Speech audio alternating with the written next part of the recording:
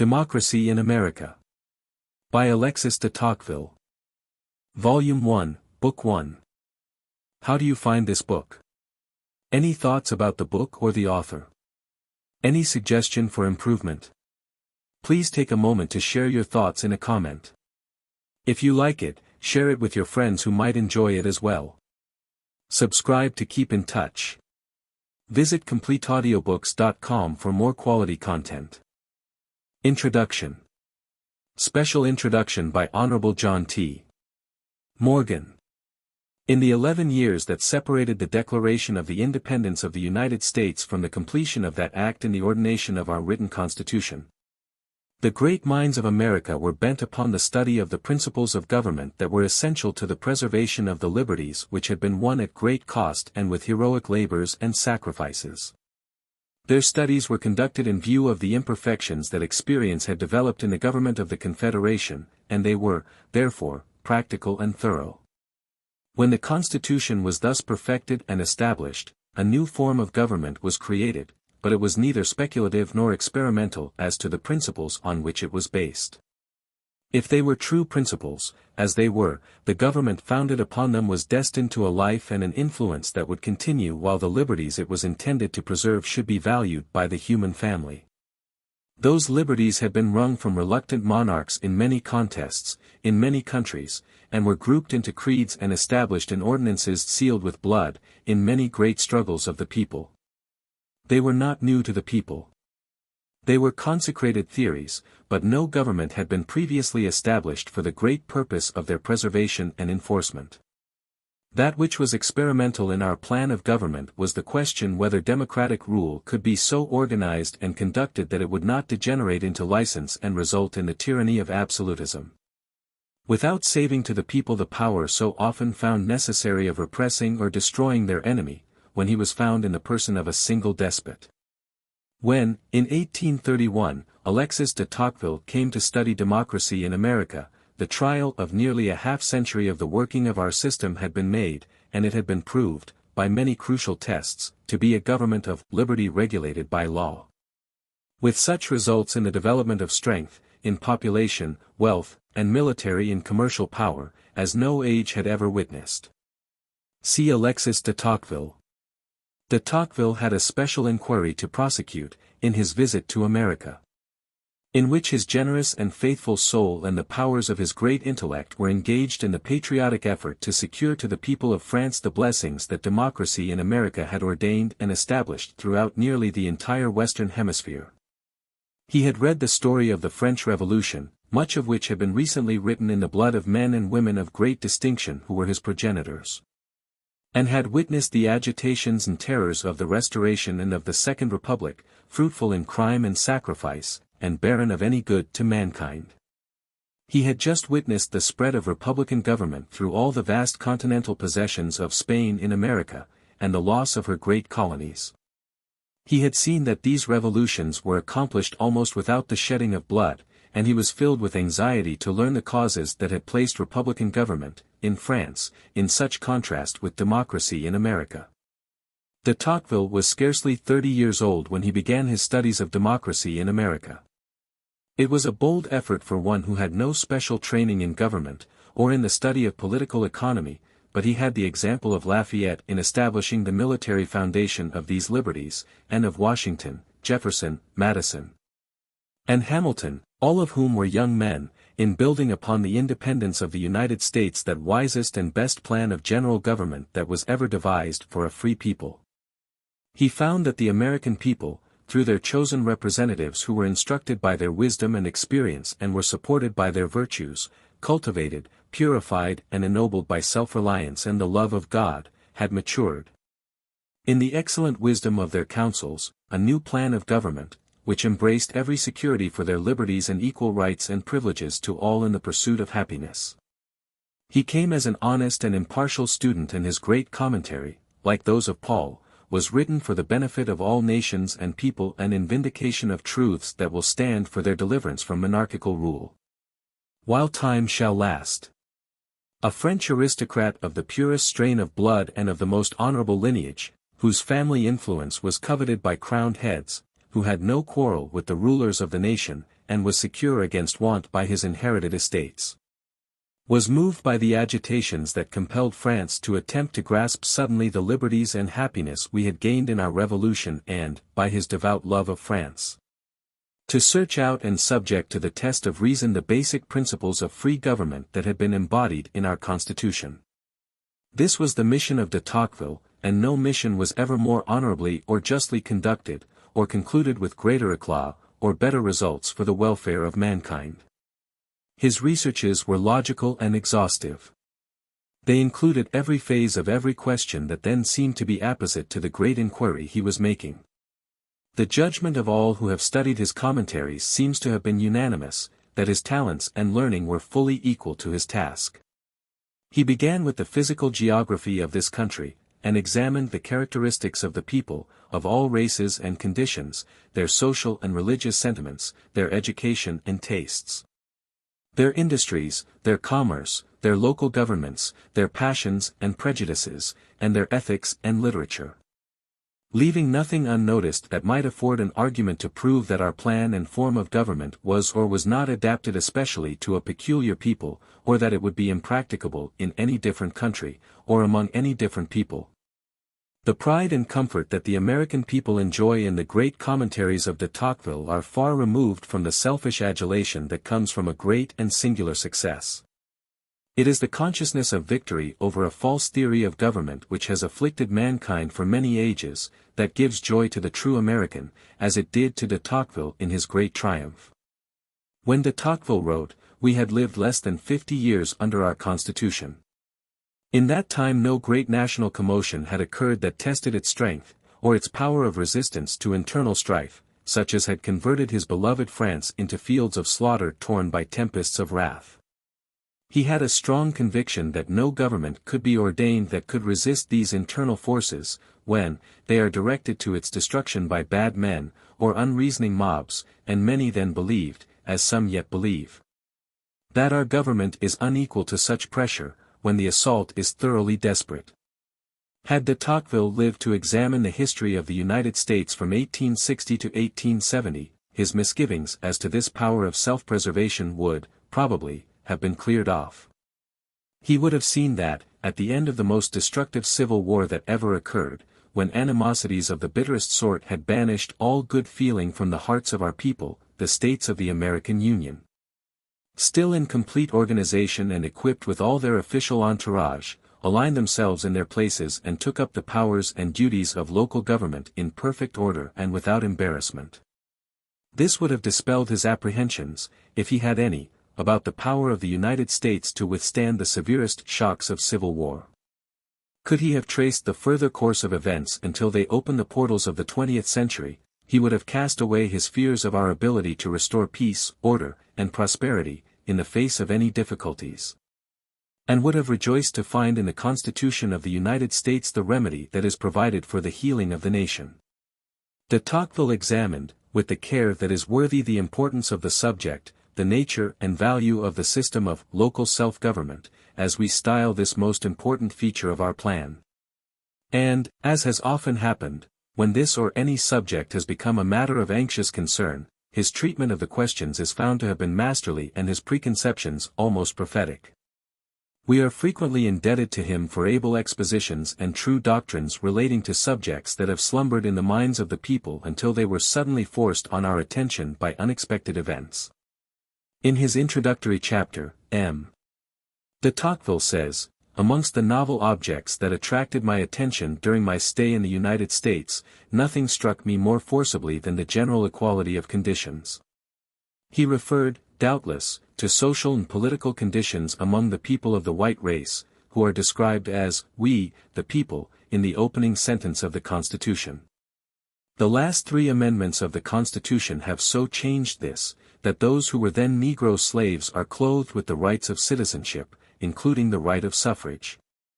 This was a political party movement, intended to be radical and revolutionary, but it will, ultimately, react because it has not the sanction of public opinion. If M. de Tocqueville could now search for a law that would negative this provision in its effect upon social equality, he would fail to find it. But he would find it in the unwritten law of the natural aversion of the races. He would find it in public opinion, which is the vital force in every law in a free government. This is a subject that our Constitution failed to regulate, because it was not contemplated by its authors. It is a question that will settle itself, without serious difficulty. The equality in the suffrage, thus guaranteed to the Negro race, alone, for it was not intended to include other colored races, creates a new phase of political conditions that M. de Tocqueville could not foresee. Yet, in his commendation of the local town and county governments, he applauds and sustains that elementary feature of our political organization which, in the end, will render harmless this wide departure from the original plan and purpose of American democracy. Local self-government, independent of general control, except for general purposes, is the root and origin of all free republican government, and is the antagonist of all great political combinations that threaten the rights of minorities. It is the public opinion formed in the independent expressions of towns and other small civil districts that is the real conservatism of free government. It is equally the enemy of that dangerous evil, the corruption of the ballot box, from which it is now apprehended that one of our greatest troubles is to arise. The voter is selected, under our laws, because he has certain physical qualifications, age and sex. His disqualifications, when any are imposed, relate to his education or property, and to the fact that he has not been convicted of crime. Of all men he should be most directly amenable to public opinion. The test of moral character and devotion to the duties of good citizenship are ignored in the laws, because the courts can seldom deal with such questions in a uniform and satisfactory way, under rules that apply alike to all. Thus the voter, selected by law to represent himself and 4 other non-voting citizens, is often a person who is unfit for any public duty or trust. In a town government, having a small area of jurisdiction, where the voice of the majority of qualified voters is conclusive, the fitness of the person who is to exercise that high representative privilege can be determined by his neighbors and acquaintances, and, in the great majority of cases, it will be decided honestly and for the good of the country. In such meetings, there is always a spirit of loyalty to the state, because that is loyalty to the people, and a reverence for God that gives weight to the duties and responsibilities of citizenship. M. de Tocqueville found in these minor local jurisdictions the theoretical conservatism which, in the aggregate, is the safest reliance of the state. So we have found them, in practice, the true protectors of the purity of the ballot, without which all free government will degenerate into absolutism. In the future of the Republic, we must encounter many difficult and dangerous situations, but the principles established in the Constitution and the check upon hasty or inconsiderate legislation, and upon executive action, and the supreme arbitrament of the courts, will be found sufficient for the safety of personal rights, and for the safety of the government, and the prophetic outlook of M. de Tocqueville will be fully realized through the influence of democracy in America. Each succeeding generation of Americans will find in the pure and impartial reflections of de Tocqueville a new source of pride in our institutions of government, and sound reasons for patriotic effort to preserve them and to inculcate their teachings. They have mastered the power of monarchical rule in the American hemisphere, freeing religion from all shackles, and will spread, by a quiet but resistless influence, through the islands of the seas to other lands, where the appeals of de Tocqueville for human rights and liberties have already inspired the souls of the people. Honorable John T. Morgan. Special introduction by Honorable John J. Ingalls. Nearly 2/3 of a century has elapsed since the appearance of Democracy in America, by Alexis Charles Henri Clairol de Tocqueville, a French nobleman, born at Paris, July 29, 1805. Bred to the law, he exhibited an early predilection for philosophy and political economy, and at 22 was appointed judge-auditor at the Tribunal of Versailles. In 1831, commissioned ostensibly to investigate the penitentiary system of the United States, he visited this country, with his friend, Gustave de Beaumont, traveling extensively through those parts of the Republic then subdued to settlement.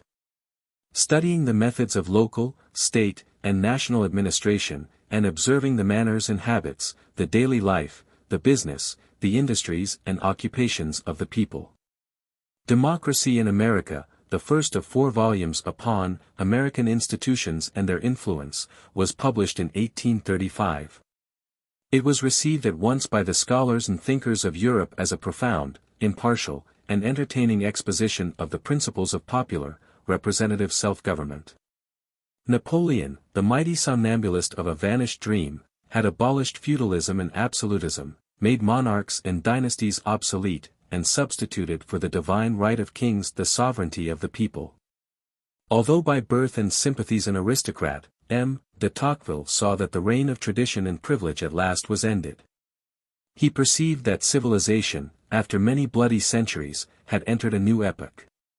He beheld, and deplored, the excesses that had attended the genesis of the democratic spirit in France, and while he loved liberty, he detested the crimes that had been committed in its name. Belonging neither to the class which regarded the social revolution as an innovation to be resisted, nor to that which considered political equality the universal panacea for the evils of humanity, he resolved by personal observation of the results of democracy in the New World to ascertain its natural consequences, and to learn what the nations of Europe had to hope or fear from its final supremacy. That a youth of 26 should entertain a design so broad and bold implies singular intellectual intrepidity. He had neither model nor precedent. The vastness and novelty of the undertaking increase admiration for the remarkable ability with which the task was performed. Were literary excellence the sole claim of democracy in America to distinction, the splendor of its composition alone would entitle it to high place among the masterpieces of the century. The first chapter, upon the exterior form of North America, as the theater upon which the great drama is to be enacted.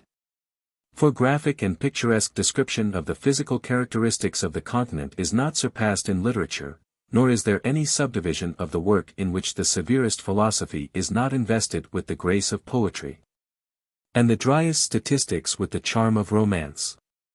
Western emigration seemed commonplace and prosaic till M. de Tocqueville said, "This gradual and continuous progress of the European race toward the Rocky Mountains has the solemnity of a providential event. It is like a deluge of men rising unabatedly, and daily driven onward by the hand of God." The mind of M. de Tocqueville had the candor of the photographic camera. It recorded impressions with the impartiality of nature. The image was sometimes distorted, and the perspective was not always true, but he was neither a panegyrist, nor an advocate, nor a critic. He observed American phenomena as illustrations, not as proof nor arguments. And although it is apparent that the tendency of his mind was not wholly favorable to the democratic principle, yet those who dissent from his conclusions must commend the ability and courage with which they are expressed. Though not originally written for Americans, Democracy in America must always remain a work of engrossing and constantly increasing interest to citizens of the United States as the first philosophic and comprehensive view of our society, institutions, and destiny. No one can rise even from the most cursory perusal without clearer insight and more patriotic appreciation of the blessings of liberty protected by law, nor without encouragement for the stability and perpetuity of the Republic. The causes which appeared to M. de Tocqueville to menace both, have gone. The despotism of public opinion, the tyranny of majorities, the absence of intellectual freedom which seemed to him to degrade administration and bring statesmanship, learning, and literature to the level of the lowest, are no longer considered. The violence of party spirit has been mitigated, and the judgment of the wise is not subordinated to the prejudices of the ignorant. Other dangers have come. Equality of conditions no longer exists. Prophets of evil predict the downfall of democracy, but the student of M. de Tocqueville will find consolation and encouragement in the reflection that the same spirit which has vanquished the perils of the past, which he foresaw, will be equally prepared for the responsibilities of the present and the future.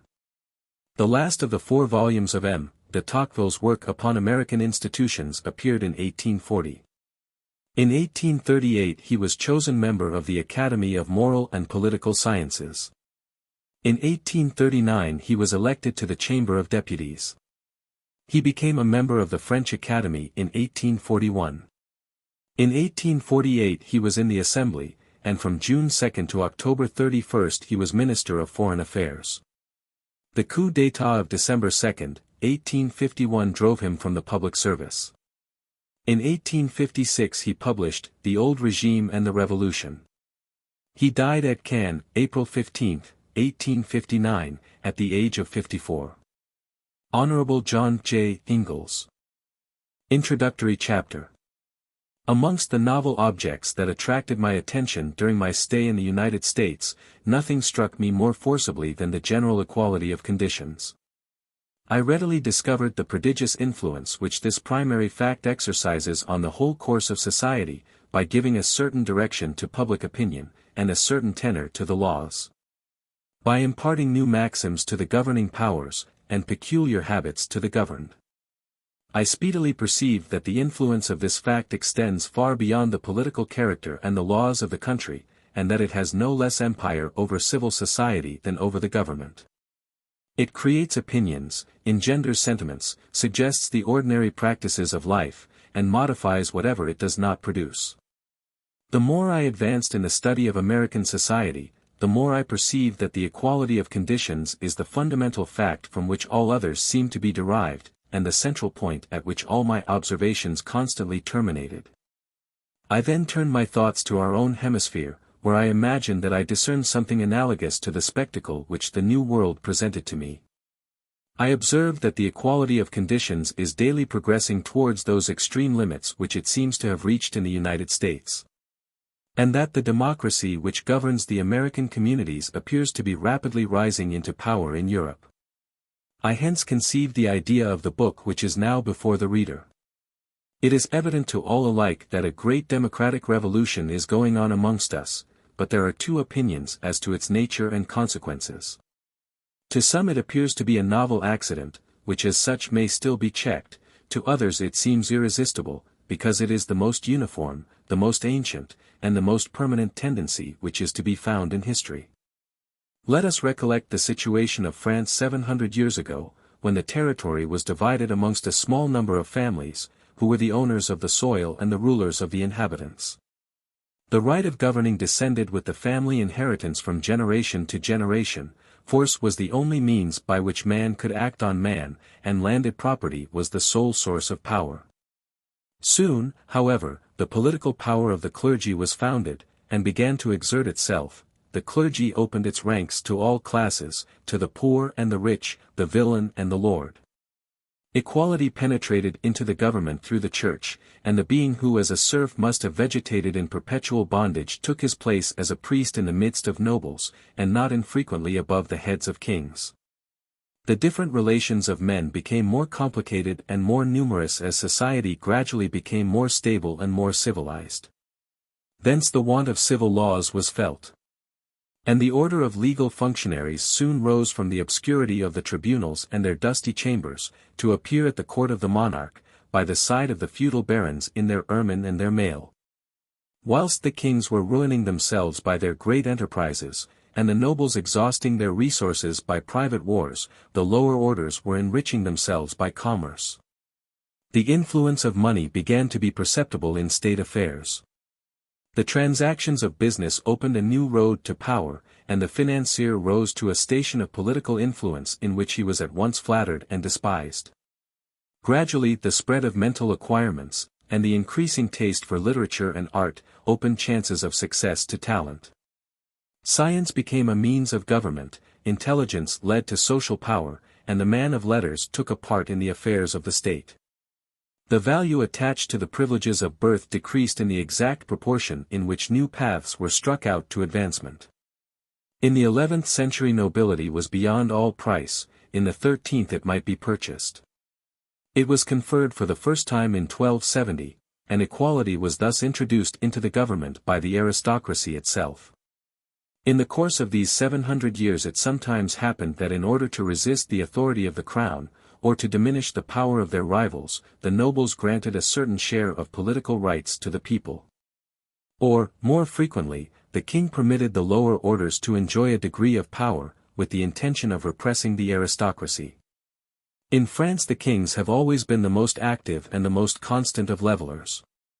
When they were strong and ambitious they spared no pains to raise the people to the level of the nobles. when they were temperate or weak they allowed the people to rise above themselves. Some assisted the democracy by their talents, others by their vices. Louis XI and Louis XIV reduced every rank beneath the throne to the same subjection. Louis XV descended, himself and all his court, into the dust. As soon as land was held on any other than a feudal tenure, and personal property began in its turn to confer influence and power, every improvement which was introduced in commerce or manufacture was a fresh element of the equality of conditions. Henceforward every new discovery, every new want which it engendered, and every new desire which craved satisfaction, was a step towards the universal level. The taste for luxury, the love of war, the sway of fashion, and the most superficial as well as the deepest passions of the human heart, cooperated to enrich the poor and to impoverish the rich. From the time when the exercise of the intellect became the source of strength and of wealth, it is impossible not to consider every addition to science, every fresh truth, and every new idea as a germ of power placed within the reach of the people. Poetry, eloquence, and memory, the grace of wit, the glow of imagination, the depth of thought, and all the gifts which are bestowed by Providence with an equal hand, turned to the advantage of the democracy. And even when they were in the possession of its adversaries they still served its cause by throwing into relief the natural greatness of man. Its conquest spread, therefore, with those of civilization and knowledge, and literature became an arsenal where the poorest and the weakest could always find weapons to their hand. In perusing the pages of our history, we shall scarcely meet with a single great event, in the lapse of 700 years, which has not turned to the advantage of equality. The Crusades and the wars of the English decimated the nobles and divided their possessions. The erection of communities introduced an element of democratic liberty into the bosom of feudal monarchy. The invention of firearms equalized the villain and the noble on the field of battle. Printing opened the same resources to the minds of all classes. The post was organized so as to bring the same information to the door of the poor man's cottage and to the gate of the palace, and Protestantism proclaimed that all men are alike able to find the road to heaven. The discovery of America offered 1,000 new paths to fortune, and placed riches and power within the reach of the adventurous and the obscure. If we examine what has happened in France at intervals of 50 years, beginning with the 11th century, we shall invariably perceive that a twofold revolution has taken place in the state of society. The noble has gone down on the social ladder, and the roturier has gone up, the one descends as the other rises. Every half-century brings them nearer to each other, and they will very shortly meet. Nor is this phenomenon at all peculiar to France. Whithersoever we turn our eyes we shall witness the same continual revolution throughout the whole of Christendom. The various occurrences of national existence have everywhere turned to the advantage of democracy. All men have aided it by their exertions, those who have intentionally labored in its cause, and those who have served it unwittingly. Those who have fought for it and those who have declared themselves its opponents, have all been driven along in the same track, have all labored to one end, some ignorantly and some unwillingly, all have been blind instruments in the hands of God. The gradual development of the equality of conditions is therefore a providential fact, and it possesses all the characteristics of a divine decree. It is universal, it is durable, it constantly eludes all human interference. And all events as well as all men contribute to its progress.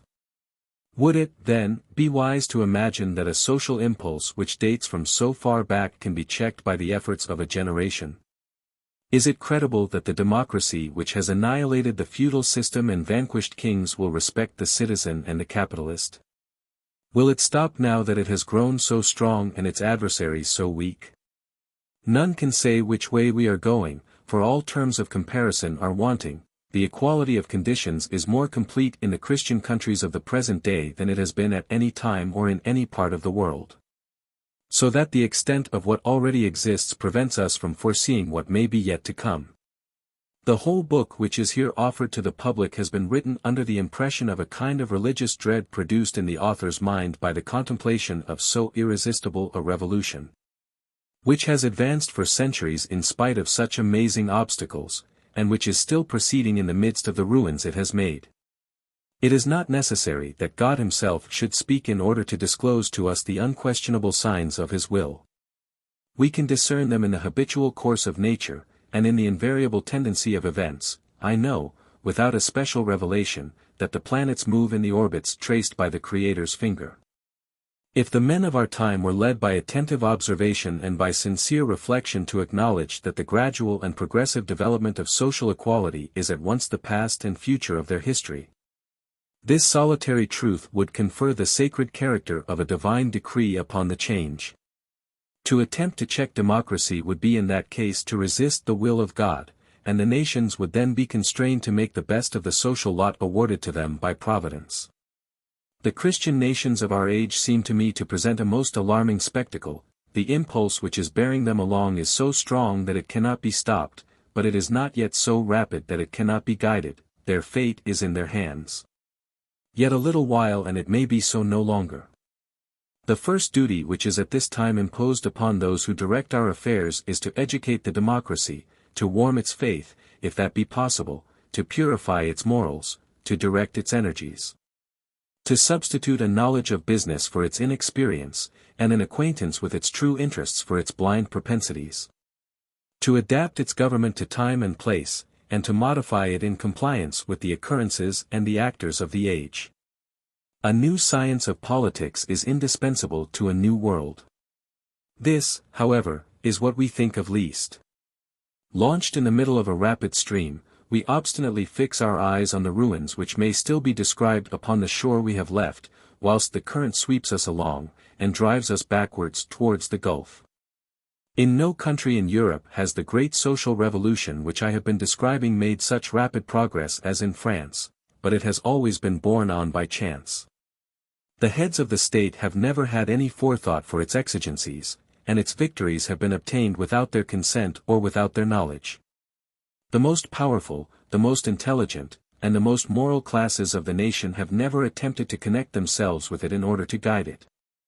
The people has consequently been abandoned to its wild propensities, and it has grown up like those outcasts who receive their education in the public streets, and who are unacquainted with aught but the vices and wretchedness of society. The existence of a democracy was seemingly unknown, when on a sudden it took possession of the supreme power. Everything was then submitted to its caprices, it was worshipped as the idol of strength. Until, when it was enfeebled by its own excesses, the legislator conceived the rash project of annihilating its power, instead of instructing it and correcting its vices. No attempt was made to fit it to govern, but all were bent on excluding it from the government. The consequence of this has been that the democratic revolution has been effected only in the material parts of society, without that concomitant change in laws, ideas, customs, and manners which was necessary to render such a revolution beneficial. We have gotten a democracy, but without the conditions which lessen its vices and render its natural advantages more prominent, and although we already perceive the evils it brings, we are ignorant of the benefits it may confer. While the power of the crown, supported by the aristocracy, peaceably governed the nations of Europe, society possessed, in the midst of its wretchedness, several different advantages which can now scarcely be appreciated or conceived. The power of a part of his subjects was an insurmountable barrier to the tyranny of the prince. And the monarch, who felt the almost divine character which he enjoyed in the eyes of the multitude, derived a motive for the just use of his power from the respect which he inspired. High as they were placed above the people, the nobles could not but take that calm and benevolent interest in its fate which the shepherd feels towards his flock. And without acknowledging the poor as their equals, they watched over the destiny of those whose welfare Providence had entrusted to their care.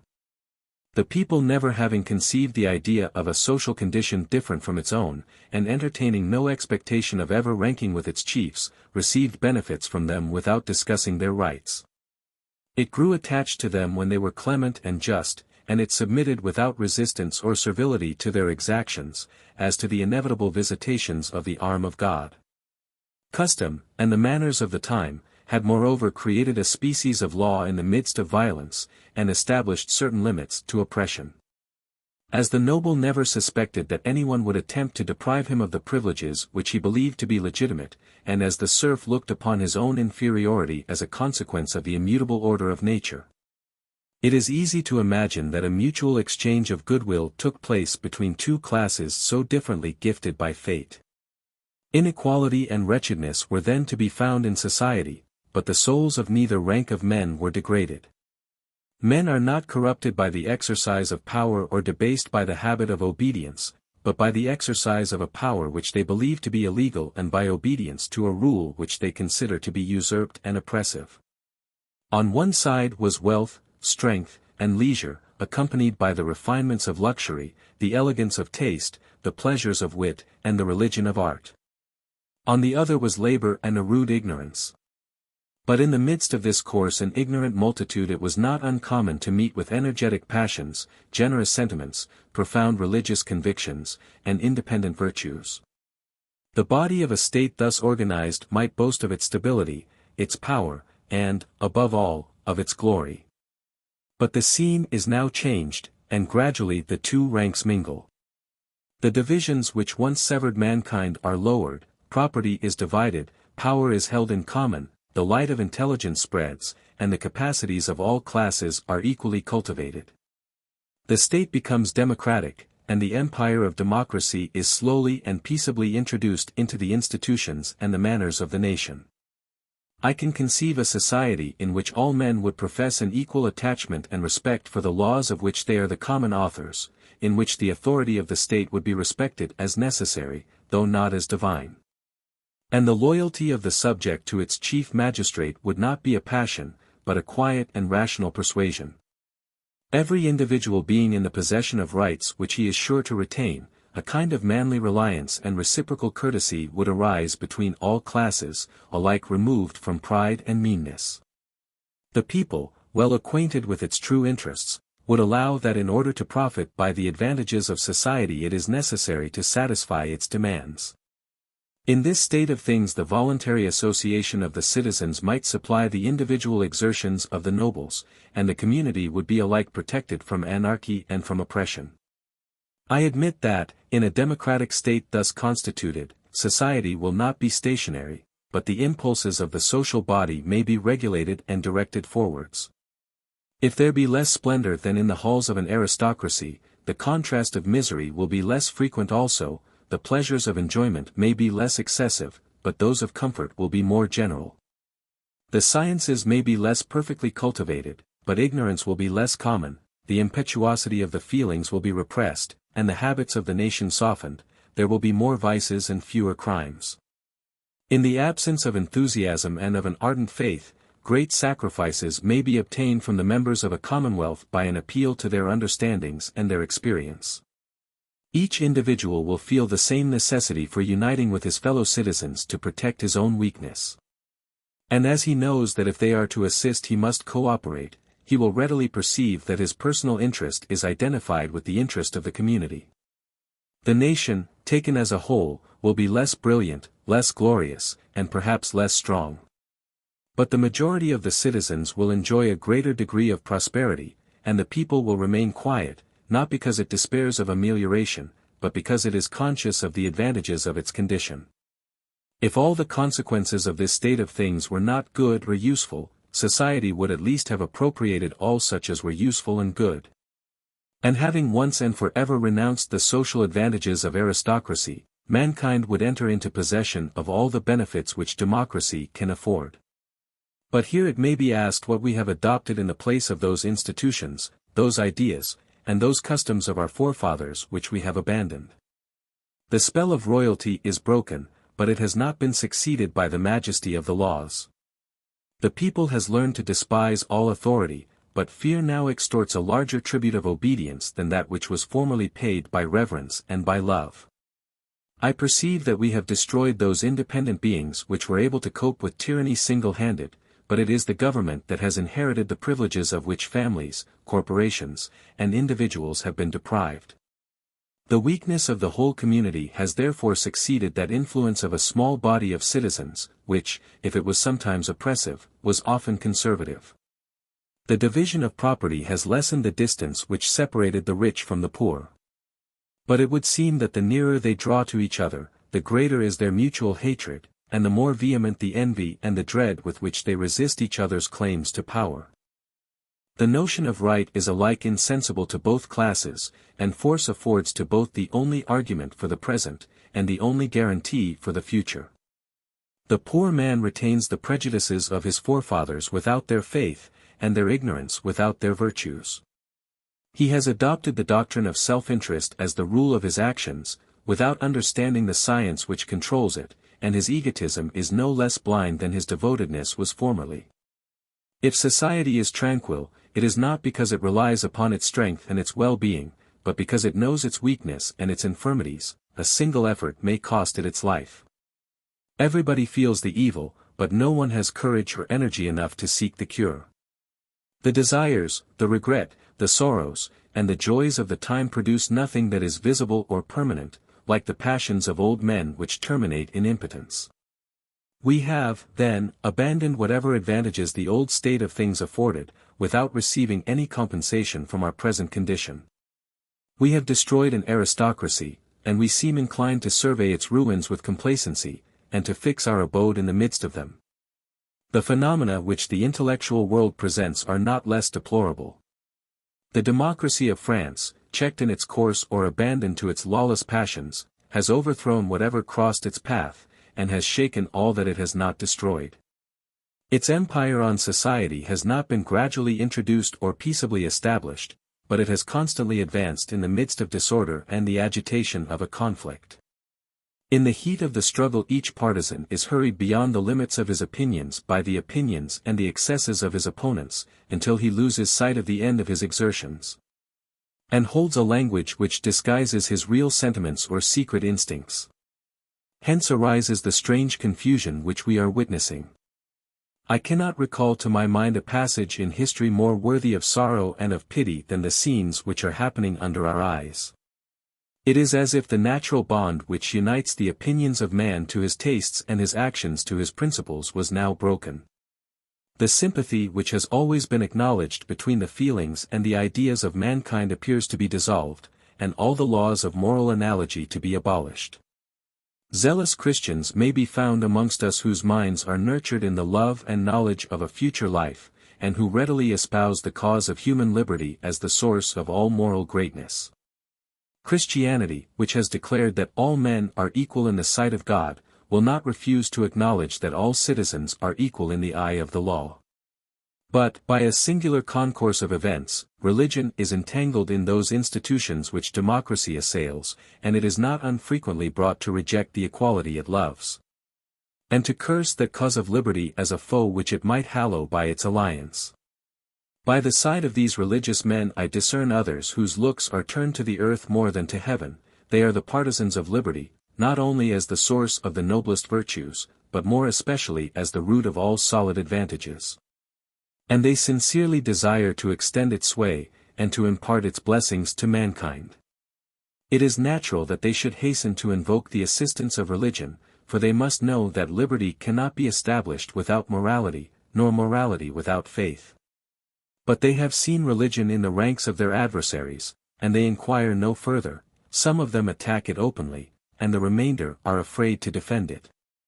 In former ages slavery has been advocated by the venal and slavish-minded, whilst the independent and the warm-hearted were struggling without hope to save the liberties of mankind. But men of high and generous characters are now to be met with, whose opinions are at variance with their inclinations, and who praise that servility which they have themselves never known. Others, on the contrary, speak in the name of liberty, as if they were able to feel its sanctity and its majesty, and loudly claim for humanity those rights which they have always disowned. There are virtuous and peaceful individuals whose pure morality, quiet habits, affluence, and talents fit them to be the leaders of the surrounding population. Their love of their country is sincere, and they are prepared to make the greatest sacrifices to its welfare, but they confound the abuses of civilization with its benefits, and the idea of evil is inseparable in their minds from that of novelty. Not far from this class is another party, whose object is to materialize mankind, to hit upon what is expedient without heeding what is just, to acquire knowledge without faith, and prosperity apart from virtue. Assuming the title of the champions of modern civilization, and placing themselves in a station which they usurp with insolence, and from which they are driven by their own unworthiness. Where are we then? The religionists are the enemies of liberty, and the friends of liberty attack religion, the high-minded and the noble advocate subjection, and the meanest and most servile minds preach independence. Honest and enlightened citizens are opposed to all progress, whilst men without patriotism and without principles are the apostles of civilization and of intelligence.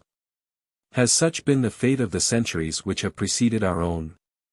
And has man always inhabited a world like the present, where nothing is linked together, where virtue is without genius, and genius without honor? Where the love of order is confounded with a taste for oppression, and the holy rights of freedom with a contempt of law? Where the light thrown by conscience on human actions is dim, and where nothing seems to be any longer forbidden or allowed, honorable or shameful, false or true? I cannot, however, believe that the Creator made man to leave him in an endless struggle with the intellectual miseries which surround us. God destines a calmer and a more certain future to the communities of Europe. I am unacquainted with his designs, but I shall not cease to believe in them because I cannot fathom them, and I had rather mistrust my own capacity than his justice. There is a country in the world where the great revolution which I am speaking of seems nearly to have reached its natural limits. It has been effected with ease and simplicity. Say rather that this country has attained the consequences of the democratic revolution which we are undergoing without having experienced the revolution itself. The emigrants who fixed themselves on the shores of America in the beginning of the 17th century severed the democratic principle from all the principles which repressed it in the old communities of Europe, and transplanted it unalloyed to the New World. It has there been allowed to spread in perfect freedom, and to put forth its consequences in the laws by influencing the manners of the country. It appears to me beyond a doubt that sooner or later we shall arrive, like the Americans, at an almost complete equality of conditions. But I do not conclude from this that we shall ever be necessarily led to draw the same political consequences which the Americans have derived from a similar social organization. I am far from supposing that they have chosen the only form of government which a democracy may adopt.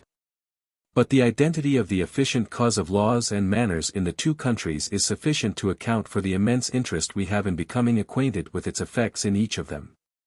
It is not, then, merely to satisfy a legitimate curiosity that I have examined America. My wish has been to find instruction by which we may ourselves profit. Whoever should imagine that I have intended to write a panegyric will perceive that such was not my design. Nor has it been my object to advocate any form of government in particular, for I am of opinion that absolute excellence is rarely to be found in any legislation. I have not even affected to discuss whether the social revolution, which I believe to be irresistible, is advantageous or prejudicial to mankind. I have acknowledged this revolution as a fact already accomplished or on the eve of its accomplishment. And I have selected the nation, from amongst those which have undergone it, in which its development has been the most peaceful and the most complete, in order to discern its natural consequences, and, if it be possible, to distinguish the means by which it may be rendered profitable. I confess that in America I saw more than America. I sought the image of democracy itself, with its inclinations, its character, its prejudices, and its passions, in order to learn what we have to fear or to hope from its progress. In the first part of this work I have attempted to show the tendency given to the laws by the democracy of America, which is abandoned almost without restraint to its instinctive propensities, and to exhibit the course it prescribes to the government and the influence it exercises on affairs. I have sought to discover the evils and the advantages which it produces. I have examined the precautions used by the Americans to direct it, as well as those which they have not adopted, and I have undertaken to point out the causes which enable it to govern society. I do not know whether I have succeeded in making known what I saw in America, but I am certain that such has been my sincere desire, and that I have never, knowingly, molded facts to ideas, instead of ideas to facts. Whenever a point could be established by the aid of written documents, I have had recourse to the original text, and to the most authentic and approved works. I have cited my authorities in the notes, and anyone may refer to them. Whenever an opinion, a political custom, or a remark on the manners of the country was concerned, I endeavored to consult the most enlightened men I met with. If the point in question was important or doubtful, I was not satisfied with one testimony, but I formed my opinion on the evidence of several witnesses. Here the reader must necessarily believe me upon my word. I could frequently have quoted names which are either known to him, or which deserve to be so, in proof of what I advance, but I have carefully abstained from this practice. A stranger frequently hears important truths at the fireside of his host, which the latter would perhaps conceal from the ear of friendship. He consoles himself with his guest for the silence to which he is restricted, and the shortness of the traveller's stay takes away all fear of his indiscretion. I carefully noted every conversation of this nature as soon as it occurred, but these notes will never leave my writing case.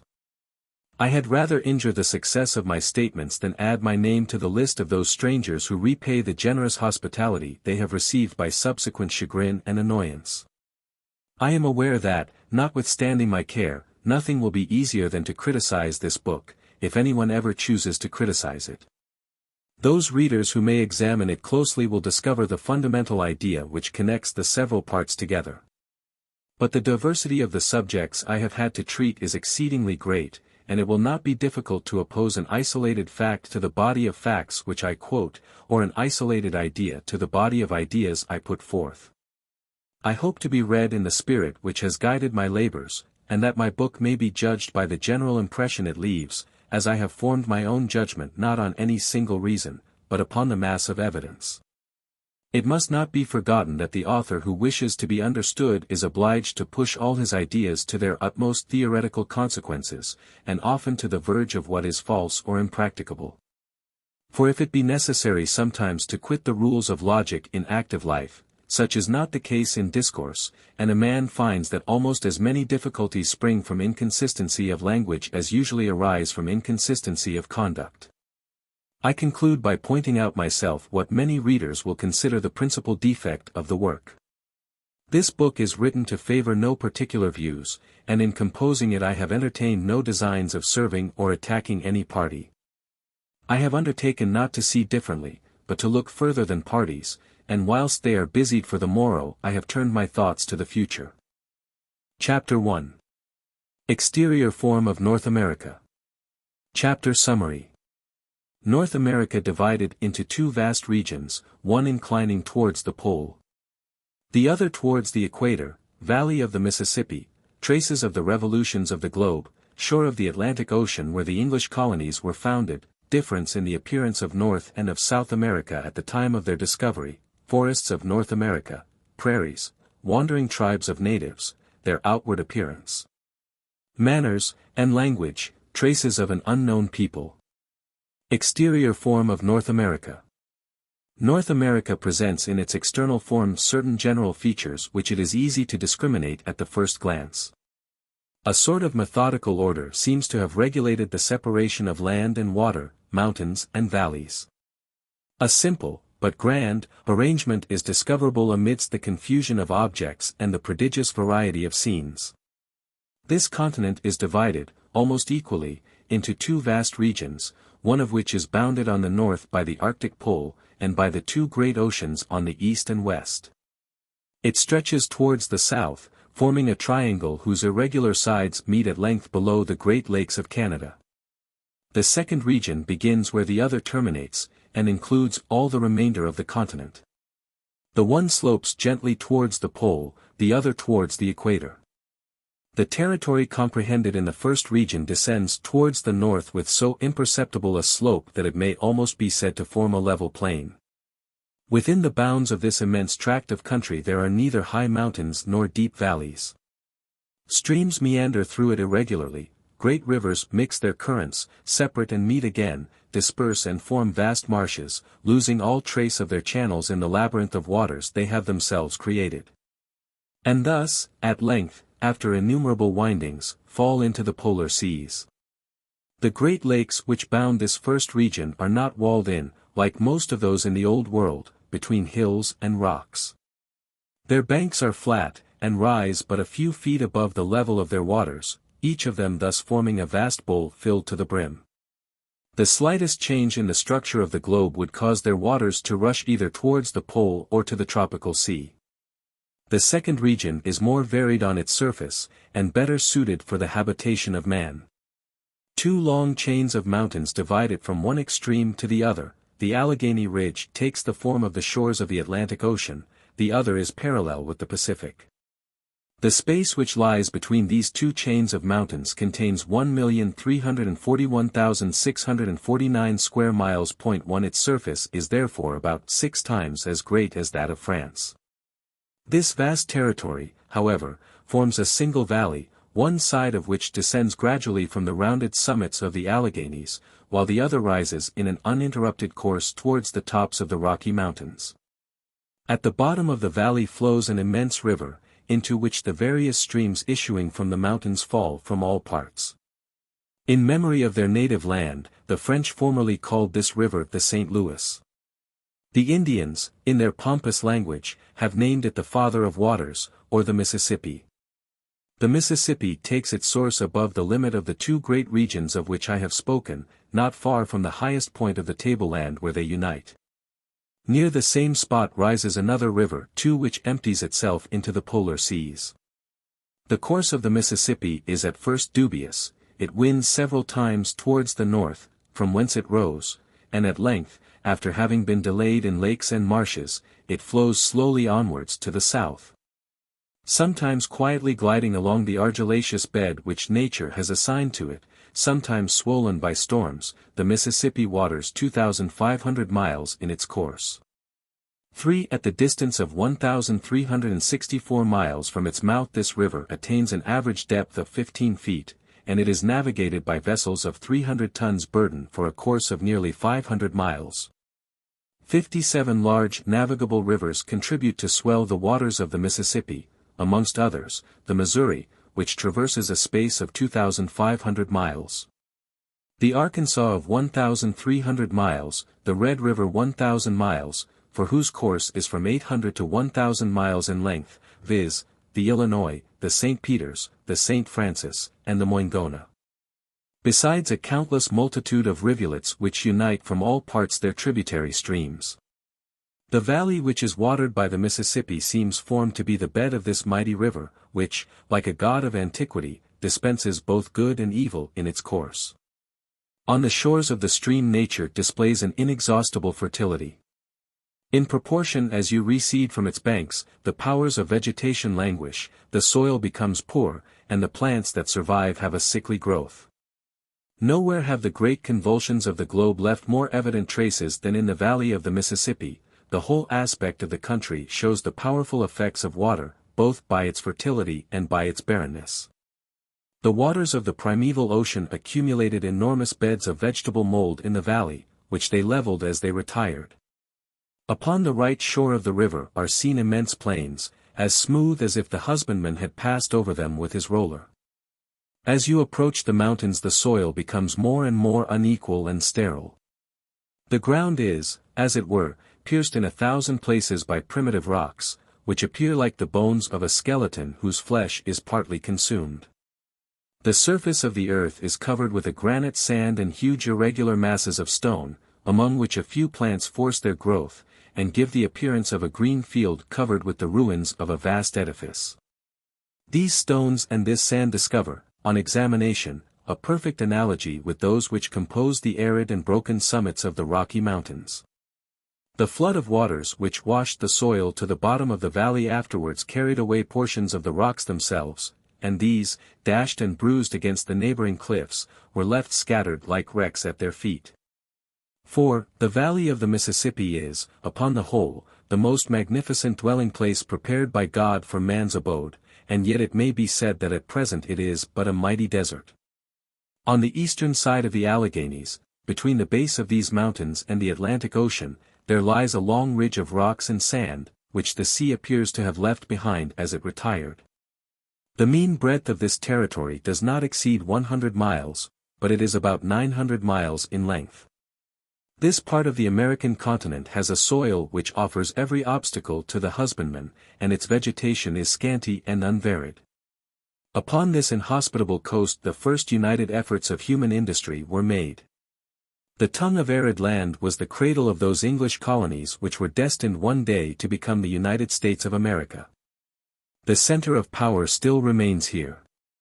Whilst in the backwoods the true elements of the great people to whom the future control of the continent belongs are gathering almost in secrecy together.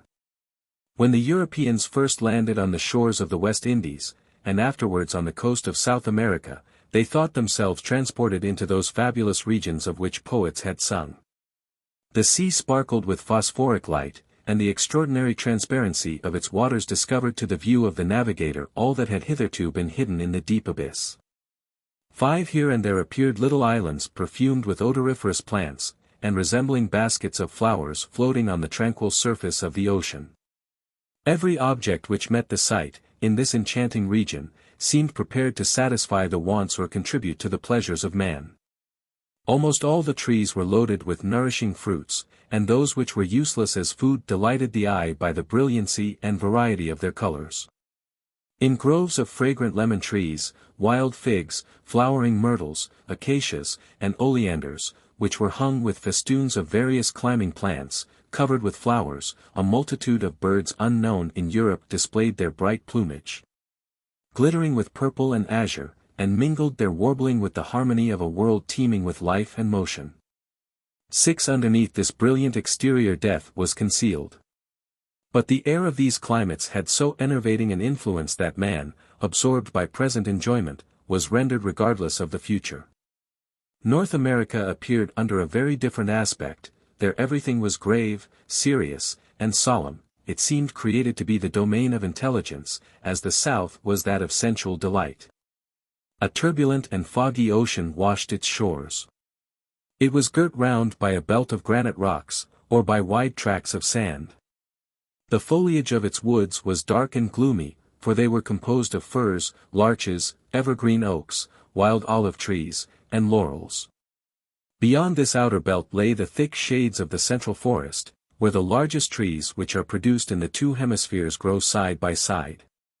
The plane, the catalpa, the sugar maple, and the Virginian poplar mingled their branches with those of the oak, the beech, and the lime. In these, as in the forests of the Old World, destruction was perpetually going on. The ruins of vegetation were heaped upon each other, but there was no laboring hand to remove them, and their decay was not rapid enough to make room for the continual work of reproduction. Climbing plants, grasses, and other herbs forced their way through the mass of dying trees. They crept along their bending trunks, found nourishment in their dusty cavities, and a passage beneath the lifeless bark. Thus decay gave its assistance to life, and their respective productions were mingled together. The depths of these forests were gloomy and obscure, and 1,000 rivulets, undirected in their course by human industry, preserved in them a constant moisture. It was rare to meet with flowers, wild fruits, or birds beneath their shades. The fall of a tree overthrown by age, the rushing torrent of a cataract, the lowing of the buffalo, and the howling of the wind were the only sounds which broke the silence of nature. To the east of the great river, the woods almost disappeared. In their stead were seen prairies of immense extent.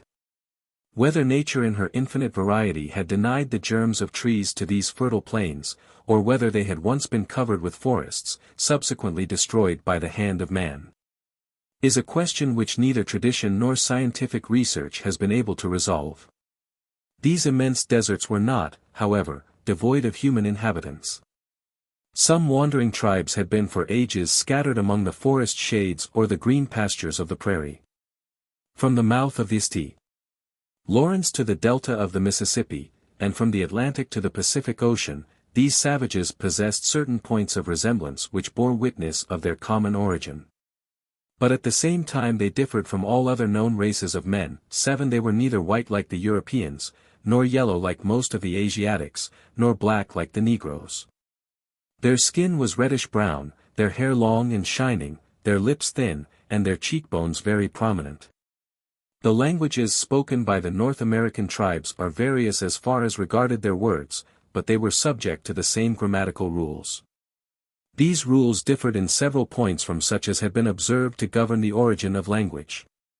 The idiom of the Americans seemed to be the product of new combinations, and bespoke an effort of the understanding of which the Indians of our days would be incapable. 8. The social state of these tribes differed also in many respects from all that was seen in the Old World. They seemed to have multiplied freely in the midst of their deserts without coming in contact with other races more civilized than their own. Accordingly, they exhibited none of those indistinct, incoherent notions of right and wrong, none of that deep corruption of manners, which is usually joined with ignorance and rudeness among nations which, after advancing to civilization, have relapsed into a state of barbarism. The Indian was indebted to no one but himself, his virtues, his vices, and his prejudices were his own work, he had grown up in the wild independence of his nature. If, in polished countries, the lowest of the people are rude and uncivil, it is not merely because they are poor and ignorant, but that, being so, they are in daily contact with rich and enlightened men. The sight of their own hard lot and of their weakness, which is daily contrasted with the happiness and power of some of their fellow creatures, excites in their hearts at the same time the sentiments of anger and of fear, the consciousness of their inferiority and of their dependence irritates while it humiliates them. This state of mind displays itself in their manners and language, they are at once insolent and servile. The truth of this is easily proved by observation. The people are more rude in aristocratic countries than elsewhere, in opulent cities than in rural districts. In those places where the rich and powerful are assembled together, the weak and the indigent feel themselves oppressed by their inferior condition. Unable to perceive a single chance of regaining their equality, they give up to despair, and allow themselves to fall below the dignity of human nature. This unfortunate effect of the disparity of conditions is not observable in savage life. The Indians, although they are ignorant and poor, are equal and free. At the period when Europeans first came among them, the natives of North America were ignorant of the value of riches, and indifferent to the enjoyments which civilized man procures to himself by their means. Nevertheless, there was nothing coarse in their demeanor, they practiced an habitual reserve and a kind of aristocratic politeness. Mild and hospitable when at peace, though merciless in war beyond any known degree of human ferocity, the Indian would expose himself to die of hunger in order to succor the stranger who asked admittance by night at the door of his hut. Yet he could tear in pieces with his hands the still quivering limbs of his prisoner. The famous republics of antiquity never gave examples of more unshaken courage, more haughty spirits, or more intractable love of independence than were hidden in former times among the wild forests of the New World. 9. The Europeans produced no great impression when they landed upon the shores of North America, their presence engendered neither envy nor fear. What influence could they possess over such men as we have described? The Indian could live without wants, suffer without complaint, and pour out his death song at the stake. 10. Like all the other members of the great human family, these savages believed in the existence of a better world, and adored under different names, God, the creator of the universe. Their notions on the great intellectual truths were in general simple and philosophical. 11. Although we have here traced the character of a primitive people, yet it cannot be doubted that another people, more civilized and more advanced in all respects, had preceded it in the same regions. An obscure tradition which prevailed among the Indians to the north of the Atlantic informs us that these very tribes formerly dwelt on the west side of the Mississippi. Along the banks of the Ohio, and throughout the Central Valley, there are frequently found, at this day, tumuli raised by the hands of men. On exploring these heaps of earth to their center, it is usual to meet with human bones, strange instruments, arms and utensils of all kinds, made of metal or destined for purposes unknown to the present race.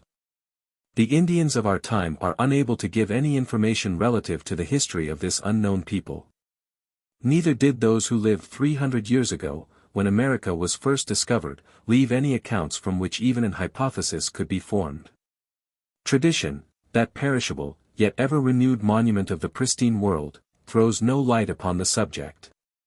It is an undoubted fact, however, that in this part of the globe thousands of our fellow beings had lived. When they came hither, what was their origin, their destiny, their history, and how they perished, no one can tell. How strange does it appear that nations have existed, and afterwards so completely disappeared from the earth that the remembrance of their very names is effaced, their languages are lost, their glory is vanished like a sound without an echo. Though perhaps there is not one which has not left behind it some tomb in memory of its passage. The most durable monument of human labor is that which recalls the wretchedness and nothingness of man. Although the vast country which we have been describing was inhabited by many indigenous tribes, it may justly be said at the time of its discovery by Europeans to have formed one great desert. The Indians occupied without possessing it. It is by agricultural labor that man appropriates the soil, and the early inhabitants of North America lived by the produce of the chase. Their implacable prejudices, their uncontrolled passions, their vices, and still more perhaps their savage virtues, consigned them to inevitable destruction. The ruin of these nations began from the day when Europeans landed on their shores. It has proceeded ever since, and we are now witnessing the completion of it. They seem to have been placed by Providence amidst the riches of the New World to enjoy them for a season, and then surrender them. Those coasts, so admirably adapted for commerce and industry, those wide and deep rivers, that inexhaustible valley of the Mississippi, the whole continent, in short, seemed prepared to be the abode of a great nation, yet unborn. In that land the great experiment was to be made, by civilized man, of the attempt to construct society upon a new basis. And it was there, for the first time, that theories hitherto unknown, or deemed impracticable, were to exhibit a spectacle for which the world had not been prepared by the history of the past. Chapter 2. Origin of the Anglo-Americans, Part 1. Chapter Summary. Utility of knowing the origin of nations in order to understand their social condition and their laws. America the only country in which the starting point of a great people has been clearly observable. In what respects all who emigrated to British America were similar, in what they differed, remark applicable to all Europeans who established themselves on the shores of the New World. Colonization of Virginia, colonization of New England, original character of the first inhabitants of New England, their arrival, their first laws, their social contract, penal code borrowed from the Hebrew legislation, religious fervor, republican spirit, intimate union of the spirit of religion with the spirit of liberty. Origin of the Anglo-Americans, and its importance in relation to their future condition. After the birth of a human being his early years are obscurely spent in the toils or pleasures of childhood. As he grows up the world receives him, when his manhood begins, and he enters into contact with his fellows. He is then studied for the first time, and it is imagined that the germ of the vices and the virtues of his maturer years is then formed. This, if I am not mistaken, is a great error. We must begin higher up, we must watch the infant in its mother's arms, we must see the first images which the external world casts upon the dark mirror of his mind. The first occurrences which he witnesses, we must hear the first words which awaken the sleeping powers of thought, and stand by his earliest efforts, if we would understand the prejudices, the habits, and the passions which will rule his life. The entire man is, so to speak, to be seen in the cradle of the child. The growth of nations presents something analogous to this, they all bear some marks of their origin. And the circumstances which accompanied their birth and contributed to their rise affect the whole term of their being. If we were able to go back to the elements of states, and to examine the oldest monuments of their history, I doubt not that we should discover the primal cause of the prejudices, the habits, the ruling passions, and, in short, of all that constitutes what is called the national character. We should then find the explanation of certain customs which now seem at variance with the prevailing manners, of such laws as conflict with established principles, and of such incoherent opinions as are here and there to be met with in society, like those fragments of broken chains which we sometimes see hanging from the vault of an edifice, and supporting nothing. This might explain the destinies of certain nations, which seem borne on by an unknown force to ends of which they themselves are ignorant. But hitherto facts have been wanting to researches of this kind. The spirit of inquiry has only come upon communities in their latter days. And when they at length contemplated their origin, time had already obscured it, or ignorance and pride adorned it with truth-concealing fables. America is the only country in which it has been possible to witness the natural and tranquil growth of society, and where the influences exercised on the future condition of states by their origin is clearly distinguishable. At the period when the peoples of Europe landed in the New World their national characteristics were already completely formed, each of them had a physiognomy of its own. And as they had already attained that stage of civilization at which men are led to study themselves, they have transmitted to us a faithful picture of their opinions, their manners, and their laws. The men of the 16th century are almost as well known to us as our contemporaries. America, consequently, exhibits in the broad light of day the phenomena which the ignorance or rudeness of earlier ages conceals from our researches. Near enough to the time when the states of America were founded, to be accurately acquainted with their elements, and sufficiently removed from that period to judge of some of their results. The men of our own day seem destined to see further than their predecessors into the series of human events. Providence has given us a torch which our forefathers did not possess, and has allowed us to discern fundamental causes in the history of the world which the obscurity of the past concealed from them. If we carefully examine the social and political state of America, after having studied its history, we shall remain perfectly convinced that not an opinion, not a custom, not a law, I may even say not an event, is upon record which the origin of that people will not explain.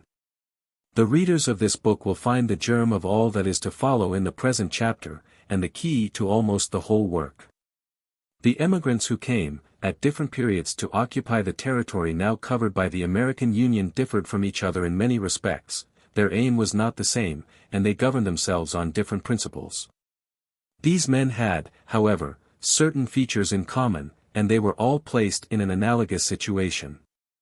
The tie of language is perhaps the strongest and the most durable that can unite mankind. All the emigrants spoke the same tongue. They were all offsets from the same people. Born in a country which had been agitated for centuries by the struggles of faction, and in which all parties had been obliged in their turn to place themselves under the protection of the laws. Their political education had been perfected in this rude school, and they were more conversant with the notions of right and the principles of true freedom than the greater part of their European contemporaries. At the period of their first emigrations the parish system, that fruitful germ of free institutions, was deeply rooted in the habits of the English. And with it the doctrine of the sovereignty of the people had been introduced into the bosom of the monarchy of the House of Tudor. The religious quarrels which have agitated the Christian world were then rife. England had plunged into the new order of things with headlong vehemence. The character of its inhabitants, which had always been sedate and reflective, became argumentative and austere. General information had been increased by intellectual debate, and the mind had received a deeper cultivation. Whilst religion was the topic of discussion, the morals of the people were reformed. All these national features are more or less discoverable in the physiognomy of those adventurers who came to seek a new home on the opposite shores of the Atlantic.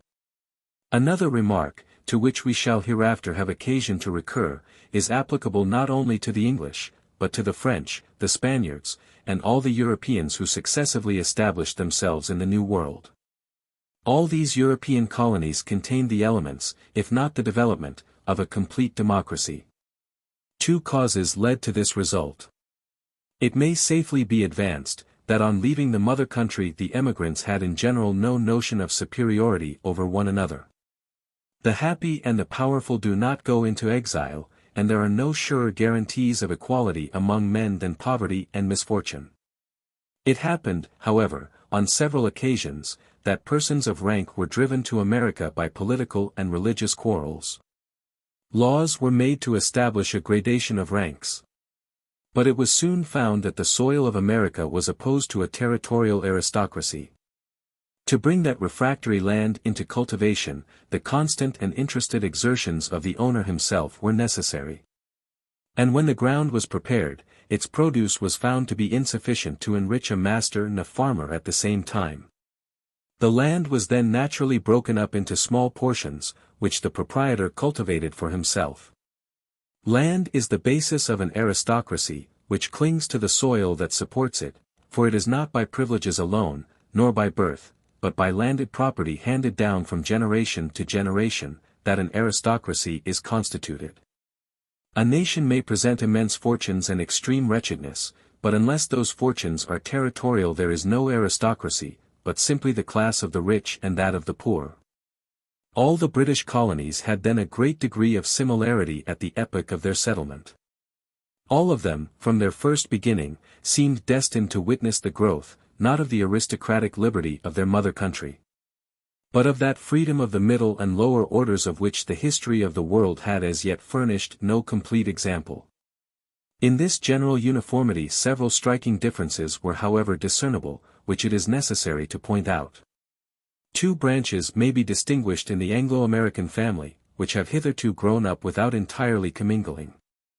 The one in the south, the other in the north. Virginia received the first English colony, the emigrants took possession of it in 1607. The idea that mines of gold and silver are the sources of national wealth was at that time singularly prevalent in Europe. A fatal delusion, which has done more to impoverish the nations which adopted it, and has cost more lives in America, than the united influence of war and bad laws. The men sent to Virginia 12 were seekers of gold, adventurers, without resources and without character, whose turbulent and restless spirit endangered the infant colony 13 and rendered its progress uncertain. The artisans and agriculturists arrived afterwards, and, although they were a more moral and orderly race of men, they were in no wise above the level of the inferior classes in England. 14 No lofty conceptions, no intellectual system, directed the foundation of these new settlements. The colony was scarcely established when slavery was introduced 15 and this was the main circumstance which has exercised so prodigious an influence on the character, the laws, and all the future prospects of the South. Slavery, as we shall afterwards show, dishonors labor, it introduces idleness into society, and with idleness, ignorance and pride, luxury and distress. It enervates the powers of the mind, and benumbs the activity of man. The influence of slavery, united to the English character, explains the manners and the social condition of the southern states. In the north, the same English foundation was modified by the most opposite shades of character. And here I may be allowed to enter into some details. The 2 or 3 main ideas which constitute the basis of the social theory of the United States were first combined in the northern English colonies, more generally denominated the states of New England. 16 The principles of New England spread at first to the neighboring states, they then passed successively to the more distant ones, and at length they imbued the whole Confederation. They now extend their influence beyond its limits over the whole American world. The civilization of New England has been like a beacon lit upon a hill, which, after it has diffused its warmth around, tinges the distant horizon with its glow. The foundation of New England was a novel spectacle, and all the circumstances attending it were singular and original. The large majority of colonies have been first inhabited either by men without education and without resources, driven by their poverty and their misconduct from the land which gave them birth, or by speculators and adventurers greedy of gain. Some settlements cannot even boast so honorable an origin. St. Domingo was founded by buccaneers, and the criminal courts of England originally supplied the population of Australia. The settlers who established themselves on the shores of New England all belonged to the more independent classes of their native country. Their union on the soil of America at once presented the singular phenomenon of a society containing neither lords nor common people, neither rich nor poor. These men possessed, in proportion to their number, a greater mass of intelligence than is to be found in any European nation of our own time. All, without a single exception, had received a good education, and many of them were known in Europe for their talents and their acquirements. The other colonies had been founded by adventurers without family. The emigrants of New England brought with them the best elements of order and morality. They landed in the desert accompanied by their wives and children. But what most especially distinguished them was the aim of their undertaking. They had not been obliged by necessity to leave their country. The social position they abandoned was one to be regretted, and their means of subsistence were certain. Nor did they cross the Atlantic to improve their situation or to increase their wealth. The call which summoned them from the comforts of their homes was purely intellectual. And in facing the inevitable sufferings of exile their object was the triumph of an idea. The emigrants, or, as they deservedly styled themselves, the Pilgrims, belonged to that English sect the austerity of whose principles had acquired for them the name of Puritans. Puritanism was not merely a religious doctrine, but it corresponded in many points with the most absolute democratic and republican theories. It was this tendency which had aroused its most dangerous adversaries. Persecuted by the government of the mother country, and disgusted by the habits of a society opposed to the rigor of their own principles, the Puritans went forth to seek some rude and unfrequented part of the world, where they could live according to their own opinions, and worship God in freedom. A few quotations will throw more light upon the spirit of these pious adventures than all we can say of them. Nathaniel Morton, 17, the historian of the first years of the settlement, thus opens his subject. Gentle reader, I have for some length of time looked upon it as a duty incumbent, especially on the immediate successors of those that have had so large experience of those many memorable and signal demonstrations of God's goodness, viz. the first beginners of this plantation in New England, to commit to writing his gracious dispensations on that behalf. Having so many inducements thereunto, not only otherwise but so plentifully in the sacred scriptures, that so, what we have seen, and what our fathers have told us, Psalm 78. 3-4, we may not hide from our children, showing to the generations to come the praises of the Lord, that especially the seed of Abraham his servant, and the children of Jacob his chosen, Psalm CV. 5-6, may remember his marvelous works in the beginning and progress of the planting of New England, his wonders and the judgments of his mouth, how that God brought a vine into this wilderness, that he cast out the heathen, and planted it. That he made room for it and caused it to take deep root, and it filled the land, Psalm 80. 8-9. And not only so, but also that he hath guided his people by his strength to his holy habitation and planted them in the mountain of his inheritance in respect of precious gospel enjoyments, and that as especially God may have the glory of all unto whom it is most due.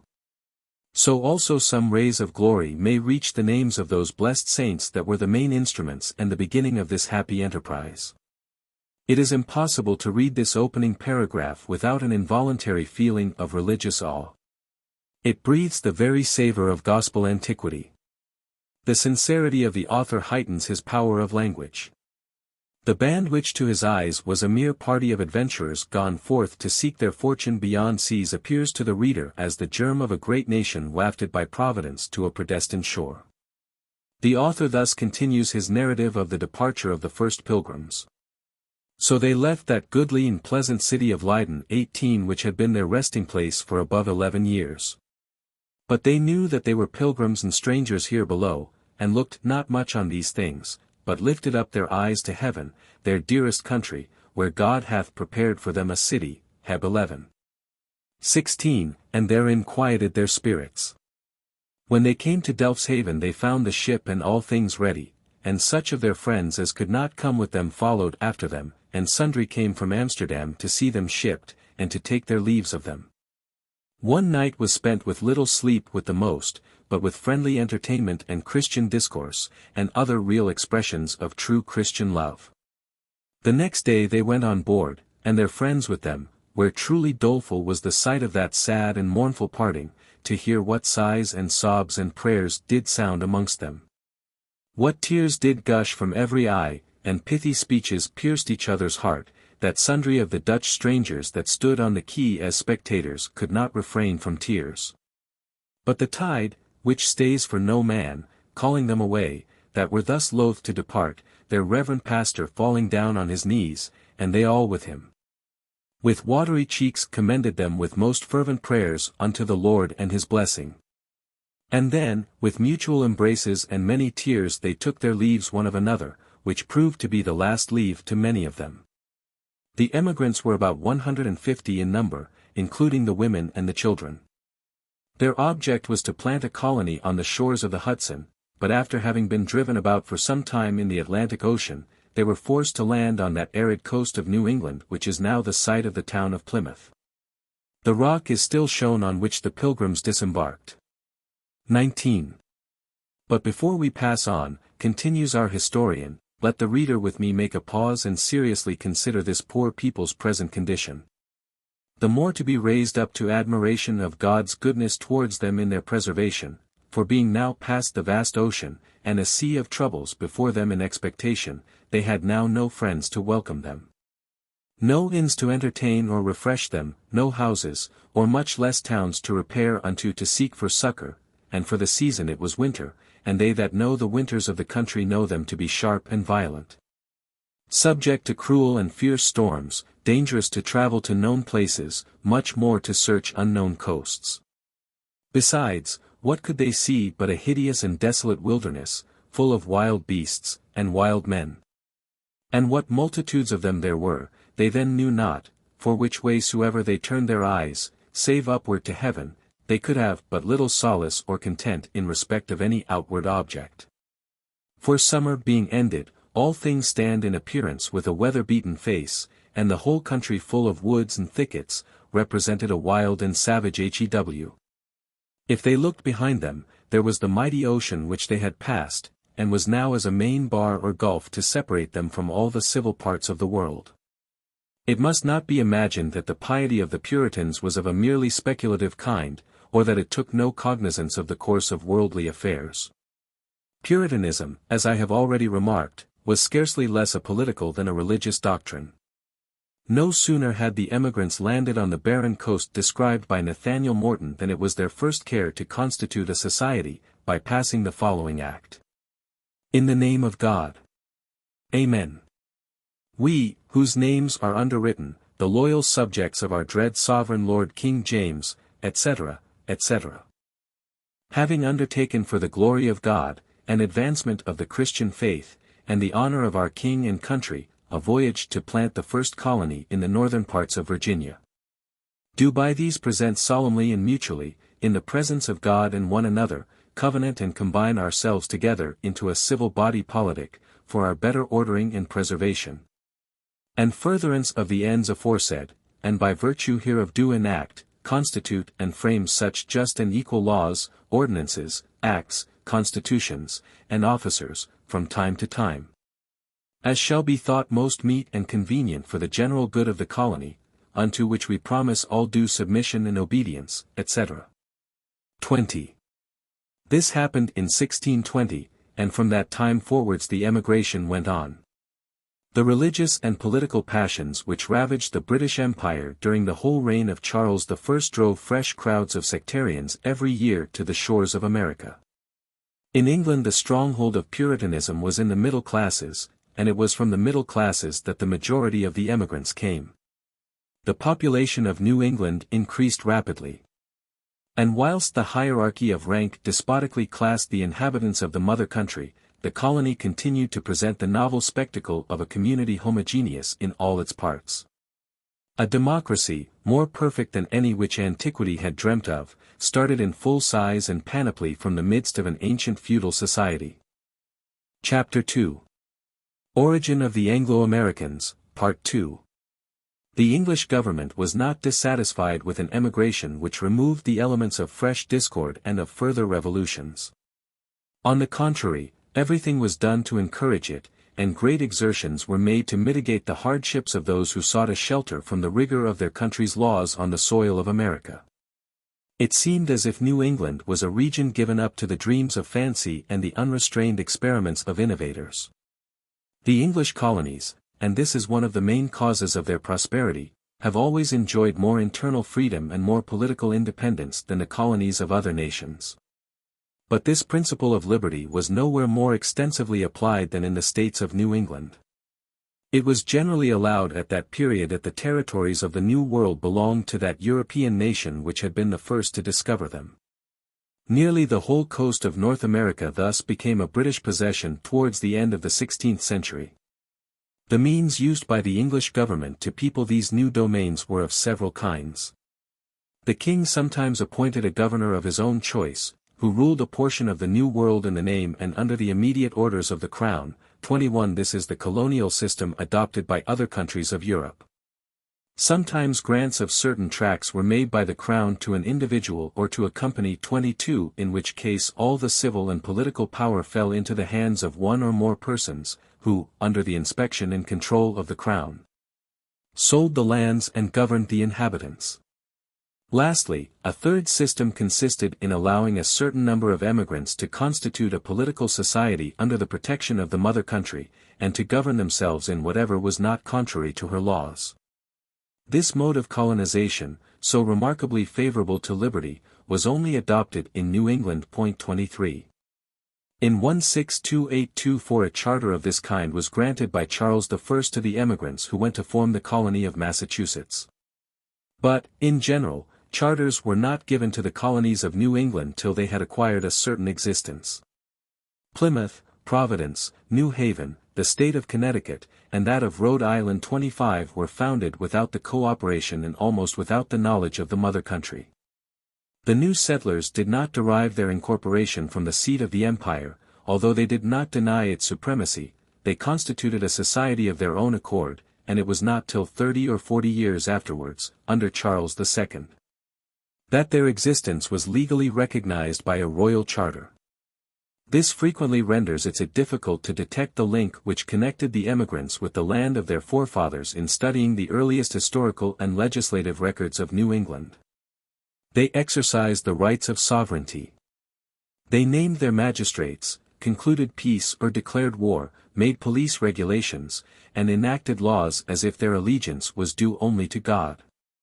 26. Nothing can be more curious and, at the same time more instructive, than the legislation of that period.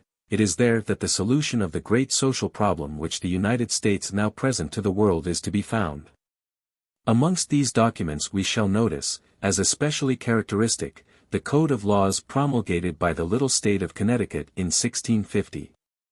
27. The legislators of Connecticut 28 begin with the penal laws, and, strange to say, they borrow their provisions from the text of Holy Writ. Whosoever shall worship any other god than the Lord, says the preamble of the code, shall surely be put to death. This is followed by 10 or 12 enactments of the same kind, copied verbatim from the books of Exodus, Leviticus, and Deuteronomy.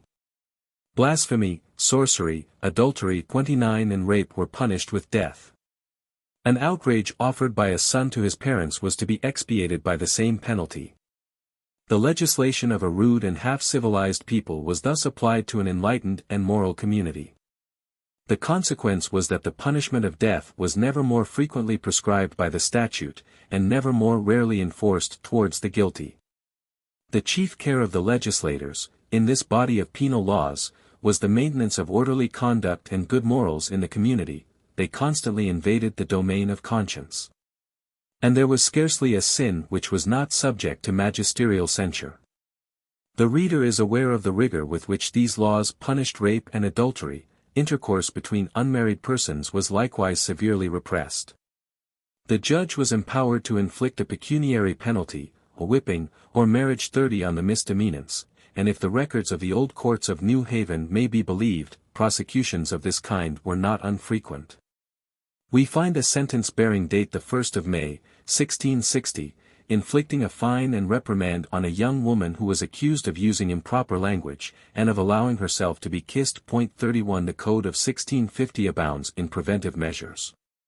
It punishes idleness and drunkenness with severity. 32 Innkeepers are forbidden to furnish more than a certain quantity of liquor to each consumer, and simple lying, whenever it may be injurious. 33 Is checked by a fine or a flogging. In other places, the legislator, entirely forgetting the great principles of religious toleration which he had himself upheld in Europe, renders attendance on divine service compulsory. 34 And goes so far as to visit with severe punishment. 35 And even with death, the Christians who chose to worship God according to a ritual differing from his own. 36 Sometimes indeed the zeal of his enactments induces him to descend to the most frivolous particulars. Thus a law is to be found in the same code which prohibits the use of tobacco. 37 It must not be forgotten that these fantastical and vexatious laws were not imposed by authority, but that they were freely voted by all the persons interested. And that the manners of the community were even more austere and more puritanical than the laws. In 1649 a solemn association was formed in Boston to check the worldly luxury of long hair. 38 These errors are no doubt discreditable to human reason. They attest the inferiority of our nature, which is incapable of laying firm hold upon what is true and just, and is often reduced to the alternative of two excesses. In strict connection with this penal legislation, which bears such striking marks of a narrow sectarian spirit, and of those religious passions which had been warmed by persecution and were still fermenting among the people, A body of political laws is to be found, which, though written 200 years ago, is still ahead of the liberties of our age. The general principles which are the groundwork of modern constitutions, principles which were imperfectly known in Europe, and not completely triumphant even in Great Britain. In the 17th century, were all recognized and determined by the laws of New England, the intervention of the people in public affairs, the free voting of taxes, the responsibility of authorities, personal liberty, and trial by jury, were all positively established without discussion. From these fruitful principles consequences have been derived and applications have been made such as no nation in Europe has yet ventured to attempt. In Connecticut the electoral body consisted, from its origin, of the whole number of citizens. And this is readily to be understood. 39 When we recollect that this people enjoyed an almost perfect equality of fortune, and a still greater uniformity of opinions. 40 In Connecticut, at this period, all the executive functionaries were elected, including the governor of the state. 41 The citizens above the age of 16 were obliged to bear arms. They formed a national militia, which appointed its own officers, and was to hold itself at all times in readiness to march for the defense of the country. 42. In the laws of Connecticut, as well as in all those of New England, we find the germ and gradual development of that township independence which is the life and mainspring of American liberty at the present day. The political existence of the majority of the nations of Europe commenced in the superior ranks of society, and was gradually and imperfectly communicated to the different members of the social body. In America, on the other hand, it may be said that the township was organized before the county before the state before the union. In New England townships were completely and definitively constituted as early as 1650. The independence of the township was the nucleus round which the local interests, passions, rights, and duties collected and clung. It gave scope to the activity of a real political life most thoroughly democratic and republican. The colonies still recognized the supremacy of the mother country, monarchy was still the law of the state, but the republic was already established in every township. The towns named their own magistrates of every kind, rated themselves, and levied their own taxes. 43 In the parish of New England the law of representation was not adopted, but the affairs of the community were discussed, as at Athens, in the marketplace, by a general assembly of the citizens. In studying the laws which were promulgated at this first era of the American republics, it is impossible not to be struck by the remarkable acquaintance with the science of government and the advanced theory of legislation which they display. The ideas there formed of the duties of society towards its members are evidently much loftier and more comprehensive than those of the European legislators at that time. Obligations were there imposed which were elsewhere slighted. In the states of New England, from the first, the condition of the poor was provided for. 44 Strict measures were taken for the maintenance of roads, and surveyors were appointed to attend to them. 45 registers were established in every parish, in which the results of public deliberations, and the births, deaths, and marriages of the citizens were entered. 46 clerks were directed to keep these registers. 47 officers were charged with the administration of vacant inheritances, and with the arbitration of litigated landmarks, and many others were created whose chief functions were the maintenance of public order in the community. 48 The law enters into 1,000 useful provisions for a number of social wants which are at present very inadequately felt in France. But it is by the attention it pays to public education that the original character of American civilization is at once placed in the clearest light. It being, says the law, one chief project of Satan to keep men from the knowledge of the Scripture by persuading from the use of tongues, to the end that learning may not be buried in the graves of our forefathers, in church and commonwealth. The Lord assisting our endeavors. 49 Here follow clauses establishing schools in every township, and obliging the inhabitants, under pain of heavy fines, to support them. Schools of a superior kind were founded in the same manner in the more populous districts. The municipal authorities were bound to enforce the sending of children to school by their parents. They were empowered to inflict fines upon all who refused compliance. And in case of continued resistance, society assumed the place of the parent, took possession of the child, and deprived the father of those natural rights which he used to so bad a purpose. The reader will undoubtedly have remarked the preamble of these enactments. In America, religion is the road to knowledge, and the observance of the divine laws leads man to civil freedom. If, after having cast a rapid glance over the state of American society in 1650, we turn to the condition of Europe, and more especially to that of the continent, at the same period, we cannot fail to be struck with astonishment. On the continent of Europe, at the beginning of the 17th century, absolute monarchy had everywhere triumphed over the ruins of the oligarchical and feudal liberties of the Middle Ages. Never were the notions of right more completely confounded than in the midst of the splendor and literature of Europe, never was there less political activity among the people, never were the principles of true freedom less widely circulated. And at that very time those principles, which were scorned or unknown by the nations of Europe, were proclaimed in the deserts of the New World, and were accepted as the future creed of a great people. The boldest theories of the human reason were put into practice by a community so humble that not a statesman condescended to attend to it, and a legislation without a precedent was produced offhand by the imagination of the citizens. In the bosom of this obscure democracy, which had as yet brought forth neither generals, nor philosophers, nor authors, a man might stand up in the face of a free people and pronounce the following fine definition of liberty. 50. Nor would I have you to mistake in the point of your own liberty. There is a liberty of a corrupt nature which is effected both by men and beasts to do what they list, and this liberty is inconsistent with authority, impatient of all restraint. By this liberty summus omnes deteriors, 'tis the grand enemy of truth and peace, and all the ordinances of God are bent against it.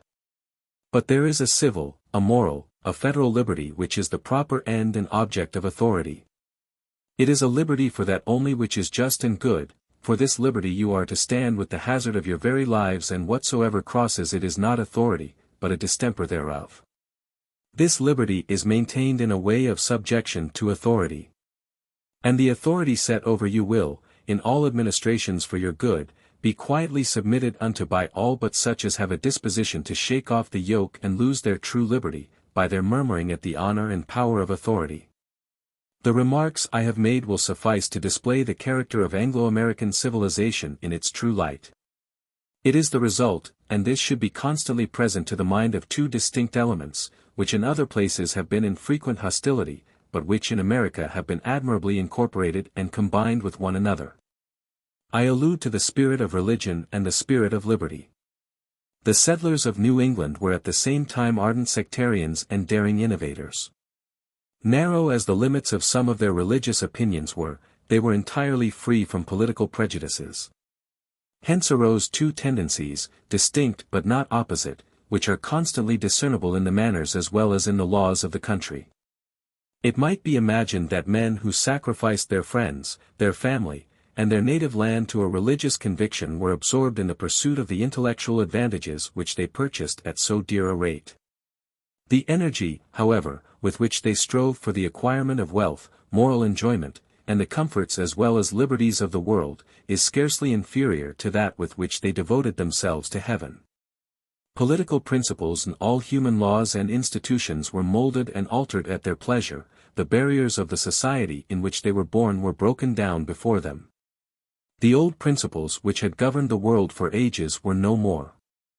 A path without a turn and a field without an horizon were open to the exploring and ardent curiosity of man, but at the limits of the political world he checks his researches, he discreetly lays aside the use of his most formidable faculties. He no longer consents to doubt or to innovate, but carefully abstaining from raising the curtain of the sanctuary, he yields with submissive respect to truths which he will not discuss. Thus, in the moral world everything is classed, adapted, decided, and foreseen; in the political world everything is agitated, uncertain, and disputed; in the one is a passive, though a voluntary, obedience. In the other an independence scornful of experience and jealous of authority. These two tendencies, apparently so discrepant, are far from conflicting, they advance together, and mutually support each other. Religion perceives that civil liberty affords a noble exercise to the faculties of man, and that the political world is a field prepared by the Creator for the efforts of the intelligence. Contented with the freedom and the power which it enjoys in its own sphere, and with the place which it occupies, The empire of religion is never more surely established than when it reigns in the hearts of men unsupported by aught beside its native strength.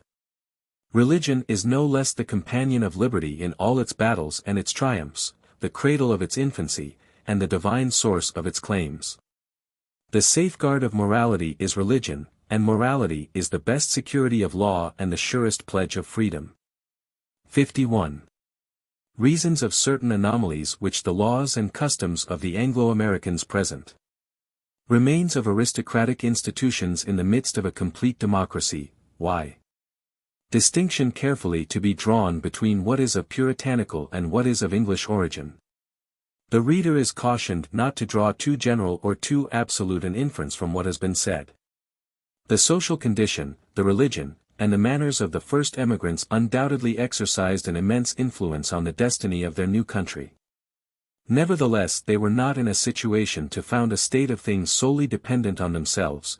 No man can entirely shake off the influence of the past, and the settlers, intentionally or involuntarily, mingled habits and notions derived from their education and from the traditions of their country with those habits and notions which were exclusively their own. To form a judgment on the Anglo-Americans of the present day, it is therefore necessary to distinguish what is of puritanical and what is of English origin. Laws and customs are frequently to be met with in the United States which contrast strongly with all that surrounds them. These laws seem to be drawn up in a spirit contrary to the prevailing tenor of the American legislation. And these customs are no less opposed to the tone of society. If the English colonies had been founded in an age of darkness, or if their origin was already lost in the lapse of years, the problem would be insoluble. I shall quote a single example to illustrate what I advance. The civil and criminal procedure of the Americans has only two means of action, committal and bail. The first measure taken by the magistrate is to exact security from the defendant, or, in case of refusal, to incarcerate him. The ground of the accusation and the importance of the charges against him are then discussed. It is evident that a legislation of this kind is hostile to the poor man, and favorable only to the rich. The poor man has not always a security to produce, even in a civil cause. And if he is obliged to wait for justice in prison, he is speedily reduced to distress. The wealthy individual, on the contrary, always escapes imprisonment in civil causes. Nay, more, he may readily elude the punishment which awaits him for a delinquency by breaking his bail. So that all the penalties of the law are, for him, reducible to fines. 52. Nothing can be more aristocratic than this system of legislation. Yet in America it is the poor who make the law, and they usually reserve the greatest social advantages to themselves. The explanation of the phenomenon is to be found in England. The laws of which I speak are English. 53. And the Americans have retained them, however repugnant they may be to the tenor of their legislation and the mass of their ideas. Next to its habits, the thing which a nation is least apt to change is its civil legislation. Civil laws are only familiarly known to legal men, whose direct interest it is to maintain them as they are, whether good or bad, simply because they themselves are conversant with them. The body of the nation is scarcely acquainted with them.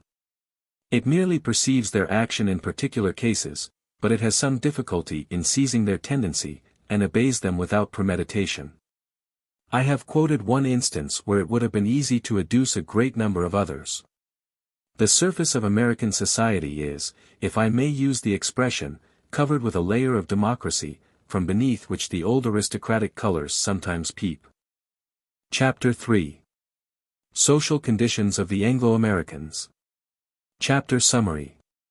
A social condition is commonly the result of circumstances, sometimes of laws, oftener still of these two causes united. But wherever it exists, it may justly be considered as the source of almost all the laws, the usages, and the ideas which regulate the conduct of nations. Whatever it does not produce it modifies. It is therefore necessary, if we would become acquainted with the legislation and the manners of a nation, to begin by the study of its social condition. The striking characteristic of the social condition of the Anglo-Americans in its essential democracy. The first emigrants of New England, their equality, aristocratic laws introduced in the South, period of the Revolution, change in the law of descent, effects produced by this change, democracy carried to its utmost limits in the new states of the West, equality of education. Many important observations suggest themselves upon the social condition of the Anglo-Americans, but there is one which takes precedence of all the rest. The social condition of the Americans is eminently democratic. This was its character at the foundation of the colonies, and is still more strongly marked at the present day.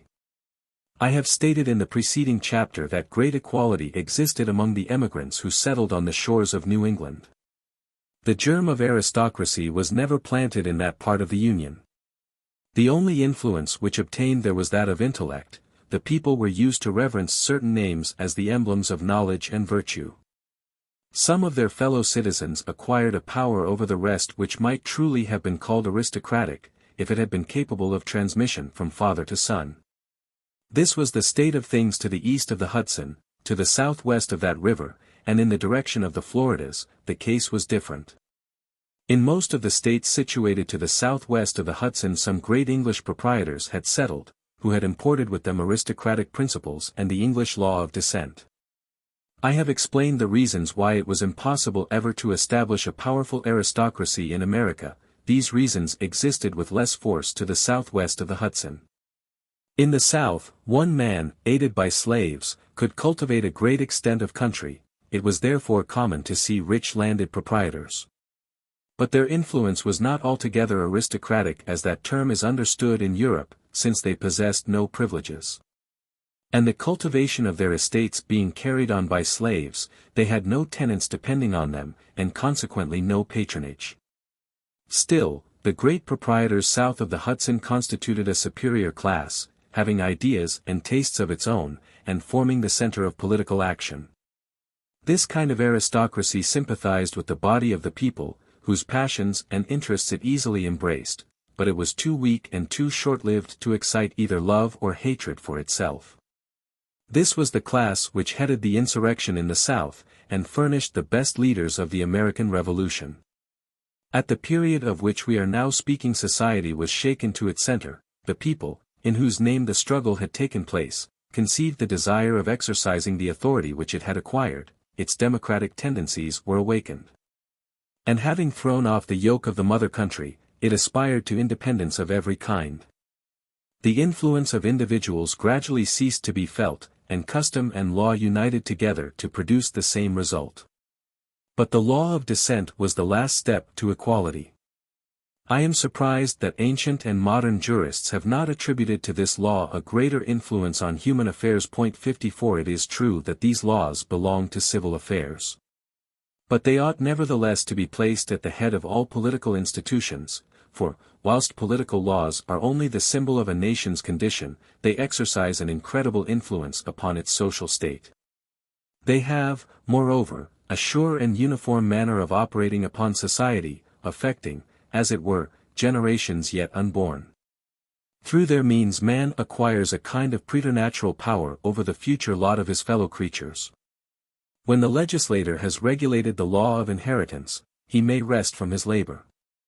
The machine once put in motion will go on for ages, and advance, as if self-guided, towards a given point. When framed in a particular manner, this law unites, draws together, and vests property and power in a few hands. Its tendency is clearly aristocratic. On opposite principles its action is still more rapid.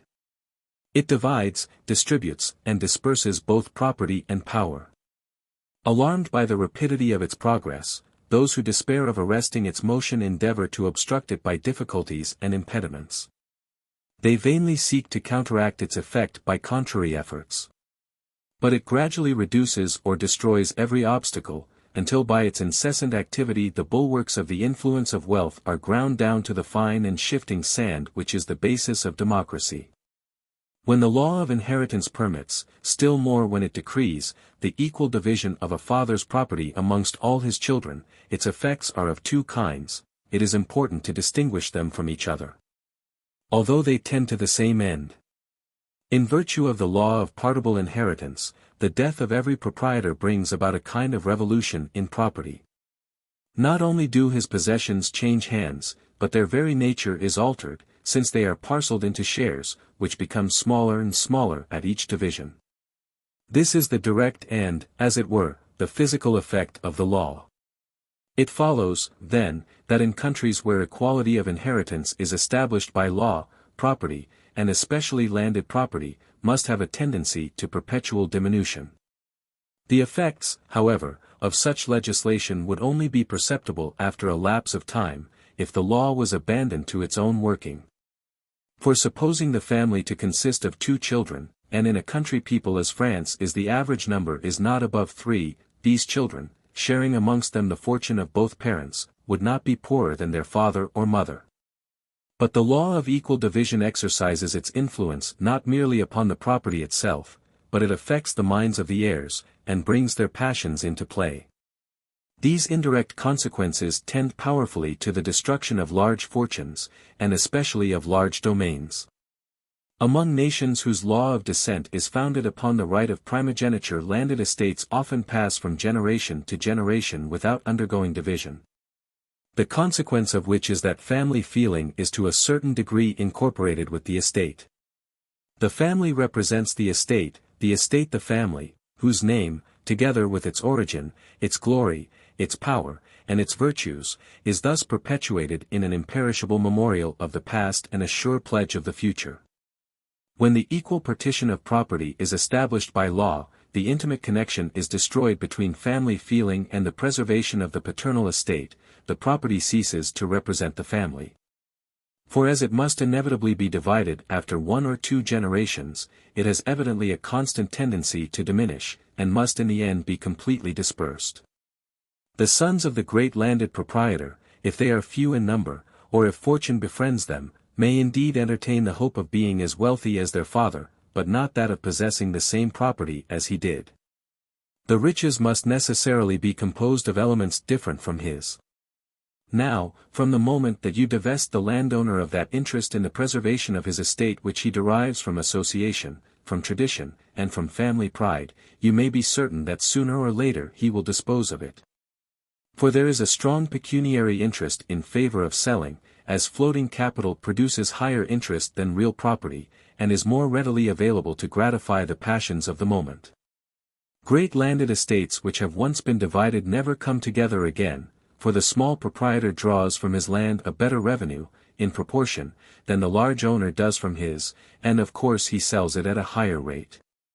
55. The calculations of gain, therefore, which decide the rich man to sell his domain will still more powerfully influence him against buying small estates to unite them into a large one.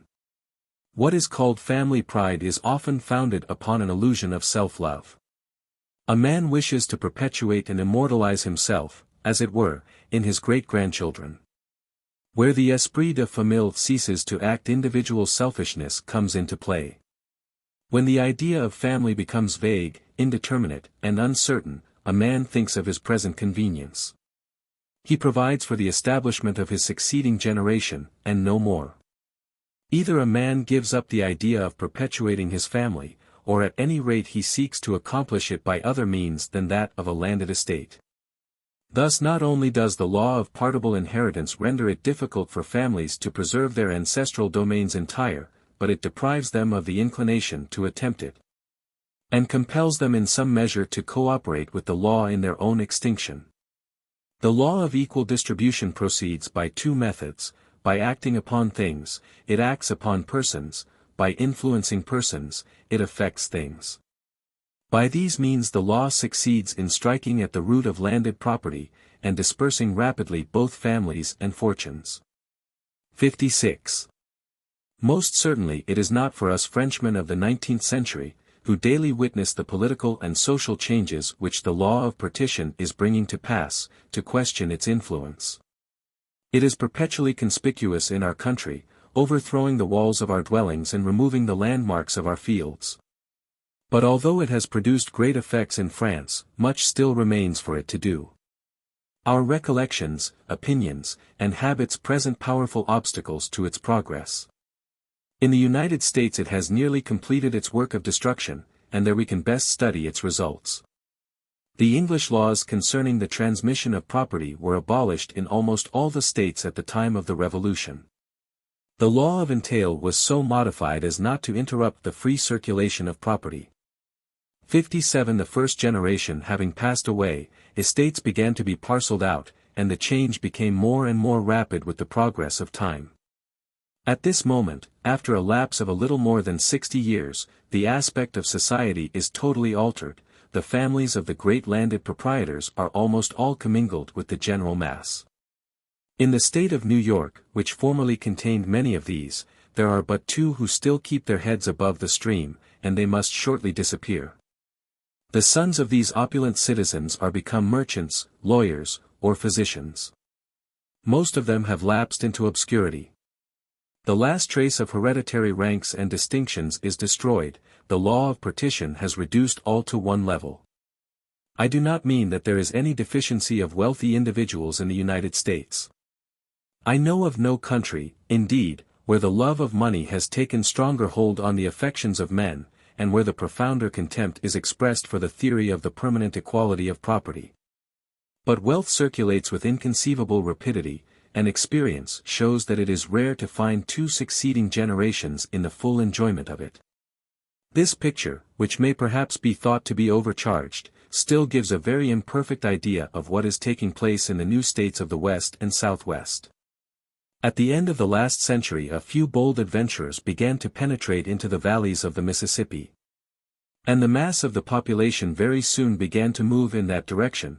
Communities unheard of till then were seen to emerge from the wilds. States whose names were not in existence a few years before claimed their place in the American Union. And in the Western settlements we may behold democracy arrived at its utmost extreme. In these states, founded offhand, and, as it were, by chance, the inhabitants are but of yesterday. Scarcely known to one another, the nearest neighbors are ignorant of each other's history. In this part of the American continent, therefore, the population has not experienced the influence of great names and great wealth, nor even that of the natural aristocracy of knowledge and virtue. None are there to wield that respectable power which men willingly grant to the remembrance of a life spent in doing good before their eyes. The new states of the West are already inhabited, but society has no existence among them. 58. It is not only the fortunes of men which are equal in America, even their requirements partake in some degree of the same uniformity. I do not believe that there is a country in the world where, in proportion to the population, there are so few uninstructed and at the same time so few learned individuals. Primary instruction is within the reach of everybody. Superior instruction is scarcely to be obtained by any. This is not surprising, it is in fact the necessary consequence of what we have advanced above. Almost all the Americans are in easy circumstances, and can therefore obtain the first elements of human knowledge. In America there are comparatively few who are rich enough to live without a profession. Every profession requires an apprenticeship, which limits the time of instruction to the early years of life. At 15 they enter upon their calling, and thus their education ends at the age when ours begins. Whatever is done afterwards is with a view to some special and lucrative object. A science is taken up as a matter of business, and the only branch of it which is attended to is such as admits of an immediate practical application. In America most of the rich men were formerly poor, most of those who now enjoy leisure were absorbed in business during their youth. The consequence of which is, that when they might have had a taste for study they had no time for it, and when time is at their disposal they have no longer the inclination. There is no class, then, in America, in which the taste for intellectual pleasures is transmitted with hereditary fortune and leisure, and by which the labors of the intellect are held in honor. Accordingly there is an equal want of the desire and the power of application to these objects. A middle standard is fixed in America for human knowledge. All approach as near to it as they can, some as they rise, others as they descend. Of course, an immense multitude of persons are to be found who entertain the same number of ideas on religion, history, science, political economy, legislation, and government. The gifts of intellect proceed directly from God, and man cannot prevent their unequal distribution. But in consequence of the state of things which we have here represented it happens that, although the capacities of men are widely different, as the Creator has doubtless intended they should be, they are submitted to the same method of treatment. In America the aristocratic element has always been feeble from its birth.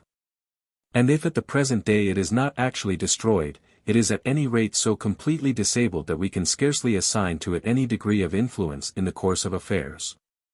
The democratic principle, on the contrary, has gained so much strength by time, by events, and by legislation, as to have become not only predominant but all-powerful. There is no family or corporate authority, and it is rare to find even the influence of individual character enjoy any durability. America, then, exhibits in her social state a most extraordinary phenomenon. Men are there seen on a greater equality in point of fortune and intellect, or, in other words, more equal in their strength, than in any other country of the world, or in any age of which history has preserved the remembrance. Political consequences of the social condition of the Anglo-Americans. The political consequences of such a social condition as this are easily deducible. It is impossible to believe that equality will not eventually find its way into the political world as it does everywhere else. To conceive of men remaining forever unequal upon one single point, yet equal on all others, is impossible. They must come in the end to be equal upon all. Now I know of only two methods of establishing equality in the political world: every citizen must be put in possession of his rights, or rights must be granted to no one. For nations which are arrived at the same stage of social existence as the Anglo-Americans, it is therefore very difficult to discover a medium between the sovereignty of all and the absolute power of one man, and it would be vain to deny that the social condition which I have been describing is equally liable to each of these consequences.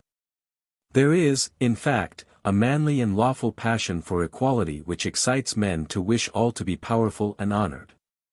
This passion tends to elevate the humble to the rank of the great. But there exists also in the human heart a depraved taste for equality, which impels the weak to attempt to lower the powerful to their own level, and reduces men to prefer equality in slavery to inequality with freedom. Not that those nations whose social condition is democratic naturally despise liberty; on the contrary, they have an instinctive love of it. But liberty is not the chief and constant object of their desires. Equality is their idol. They make rapid and sudden efforts to obtain liberty, and if they miss their aim resign themselves to their disappointment, but nothing can satisfy them except equality, and rather than lose it they resolve to perish. On the other hand, in a state where the citizens are nearly on an equality, it becomes difficult for them to preserve their independence against the aggressions of power. No one among them being strong enough to engage in the struggle with advantage, nothing but a general combination can protect their liberty. And such a union is not always to be found. From the same social position, then, nations may derive one or the other of two great political results. These results are extremely different from each other, but they may both proceed from the same cause. The Anglo-Americans are the first nations who, having been exposed to this formidable alternative, have been happy enough to escape the dominion of absolute power. They have been allowed by their circumstances, their origin, their intelligence, and especially by their moral feeling, to establish and maintain the sovereignty of the people. Chapter 4. The Principle of the Sovereignty of the People in America. Chapter Summary. It predominates over the whole of society in America, application made of this principle by the Americans even before their revolution, development given to it by that revolution, gradual and irresistible extension of the elective qualification. The principle of the sovereignty of the people in America. Whenever the political laws of the United States are to be discussed, it is with the doctrine of the sovereignty of the people that we must begin. The principle of the sovereignty of the people, which is to be found, more or less, at the bottom of almost all human institutions, generally remains concealed from view. It is obeyed without being recognized, or if for a moment it be brought to light, it is hastily cast back into the gloom of the sanctuary. The will of the nation is one of those expressions which have been most profusely abused by the wily and the despotic of every age. To the eyes of some it has been represented by the venal suffrages of a few of the satellites of power. To others by the votes of a timid or an interested minority, and some have even discovered it in the silence of a people, on the supposition that the fact of submission established the right of command. In America the principle of the sovereignty of the people is not either barren or concealed, as it is with some other nations, it is recognized by the customs and proclaimed by the laws. It spreads freely, and arrives without impediment at its most remote consequences. If there be a country in the world where the doctrine of the sovereignty of the people can be fairly appreciated, where it can be studied in its application to the affairs of society, and where its dangers and its advantages may be foreseen, that country is assuredly America. I have already observed that, from their origin, the sovereignty of the people was the fundamental principle of the greater number of British colonies in America. It was far, however, from then exercising as much influence on the government of society as it now does. Two obstacles, the one external, the other internal, checked its invasive progress. It could not ostensibly disclose itself in the laws of colonies which were still constrained to obey the mother country, it was therefore obliged to spread secretly, and to gain ground in the provincial assemblies, and especially in the townships. American society was not yet prepared to adopt it with all its consequences. The intelligence of New England, and the wealth of the country to the south of the Hudson, as I have shown in the preceding chapter, long exercised a sort of aristocratic influence, which tended to retain the exercise of social authority in the hands of a few. The public functionaries were not universally elected, and the citizens were not all of them electors. The electoral franchise was everywhere placed within certain limits, and made dependent on a certain qualification, which was exceedingly low in the North and more considerable in the South. The American Revolution broke out, and the doctrine of the sovereignty of the people, which had been nurtured in the townships and municipalities, took possession of the state. Every class was enlisted in its cause. Battles were fought, and victories obtained for it, until it became the law of laws. A no less rapid change was effected in the interior of society, where the law of descent completed the abolition of local influences. At the very time when this consequence of the laws and of the revolution was apparent to every eye, victory was irrevocably pronounced in favor of the democratic cause. All power was, in fact, in its hands, and resistance was no longer possible. The higher orders submitted without a murmur and without a struggle to an evil which was thenceforth inevitable. The ordinary fate of falling powers awaited them, each of their several members followed his own interests. And as it was impossible to wring the power from the hands of a people which they did not detest sufficiently to brave, their only aim was to secure its goodwill at any price. The most democratic laws were consequently voted by the very men whose interests they impaired. And thus, although the higher classes did not excite the passions of the people against their order, they accelerated the triumph of the new state of things. So that by a singular change the democratic impulse was found to be most irresistible in the very states where the aristocracy had the firmest hold. The state of Maryland, which had been founded by men of rank, was the first to proclaim universal suffrage, and to introduce the most democratic forms into the conduct of its government. When a nation modifies the elective qualification, it may easily be foreseen that sooner or later that qualification will be entirely abolished. There is no more invariable rule in the history of society: the further electoral rights are extended, the greater is the need of extending them. For after each concession the strength of the democracy increases, and its demands increase with its strength. The ambition of those who are below the appointed rate is irritated in exact proportion to the great number of those who are above it. The exception at last becomes the rule, concession follows concession, and no stop can be made short of universal suffrage. At the present day the principle of the sovereignty of the people has acquired, in the United States, all the practical development which the imagination can conceive.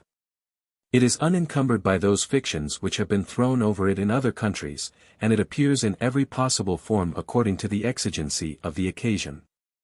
Sometimes the laws are made by the people in a body, as at Athens. And sometimes its representatives, chosen by universal suffrage, transact business in its name, and almost under its immediate control.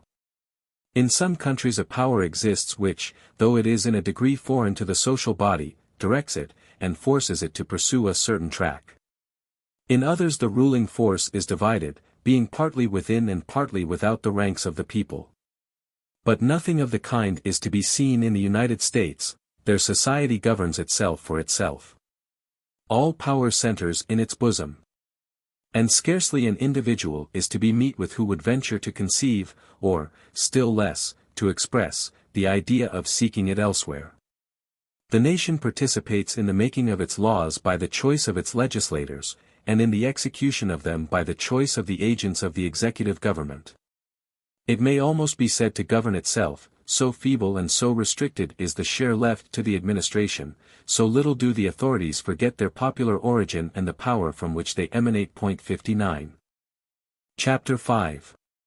Necessity of examining the condition of the states, Part 1. Necessity of examining the condition of the states before that of the Union at large. It is proposed to examine in the following chapter what is the form of government established in America on the principle of the sovereignty of the people, what are its resources, its hindrances, its advantages, and its dangers. The first difficulty which presents itself arises from the complex nature of the Constitution of the United States, which consists of two distinct social structures, connected and, as it were, encased one within the other. Two governments, completely separate and almost independent, the one fulfilling the ordinary duties and responding to the daily and indefinite calls of a community, the other circumscribed within certain limits, and only exercising an exceptional authority over the general interests of the country. In short, there are 24 small sovereign nations, whose agglomeration constitutes the body of the Union. To examine the Union before we have studied the states would be to adopt a method filled with obstacles. The form of the federal government of the United States was the last which was adopted. And it is in fact nothing more than a modification or a summary of those republican principles which were current in the whole community before it existed, and independently of its existence. Moreover, the federal government is, as I have just observed, the exception, the government of the states is the rule. The author who should attempt to exhibit the picture as a whole before he had explained its details would necessarily fall into obscurity and repetition. The great political principles which govern American society at this day undoubtedly took their origin and their growth in the state. It is therefore necessary to become acquainted with the state in order to possess a clue to the remainder. The states which at present compose the American Union all present the same features, as far as regards the external aspect of their institutions. Their political or administrative existence is centered in three focuses of action, which may not inaptly be compared to the different nervous centers which convey motion to the human body. The township is the lowest in order, then the county, and lastly the state, and I propose to devote the following chapter to the examination of these three divisions. The American system of townships and municipal bodies. Why the author begins the examination of the political institutions with the township, its existence in all nations, difficulty of establishing and preserving municipal independence, its importance, why the author has selected the township system of New England as the main topic of his discussion. It is not undesignedly that I begin this subject with the township. The village or township is the only association which is so perfectly natural that wherever a number of men are collected it seems to constitute itself. The town, or tithing, as the smallest division of a community, must necessarily exist in all nations, whatever their laws and customs may be, if man makes monarchies and establishes republics. The first association of mankind seems constituted by the hand of God.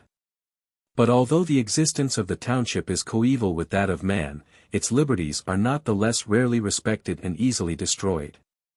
A nation is always able to establish great political assemblies, because it habitually contains a certain number of individuals fitted by their talents, if not by their habits, for the direction of affairs. The township is, on the contrary, composed of coarser materials, which are less easily fashioned by the legislator. The difficulties which attend the consolidation of its independence rather augment than diminish with the increasing enlightenment of the people.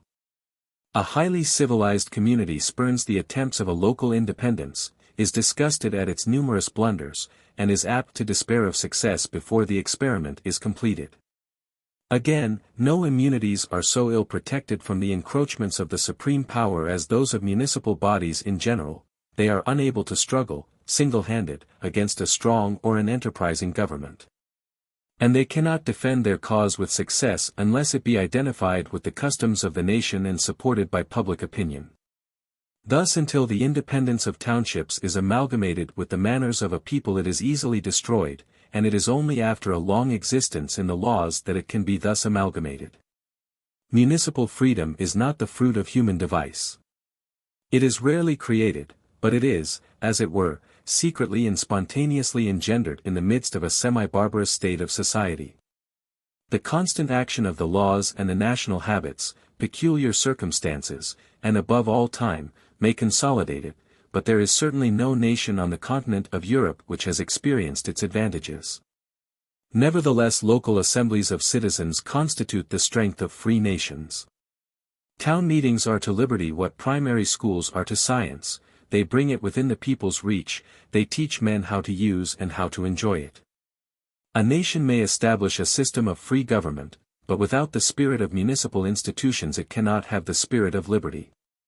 The transient passions and the interests of an hour, or the chance of circumstances, may have created the external forms of independence, but the despotic tendency which has been repelled will, sooner or later, inevitably reappear on the surface. In order to explain to the reader the general principles on which the political organization of the counties and townships of the United States rests, I have thought it expedient to choose one of the states of New England as an example.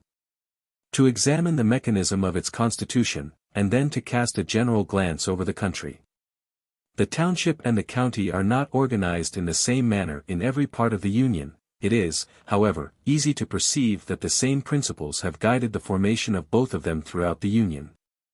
I am inclined to believe that these principles have been carried further in New England than elsewhere, and consequently that they offer greater facilities to the observations of a stranger. The institutions of New England form a complete and regular whole. They have received the sanction of time, they have the support of the laws, and the still stronger support of the manners of the community, over which they exercise the most prodigious influence. They consequently deserve our attention on every account. Limits of the township. The township of New England is a division which stands between the commune and the canton of France, and which corresponds in general to the English tithing, or town. Its average population is from 2 to 3,000, 60, so that, on the one hand, the interests of its inhabitants are not likely to conflict, and, on the other, men capable of conducting its affairs are always to be found among its citizens. Authorities of the township in New England.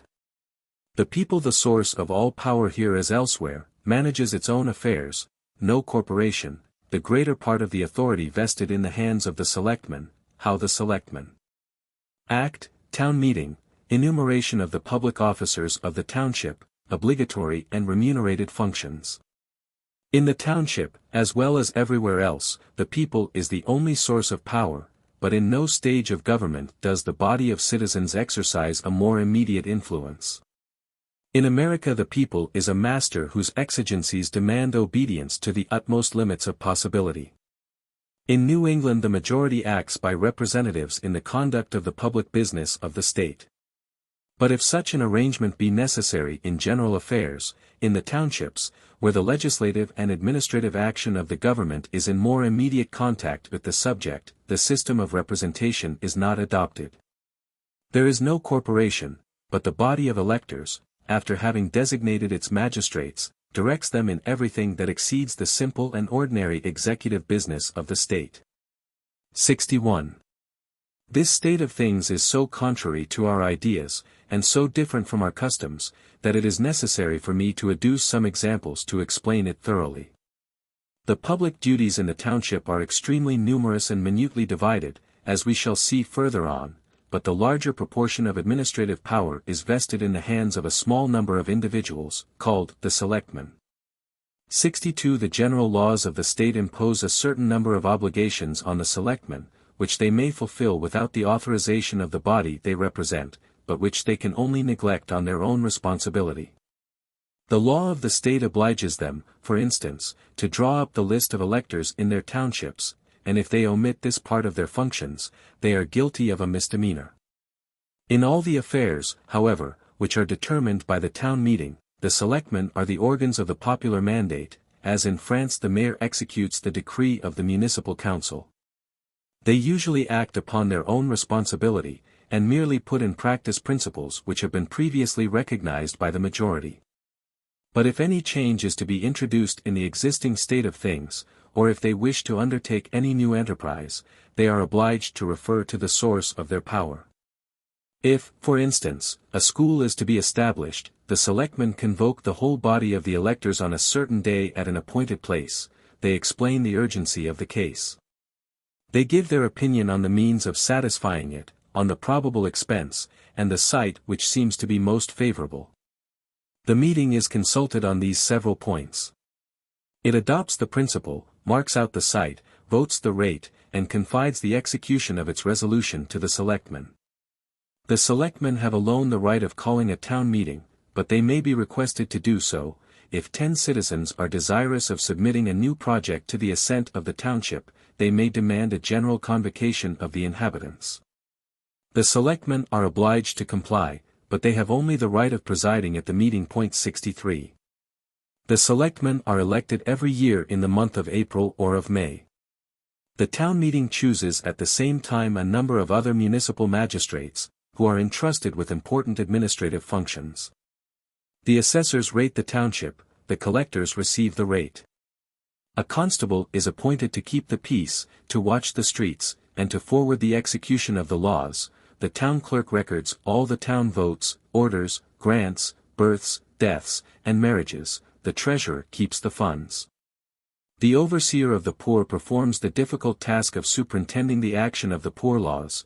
Committee men are appointed to attend to the schools and to public instruction. And the road surveyors, who take care of the greater and lesser thoroughfares of the township, complete the list of the principal functionaries. They are, however, still further subdivided. And amongst the municipal officers are to be found parish commissioners, who audit the expenses of public worship, different classes of inspectors, some of whom are to direct the citizens in case of fire. Tithing men, listers, haywoods, chimney viewers, fence viewers to maintain the bounds of property, timber measurers, and sealers of weights and measures. Point 64. There are 19 principal officers in a township. Every inhabitant is constrained, on the pain of being fined, to undertake these different functions, which, however, are almost all paid, in order that the poorer citizens may be able to give up their time without loss. In general, the American system is not to grant a fixed salary to its functionaries. Every service has its price, and they are remunerated in proportion to what they have done. Existence of the township. Every one the best judge of his own interest, corollary of the principle of the sovereignty of the people, application of those doctrines in the townships of America. The township of New England is sovereign in all that concerns itself alone, subject to the state in all other matters, bond of the township and the state. In France the government lends its agent to the commune, in America the reverse occurs. I have already observed that the principle of the sovereignty of the people governs the whole political system of the Anglo-Americans. Every page of this book will afford new instances of the same doctrine. In the nations by which the sovereignty of the people is recognized, every individual possesses an equal share of power, and participates alike in the government of the state. Every individual is, therefore, supposed to be as well informed, as virtuous, and as strong as any of his fellow citizens. He obeys the government, not because he is inferior to the authorities which conduct it, or that he is less capable than his neighbor of governing himself, but because he acknowledges the utility of an association with his fellow men. And because he knows that no such association can exist without a regulating force. If he be a subject in all that concerns the mutual relations of citizens, he is free and responsible to God alone for all that concerns himself. Hence arises the maxim that every one is the best and the sole judge of his own private interest, and that society has no right to control a man's actions, unless they are prejudicial to the common weal. Or unless the commonweal demands his cooperation. This doctrine is universally admitted in the United States. I shall hereafter examine the general influence which it exercises on the ordinary actions of life. I am now speaking of the nature of municipal bodies. The township, taken as a whole, and in relation to the government of the country, may be looked upon as an individual to whom the theory I have just alluded to is applied. Municipal independence is therefore a natural consequence of the principle of the sovereignty of the people in the United States. All the American republics recognize it more or less. But circumstances have peculiarly favored its growth in New England. In this part of the Union the impulsion of political activity was given in the townships, and it may almost be said that each of them originally formed an independent nation. When the kings of England asserted their supremacy, they were contented to assume the central power of the state. The townships of New England remained as they were before. And although they are now subject to the state, they were at first scarcely dependent upon it. It is important to remember that they have not been invested with privileges, but that they have, on the contrary, forfeited a portion of their independence to the state. The townships are only subordinate to the state in those interests which I shall term social, as they are common to all the citizens. They are independent in all that concerns themselves. And amongst the inhabitants of New England I believe that not a man is to be found who would acknowledge that the state has any right to interfere in their local interests. The towns of New England buy and sell, sue or are sued, augment or diminish their rates, without the slightest opposition on the part of the administrative authority of the state. They are bound, however, to comply with the demands of the community. If the state is in need of money, a town can neither give nor withhold the supplies. If the state projects a road, the township cannot refuse to let it cross its territory. If a police regulation is made by the state, it must be enforced by the town. A uniform system of instruction is organized all over the country, and every town is bound to establish the schools which the law ordains. In speaking of the administration of the United States I shall have occasion to point out the means by which the townships are compelled to obey in these different cases. I here merely show the existence of the obligation. Strict as this obligation is, the government of the state imposes it in principle only, and in its performance the township resumes all its independent rights. Thus, taxes are voted by the state, but they are levied and collected by the township. The existence of a school is obligatory, but the township builds, pays, and superintends it. In France the state collector receives the local imposts, in America the town collector receives the taxes of the state. Thus the French government lends its agents to the commune, in America the township is the agent of the government. This fact alone shows the extent of the differences which exist between the two nations. Public spirit of the townships of New England. How the township of New England wins the affections of its inhabitants, difficulty of creating local public spirit in Europe, the rights and duties of the American township favorable to it, characteristics of home in the United States, manifestations of public spirit in New England, its happy effects. In America, not only do municipal bodies exist, but they are kept alive and supported by public spirit. The township of New England possesses two advantages which infallibly secure the attentive interest of mankind, namely, independence and authority. Its sphere is indeed small and limited, but within that sphere its action is unrestrained.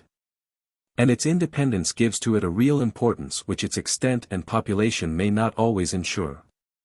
It is to be remembered that the affections of men generally lie on the side of authority.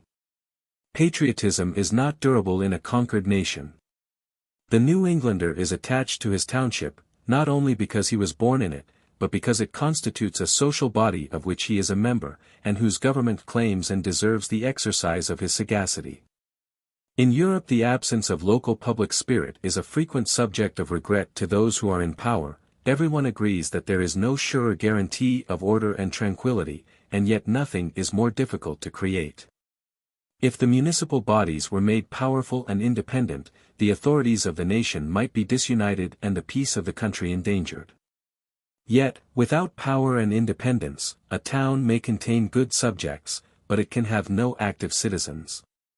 Another important fact is that the township of New England is so constituted as to excite the warmest of human affections, without arousing the ambitious passions of the heart of man.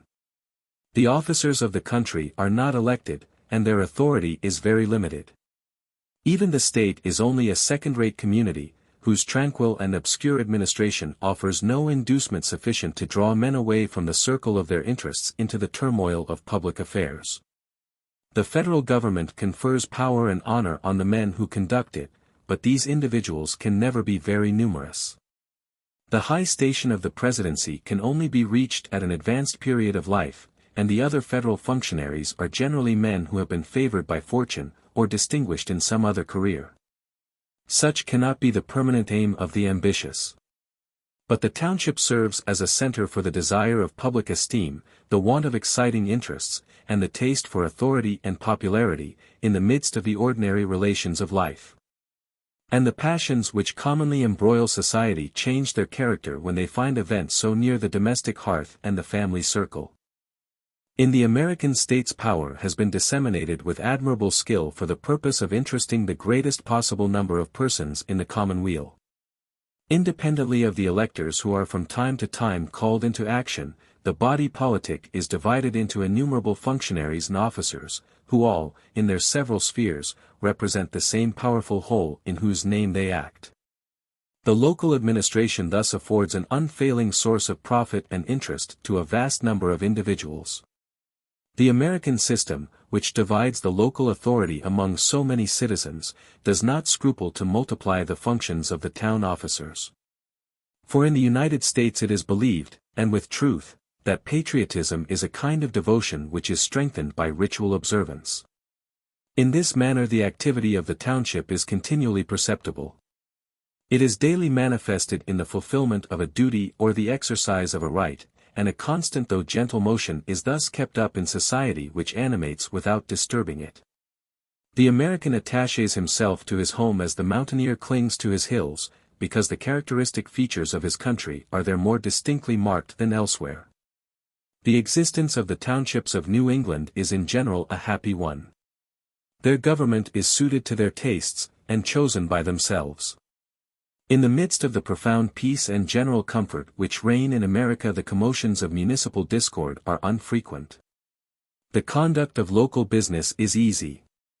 The political education of the people has long been complete. Say rather that it was complete when the people first set foot upon the soil. In New England no tradition exists of a distinction of ranks, no portion of the community is tempted to oppress the remainder. And the abuses which may injure isolated individuals are forgotten in the general contentment which prevails. If the government is defective, and it would no doubt be easy to point out its deficiencies, the fact that it really emanates from those it governs, and that it acts, either ill or well, casts the protecting spell of a parental pride over its faults. No term of comparison disturbs the satisfaction of the citizen. England formerly governed the mass of the colonies, but the people was always sovereign in the township where its rule is not only an ancient but a primitive state. The native of New England is attached to his township because it is independent and free, his cooperation in its affairs ensures his attachment to its interest, the well-being it affords him secures his affection. And its welfare is the aim of his ambition and of his future exertions. He takes a part in every occurrence in the place, he practices the art of government in the small sphere within his reach. He accustoms himself to those forms which can alone ensure the steady progress of liberty, he imbibes their spirit. He acquires a taste for order, comprehends the union or the balance of powers, and collects clear practical notions on the nature of his duties and the extent of his rights. The counties of New England. The division of the countries in America has considerable analogy with that of the arrondissements of France. The limits of the counties are arbitrarily laid down, and the various districts which they contain have no necessary connection, no common tradition or natural sympathy. Their object is simply to facilitate the administration of justice. The extent of the township was too small to contain a system of judicial institutions. Each county has, however, a court of justice, 65 a sheriff to execute its decrees, and a prison for criminals. There are certain wants which are felt alike by all the townships of a county. It is therefore natural that they should be satisfied by a central authority. In the state of Massachusetts this authority is vested in the hands of several magistrates, who are appointed by the governor of the state, with the advice 66 of his council. 67 The officers of the county have only a limited and occasional authority, which is applicable to certain predetermined cases. The state and the townships possess all the power requisite to conduct public business. The budget of the county is drawn up by its officers, and is voted by the legislature, but there is no assembly which directly or indirectly represents the county. It has, therefore, properly speaking, no political existence. A twofold tendency may be discerned in the American constitutions, which impels the legislator to centralize the legislative and to disperse the executive power. The township of New England has in itself an indestructible element of independence. And this distinct existence could only be fictitiously introduced into the county, where its utility has not been felt. But all the townships united have but one representation, which is the state, the center of the national authority. Beyond the action of the township and that of the nation, nothing can be said to exist but the influence of individual exertion. Administration in New England. Administration not perceived in America. Why? The Europeans believe that liberty is promoted by depriving the social authority of some of its rights. The Americans, by dividing its exercise, almost all the administration confined to the township, and divided amongst the town officers, no trace of an administrative body to be perceived. Either in the township or above it, the reason of this, how it happens that the administration of the state is uniform, who is empowered to enforce the obedience of the township and the county to the law, the introduction of judicial power into the administration, consequence of the extension of the elective principle to all functionaries, the justice of the peace in New England, by whom appointed, county officer, ensures the administration of the townships, Court of Sessions, its action, right of inspection and indictment disseminated like the other administrative functions, informers encouraged by the division of fines. Nothing is more striking to an European traveler in the United States than the absence of what we term the government, or the administration. Written laws exist in America, and one sees that they are daily executed. But although everything is in motion, the hand which gives the impulse to the social machine can nowhere be discovered. Nevertheless, as all peoples are obliged to have recourse to certain grammatical forms, which are the foundation of human language, in order to express their thoughts, so all communities are obliged to secure their existence by submitting to a certain dose of authority, without which they fall a prey to anarchy. This authority may be distributed in several ways, but it must always exist somewhere. There are two methods of diminishing the force of authority in a nation. The first is to weaken the supreme power in its very principle, by forbidding or preventing society from acting in its own defense under certain circumstances. To weaken authority in this manner is what is generally termed in Europe to lay the foundations of freedom. The second manner of diminishing the influence of authority does not consist in stripping society of any of its rights, nor in paralyzing its efforts, but in distributing the exercise of its privileges in various hands, and in multiplying functionaries, to each of whom the degree of power necessary for him to perform his duty is entrusted. There may be nations whom this distribution of social powers might lead to anarchy, but in itself it is not anarchical. The action of authority is indeed thus rendered less irresistible and less perilous, but it is not totally suppressed. The Revolution of the United States was the result of a mature and dignified taste for freedom, and not of a vague or ill-defined craving for independence. It contracted no alliance with the turbulent passions of anarchy. But its course was marked, on the contrary, by an attachment to whatever was lawful and orderly. It was never assumed in the United States that the citizen of a free country has a right to do whatever he pleases. On the contrary, social obligations were there imposed upon him more various than anywhere else. No idea was ever entertained of attacking the principles or of contesting the rights of society. But the exercise of its authority was divided, to the end that the office might be powerful and the officer insignificant, and that the community should be at once regulated and free. In no country in the world does the law hold so absolute a language as in America, and in no country is the right of applying it vested in so many hands. The administrative power in the United States presents nothing either central or hierarchical in its constitution, which accounts for its passing, unperceived. The power exists, but its representative is not to be perceived. We have already seen that the independent townships of New England protect their own private interests, and the municipal magistrates are the persons to whom the execution of the laws of the state is most frequently entrusted. 68 Besides the general laws, the state sometimes passes general police regulations.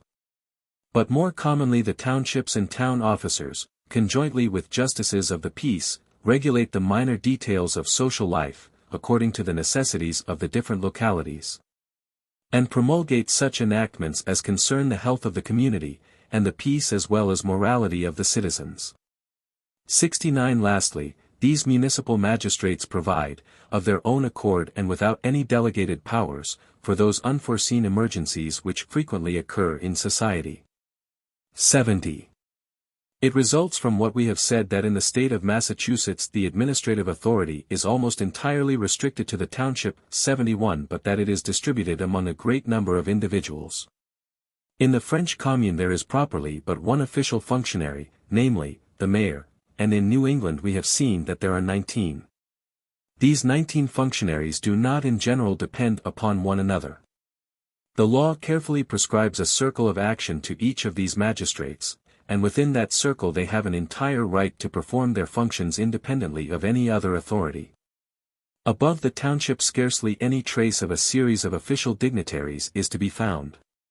It sometimes happens that the county officers alter a decision of the townships or town magistrates. 72 But in general the authorities of the county have no right to interfere with the authorities of the township.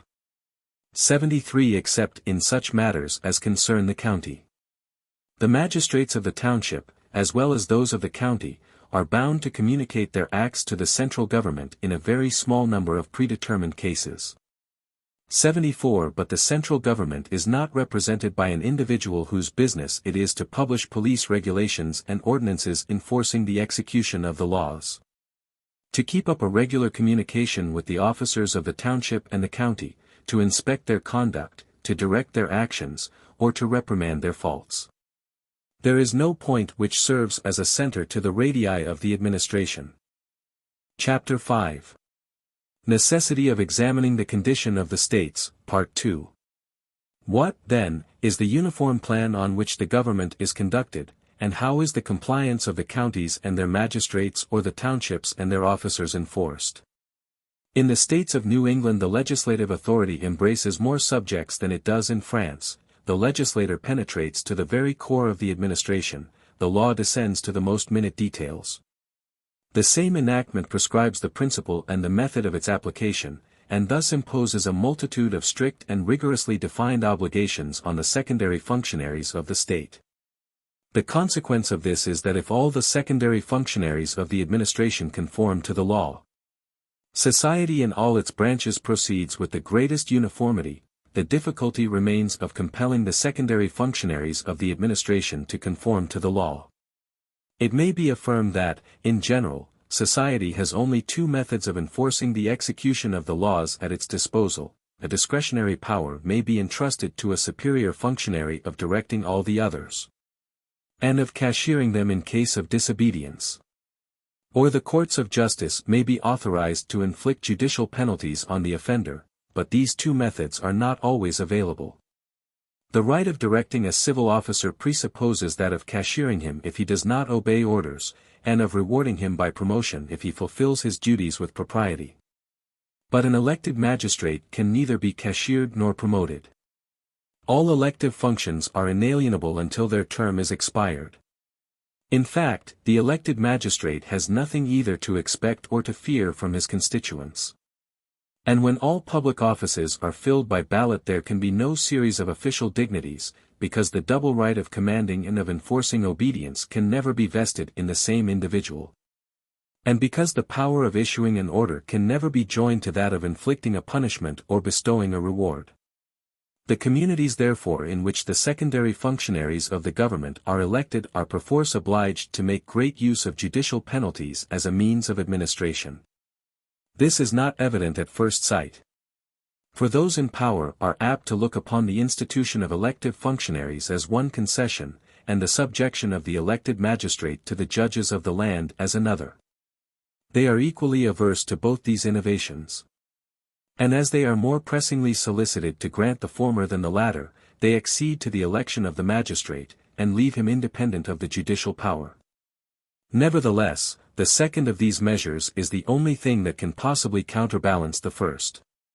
And it will be found that an elective authority which is not subject to judicial power will, sooner or later, either elude all control or be destroyed.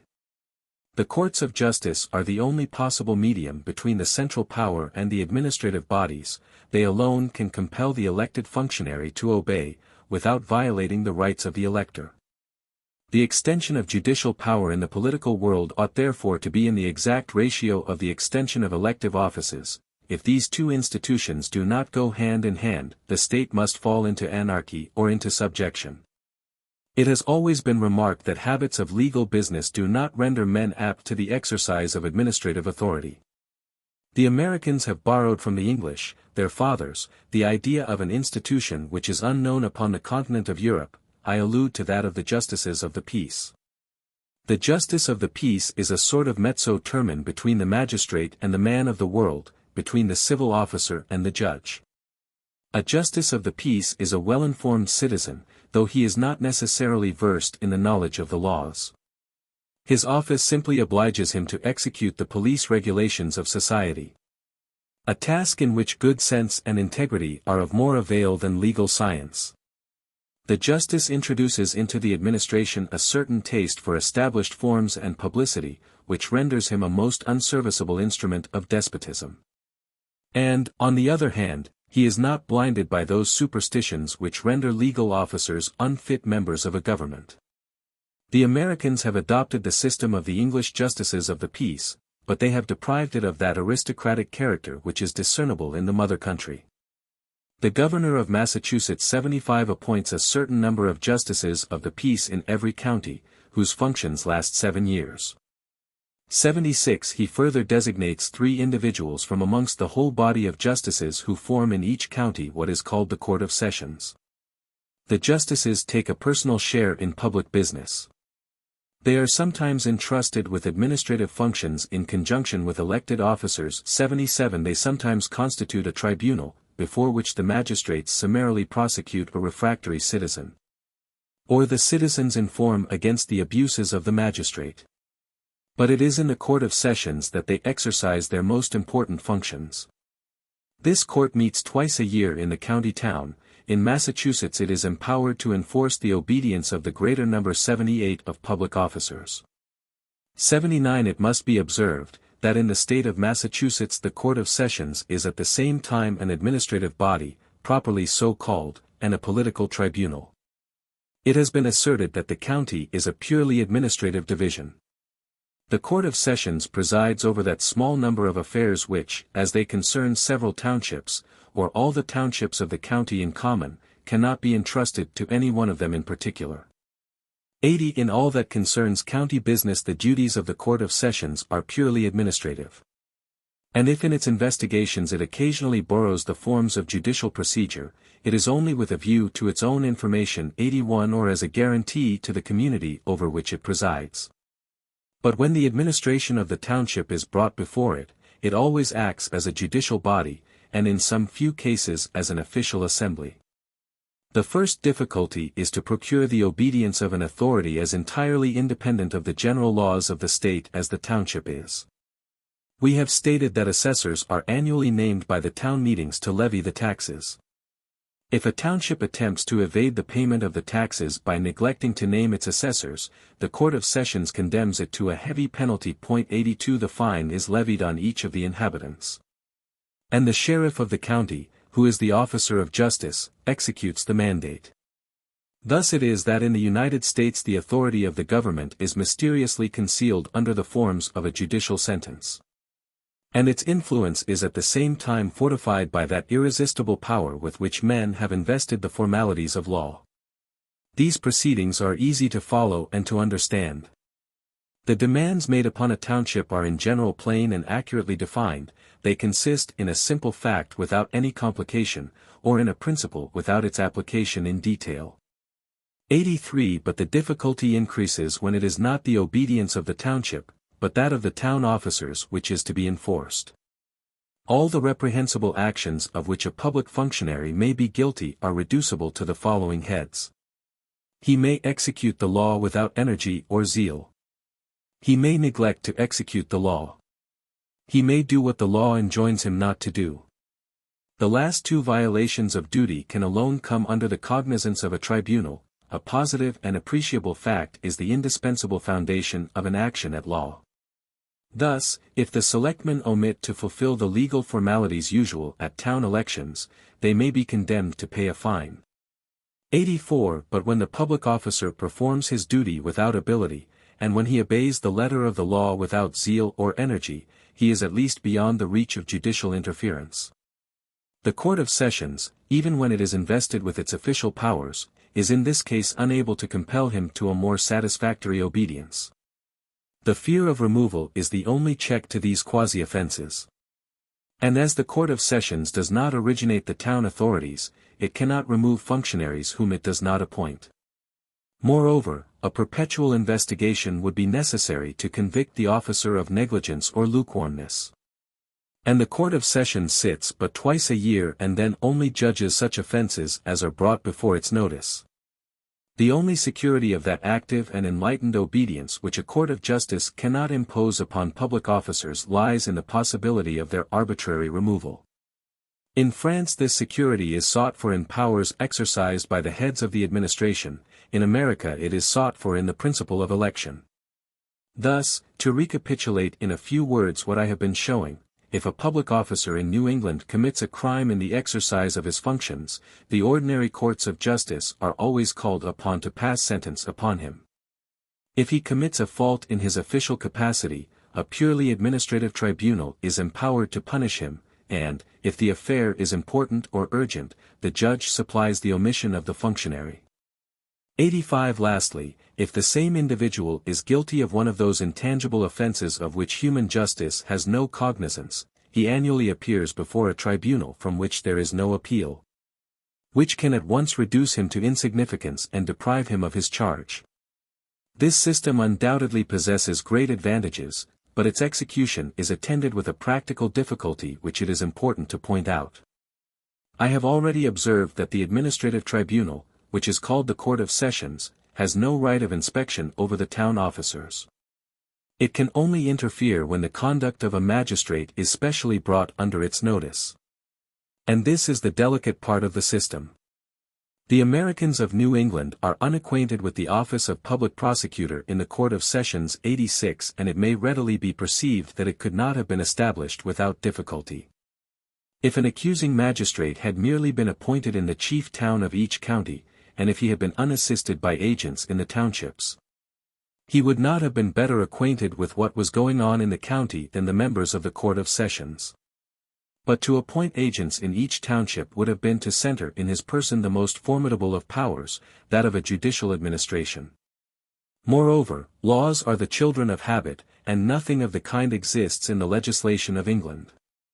The Americans have therefore divided the offices of inspection and of prosecution, as well as all the other functions of the administration.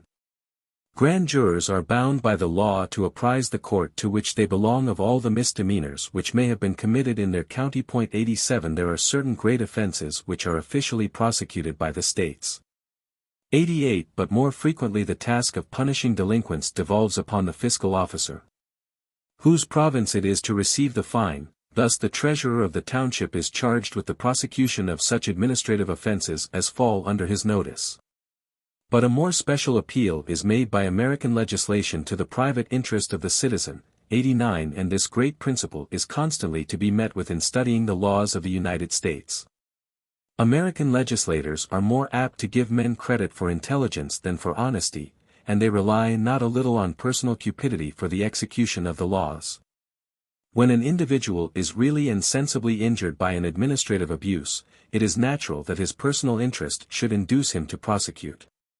But if a legal formality be required, which, however advantageous to the community, is of small importance to individuals, plaintiffs may be less easily found, and thus, by a tacit agreement, the laws may fall into disuse. Reduced by their system to this extremity, the Americans are obliged to encourage informers by bestowing on them a portion of the penalty in certain cases. 90 And to ensure the execution of the laws by the dangerous expedient of degrading the morals of the people.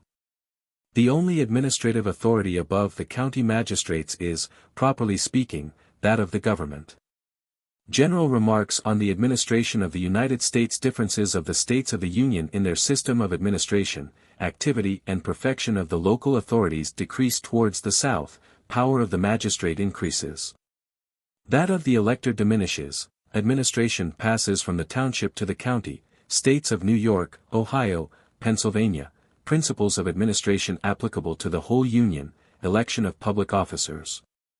And inalienability of their functions, absence of gradation of ranks, introduction of judicial resources into the administration. I have already premised that, after having examined the constitution of the township and the county of New England in detail, I should take a general view of the remainder of the Union.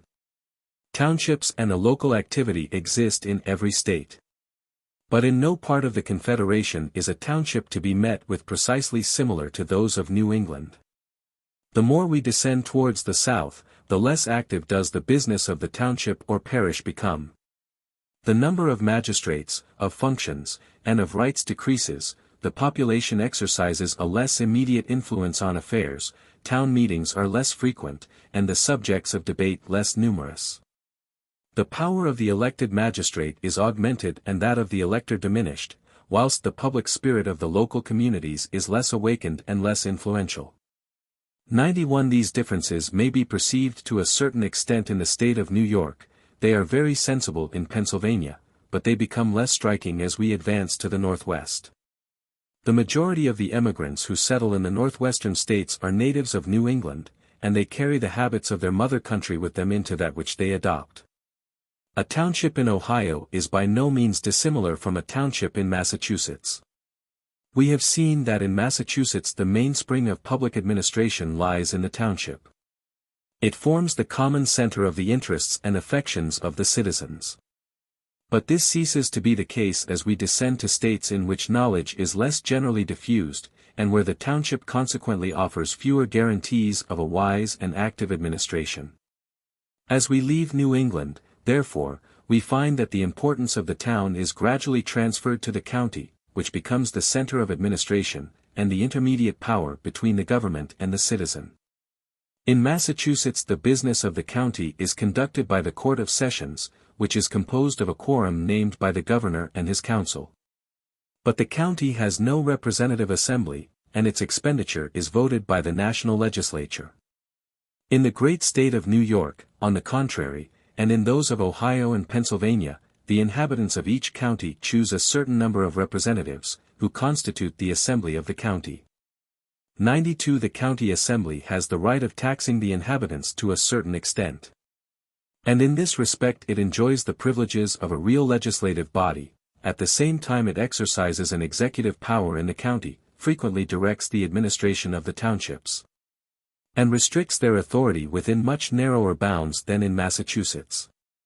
Such are the principal differences which the systems of county and town administration present in the federal states. Were it my intention to examine the provisions of American law minutely, I should have to point out still further differences in the executive details of the several communities. But what I have already said may suffice to show the general principles on which the administration of the United States rests. These principles are differently applied, their consequences are more or less numerous in various localities. But they are always substantially the same. The laws differ, and their outward features change, but their character does not vary. If the township and the county are not everywhere constituted in the same manner, it is at least true that in the United States the county and the township are always based upon the same principle, namely, that everyone is the best judge of what concerns himself alone, and the most proper person to supply his private wants. The township and the county are therefore bound to take care of their special interests, the state governs, but it does not interfere with their administration. Exceptions to this rule may be met with, but not a contrary principle. The first consequence of this doctrine has been to cause all the magistrates to be chosen either by or at least from amongst the citizens. As the officers are everywhere elected or appointed for a certain period, it has been impossible to establish the rules of a dependent series of authorities. There are almost as many independent functionaries as there are functions, and the executive power is disseminated in a multitude of hands. Hence arose the indispensable necessity of introducing the control of the courts of justice over the administration, and the system of pecuniary penalties, by which the secondary bodies and their representatives are constrained to obey the laws. This system obtains from one end of the Union to the other. The power of punishing the misconduct of public officers, or of performing the part of the executive in urgent cases, has not, however, been bestowed on the same judges in all the states. The Anglo-Americans derived the institution of justices of the peace from a common source, but although it exists in all the states, it is not always turned to the same use. The justices of the peace everywhere participate in the administration of the townships and the counties, 93 either as public officers or as the judges of public misdemeanors. But in most of the states the more important classes of public offenses come under the cognizance of the ordinary tribunals. The election of public officers, or the inalienability of their functions, the absence of a gradation of powers, and the introduction of a judicial control over the secondary branches of the administration, are the universal characteristics of the American system from Maine to the Floridas. In some states, and that of New York has advanced most in this direction, traces of a centralized administration begin to be discernible. In the state of New York the officers of the central government exercise, in certain cases, a sort of inspection or control over the secondary bodies. 94. At other times they constitute a court of appeal for the decision of affairs. 95. In the state of New York judicial penalties are less used than in other parts as a means of administration, and the right of prosecuting the offenses of public officers is vested in fewer hands. 96. The same tendency is faintly observable in some other states. 97. But in general the prominent feature of the administration in the United States is its excessive local independence. Of the state, I have described the townships and the administration. It now remains for me to speak of the state and the government. This is ground I may pass over rapidly, without fear of being misunderstood. For all I have to say is to be found in written forms of the various constitutions, which are easily to be procured. These constitutions rest upon a simple and rational theory. Their forms have been adopted by all constitutional nations, and are become familiar to us. In this place, therefore, it is only necessary for me to give a short analysis. I shall endeavor afterwards to pass judgment upon what I now describe. Chapter 5. Necessity of examining the condition of the states, Part 3. Legislative power of the state. Division of the legislative body into two houses, Senate, House of Representatives, different functions of these two bodies. The legislative power of the state is vested in two assemblies, the first of which generally bears the name of the Senate. The Senate is commonly a legislative body, but it sometimes becomes an executive and judicial one. It takes a part in the government in several ways, according to the constitution of the different states, 98. But it is in the nomination of public functionaries that it most commonly assumes an executive power. It partakes of judicial power in the trial of certain political offenses, and sometimes also in the decision of certain civil cases. 99. The number of its members is always small. The other branch of the legislature, which is usually called the House of Representatives, has no share whatever in the administration, and only takes a part in the judicial power inasmuch as it impeaches public functionaries before the Senate. The members of the two houses are nearly everywhere subject to the same conditions of election. They are chosen in the same manner, and by the same citizens. The only difference which exists between them is, that the term for which the Senate is chosen is in general longer than that of the House of Representatives. The latter seldom remain in office longer than a year. The former usually sit 2 or 3 years. By granting to the senators the privilege of being chosen for several years, and being renewed seriatim, the law takes care to preserve in the legislative body a nucleus of men already accustomed to public business, and capable of exercising a salutary influence upon the junior members.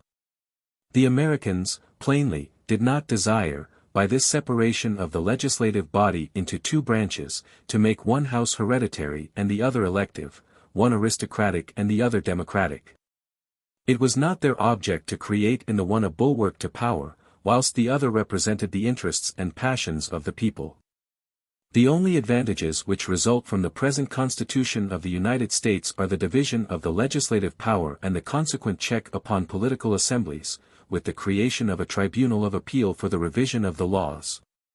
Time and experience, however, have convinced the Americans that if these are its only advantages, the division of the legislative power is still a principle of the greatest necessity. Pennsylvania was the only one of the United States which at first attempted to establish a single House of Assembly. And Franklin himself was so far carried away by the necessary consequences of the principle of the sovereignty of the people as to have concurred in the measure. But the Pennsylvanians were soon obliged to change the law, and to create two houses. Thus the principle of the division of the legislative power was finally established, and its necessity may henceforward be regarded as a demonstrated truth. This theory, which was nearly unknown to the republics of antiquity, which was introduced into the world almost by accident, like so many other great truths, and misunderstood by several modern nations, is at length become an axiom in the political science of the present age. See Benjamin Franklin. The executive power of the state. Office of governor in an American state, the place he occupies in relation to the legislature, his rights and his duties, his dependence on the people. The executive power of the state may with truth be said to be represented by the governor, although he enjoys but a portion of its rights. The supreme magistrate, under the title of governor, is the official moderator and counselor of the legislature. He is armed with a veto or suspensive power, which allows him to stop, or at least to retard, its movements at pleasure. He lays the wants of the country before the legislative body, and points out the means which he thinks may be usefully employed in providing for them. He is the natural executor of its decrees in all the undertakings which interest the nation at large. 100 In the absence of the legislature, the governor is bound to take all necessary steps to guard the state against violent shocks and unforeseen dangers. The whole military power of the state is at the disposal of the governor. He is the commander of the militia, and head of the armed force. When the authority, which is by general consent awarded to the laws, is disregarded, the governor puts himself at the head of the armed force of the state, to quell resistance, and to restore order. Lastly, the governor takes no share in the administration of townships and counties, except it be indirectly in the nomination of justices of the peace, which nomination he has not the power to cancel. 101 The governor is an elected magistrate, and is generally chosen for 1 or 2 years only, so that he always continues to be strictly dependent upon the majority who returned him. Political effects of the system of local administration in the United States. Necessary distinction between the general centralization of government and the centralization of the local administration not centralized in the United States, great general centralization of the government, some bad consequences resulting to the United States from the local administration, administrative advantages attending this order of things. The power which conducts the government is less regular, less enlightened, less learned, but much greater than in Europe. Political advantages of this order of things. In the United States the interests of the country are everywhere kept in view, support given to the government by the community, provincial institutions more necessary in proportion as the social condition becomes more democratic. Reason of this centralization is become a word of general and daily use, without any precise meaning being attached to it. Nevertheless, there exist two distinct kinds of centralization, which it is necessary to discriminate with accuracy. Certain interests are common to all parts of a nation, such as the enactment of its general laws and the maintenance of its foreign relations. Other interests are peculiar to certain parts of the nation. Such, for instance, as the business of different townships. When the power which directs the general interests is centered in one place, or vested in the same persons, it constitutes a central government. In like manner the power of directing partial or local interests, when brought together into one place, constitutes what may be termed a central administration. Upon some points these two kinds of centralization coalesce. But by classifying the objects which fall more particularly within the province of each of them, they may easily be distinguished. It is evident that a central government acquires immense power when united to administrative centralization. Thus combined, it accustoms men to set their own will habitually and completely aside, to submit, not only for once, or upon one point, but in every respect, and at all times. Not only, therefore, does this union of power subdue them compulsorily, but it affects them in the ordinary habits of life, and influences each individual, first separately and then collectively. These two kinds of centralization mutually assist and attract each other, but they must not be supposed to be inseparable. It is impossible to imagine a more completely central government than that which existed in France under Louis XIV.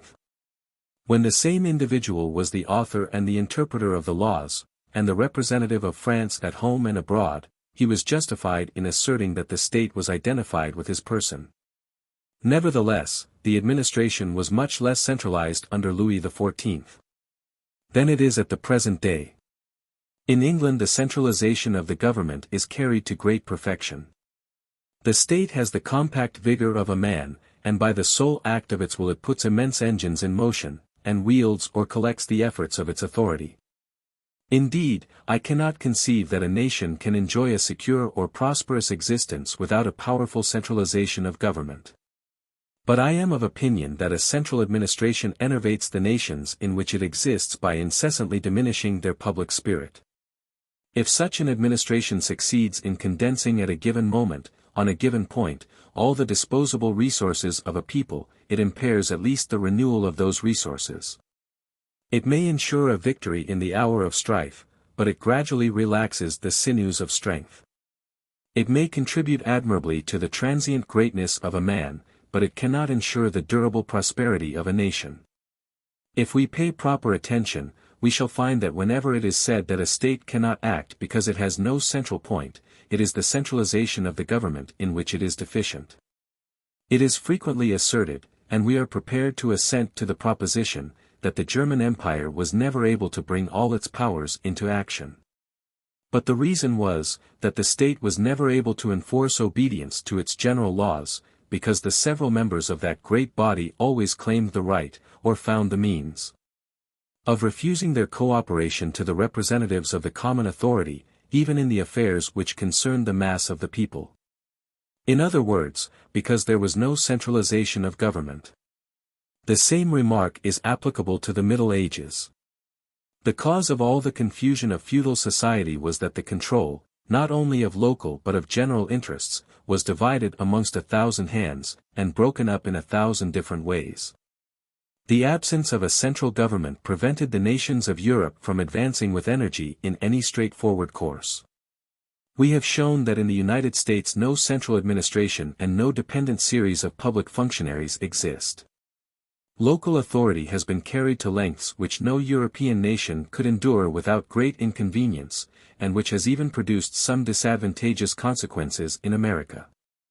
But in the United States the centralization of the government is complete, and it would be easy to prove that the national power is more compact than it has ever been in the old nations of Europe. Not only is there but one legislative body in each state, not only does there exist but one source of political authority, but district assemblies and county courts have not in general been multiplied, lest they should be tempted to exceed their administrative duties, and interfere with the government. In America the legislature of each state is supreme. Nothing can impede its authority, neither privileges, nor local immunities, nor personal influence, nor even the empire of reason, since it represents that majority which claims to be the sole organ of reason. Its own determination is, therefore, the only limit to this action. In juxtaposition to it, and under its immediate control, is the representative of the executive power, whose duty it is to constrain the refractory to submit by superior force. The only symptom of weakness lies in certain details of the action of the government. The American republics have no standing armies to intimidate a discontented minority. But as no minority has as yet been reduced to declare open war, the necessity of an army has not been felt. 102 The state usually employs the officers of the township or the county to deal with the citizens. Thus, for instance, in New England, the assessor fixes the rate of taxes, the collector receives them, the town treasurer transmits the amount to the public treasury, and the disputes which may arise are brought before the ordinary courts of justice. This method of collecting taxes is slow as well as inconvenient, and it would prove a perpetual hindrance to a government whose pecuniary demands were large. It is desirable that, in whatever materially affects its existence, the government should be served by officers of its own, appointed by itself, removable at pleasure, and accustomed to rapid methods of proceeding. But it will always be easy for the central government, organized as it is in America, to introduce new and more efficacious modes of action, proportioned to its wants. The absence of a central government will not, then, as has often been asserted, prove the destruction of the republics of the New World. Far from supposing that the American governments are not sufficiently centralized, I shall prove hereafter that they are too much so. The legislative bodies daily encroach upon the authority of the government, and their tendency, like that of the French Convention, is to appropriate it entirely to themselves. Under these circumstances the social power is constantly changing hands, because it is subordinate to the power of the people, which is too apt to forget the maxims of wisdom and of foresight in the consciousness of its strength, hence arises its danger. And thus its vigor, and not its impotence, will probably be the cause of its ultimate destruction. The system of local administration produces several different effects in America. The Americans seem to me to have outstepped the limits of sound policy in isolating the administration of the government, for order, even in second-rate affairs, is a matter of national importance. 103 As the state has no administrative functionaries of its own, stationed on different points of its territory, to whom it can give a common impulse, the consequence is that it rarely attempts to issue any general police regulations. The want of these regulations is severely felt, and is frequently observed by Europeans. The appearance of disorder which prevails on the surface leads him at first to imagine that society is in a state of anarchy. Nor does he perceive his mistake till he has gone deeper into the subject. Certain undertakings are of importance to the whole state, but they cannot be put in execution, because there is no national administration to direct them. Abandoned to the exertions of the towns or counties, under the care of elected or temporary agents, they lead to no result, or at least to no durable benefit. The partisans of centralization in Europe are wont to maintain that the government directs the affairs of each locality better than the citizens could do it for themselves. This may be true when the central power is enlightened, and when the local districts are ignorant, when it is as alert as they are slow, when it is accustomed to act, and they to obey. Indeed, it is evident that this double tendency must augment with the increase of centralization, and that the readiness of the one and the incapacity of the others must become more and more prominent. But I deny that such is the case when the people is as enlightened, as awake to its interests, and as accustomed to reflect on them, as the Americans are. I am persuaded, on the contrary, that in this case the collective strength of the citizens will always conduce more efficaciously to the public welfare than the authority of the government. It is difficult to point out with certainty the means of arousing a sleeping population, and of giving it passions and knowledge which it does not possess. It is, I am well aware, an arduous task to persuade men to busy themselves about their own affairs, and it would frequently be easier to interest them in the punctilios of court etiquette than in the repairs of their common dwelling. But whenever a central administration affects to supersede the persons most interested, I am inclined to suppose that it is either misled or desirous to mislead. However enlightened and however skillful a central power may be, it cannot of itself embrace all the details of the existence of a great nation. Such vigilance exceeds the powers of man. And when it attempts to create and set in motion so many complicated springs, it must submit to a very imperfect result, or consume itself in bootless efforts. Centralization succeeds more easily, indeed, in subjecting the external actions of men to a certain uniformity, which at least commands our regard, independently of the objects to which it is applied. Like those devotees who worship the statue and forget the deity it represents. Centralization imparts without difficulty and admirable regularity to the routine of business, provides for the details of the social police with sagacity, represses the smallest disorder and the most petty misdemeanors. Maintains society in a status quo alike secure from improvement and decline. And perpetuates a drowsy precision in the conduct of affairs, which is hailed by the heads of the administration as a sign of perfect order and public tranquility. 104 In short, it excels more in prevention than in action. Its force deserts it when society is to be disturbed or accelerated in its course, and if once the cooperation of private citizens is necessary to the furtherance of its measures, the secret of its impotence is disclosed. Even whilst it invokes their assistance, it is on the condition that they shall act exactly as much as the government chooses, and exactly in the manner it appoints. They are to take charge of the details, without aspiring to guide the system.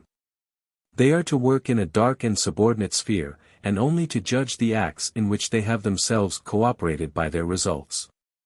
These, however, are not conditions on which the alliance of the human will is to be obtained.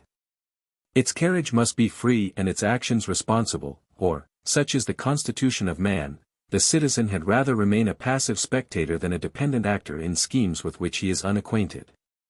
It is undeniable that the want of those uniform regulations which control the conduct of every inhabitant of France is not unfrequently felt in the United States. Gross instances of social indifference and neglect are to be met with, and from time to time disgraceful blemishes are seen in complete contrast with the surrounding civilization. Useful undertakings which cannot succeed without perpetual attention and rigorous exactitude are very frequently abandoned in the end, for in America, as well as in other countries, the people is subject to sudden impulses and momentary exertions. The European who is accustomed to find a functionary always at hand to interfere with all he undertakes has some difficulty in accustoming himself to the complex mechanism of the administration of the townships.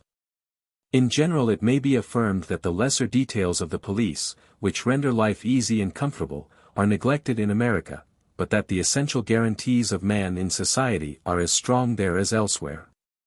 In America the power which conducts the government is far less regular, less enlightened, and less learned, but 100-fold more authoritative than in Europe. In no country in the world do the citizens make such exertions for the common weal. And I am acquainted with no people which has established schools as numerous and as efficacious, places of public worship better suited to the wants of the inhabitants, or roads kept in better repair. Uniformity or permanence of design, the minute arrangement of details 105 and the perfection of an ingenious administration, must not be sought for in the United States. But it will be easy to find, on the other hand, the symptoms of a power which, if it is somewhat barbarous, is at least robust, and of an existence which is checkered with accidents indeed, but cheered at the same time by animation and effort. Granting for an instant that the villages and counties of the United States would be more usefully governed by a remote authority which they had never seen than by functionaries taken from the midst of them, admitting, for the sake of argument, that the country would be more secure, and the resources of society better employed. If the whole administration centered in a single arm, still the political advantages which the Americans derive from their system would induce me to prefer it to the contrary plan. It profits me but little, after all, that a vigilant authority should protect the tranquility of my pleasures and constantly avert all dangers from my path, without my care or my concern. If this same authority is the absolute mistress of my liberty and of my life, and if it so monopolizes all the energy of existence that when it languishes everything languishes around it, that when it sleeps everything must sleep, that when it dies the state itself must perish. In certain countries of Europe the natives consider themselves as a kind of settlers, indifferent to the fate of the spot upon which they live. The greatest changes are effected without their concurrence and, unless chance may have apprised them of the event, without their knowledge. Nay more, the citizen is unconcerned as to the condition of his village, the police of his street, the repairs of the church or of the parsonage. For he looks upon all these things as unconnected with himself, and as the property of a powerful stranger whom he calls the government. He has only a life interest in these possessions, and he entertains no notions of ownership or of improvement. This want of interest in his own affairs goes so far that, if his own safety or that of his children is endangered, instead of trying to avert the peril, he will fold his arms, and wait till the nation comes to his assistance. This same individual, who has so completely sacrificed his own free will, has no natural propensity to obedience. He cowers, it is true, before the pettiest officer. But he braves the law with the spirit of a conquered foe as soon as its superior force is removed, his oscillations between servitude and license are perpetual. When a nation has arrived at this state, it must either change its customs and its laws or perish. The source of public virtue is dry, and, though it may contain subjects, the race of citizens is extinct. Such communities are a natural prey to foreign conquests, and if they do not disappear from the scene of life, it is because they are surrounded by other nations similar or inferior to themselves. It is because the instinctive feeling of their country's claim still exists in their hearts, and because an involuntary pride in the name it bears, or a vague reminiscence of its bygone fame, suffices to give them the impulse of self-preservation. Nor can the prodigious exertions made by tribes in the defense of a country to which they did not belong be adduced in favor of such a system, for it will be found that in these cases their main incitement was religion. The permanence, the glory, or the prosperity of the nation were become parts of their faith, and in defending the country they inhabited they defended that holy city of which they were all citizens. The Turkish tribes have never taken an active share in the conduct of the affairs of society, but they accomplished stupendous enterprises as long as the victories of the Sultan were the triumphs of the Mohammedan faith. In the present age they are in rapid decay, because their religion is departing, and despotism only remains.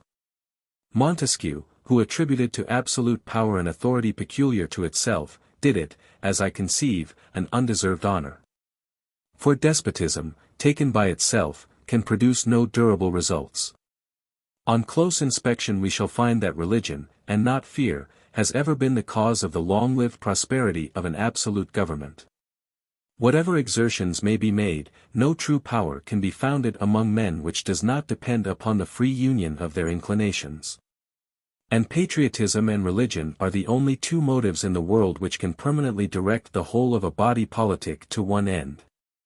Laws cannot succeed in rekindling the ardor of an extinguished faith, but men may be interested in the fate of their country by the laws.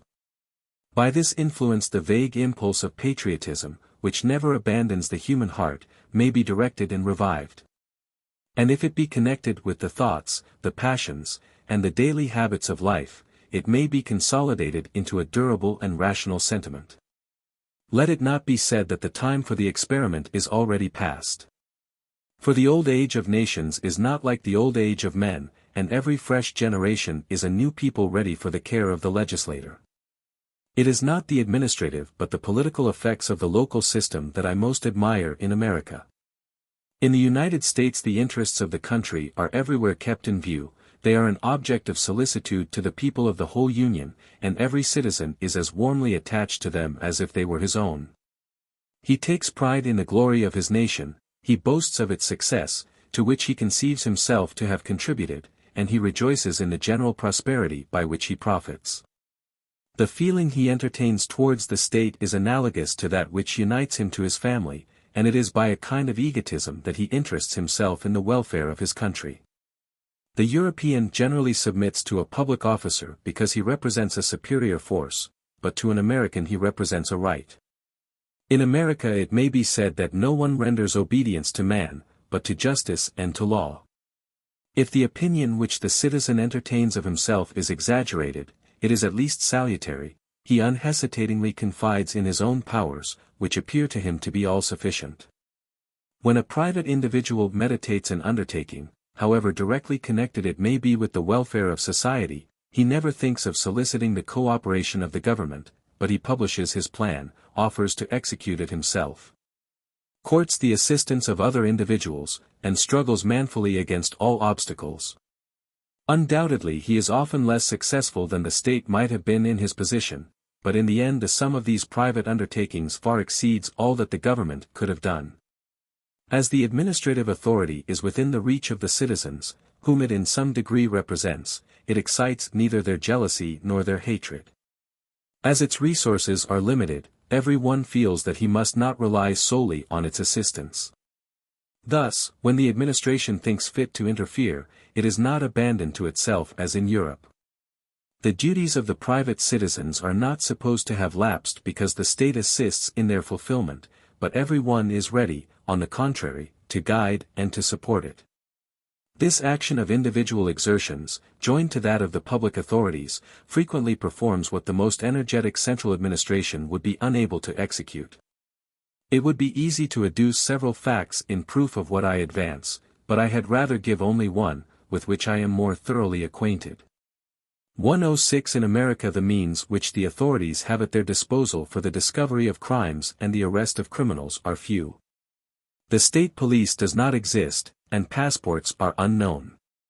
The criminal police of the United States cannot be compared to that of France, the magistrates and public prosecutors are not numerous, and the examinations of prisoners are rapid and oral.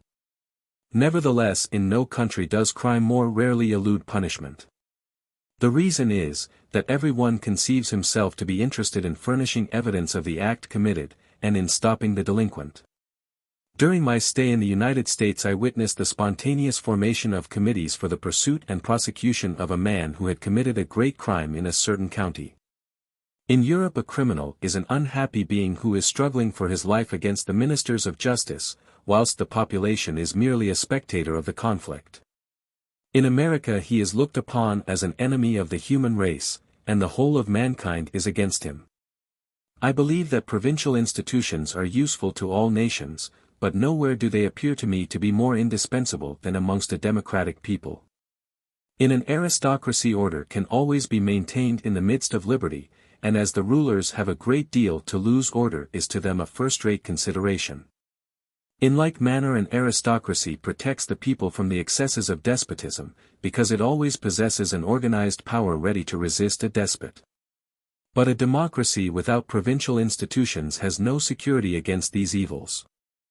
How can a populace, unaccustomed to freedom in small concerns, learn to use it temperately in great affairs?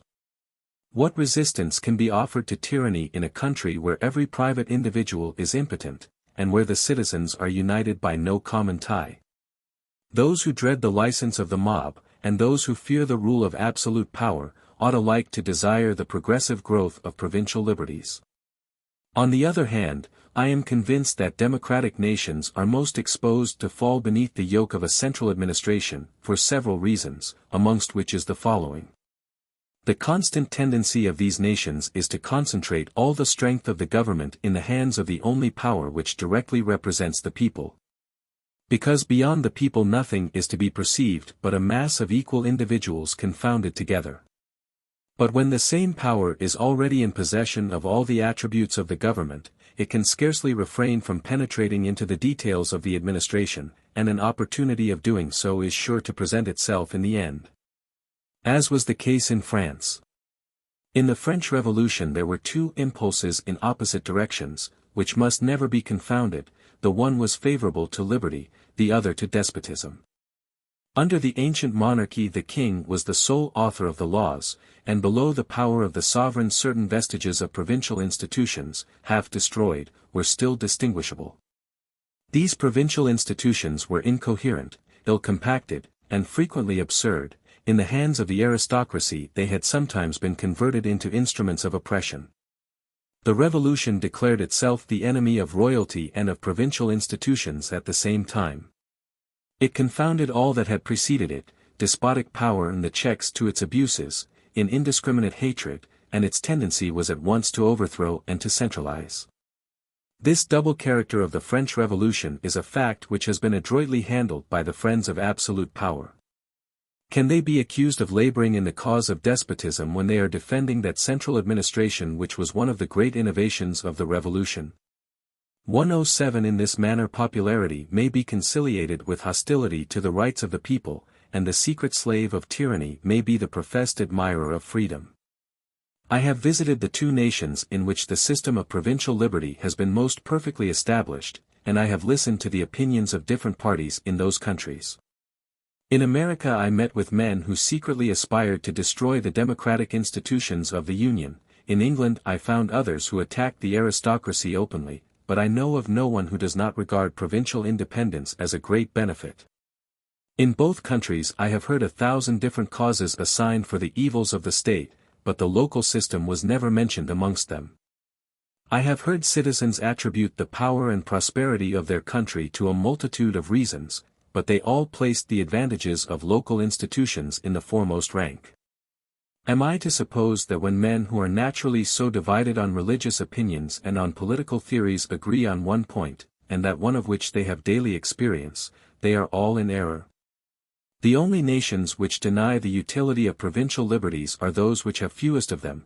In other words, those who are unacquainted with the institution are the only persons who pass a censure upon it. Chapter 6. Judicial Power in the United States. Chapter Summary. The Anglo-Americans have retained the characteristics of judicial power which are common to all nations. They have, however, made it a powerful political organ. How, in what the judicial system of the Anglo-Americans differs from that of all other nations, why the American judges have the right of declaring the laws to be unconstitutional, how they use this right, precautions taken by the legislator to prevent its abuse. Judicial power in the United States and its influence on political society. I have thought it essential to devote a separate chapter to the judicial authorities of the United States, lest their great political importance should be lessened in the reader's eyes by a merely incidental mention of them. Confederations have existed in other countries beside America, and republics have not been established upon the shores of the New World alone. The representative system of government has been adopted in several states of Europe, but I am not aware that any nation of the globe has hitherto organized a judicial power on the principle now adopted by the Americans. The judicial organization of the United States is the institution which a stranger has the greatest difficulty in understanding.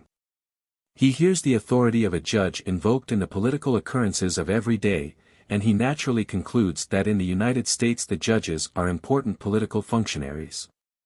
Nevertheless, when he examines the nature of the tribunals, they offer nothing which is contrary to the usual habits and privileges of those bodies, and the magistrates seem to him to interfere in public affairs of chance. But by a chance which recurs every day.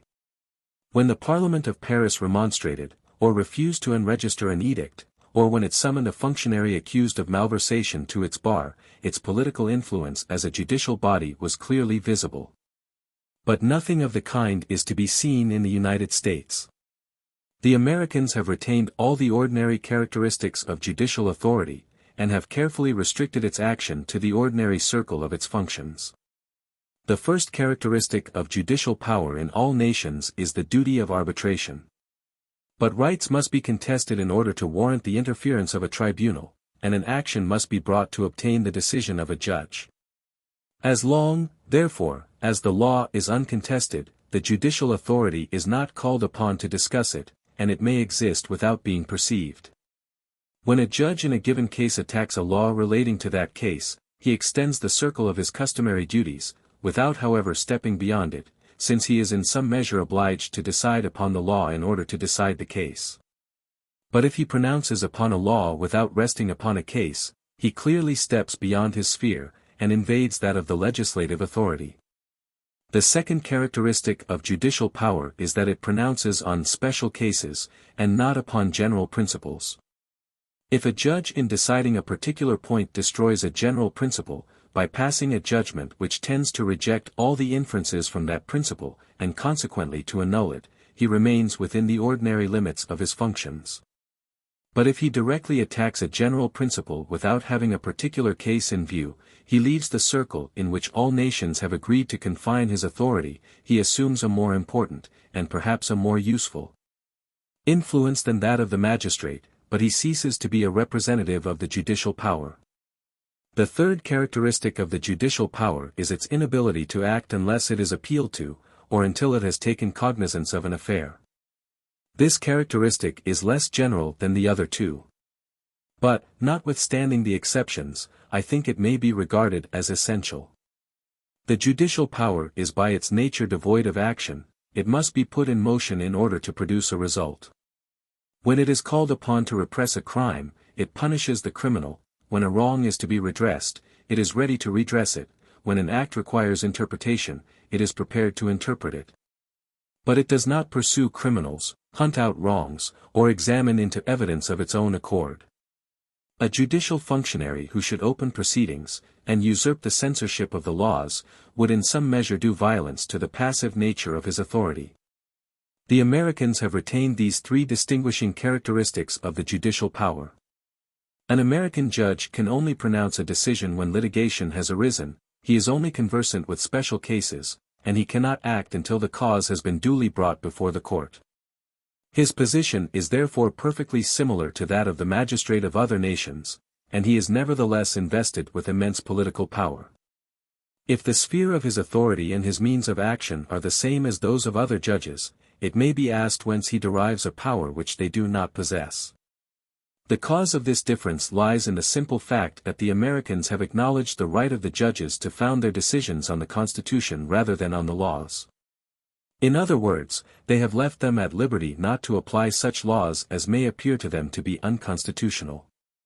I am aware that a similar right has been claimed, but claimed in vain, by courts of justice in other countries.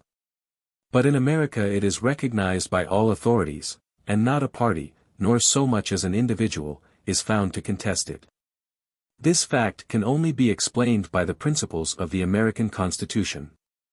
In France the Constitution is, or at least is supposed to be, immutable, and the received theory is that no power has the right of changing any part of it. In England the Parliament has an acknowledged right to modify the Constitution. As, therefore, the Constitution may undergo perpetual changes, it does not in reality exist. The Parliament is at once a legislative and a constituent assembly. The political theories of America are more simple and more rational. An American constitution is not supposed to be immutable as in France, nor is it susceptible of modification by the ordinary powers of society as in England. It constitutes a detached whole, which, as it represents the determination of the whole people, is no less binding on the legislator than on the private citizen, but which may be altered by the will of the people in predetermined cases, according to established rules. In America the Constitution may therefore vary, but as long as it exists it is the origin of all authority, and the sole vehicle of the predominating force. 108. It is easy to perceive in what manner these differences must act upon the position and the rights of the judicial bodies in the three countries I have cited. If in France the tribunals were authorized to disobey the laws on the ground of their being opposed to the Constitution, the supreme power would in fact be placed in their hands, since they alone would have the right of interpreting a constitution, the clauses of which can be modified by no authority. They would therefore take the place of the nation, and exercise as absolute a sway over society as the inherent weakness of judicial power would allow them to do. Undoubtedly, as the French judges are incompetent to declare a law to be unconstitutional, the power of changing the constitution is indirectly given to the legislative body, since no legal barrier would oppose the alterations which it might prescribe. But it is better to grant the power of changing the constitution of the people to men who represent, however imperfectly, the will of the people, than to men who represent no one but themselves. It would be still more unreasonable to invest the English judges with the right of resisting the decisions of the legislative body, since the Parliament which makes the laws also makes the Constitution. And consequently a law emanating from the three powers of the state can in no case be unconstitutional. But neither of these remarks is applicable to America. In the United States the Constitution governs the legislator as much as the private citizen. As it is the first of laws it cannot be modified by a law, and it is therefore just that the tribunals should obey the Constitution in preference to any law. This condition is essential to the power of the judicature, for to select that legal obligation by which he is most strictly bound is the natural right of every magistrate.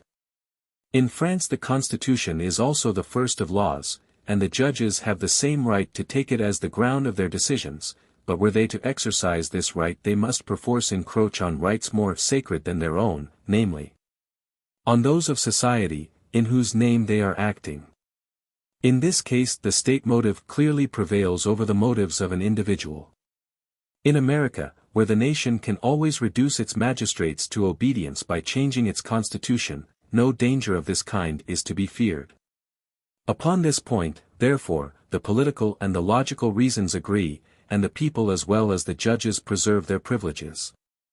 Whenever a law which the judge holds to be unconstitutional is argued in a tribunal of the United States he may refuse to admit it as a rule. This power is the only one which is peculiar to the American magistrate, but it gives rise to immense political influence. Few laws can escape the searching analysis of the judicial power for any length of time, for there are few which are not prejudicial to some private interest or other, and none which may not be brought before a court of justice by the choice of parties, or by the necessity of the case. But from the time that a judge has refused to apply any given law in a case, that law loses a portion of its moral cogency. The persons to whose interests it is prejudicial learn that means exist of evading its authority, and similar suits are multiplied, until it becomes powerless. One of two alternatives must then be resorted to: the people must alter the Constitution, or the legislature must repeal the law. The political power which the Americans have entrusted to their courts of justice is therefore immense. But the evils of this power are considerably diminished by the obligation which has been imposed of attacking the laws through the courts of justice alone.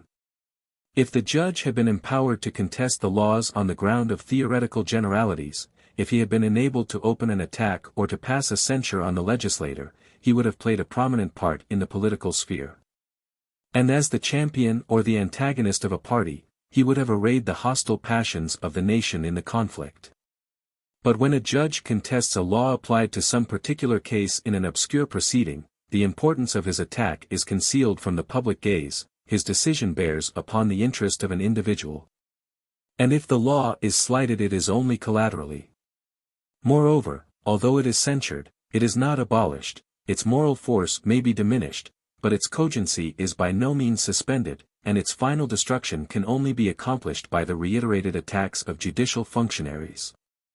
It will readily be understood that by connecting the censorship of the laws with the private interests of members of the community, and by intimately uniting the prosecution of the law with the prosecution of an individual, legislation is protected from wanton assailants, and from the daily aggressions of party spirit. The errors of the legislator are exposed whenever their evil consequences are most felt, and it is always a positive and appreciable fact which serves as the basis of a prosecution.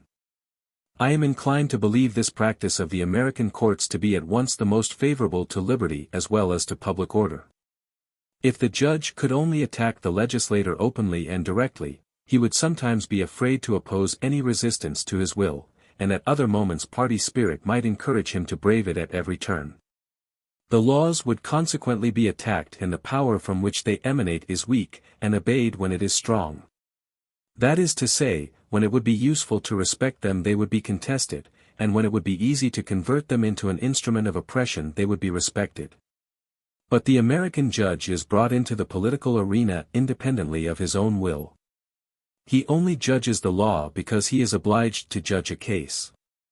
The political question which he is called upon to resolve is connected with the interest of the suitors, and he cannot refuse to decide it without abdicating the duties of his post. He performs his functions as a citizen by fulfilling the precise duties which belong to his profession as a magistrate.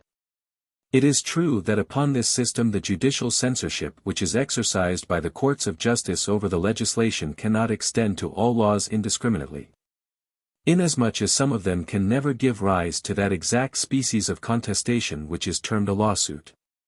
And even when such a contestation is possible, it may happen that no one cares to bring it before a court of justice. The Americans have often felt this disadvantage, but they have left the remedy incomplete, lest they should give it an efficacy which might in some cases prove dangerous. Within these limits the power vested in the American courts of justice of pronouncing a statute to be unconstitutional forms one of the most powerful barriers which has ever been devised against the tyranny of political assemblies. Other powers granted to American judges.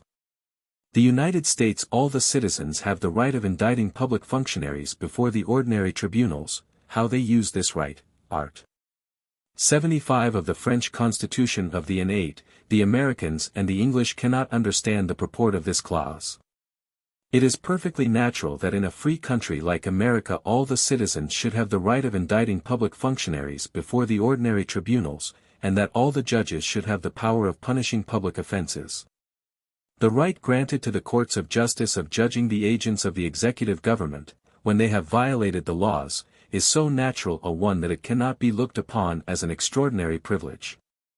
Nor do the springs of government appear to me to be weakened in the United States by the custom which renders all public officers responsible to the judges of the land.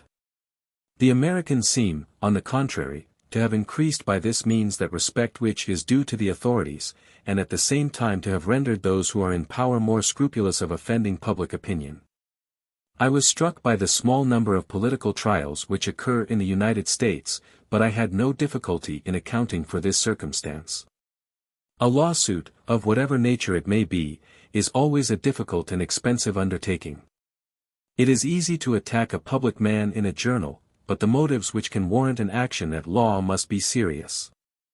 A solid ground of complaint must therefore exist to induce an individual to prosecute a public officer, and public officers are careful not to furnish these grounds of complaint when they are afraid of being prosecuted. This does not depend upon the republican form of American institutions, for the same facts present themselves in England. These two nations do not regard the impeachment of the principal officers of state as a sufficient guarantee of their independence. But they hold that the right of minor prosecutions, which are within the reach of the whole community, is a better pledge of freedom than those great judicial actions which are rarely employed until it is too late. In the Middle Ages, when it was very difficult to overtake offenders, the judges inflicted the most dreadful tortures on the few who were arrested, which by no means diminished the number of crimes. It has since been discovered that when justice is more certain and more mild, it is at the same time more efficacious. The English and the Americans hold that tyranny and oppression are to be treated like any other crime, by lessening the penalty and facilitating conviction. In the year 8 of the French Republic a constitution was drawn up in which the following clause was introduced, art. 75. All the agents of the government below the rank of ministers can only be prosecuted for offences relating to their several functions by virtue of a decree of the Conseil d'État. In which the case the prosecution takes place before the ordinary tribunals. This clause survived the Constitution de l'an 8, and it is still maintained in spite of the just complaints of the nation. I have always found the utmost difficulty in explaining its meaning to Englishmen or Americans. They were at once led to conclude that the Conseil d'État in France was a great tribunal, established in the centre of the kingdom, which exercised a preliminary and somewhat tyrannical jurisdiction in all political causes. But when I told them that the Conseil d'État was not a judicial body, in the common sense of the term, but an administrative council composed of men dependent on the crown, so that the king, after having ordered one of his servants, called a prefect, to commit an injustice, has the power of commanding another of his servants, called a councillor of state, to prevent the former from being punished. When I demonstrated to them that the citizen who has been injured by the order of the sovereign is obliged to solicit from the sovereign permission to obtain redress, they refused to credit so flagrant an abuse, and were tempted to accuse me of falsehood or of ignorance. It frequently happened before the Revolution that a parliament issued a warrant against a public officer who had committed an offence, and sometimes the proceedings were stopped by the authority of the crown, which enforced compliance with its absolute and despotic will. It is painful to perceive how much lower we are sunk than our forefathers, since we allow things to pass under the colour of justice and the sanction of the law which violence alone could impose upon them. Chapter 7. Political Jurisdiction in the United States. Chapter Summary.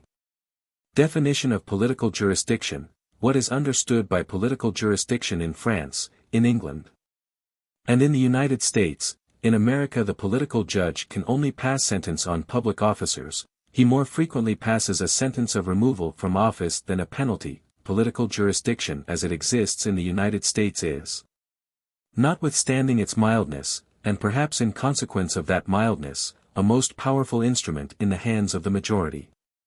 Political jurisdiction in the United States.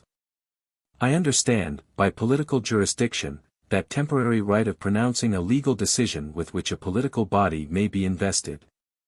In absolute governments no utility can accrue from the introduction of extraordinary forms of procedure.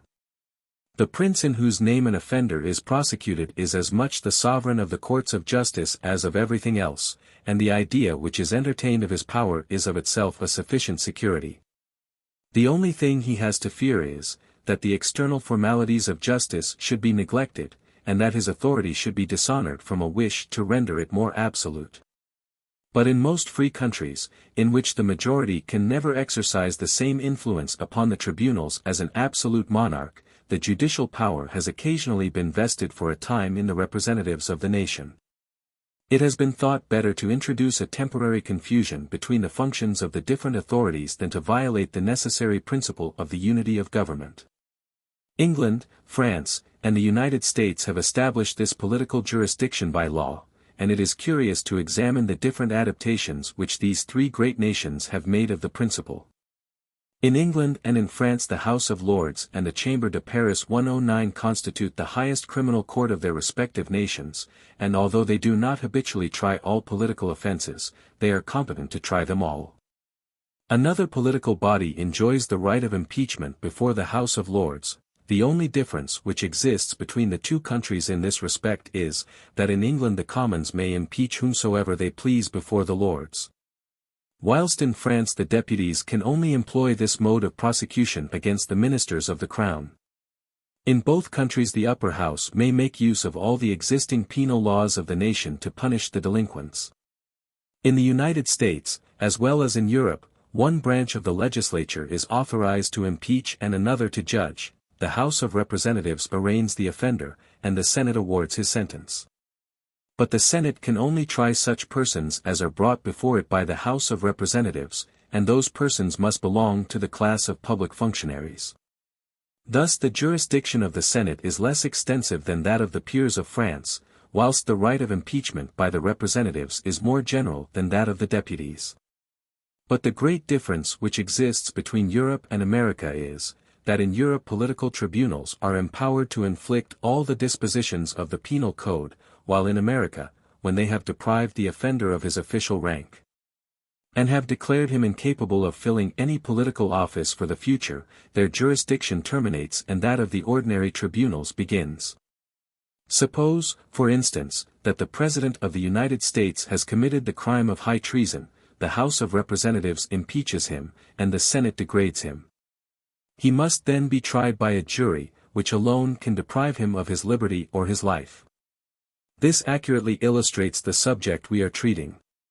The political jurisdiction which is established by the laws of Europe is intended to try great offenders, whatever may be their birth, their rank, or their powers in the state. And to this end all the privileges of the courts of justice are temporarily extended to a great political assembly. The legislator is then transformed into the magistrate. He is called upon to admit, to distinguish, and to punish the offense. And as he exercises all the authority of a judge, the law restricts him to the observance of all the duties of that high office, and of all the formalities of justice.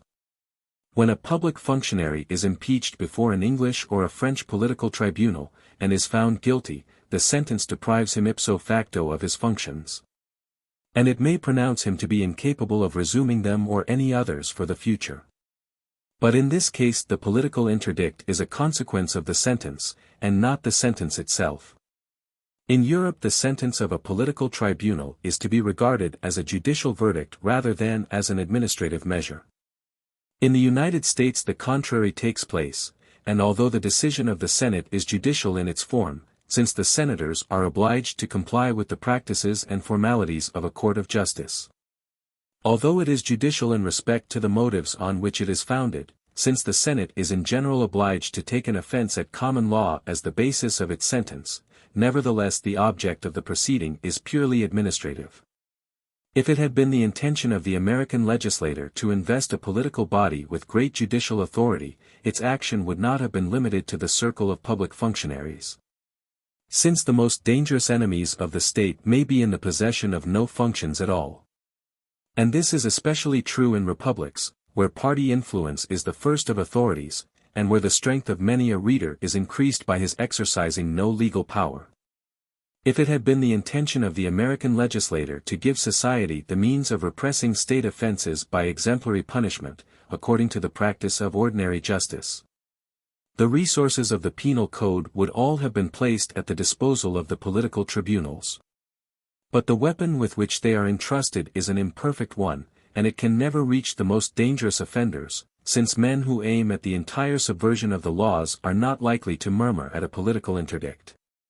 The main object of the political jurisdiction which obtains in the United States is, therefore, to deprive the ill-disposed citizen of an authority which he has used amiss, and to prevent him from ever acquiring it again. This is evidently an administrative measure sanctioned by the formalities of a judicial decision. In this matter the Americans have created a mixed system. They have surrounded the act which removes a public functionary with the securities of a political trial, and they have deprived all political condemnations of their severest penalties. Every link of the system may easily be traced from this point. We at once perceive why the American Constitution subject all the civil functionaries to the jurisdiction of the Senate, whilst the military, whose crimes are nevertheless more formidable, are exempted from that tribunal. In the civil service none of the American functionaries can be said to be removable, the places which some of them occupy are inalienable, and the others are chosen for a term which cannot be shortened. It is therefore necessary to try them all in order to deprive them of their authority. But military officers are dependent on the chief magistrate of the state, who is himself a civil functionary, and the decision which condemns him is a blow upon them all. If we now compare the American and the European systems, we shall meet with differences no less striking in the different effects which each of them produces or may produce. In France and in England the jurisdiction of political bodies is looked upon as an extraordinary resource, which is only to be employed in order to rescue society from unwanted dangers. It is not to be denied that these tribunals, as they are constituted in Europe, are apt to violate the conservative principle of the balance of power in the state, and to threaten incessantly the lives and liberties of the subject. The same political jurisdiction in the United States is only indirectly hostile to the balance of power.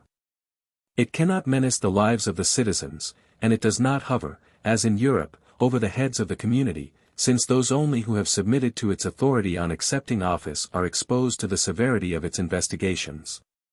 It is at the same time less formidable and less efficacious. Indeed, it has not been considered by the legislators of the United States as a remedy for the more violent evils of society, but as an ordinary means of conducting the government. In this respect it probably exercises more real influence on the social body in America than in Europe. We must not be misled by the apparent mildness of the American legislation in all that relates to political jurisdiction. It is to be observed, in the first place, that in the United States the tribunal which passes sentence is composed of the same elements, and subject to the same influences, as the body which impeaches the offender. And that this uniformity gives an almost irresistible impulse to the vindictive passions of parties. If political judges in the United States cannot inflict such heavy penalties as those of Europe, there is the less chance of their acquitting a prisoner, and the conviction, if it is less formidable, is more certain. The principal object of the political tribunals of Europe is to punish the offender, the purpose of those in America is to deprive him of his authority. A political condemnation in the United States may, therefore, be looked upon as a preventive measure, and there is no reason for restricting the judges to the exact definitions of criminal law. Nothing can be more alarming than the excessive latitude with which political offenses are described in the laws of America. Article 2. Section 4, of the Constitution of the United States runs thus: the President, Vice President, and all civil officers of the United States shall be removed from office on impeachment for, and conviction of, treason, bribery, or other high crimes and misdemeanors. Many of the constitutions of the states are even less explicit. Public officers, says the Constitution of Massachusetts 110, shall be impeached for misconduct or maladministration. The Constitution of Virginia declares that all the civil officers who shall have offended against the state, by maladministration, corruption, or other high crimes, may be impeached by the House of Delegates. In some constitutions no offenses are specified, in order to subject the public functionaries to an unlimited responsibility. 111 But I will venture to affirm that it is precisely their mildness which renders the American laws most formidable in this respect. We have shown that in Europe the removal of a functionary and his political interdiction are the consequences of the penalty he is to undergo, and that in America they constitute the penalty itself. The consequence is that in Europe political tribunals are invested with rights which they are afraid to use, and that the fear of punishing too much hinders them from punishing at all. But in America no one hesitates to inflict a penalty from which humanity does not recoil. To condemn a political opponent to death, in order to deprive him of his power, is to commit what all the world would execrate as a horrible assassination. But to declare that opponent unworthy to exercise that authority, to deprive him of it, and to leave him uninjured in life and limb, may be judged to be the fair issue of the struggle. But this sentence, which it is so easy to pronounce, is not the less fatally severe to the majority of those upon whom it is inflicted. Great criminals may undoubtedly brave its intangible rigor, but ordinary offenders will dread it as a condemnation which destroys their position in the world, casts a blight upon their honor, and condemns them to a shameful inactivity worse than death. The influence exercised in the United States upon the progress of society by the jurisdiction of political bodies may not appear to be formidable, but it is only the more immense.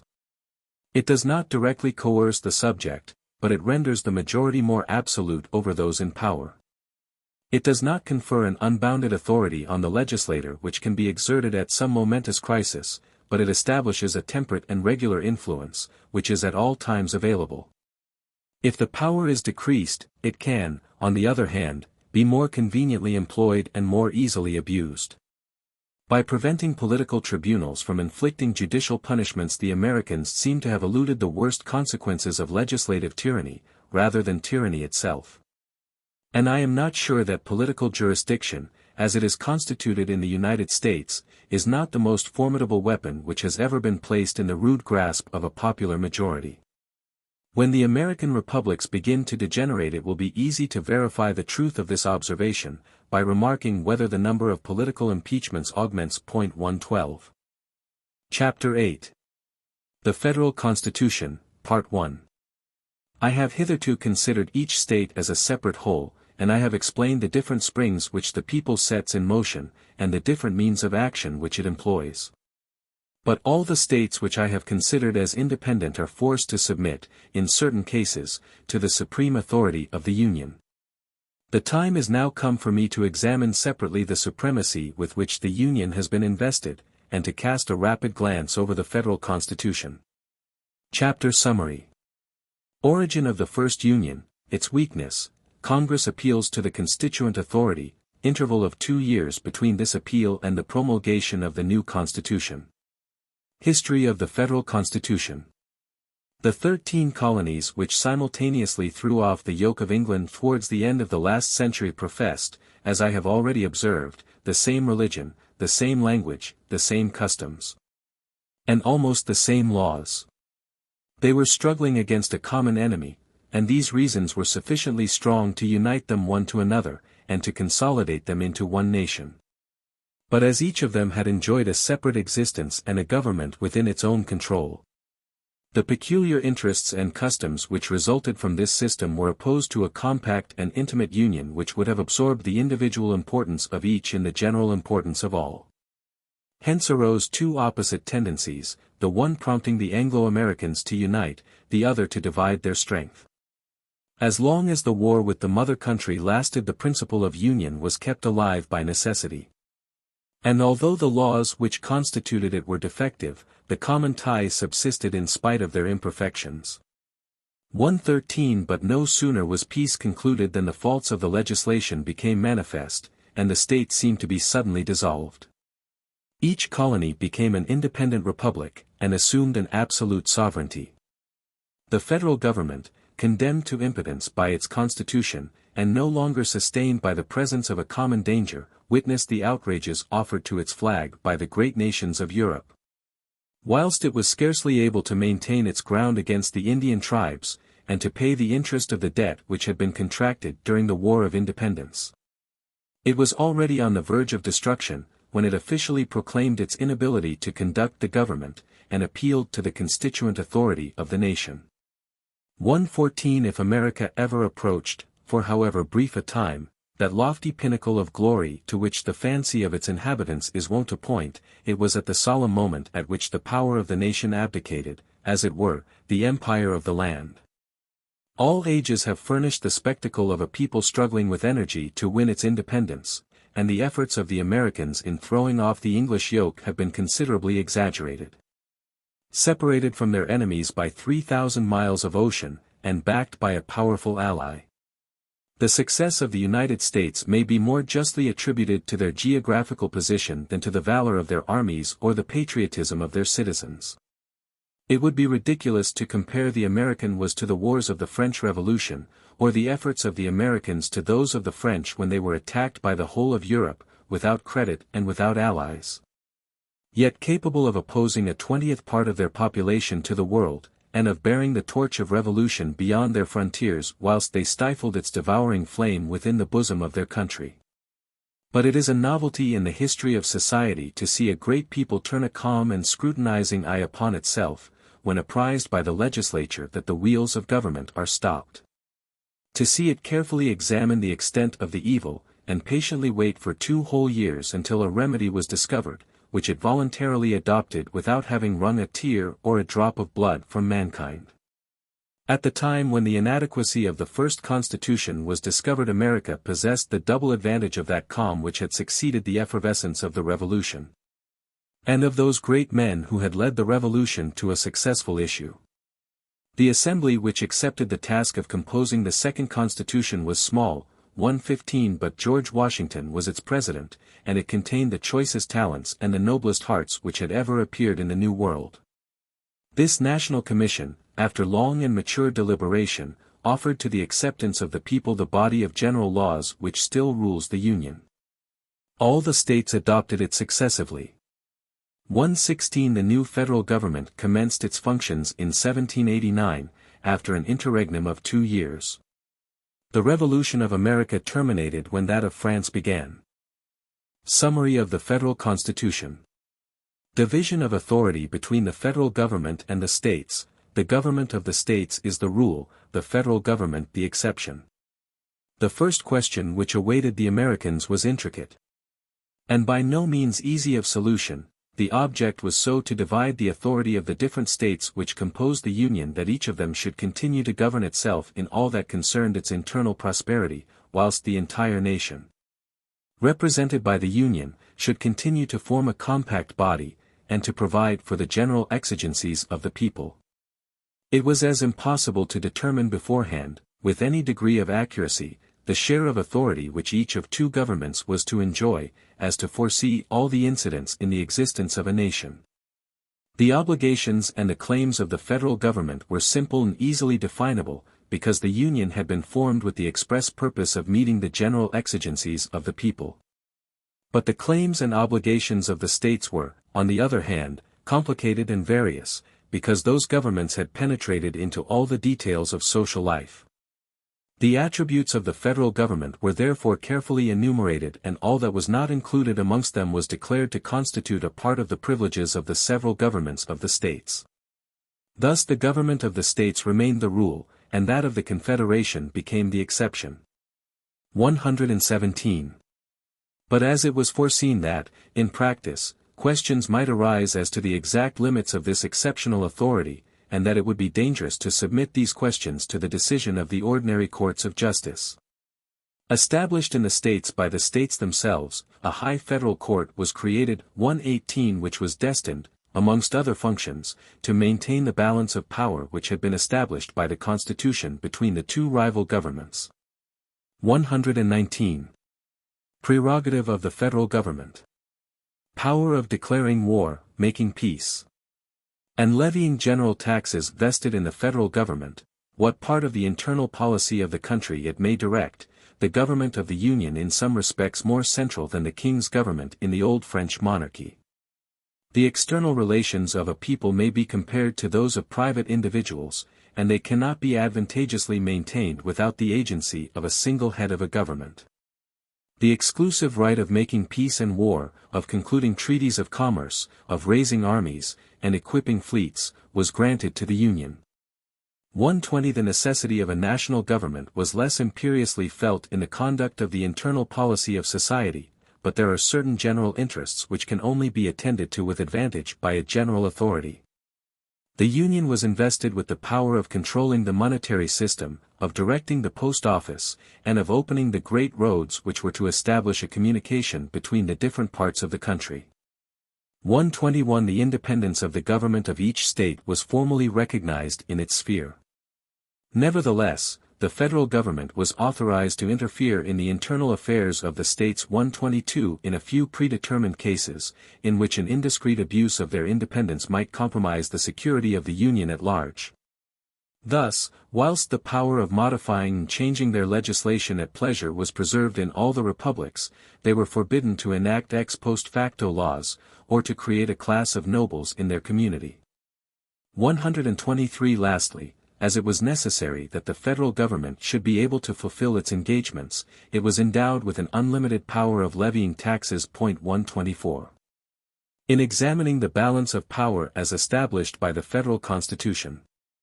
In remarking on the one hand the portion of sovereignty which has been reserved to the several states, and on the other the share of power which the Union has assumed. It is evident that the federal legislators entertained the clearest and most accurate notions on the nature of the centralization of government. The United States form not only a republic, but a confederation. Nevertheless the authority of the nation is more central than it was in several of the monarchies of Europe when the American Constitution was formed. Take, for instance, the two following examples. 13 Supreme Courts of Justice existed in France, which, generally speaking, had the right of interpreting the law without appeal. And those provinces which were styled pays d'etats were authorized to refuse their assent to an impost which had been levied by the sovereign who represented the nation. In the Union there is but one tribunal to interpret, as there is one legislature to make the laws, and an impost voted by the representatives of the nation is binding upon all the citizens. In these two essential points, therefore, the Union exercises more central authority than the French monarchy possessed, although the Union is only an assemblage of confederate republics. In Spain certain provinces had the right of establishing a system of custom-house duties peculiar to themselves, although that privilege belongs, by its very nature, to the national sovereignty. In America the Congress alone has the right of regulating the commercial relations of the states. The government of the Confederation is therefore more centralized in this respect than the Kingdom of Spain.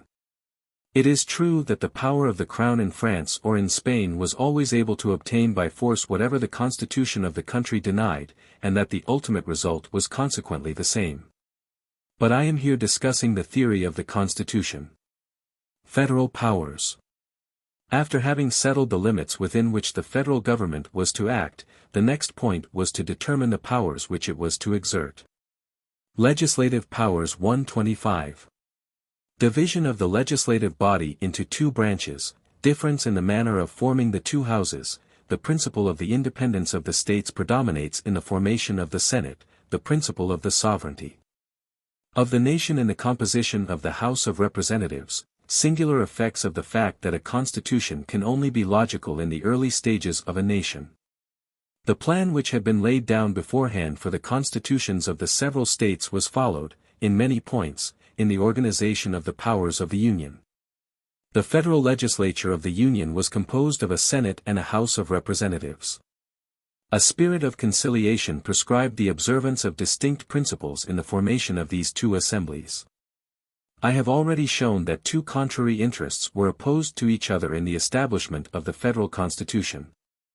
These two interests had given rise to two opinions. It was the wish of one party to convert the Union into a league of independent states, or a sort of Congress, at which the representatives of the several peoples would meet to discuss certain points of their common interests.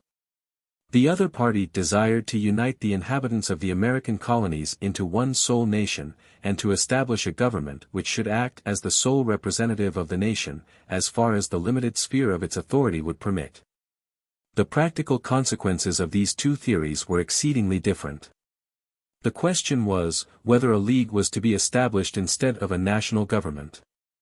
Whether the majority of the state, instead of the majority of the inhabitants of the Union, was to give the law, for every state, the small as well as the great, would then remain in the full enjoyment of its independence, and enter the Union upon a footing of perfect equality. If, however, the inhabitants of the United States were to be considered as belonging to one and the same nation, it would be just that the majority of the citizens of the Union should prescribe the law. Of course the lesser states could not subscribe to the application of this doctrine without, in fact, abdicating their existence in relation to the sovereignty of the Confederation. Since they would have passed from the condition of a co-equal and co-legislative authority to that of an insignificant fraction of a great people.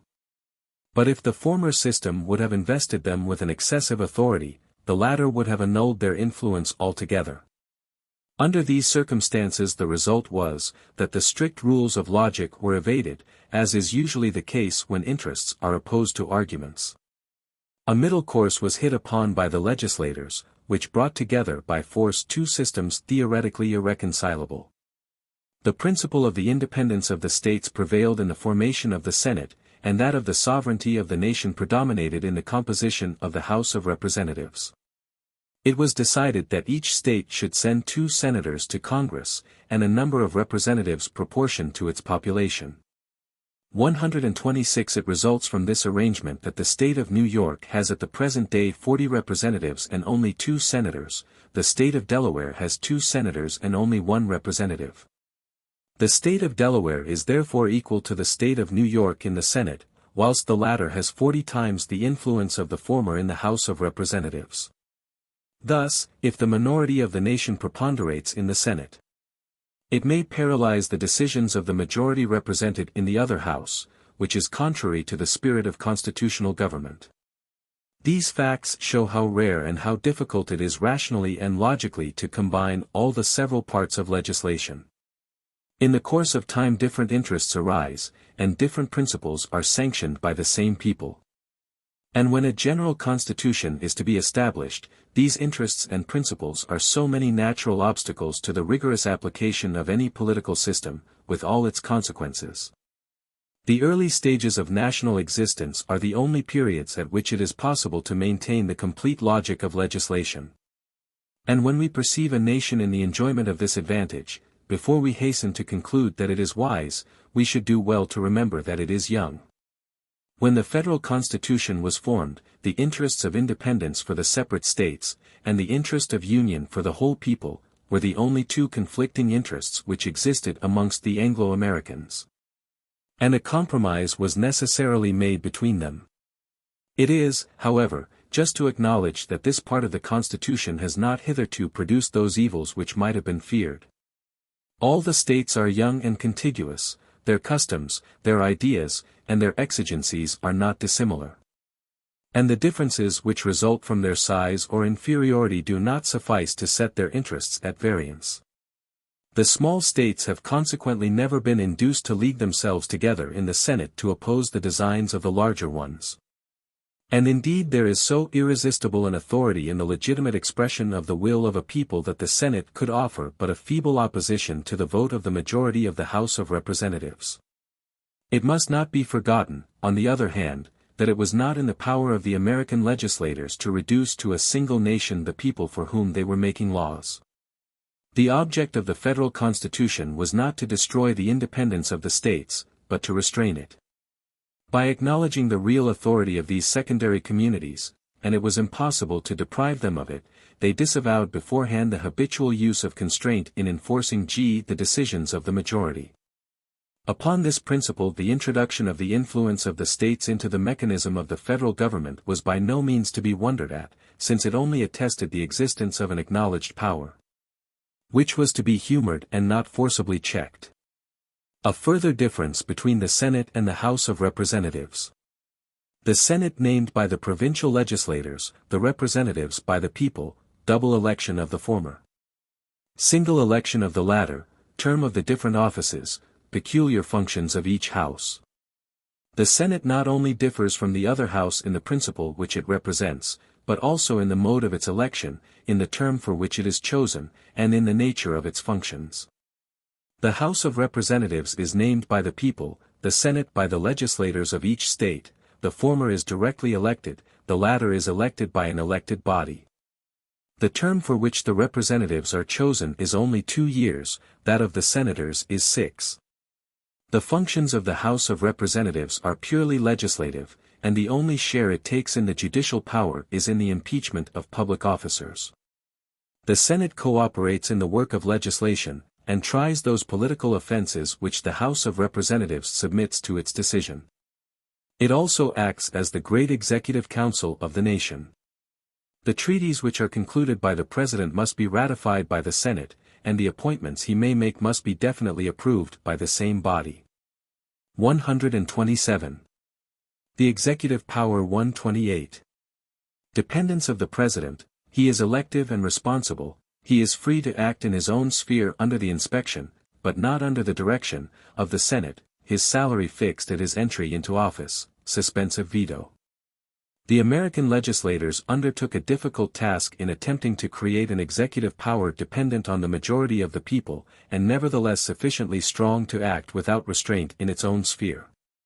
It was indispensable to the maintenance of the republican form of government that the representative of the executive power should be subject to the will of the nation. The President is an elective magistrate. His honor, his property, his liberty, and his life are the securities which the people has for the temperate use of his power. But in the exercise of his authority he cannot be said to be perfectly independent. The Senate takes cognizance of his relations with foreign powers, and of the distribution of public appointments, so that he can neither be bribed nor can he employ the means of corruption. The legislators of the Union acknowledged that the executive power would be incompetent to fulfill its task with dignity and utility, unless it enjoyed a greater degree of stability and of strength than had been granted to it in the separate states.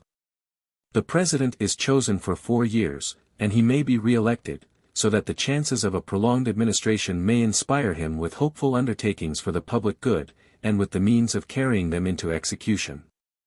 The President was made the sole representative of the executive power of the Union, and care was taken not to render his decisions subordinate to the vote of a council, a dangerous measure, which tends at the same time to clog the action of the government and to diminish its responsibility. The Senate has the right of annulling certain acts of the President, but it cannot compel him to take any steps, nor does it participate in the exercise of the executive power. The action of the legislature on the executive power may be direct. And we have just shown that the Americans carefully obviated this influence, but it may, on the other hand, be indirect. Public assemblies which have the power of depriving an officer of state of his salary encroach upon his independence. And as they are free to make the laws, it is to be feared lest they should gradually appropriate to themselves a portion of that authority which the Constitution had vested in his hands. This dependence of the executive power is one of the defects inherent in republican constitutions. The Americans have not been able to counteract the tendency which legislative assemblies have to get possession of the government, but they have rendered this propensity less irresistible. The salary of the President is fixed, at the time of his entering upon office, for the whole period of his magistracy. The President is, moreover, provided with a suspensive veto, which allows him to oppose the passing of such laws as might destroy the portion of independence which the Constitution awards him. The struggle between the President and the legislature must always be an unequal one, since the latter is certain of bearing down all resistance by persevering in its plans. But the suspensive veto forces it at least to reconsider the matter, and, if the motion be persisted in, it must then be backed by a majority of 2/3 of the whole House. The veto is, in fact, a sort of appeal to the people. The executive power, which, without this security, might have been secretly oppressed, adopts this means of pleading its cause and stating its motives. But if the legislature is certain of overpowering all resistance by persevering in its plans, I reply, that in the constitutions of all nations, of whatever kind they may be, a certain point exists at which the legislator is obliged to have recourse to the good sense and the virtue of his fellow citizens. This point is more prominent and more discoverable in republics, whilst it is more remote and more carefully concealed in monarchies, but it always exists somewhere. There is no country in the world in which everything can be provided for by the laws, or in which political institutions can prove a substitute for common sense and public morality. Differences between the position of the President of the United States and that of a constitutional king of France. Executive power in the northern states as limited and as partial as the supremacy which it represents, executive power in France as universal as the supremacy it represents, the king a branch of the legislature, the president the mere executor of the law, other differences resulting from the duration of the two powers, the president checked in the exercise of the executive authority, the king independent in its exercise. Notwithstanding these discrepancies, France is more akin to a republic than the Union to a monarchy. Comparison of the number of public officers depending upon the executive power in the two countries. The executive power has so important an influence on the destinies of nations that I am inclined to pause for an instant at this portion of my subject, in order more clearly to explain the part it sustains in America. In order to form an accurate idea of the position of the President of the United States, it may not be irrelevant to compare it to that of one of the constitutional kings of Europe.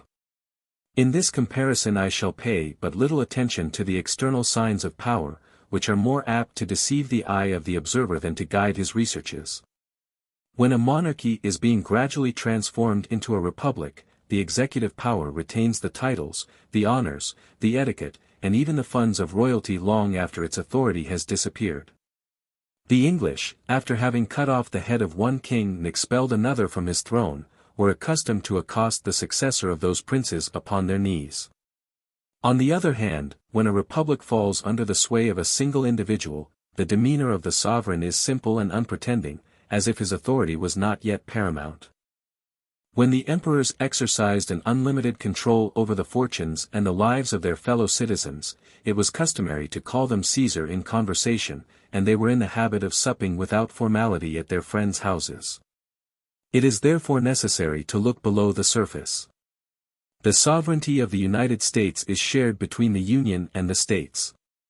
Whilst in France it is undivided and compact, hence arises the first and the most notable difference which exists between the President of the United States and the King of France. In the United States the executive power is as limited and partial as the sovereignty of the Union in whose name it acts. In France it is as universal as the authority of the state. The Americans have a federal and the French a national government. Chapter 8. The Federal Constitution, Part 2.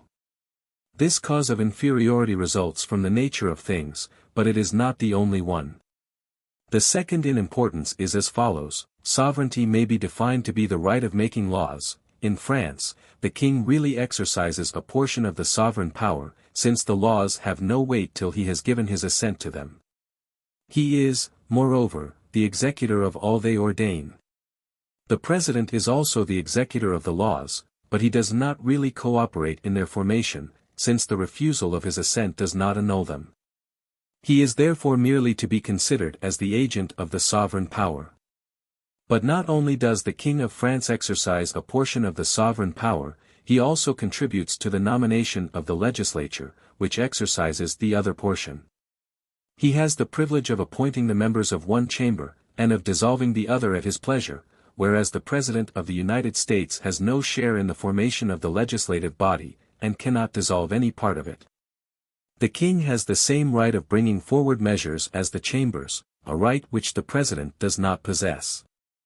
The king is represented in each assembly by his ministers, who explain his intentions, support his opinions, and maintain the principles of the government.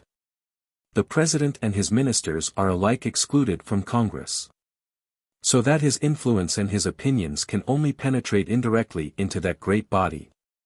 The King of France is therefore on an equal footing with the legislature, which can no more act without him than he can without it.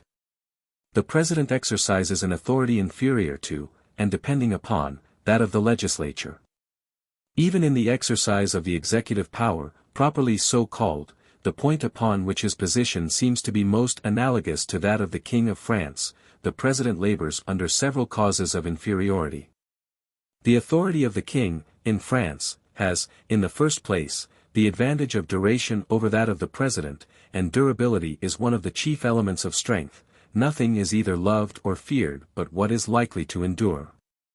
The President of the United States is a magistrate elected for 4 years. The King, in France, is an hereditary sovereign. In the exercise of the executive power, the President of the United States is constantly subject to a jealous scrutiny. He may make, but he cannot conclude, a treaty; he may designate, but he cannot appoint, a public officer. 129 The King of France is absolute within the limits of his authority. The President of the United States is responsible for his actions. But the person of the king is declared inviolable by the French Charter. 130. Nevertheless, the supremacy of public opinion is no less above the head of the one than of the other. This power is less definite, less evident, and less sanctioned by the laws in France than in America, but in fact it exists. In America, it acts by elections and decrees, in France it proceeds by revolutions. But notwithstanding the different constitutions of these two countries, public opinion is the predominant authority in both of them. The fundamental principle of legislation, a principle essentially republican, is the same in both countries, although its consequences may be different, and its results more or less extensive. Whence I am led to conclude that France with its king is nearer akin to a republic than the Union with its president is to a monarchy. In what I have been saying I have only touched upon the main points of distinction. And if I could have entered into details, the contrast would have been rendered still more striking. I have remarked that the authority of the President in the United States is only exercised within the limits of a partial sovereignty, whilst that of the King in France is undivided. I might have gone on to show that the power of the King's government in France exceeds its natural limits, however extensive they may be, and penetrates in 1,000 different ways into the administration of private interests. Amongst the examples of this influence may be quoted that which results from the great number of public functionaries, who all derive their appointments from the government. This number now exceeds all previous limits. It amounts to 138,000,131 nominations, each of which may be considered as an element of power. The President of the United States has not the exclusive right of making any public appointments, and their whole number scarcely exceeds 12,000. 132. Accidental causes which may increase the influence of the executive government. External security of the Union, army of 6,000 men, few ships, the President has no opportunity of exercising his great prerogatives. In the prerogatives he exercises he is weak. If the executive government is feebler in America than in France, the cause is more attributable to the circumstances than to the laws of the country. It is chiefly in its foreign relations that the executive power of a nation is called upon to exert its skill and its vigor. If the existence of the Union were perpetually threatened, and if its chief interests were in daily connection with those of other powerful nations, the executive government would assume an increased importance in proportion to the measures expected of it, and those which it would carry into effect. The President of the United States is the commander-in-chief of the army, but of an army composed of only 6,000 men, he commands the fleet, but the fleet reckons but few sail. He conducts the foreign relations of the Union, but the United States are a nation without neighbors. Separated from the rest of the world by the ocean, and too weak as yet to aim at the dominion of the seas, they have no enemies, and their interests rarely come into contact with those of any other nation of the globe. The practical part of a government must not be judged by the theory of its constitution. The President of the United States is in the possession of almost royal prerogatives, which he has no opportunity of exercising. And those privileges which he can at present use are very circumscribed. The laws allow him to possess a degree of influence which circumstances do not permit him to employ. On the other hand, the great strength of the royal prerogative in France arises from circumstances far more than from the laws. There the executive government is constantly struggling against prodigious obstacles, and exerting all its energies to repress them. So that it increases by the extent of its achievements, and by the importance of the events it controls, without modifying its constitution. If the laws had made it as feeble and as circumscribed as it is in the Union, its influence would very soon become still more preponderant. Why the President of the United States does not require the majority of the two houses in order to carry on the government? It is an established axiom in Europe that a constitutional king cannot persevere in a system of government which is opposed by the two other branches of the legislature. But several presidents of the United States have been known to lose the majority in the legislative body without being obliged to abandon the supreme power, and without inflicting a serious evil upon society. I have heard this fact quoted as an instance of the independence and the power of the executive government in America. A moment's reflection will convince us, on the contrary, that it is a proof of its extreme weakness. A king in Europe requires the support of the legislature to enable him to perform the duties imposed upon him by the Constitution, because those duties are enormous. A constitutional king in Europe is not merely the executor of the law, but the execution of its provisions devolves so completely upon him that he has the power of paralyzing its influence if it opposes his designs. He requires the assistance of the legislative assemblies to make the law, but those assemblies stand in need of his aid to execute it. These two authorities cannot subsist without each other.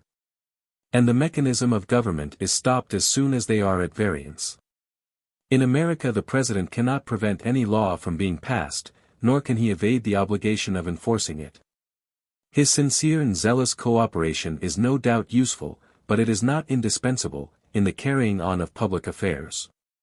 All his important acts are directly or indirectly submitted to the legislature, and of his own free authority he can do but little. It is therefore his weakness, and not his power, which enables him to remain in opposition to Congress. In Europe, harmony must reign between the Crown and the other branches of the legislature, because a collision between them may prove serious. In America, this harmony is not indispensable, because such a collision is impossible. Election of the President. Dangers of the elective system increase in proportion to the extent of the prerogative, this system possible in America because no powerful executive authority is required. What circumstances are favorable to the elective system? Why the election of the president does not cause a deviation from the principles of the government. Influence of the election of the president on secondary functionaries. The dangers of the system of election applied to the head of the executive government of a great people have been sufficiently exemplified by experience and by history, and the remarks I am about to make refer to America alone. These dangers may be more or less formidable in proportion to the place which the executive power occupies, and to the importance it possesses in the state. And they may vary according to the mode of election and the circumstances in which the electors are placed. The most weighty argument against the election of a chief magistrate is, that it offers so splendid a lure to private ambition, and is so apt to inflame men in the pursuit of power. That when legitimate means are wanting force may not unfrequently seize what right denied. It is clear that the greater the privileges of the executive authority are, the greater is the temptation. The more the ambition of the candidates is excited, the more warmly are their interests espoused by a throng of partisans who hope to share the power when their patron has won the prize. The dangers of the elective system increase, therefore, in the exact ratio of the influence exercised by the executive power in the affairs of state. The revolutions of Poland were not solely attributable to the elective system in general, but to the fact that the elected monarch was the sovereign of a powerful kingdom. Before we can discuss the absolute advantages of the elective system we must make preliminary inquiries as to whether the geographical position, the laws, the habits, the manners, and the opinions of the people amongst whom it is to be introduced will admit of the establishment of a weak and dependent executive government. For to attempt to render the representative of the state a powerful sovereign, and at the same time elective, is, in my opinion, to entertain two incompatible designs. To reduce hereditary royalty to the condition of an elective authority, the only means that I am acquainted with are to circumscribe its sphere of action beforehand, gradually to diminish its prerogatives, and to accustom the people to live without its protection. Nothing, however, is further from the designs of the republicans of Europe than this course, as many of them owe their hatred of tyranny to the sufferings which they have personally undergone. It is oppression, and not the extent of the executive power, which excites their hostility, and they attack the former without perceiving how nearly it is connected with the latter. Hitherto no citizen has shown any disposition to expose his honor and his life in order to become the President of the United States, because the power of that office is temporary, limited, and subordinate. The prize of fortune must be great to encourage adventurers in so desperate a game. No candidate has as yet been able to arouse the dangerous enthusiasm or the passionate sympathies of the people in his favor, for the very simple reason that when he is at the head of the government he has but little power, but little wealth, and but little glory to share amongst his friends. And his influence in the state is too small for the success or the ruin of a faction to depend upon the elevation of an individual to power. The great advantage of hereditary monarchies is, that as the private interest of a family is always intimately connected with the interests of the state, the executive government is never suspended for a single instant. And if the affairs of a monarchy are not better conducted than those of a republic, at least there is always someone to conduct them, well or ill, according to his capacity. In elective states, on the contrary, the wheels of government cease to act, as it were, of their own accord at the approach of an election, and even for some time previous to that event. The laws may indeed accelerate the operation of the election, which may be conducted with such simplicity and rapidity that the seat of power will never be left vacant. But, notwithstanding these precautions, a break necessarily occurs in the minds of the people. At the approach of an election the head of the executive government is wholly occupied by the coming struggle, his future plans are doubtful. He can undertake nothing new, and that he will only prosecute with indifference those designs which another will perhaps terminate. "I am so near the time of my retirement from office," said President Jefferson on the 21st of January, 1809, 6 weeks before the election, "that I feel no passion, I take no part, I express no sentiment. It appears to me just to leave to my successor the commencement of those measures which he will have to prosecute, and for which he will be responsible." On the other hand, the eyes of the nation are centered on a single point. All are watching the gradual birth of so important an event. The wider the influence of the executive power extends, the greater and the more necessary is its constant action, the more fatal is the term of suspense. And a nation which is accustomed to the government, or, still more, one used to the administrative protection of a powerful executive authority would be infallibly convulsed by an election of this kind. In the United States the action of the government may be slackened with impunity, because it is always weak and circumscribed. 133. One of the principal vices of the elective system is that it always introduces a certain degree of instability into the internal and external policy of the state. But this disadvantage is less sensibly felt if the share of power vested in the elected magistrate is small. In Rome the principles of the government underwent no variation, although the consuls were changed every year, because the Senate, which was an hereditary assembly, possessed the directing authority. If the elective system were adopted in Europe, the condition of most of the monarchical states would be changed at every new election. In America the president exercises a certain influence on state affairs, but he does not conduct them. The preponderating power is vested in the representatives of the whole nation. The political maxims of the country depend therefore on the mass of the people, not on the president alone. And consequently in America the elective system has no very prejudicial influence on the fixed principles of the government. But the want of fixed principles is an evil so inherent in the elective system that it is still extremely perceptible in the narrow sphere to which the authority of the president extends.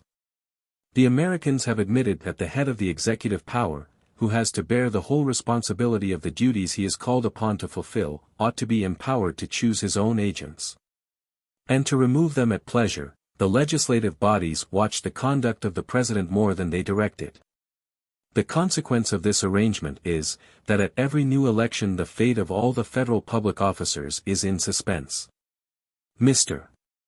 Quincy Adams, on his entry into office, discharged the majority of the individuals who had been appointed by his predecessor, and I am not aware that General Jackson allowed a single removable functionary employed in the federal service to retain his place beyond the first year which succeeded his election. It is sometimes made a subject of complaint that in the constitutional monarchies of Europe the fate of the humbler servants of an administration depends upon that of the ministers.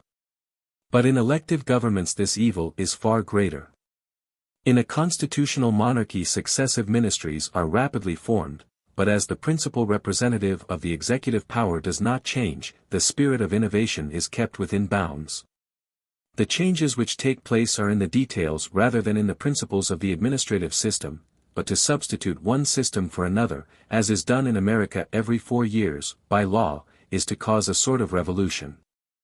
As to the misfortunes which may fall upon individuals in consequence of this state of things, it must be allowed that the uncertain situation of the public officers is less fraught with evil consequences in America than elsewhere.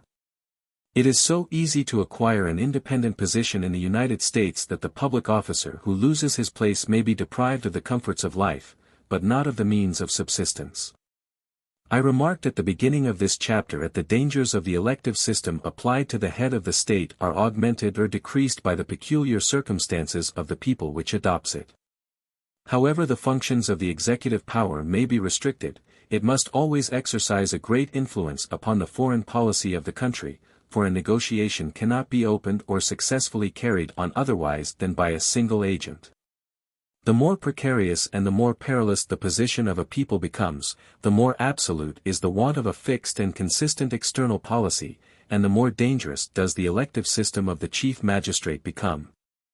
The policy of the Americans in relation to the whole world is exceedingly simple, for it may almost be said that no country stands in need of them, nor do they require the cooperation of any other people. Their independence is never threatened. In their present condition, therefore, the functions of the executive power are no less limited by circumstances than by the laws, and the president may frequently change his line of policy without involving the state in difficulty or destruction. Whatever the prerogatives of the executive power may be, the period which immediately precedes an election and the moment of its duration must always be considered as a national crisis, which is perilous in proportion to the internal embarrassments and the external dangers of the country. Few of the nations of Europe could escape the calamities of anarchy or of conquest every time they might have to elect a new sovereign. In America society is so constituted that it can stand without assistance upon its own basis. Nothing is to be feared from the pressure of external dangers, and the election of the president is a cause of agitation, but not of ruin. Mode of election. Skill of the American legislators shown in the mode of election adopted by them, creation of a special electoral body, separate votes of these electors, case in which the House of Representatives is called upon to choose the President, results of the 12 elections which have taken place since the Constitution has been established. Besides the dangers which are inherent in the system, many other difficulties may arise from the mode of election, which may be obviated by the precaution of the legislator. When a people met in arms on some public spot to choose its head, it was exposed to all the chances of civil war resulting from so martial a mode of proceeding, besides the dangers of the elective system in itself. The Polish laws, which subjected the election of the sovereign to the veto of a single individual, suggested the murder of that individual or prepared the way to anarchy. In the examination of the institutions and the political as well as social condition of the United States, we are struck by the admirable harmony of the gifts of fortune and the efforts of man. The nation possessed two of the main causes of internal peace. It was a new country, but it was inhabited by a people grown old in the exercise of freedom. America had no hostile neighbors to dread. And the American legislators, profiting by these favorable circumstances, created a weak and subordinate executive power which could without danger be made elective. It then only remained for them to choose the least dangerous of the various modes of election. And the rules which they laid down upon this point admirably correspond to the securities which the physical and political constitution of the country already afforded. Their object was to find the mode of election which would best express the choice of the people with the least possible excitement and suspense. It was admitted in the first place that the simple majority should be decisive. But the difficulty was to obtain this majority without an interval of delay which it was most important to avoid. It rarely happens that an individual can at once collect the majority of the suffrages of a great people. And this difficulty is enhanced in a republic of Confederate States, where local influences are apt to preponderate. The means by which it was proposed to obviate this second obstacle was to delegate the electoral powers of the nation to a body of representatives. This mode of election rendered a majority more probable. For the fewer the electors are, the greater is the chance of their coming to a final decision. It also offered an additional probability of a judicious choice. It then remained to be decided whether this right of election was to be entrusted to a legislative body, the habitual representative assembly of the nation. or whether an electoral assembly should be formed for the express purpose of proceeding to the nomination of a president. The Americans chose the latter alternative, from a belief that the individuals who were returned to make the laws were incompetent to represent the wishes of the nation in the election of its chief magistrate. And that, as they are chosen for more than a year, the constituency they represent might have changed its opinion in that time. It was thought that if the legislature was empowered to elect the head of the executive power, its members would, for some time before the election, be exposed to the maneuvers of corruption and the tricks of intrigue. Whereas the special electors would, like a jury, remain mixed up with the crowd till the day of action, when they would appear for the sole purpose of giving their votes. It was therefore established that every state should name a certain number of electors, 134, who in their turn should elect the president.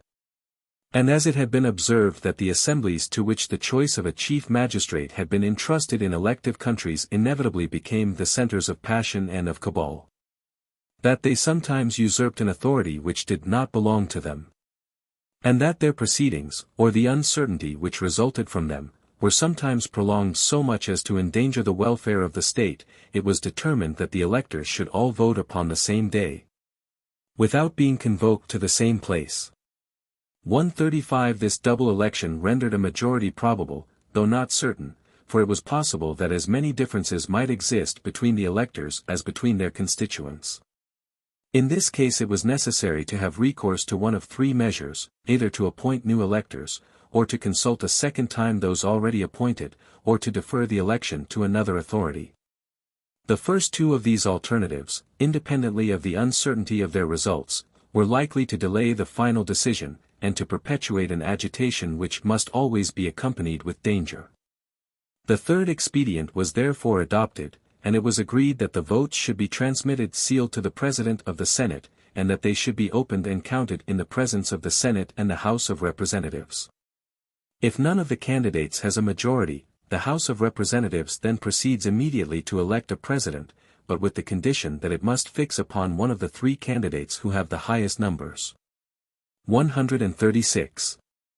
Thus it is only in case of an event which cannot often happen, and which can never be foreseen, that the election is entrusted to the ordinary representatives of the nation. And even then they are obliged to choose a citizen who has already been designated by a powerful minority of the special electors. It is by this happy expedient that the respect which is due to the popular voice is combined with the utmost celerity of execution and those precautions which the peace of the country demands. But the decision of the question by the House of Representatives does not necessarily offer an immediate solution of the difficulty, for the majority of that assembly may still be doubtful, and in this case the Constitution prescribes no remedy. Nevertheless, by restricting the number of candidates to 3, and by referring the matter to the judgment of an enlightened public body, it has smoothed all the obstacles 137 which are not inherent in the elective system. In the 44 years which have elapsed since the promulgation of the federal Constitution, the United States have 12 times chosen a president. 10 of these elections took place simultaneously by the votes of the special electors in the different states. The House of Representatives has only twice exercised its conditional privilege of deciding in cases of uncertainty. The first time was at the election of Mr. Jefferson in 1801, the second was in 1825, when Mr. Quincy Adams was named. 138. Crises of the election. The election may be considered as a national crisis. Why? Passions of the people, anxiety of the President, calm which succeeds the agitation of the election. I have shown what the circumstances are which favored the adoption of the elective system in the United States, and what precautions were taken by the legislators to obviate its dangers. The Americans are habitually accustomed to all kinds of elections, and they know by experience the utmost degree of excitement which is compatible with security. The vast extent of the country and the dissemination of the inhabitants render a collision between parties less probable and less dangerous there than elsewhere. The political circumstances under which the elections have hitherto been carried on have presented no real embarrassments to the nation. Nevertheless, the epoch of the election of a President of the United States may be considered as a crisis in the affairs of the nation. The influence which he exercises on public business is no doubt feeble and indirect. But the choice of the president, which is of small importance to each individual citizen, concerns the citizens collectively, and however trifling an interest may be, it assumes a great degree of importance as soon as it becomes general. The president possesses but few means of rewarding his supporters in comparison to the kings of Europe, but the places which are at his disposal are sufficiently numerous to interest, directly or indirectly, several thousand electors in his success. Political parties in the United States are led to rally round an individual, in order to acquire a more tangible shape in the eyes of the crowd. And the name of the candidate for the presidency is put forward as the symbol and personification of their theories. For these reasons parties are strongly interested in gaining the election, not so much with a view to the triumph of their principles under the auspices of the president-elect as to show by the majority which returned him the strength of the supporters of those principles. For a long while before the appointed time is at hand the election becomes the most important and the all-engrossing topic of discussion. The ardor of faction is redoubled. And all the artificial passions which the imagination can create in the bosom of a happy and peaceful land are agitated and brought to light. The president, on the other hand, is absorbed by the cares of self-defense. He no longer governs for the interest of the state, but for that of his re-election. He does homage to the majority, and instead of checking its passions, as his duty commands him to do, he frequently courts its worst caprices. As the election draws near, the activity of intrigue and the agitation of the populace increase, the citizens are divided into hostile camps, each of which assumes the name of its favorite candidate, the whole nation glows with feverish excitement. The election is the daily theme of the public papers, the subject of private conversation, the end of every thought and every action, the sole interest of the present. As soon as the choice is determined, this ardor is dispelled. And as a calmer season returns, the current of the state, which had nearly broken its banks, sinks to its usual level, 139. But who can refrain from astonishment at the causes of the storm? Chapter 8. The Federal Constitution, Part 3. Re-election of the President.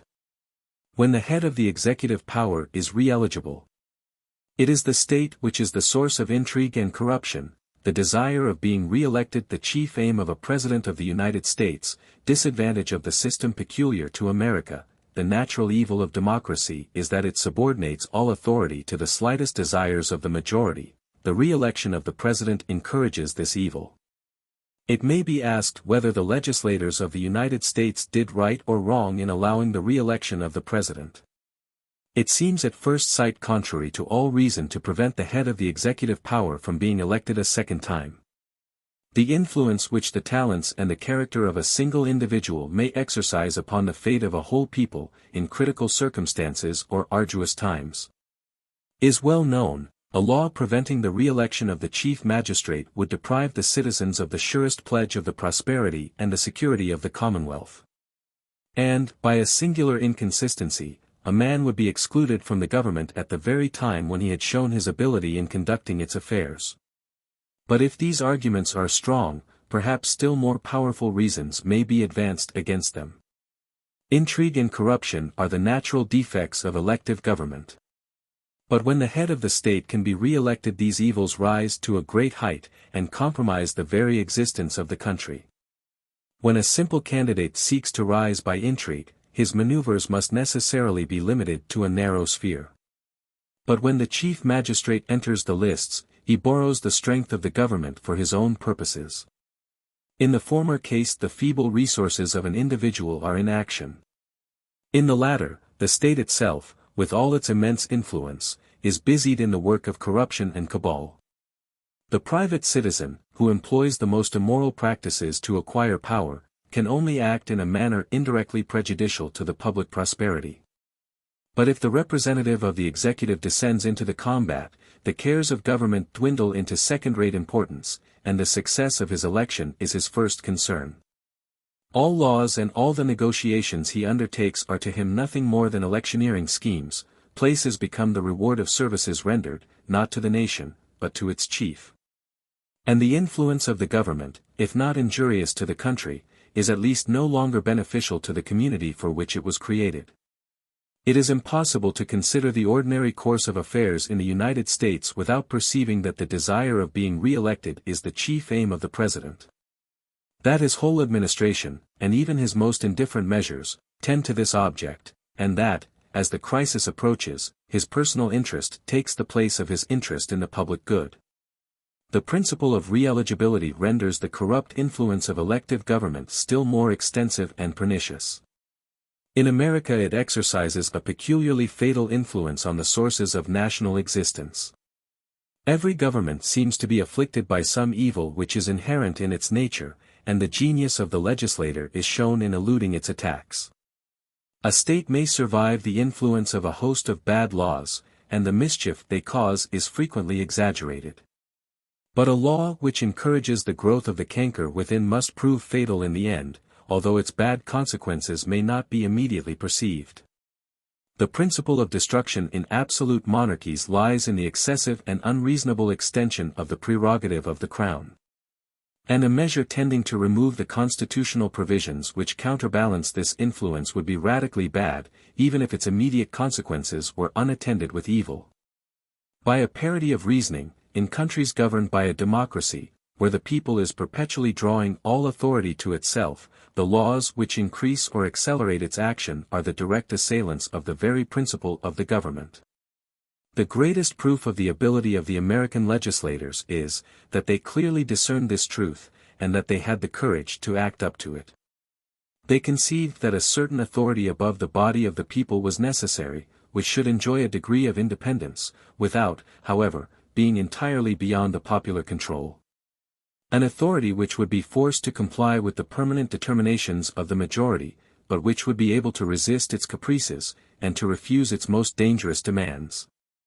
To this end they centered the whole executive power of the nation in a single arm, they granted extensive prerogatives to the president, and they armed him with the veto to resist the encroachments of the legislature. But by introducing the principle of re-election they partly destroyed their work, and they rendered the president but little inclined to exert the great power they had vested in his hands. If ineligible a second time, the president would be far from independent of the people, for his responsibility would not be lessened, but the favor of the people would not be so necessary to him as to induce him to court it by humoring its desires. If re-eligible, and this is more especially true at the present day, when political morality is relaxed, and when great men are rare, the President of the United States becomes an easy tool in the hands of the majority. He adopts its likings and its animosities, he hastens to anticipate its wishes, he forestalls its complaints, he yields to its idlest cravings, and instead of guiding it, as the legislature intended that he should do, he is ever ready to follow its bidding. Thus, in order not to deprive the state of the talents of an individual, those talents have been rendered almost useless, and to reserve an expedient for extraordinary perils, the country has been exposed to daily dangers. Federal Courts 140. Political importance of the judiciary in the United States, difficulty of treating this subject, utility of judicial power in confederations, what tribunals could be introduced into the Union, necessity of establishing federal courts. Of justice, organization of the national judiciary, the Supreme Court, in what it differs from all known tribunals. I have inquired into the legislative and executive power of the Union, and the judicial power now remains to be examined, but in this place I cannot conceal my fears from the reader.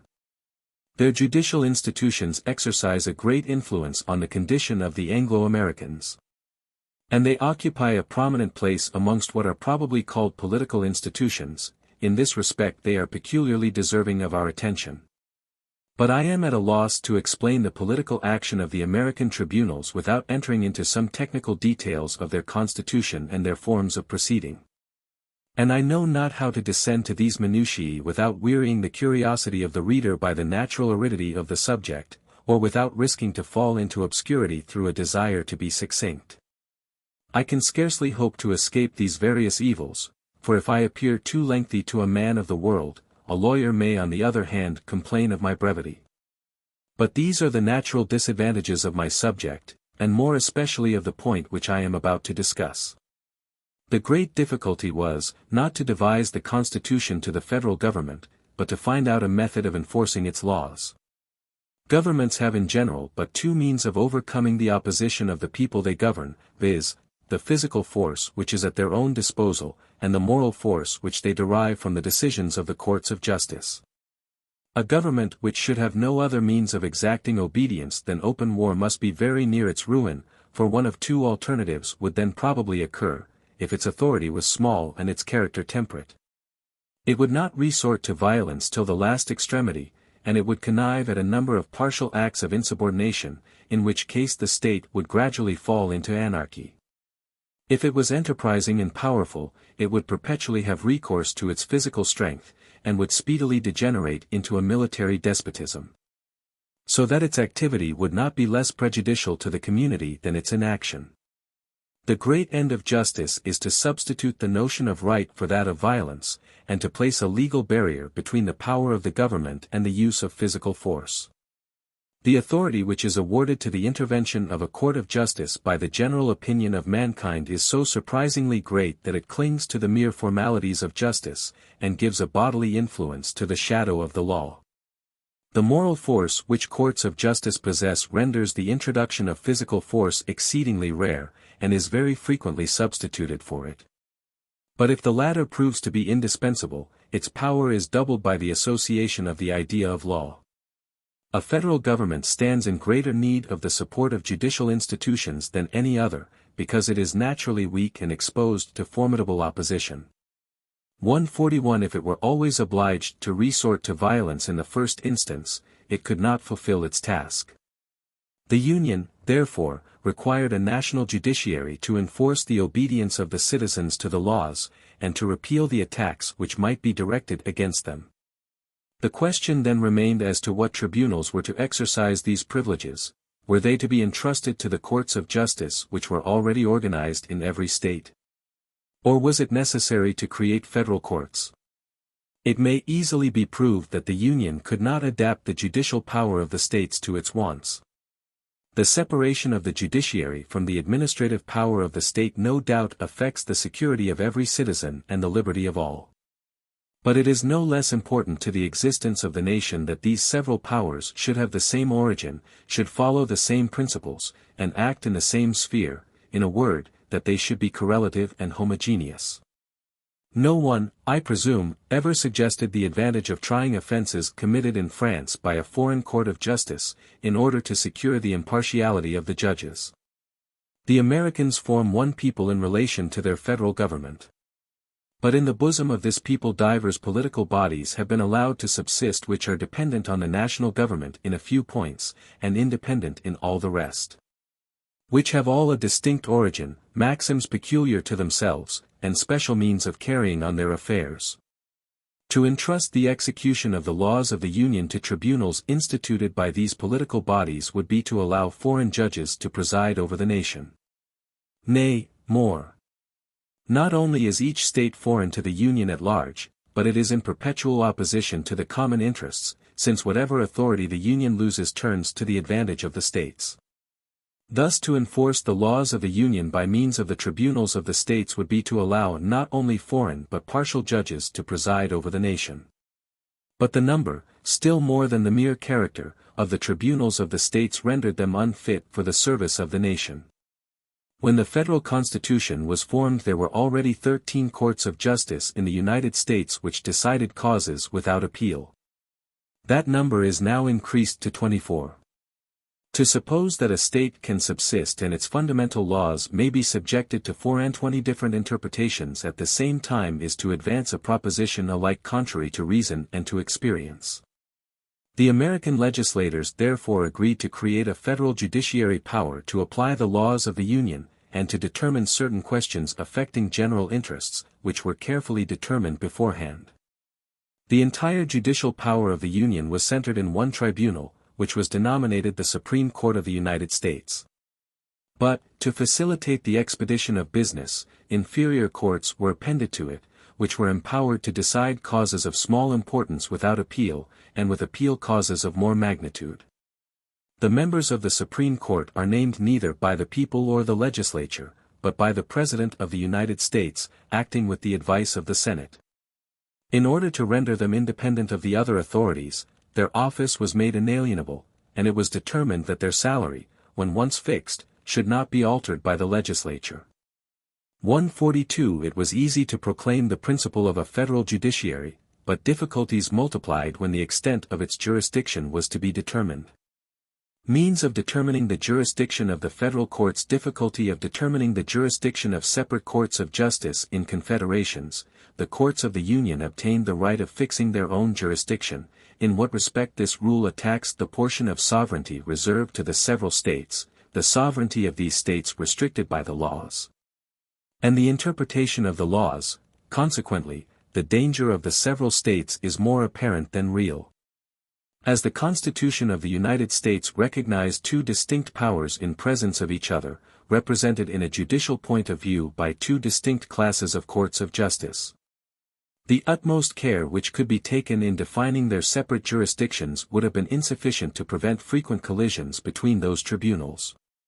The question then arose to whom the right of deciding the competency of each court was to be referred.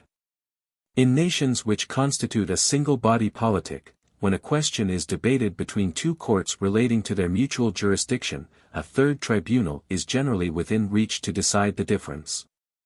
And this is effected without difficulty, because in these nations the questions of judicial competency have no connection with the privileges of the national supremacy.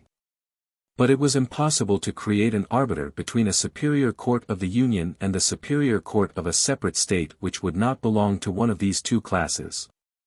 It was, therefore, necessary to allow one of these courts to judge its own cause, and to take or to retain cognizance of the point which was contested. To grant this privilege to the different courts of the states would have been to destroy the sovereignty of the Union de facto after having established it de jure. For the interpretation of the Constitution would soon have restored that portion of independence to the states of which the terms of that act deprived them. The object of the creation of a federal tribunal was to prevent the courts of the states from deciding questions affecting the national interests in their own department, and so to form a uniform body of jurisprudence for the interpretation of the laws of the Union. This end would not have been accomplished if the courts of the several states had been competent to decide upon cases in their separate capacities from which they were obliged to abstain as federal tribunals. The Supreme Court of the United States was therefore invested with the right of determining all questions of jurisdiction. 143. This was a severe blow upon the independence of the states, which was thus restricted not only by the laws, but by the interpretation of them, by one limit which was known, and by another which was dubious. By a rule which was certain, and a rule which was arbitrary. It is true the Constitution had laid down the precise limits of the federal supremacy, but whenever this supremacy is contested by one of the states, a federal tribunal decides the question. Nevertheless, the dangers with which the independence of the states was threatened by this mode of proceeding are less serious than they appear to be. We shall see hereafter that in America the real strength of the country is vested in the provincial far more than in the federal government. The federal judges are conscious of the relative weakness of the power in whose name they act. And they are more inclined to abandon a right of jurisdiction in cases where it is justly their own than to assert a privilege to which they have no legal claim. Different cases of jurisdiction. The matter and the party are the first conditions of the federal jurisdiction. Suits in which ambassadors are engaged, suits of the Union, of a separate state, by whom tried, causes resulting from the laws of the Union, why judged by the federal tribunals, causes relating to the performance of contracts tried by the federal courts, consequence of this arrangement. After having appointed the means of fixing the competency of the federal courts, the legislators of the Union defined the cases which should come within their jurisdiction.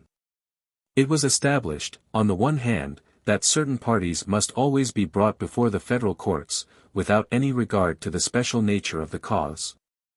And, on the other, that certain causes must always be brought before the same courts, without any regard to the quality of the parties in the suit. These distinctions were therefore admitted to be the basis of the federal jurisdiction. Ambassadors are the representatives of nations in a state of amity with the Union, and whatever concerns these personages concerns in some degree the whole Union. When an ambassador is a party in a suit, that suit affects the welfare of the nation, and a federal tribunal is naturally called upon to decide it. The union itself may be invoked in legal proceedings, and in this case it would be alike contrary to the customs of all nations and to common sense to appeal to a tribunal representing any other sovereignty than its own. The federal courts, therefore, take cognizance of these affairs.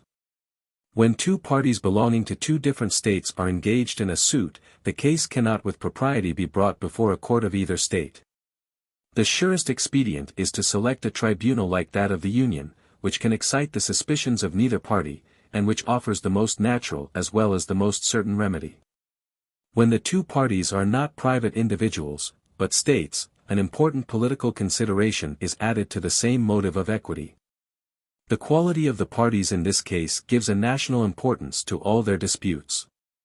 And the most trifling litigation of the states may be said to involve the peace of the whole Union. 144.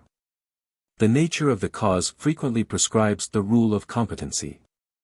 Thus all the questions which concern maritime commerce evidently fall under the cognizance of the federal tribunals. 145 Almost all these questions are connected with the interpretation of the law of nations, and in this respect they essentially interest the Union in relation to foreign powers. Moreover, as the sea is not included within the limits of any peculiar jurisdiction, the national courts can only hear causes which originate in maritime affairs. The Constitution comprises under one head almost all the cases which by their very nature come within the limits of the federal courts. The rule which it lays down is simple, but pregnant with an entire system of ideas, and with a vast multitude of facts. It declares that the judicial power of the Supreme Court shall extend to all cases in law and equity arising under the laws of the United States. Two examples will put the intention of the legislator in the clearest light. The Constitution prohibits the states from making laws on the value and circulation of money, if, notwithstanding this prohibition, a state passes a law of this kind, with which the interested parties refuse to comply because it is contrary to the Constitution. The case must come before a federal court, because it arises under the laws of the United States. Again, if difficulties arise in the levying of import duties which have been voted by Congress, the federal court must decide the case, because it arises under the interpretation of a law of the United States.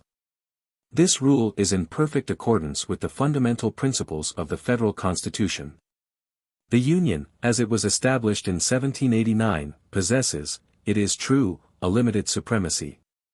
But it was intended that within its limits it should form one and the same people. 146 Within those limits the Union is sovereign. When this point is established and admitted, the inference is easy. For if it be acknowledged that the United States constitute one and the same people within the bounds prescribed by their Constitution, it is impossible to refuse them the rights which belong to other nations. But it has been allowed, from the origin of society, that every nation has the right of deciding by its own courts those questions which concern the execution of its own laws. To this it is answered that the Union is in so singular a position that in relation to some matters it constitutes a people, and that in relation to all the rest it is a nonentity. But the inference to be drawn is, that in the laws relating to these matters the Union possesses all the rights of absolute sovereignty. The difficulty is to know what these matters are. And when once it is resolved, and we have shown how it was resolved, in speaking of the means of determining the jurisdiction of the federal courts, no further doubt can arise. For as soon as it is established that a suit is federal, that is to say, that it belongs to the share of sovereignty reserved by the Constitution of the Union, the natural consequence is that it should come within the jurisdiction of a federal court. Whenever the laws of the United States are attacked, or whenever they are resorted to in self-defense, the federal courts must be appealed to. Thus the jurisdiction of the tribunals of the Union extends and narrows its limits exactly in the same ratio as the sovereignty of the Union augments or decreases. We have shown that the principal aim of the legislators of 1789 was to divide the sovereign authority into two parts. In the one they placed the control of all the general interests of the Union, in the other the control of the special interests of its component states. Their chief solicitude was to arm the federal government with sufficient power to enable it to resist, within its sphere, the encroachments of the several states. As for these communities, the principle of independence within certain limits of their own was adopted in their behalf, and they were concealed from the inspection, and protected from the control of the central government. In speaking of the division of authority, I observed that this latter principle had not always been held sacred, since the states are prevented from passing certain laws which apparently belong to their own particular sphere of interest. When a state of the Union passes a law of this kind, the citizens who are injured by its execution can appeal to the federal courts. Thus the jurisdiction of the federal courts extends not only to all the cases which arise under the laws of the Union, but also to those which arise under laws made by the several states in opposition to the Constitution. The states are prohibited from making ex post facto laws in criminal cases, and any person condemned by virtue of a law of this kind can appeal to the judicial power of the Union. The states are likewise prohibited from making laws which may have a tendency to impair the obligations of contracts. 147 If a citizen thinks that an obligation of this kind is impaired by a law passed in his state, he may refuse to obey it, and may appeal to the federal courts. 148. This provision appears to me to be the most serious attack upon the independence of the states. The rights awarded to the federal government for purposes of obvious national importance are definite and easily comprehensible. But those with which this last clause invests it are not either clearly appreciable or accurately defined. For there are vast numbers of political laws which influence the existence of obligations of contracts, which may thus furnish an easy pretext for the aggressions of the central authority. Chapter 8. The Federal Constitution, Part 4. Procedure of the Federal Courts. Natural weakness of the judiciary power in confederations. Legislators ought to strive as much as possible to bring private individuals, and not states, before the federal courts. How the Americans have succeeded in this: direct prosecution of private individuals in the federal courts, indirect prosecution of the states which violate the laws of the Union, the decrees of the Supreme Court enervate but do not destroy the provincial laws. I have shown what the privileges of the federal courts are, and it is no less important to point out the manner in which they are exercised. The irresistible authority of justice in countries in which the sovereignty in undivided is derived from the fact that the tribunals of those countries represent the entire nation at issue with the individual against whom their decree is directed. And the idea of power is thus introduced to corroborate the idea of right. But this is not always the case in countries in which the sovereignty is divided. In them the judicial power is more frequently opposed to a fraction of the nation than to an isolated individual, and its moral authority and physical strength are consequently diminished. In federal states the power of the judge is naturally decreased, and that of the justiciable parties is augmented. The aim of the legislator in Confederate states ought therefore to be to render the position of the courts of justice analogous to that which they occupy in countries where the sovereignty is undivided. In other words, his efforts ought constantly to tend to maintain the judicial power of the Confederation as the representative of the nation, and the justiciable party as the representative of an individual interest. Every government, whatever may be its constitution, requires the means of constraining its subjects to discharge their obligations, and of protecting its privileges from their assaults. As far as the direct action of the government on the community is concerned, the Constitution of the United States contrived, by a masterstroke of policy, that the federal courts, acting in the name of the laws, should only take cognizance of parties in an individual capacity. For, as it had been declared that the Union consisted of one and the same people within the limits laid down by the Constitution, the inference was that the government created by this Constitution, and acting within these limits, was invested with all the privileges of a national government, one of the principal of which is the right of transmitting its injunctions directly to the private citizen. When, for instance, the Union votes an impost, it does not apply to the states for the levying of it, but to every American citizen in proportion to his assessment. The Supreme Court, which is empowered to enforce the execution of this law of the Union, exerts its influence not upon a refractory state, but upon the private taxpayer. And, like the judicial power of other nations, it is opposed to the person of an individual. It is to be observed that the Union chose its own antagonist, and as that antagonist is feeble, he is naturally worsted. But the difficulty increases when the proceedings are not brought forward by but against the Union. The Constitution recognizes the legislative power of the states. And a law so enacted may impair the privileges of the Union, in which case a collision is unavoidable between that body and the state which has passed the law, and it only remains to select the least dangerous remedy. Which is very clearly deducible from the general principles I have before established. 149. It may be conceived that, in the case under consideration, the Union might have used the state before a federal court, which would have annulled the act, and by this means it would have adopted a natural course of proceeding. But the judicial power would have been placed in open hostility to the state, and it was desirable to avoid this predicament as much as possible.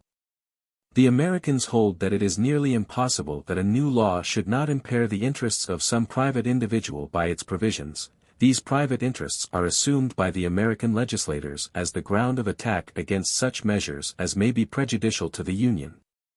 And it is to these cases that the protection of the Supreme Court is extended. Suppose a state vends a certain portion of its territory to a company, and that a year afterwards it passes a law by which the territory is otherwise disposed of.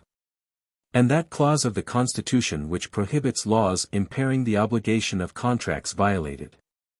When the purchaser under the Second Act appears to take possession, the possessor under the First Act brings his action before the tribunals of the Union, and causes the title of the claimant to be pronounced null and void. 150. Thus, in point of fact, the judicial power of the Union is contesting the claims of the sovereignty of a state. But it only acts indirectly and upon a special application of detail. It attacks the law in its consequences, not in its principle, and it rather weakens than destroys it. The last hypothesis that remained was that each state formed a corporation enjoying a separate existence and distinct civil rights, and that it could therefore sue or be sued before a tribunal. Thus a state could bring an action against another state. In this instance the Union was not called upon to contest a provincial law, but to try a suit in which a state was a party. This suit was perfectly similar to any other cause, except that the quality of the parties was different, and here the danger pointed out at the beginning of this chapter exists with less chance of being avoided. The inherent disadvantage of the very essence of federal constitutions is that they engender parties in the bosom of the nation which present powerful obstacles to the free course of justice. High rank of the Supreme Court amongst the great powers of state. No nation ever constituted so great a judicial power as the Americans. Extent of its prerogative, its political influence, the tranquility and the very existence of the Union depend on the discretion of the 7 federal judges. When we have successively examined in detail the organization of the Supreme Court, and the entire prerogatives which it exercises, we shall readily admit that a more imposing judicial power was never constituted by any people. The Supreme Court is placed at the head of all known tribunals, both by the nature of its rights and the class of justiciable parties which it controls. In all the civilized countries of Europe the government has always shown the greatest repugnance to allow the cases to which it was itself a party to be decided by the ordinary course of justice. This repugnance naturally attains its utmost height in an absolute government.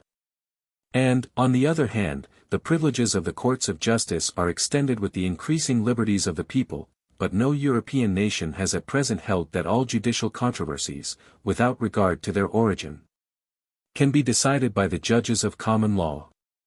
In America this theory has been actually put in practice, and the Supreme Court of the United States is the sole tribunal of the nation. Its power extends to all the cases arising under laws and treaties made by the executive and legislative authorities, to all cases of admiralty and maritime jurisdiction, and in general to all points which affect the law of nations. It may even be affirmed that, although its constitution is essentially judicial, its prerogatives are almost entirely political. Its sole object is to enforce the execution of the laws of the Union. And the Union only regulates the relations of the government with the citizens, and of the nation with foreign powers. The relations of citizens amongst themselves are almost exclusively regulated by the sovereignty of the states. A second and still greater cause of the preponderance of this court may be adduced.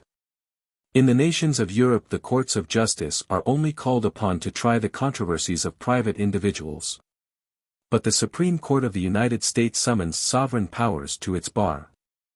When the clerk of the court advances on the steps of the tribunal, and simply says, the state of New York versus the state of Ohio, it is impossible not to feel that the court which he addresses is no ordinary body. And when it is recollected that one of these parties represents 1 million, and the other 2 millions of men, one is struck by the responsibility of the 7 judges whose decision is about to satisfy or to disappoint so large a number of their fellow citizens. The peace, the prosperity, and the very existence of the Union are vested in the hands of the 7 judges. Without their active cooperation the Constitution would be a dead letter. The executive appeals to them for assistance against the encroachments of the legislative powers, the legislature demands their protection from the designs of the executive.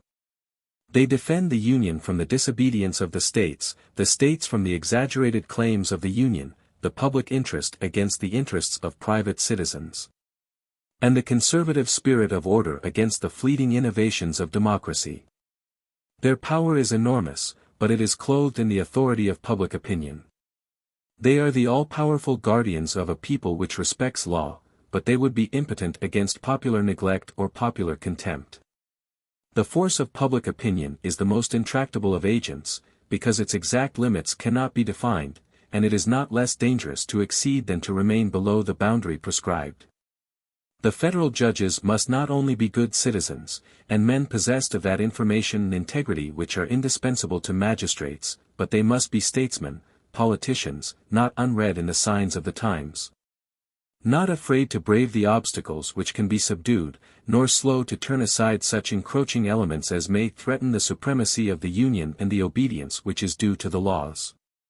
The President, who exercises a limited power, may err without causing great mischief in the state. Congress may decide amiss without destroying the Union, because the electoral body in which Congress originates may cause it to retract its decision by changing its members. But if the Supreme Court is ever composed of imprudent men or bad citizens, the Union may be plunged into anarchy or civil war. The real cause of this danger, however, does not lie in the constitution of the tribunal, but in the very nature of federal governments. We have observed that in confederate peoples it is especially necessary to consolidate the judicial authority, because in no other nations do those independent persons who are able to cope with the social body exist in greater power or in a better condition to resist the physical strength of the government. But the more a power requires to be strengthened, the more extensive and independent it must be made, and the dangers which its abuse may create are heightened by its independence and its strength. The source of the evil is not, therefore, in the constitution of the power, but in the constitution of those states which render its existence necessary. In what respects the federal constitution is superior to that of the states? In what respects the constitution of the Union can be compared to that of the states? Superiority of the Constitution of the Union attributable to the wisdom of the federal legislature of the Union less dependent on the people than that of the states, executive power more independent in its sphere, judicial power less subjected to the inclinations of the majority. Practical consequence of these facts, the dangers inherent in a democratic government eluded by the federal legislators, and increased by the legislators of the states. The federal constitution differs essentially from that of the states in the ends which it is intended to accomplish, but in the means by which these ends are promoted a greater analogy exists between them. The objects of the governments are different, but their forms are the same, and in this special point of view there is some advantage in comparing them together. I am of opinion that the federal constitution is superior to all the constitutions of the states, for several reasons. The present Constitution of the Union was formed at a later period than those of the majority of the states, and it may have derived some ameliorations from past experience.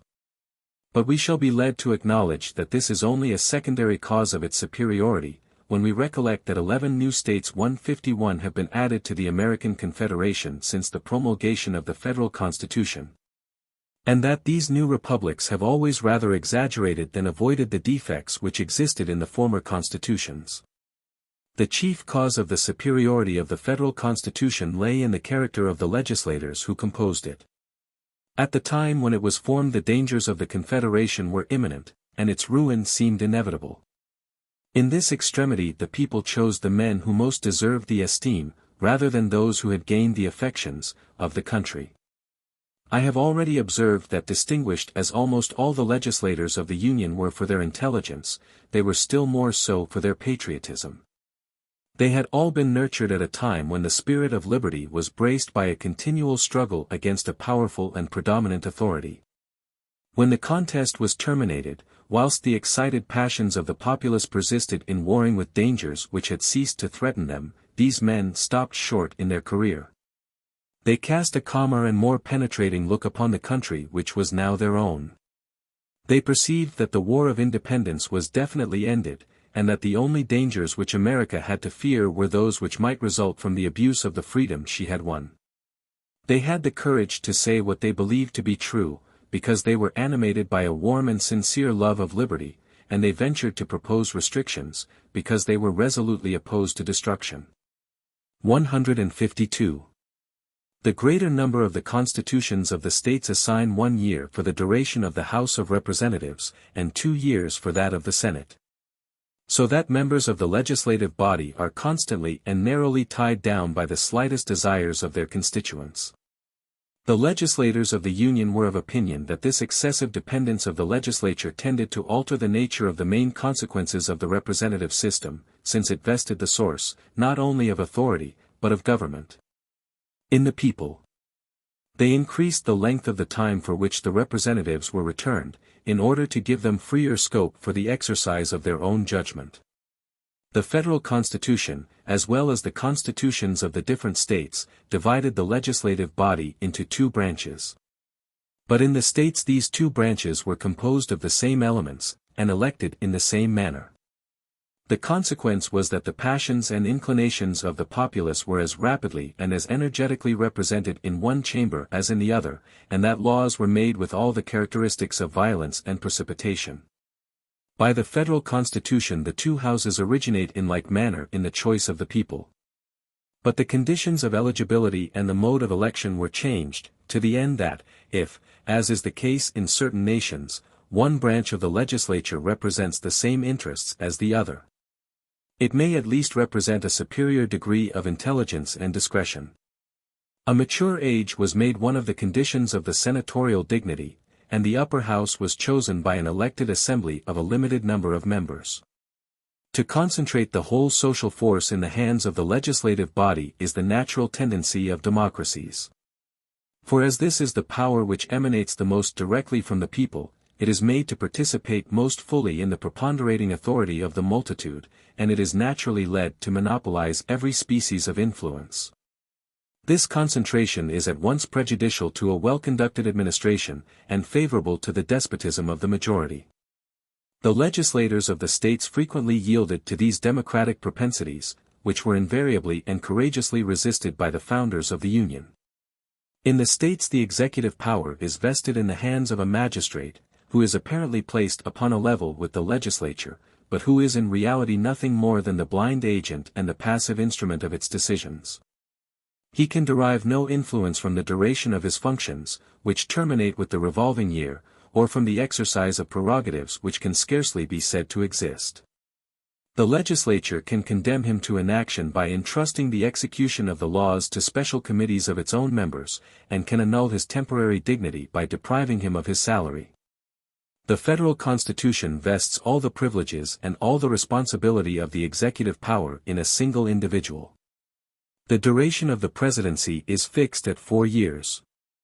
The salary of the individual who fills that office cannot be altered during the term of his functions. He is protected by a body of official dependents, and armed with a suspensive veto. In short, every effort was made to confer a strong and independent position upon the executive authority within the limits which had been prescribed to it. In the constitutions of all the states the judicial power is that which remains the most independent of the legislative authority. Nevertheless, in all the states the legislature has reserved to itself the right of regulating the emoluments of the judges, a practice which necessarily subjects these magistrates to its immediate influence. In some states the judges are only temporarily appointed, which deprives them of a great portion of their power and their freedom. In others the legislative and judicial powers are entirely confounded. Thus the Senate of New York, for instance, constitutes in certain cases the superior court of the state. The federal constitution, on the other hand, carefully separates the judicial authority from all external influences. And it provides for the independence of the judges, by declaring that their salaries shall not be altered, and that their functions shall be inalienable. The practical consequences of these different systems may easily be perceived. An attentive observer will soon remark that the business of the Union is incomparably better conducted than that of any individual state. The conduct of the federal government is more fair and more temperate than that of the states, its designs are more fraught with wisdom, its projects are more durable and more skillfully combined. Its measures are put into execution with more vigor and consistency. I recapitulate the substance of this chapter in a few words. The existence of democracies is threatened by two dangers, viz. the complete subjection of the legislative body to the caprices of the electoral body, and the concentration of all the powers of the government in the legislative authority. The growth of these evils has been encouraged by the policy of the legislators of the states, but it has been resisted by the legislators of the Union by every means which lay within their control. Characteristics which distinguish the federal Constitution of the United States of America from all other federal constitutions. American Union appears to resemble all other confederations, nevertheless its effects are different. Reason of this, distinctions between the Union and all other confederations, the American government not a federal but an imperfect national government. The United States of America do not afford either the first or the only instance of confederate states, several of which have existed in modern Europe, without adverting to those of antiquity. Switzerland, the Germanic Empire, and the Republic of the United Provinces either have been or still are confederations. In studying the constitutions of these different countries, the politician is surprised to observe that the powers with which they invested the federal government are nearly identical with the privileges awarded by the American Constitution to the government of the United States. They confer upon the central power the same rights of making peace and war, of raising money and troops, and of providing for the general exigencies and the common interests of the nation. Nevertheless, the federal government of these different peoples has always been as remarkable for its weakness and inefficiency as that of the Union is for its vigorous and enterprising spirit. Again, the first American Confederation perished through the excessive weakness of its government, and this weak government was, notwithstanding, in possession of rights even more extensive than those of the federal government of the present day. But the more recent Constitution of the United States contains certain principles which exercise a most important influence, although they do not at once strike the observer. This Constitution, which may at first sight be confounded with the federal constitutions which preceded it, rests upon a novel theory, which may be considered as a great invention in modern political science. In all the confederations which had been formed before the American Constitution of 1789, the Allied States agreed to obey the injunctions of a federal government. But they reserved to themselves the right of ordaining and enforcing the execution of the laws of the Union. The American states which combined in 1789 agreed that the federal government should not only dictate the laws, but that it should execute its own enactments. In both cases the right is the same, but the exercise of the right is different. And this alteration produced the most momentous consequences. In all the confederations which had been formed before the American Union, the federal government demanded its supplies at the hands of the separate governments. And if the measure it prescribed was onerous to any one of those bodies, means were found to evade its claims. If the state was powerful, it had recourse to arms. If it was weak, it connived at the resistance which the law of the Union, its sovereign, met with, and resorted to inaction under the plea of inability. Under these circumstances one of the two alternatives has invariably occurred. Either the most preponderant of the Allied peoples has assumed the privileges of the federal authority and ruled all the states in its name, 153, or the federal government has been abandoned by its natural supporters. Anarchy has arisen between the Confederates, and the Union has lost all powers of action. 154.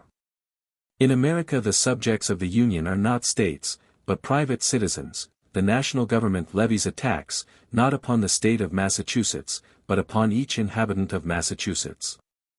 All former Confederate governments presided over communities, but that of the Union rules individuals. Its force is not borrowed, but self-derived. And it is served by its own civil and military officers, by its own army, and its own courts of justice. It cannot be doubted that the spirit of the nation, the passions of the multitude, and the provincial prejudices of each state tend singularly to diminish the authority of a federal authority thus constituted, and to facilitate the means of resistance to its mandates. But the comparative weakness of a restricted sovereignty is an evil inherent in the federal system. In America, each state has fewer opportunities of resistance and fewer temptations to noncompliance. Nor can such a design be put in execution, if indeed it be entertained, without an open violation of the laws of the Union, a direct interruption of the ordinary course of justice, and a bold declaration of revolt. In a word, without taking a decisive step which men hesitate to adopt. In all former confederations the privileges of the Union furnished more elements of discord than of power. Since they multiplied the claims of the nation without augmenting the means of enforcing them, and in accordance with this fact it may be remarked that the real weakness of federal governments has almost always been in the exact ratio of their nominal power. Such is not the case in the American Union, in which, as in ordinary governments, the federal government has the means of enforcing all it is empowered to demand. The human understanding more easily invents new things than new words, and we are thence constrained to employ a multitude of improper and inadequate expressions. When several nations form a permanent league and establish a supreme authority, which, although it has not the same influence over the members of the community as a national government, acts upon each of the Confederate States in a body. This government, which is so essentially different from all others, is denominated a federal one. Another form of society is afterwards discovered, in which several peoples are fused into one and the same nation with regard to certain common interests, although they remain distinct, or at least only confederate, with regard to all their other concerns. In this case the central power acts directly upon those whom it governs, whom it rules, and whom it judges, in the same manner, as, but in a more limited circle than, a national government. Here the term federal government is clearly no longer applicable to a state of things which must be styled an incomplete national government. A form of government has been found out which is neither exactly national nor federal. But no further progress has been made, and the new word which will one day designate this novel invention does not yet exist. The absence of this new species of confederation has been the cause which has brought all unions to civil war, to subjection, or to a stagnant apathy, and the peoples which form these leagues have been either too dull to discern, or too pusillanimous to apply this great remedy. The American Confederation perished by the same defects. But the Confederate States of America had been long accustomed to form a portion of one empire before they had won their independence. They had not contracted the habit of governing themselves, and their national prejudices had not taken deep root in their minds. Superior to the rest of the world in political knowledge, and sharing that knowledge equally amongst themselves, they were little agitated by the passions which generally opposed the extension of federal authority in a nation. And those passions were checked by the wisdom of the chief citizens. The Americans applied the remedy with prudent firmness as soon as they were conscious of the evil, they amended their laws, and they saved their country. Chapter 8. The Federal Constitution, Part 5. Advantages of the federal system in general, and its special utility in America. Happiness and freedom of small nations, power of great nations, great empires favorable to the growth of civilization, strength often the first element of national prosperity, aim of the federal system to unite the twofold advantages resulting from a small and from a large territory, advantages derived by the United States from this system. The law adapts itself to the exigencies of the population. Population does not conform to the exigencies of the law, activity, amelioration. Love and enjoyment of freedom in the American communities, public spirit of the Union, the abstract of provincial patriotism, principles and things circulate freely over the territory of the United States. The Union is happy and free as a little nation, and respected as a great empire. In small nations the scrutiny of society penetrates into every part, and the spirit of improvement enters into the most trifling details. As the ambition of the people is necessarily checked by its weakness, all the efforts and resources of the citizens are turned to the internal benefit of the community, and are not likely to evaporate in the fleeting breath of glory. The desires of every individual are limited, because extraordinary faculties are rarely to be met with. The gifts of an equal fortune render the various conditions of life uniform, and the manners of the inhabitants are orderly and simple. Thus, if one estimate the gradations of popular morality and enlightenment, we shall generally find that in small nations there are more persons in easy circumstances, a more numerous population, and a more tranquil state of society than in great empires. When tyranny is established in the bosom of a small nation, it is more galling than elsewhere, because, as it acts within a narrow circle, every point of that circle is subject to its direct influence. It supplies the place of those great designs which it cannot entertain by a violent or an exasperating interference in a multitude of minute details. And it leaves the political world, to which it properly belongs, to meddle with the arrangements of domestic life. Tastes as well as actions are to be regulated at its pleasure. And the families of the citizens as well as the affairs of the state are to be governed by its decisions. This invasion of rights occurs, however, but seldom, and freedom is in truth the natural state of small communities.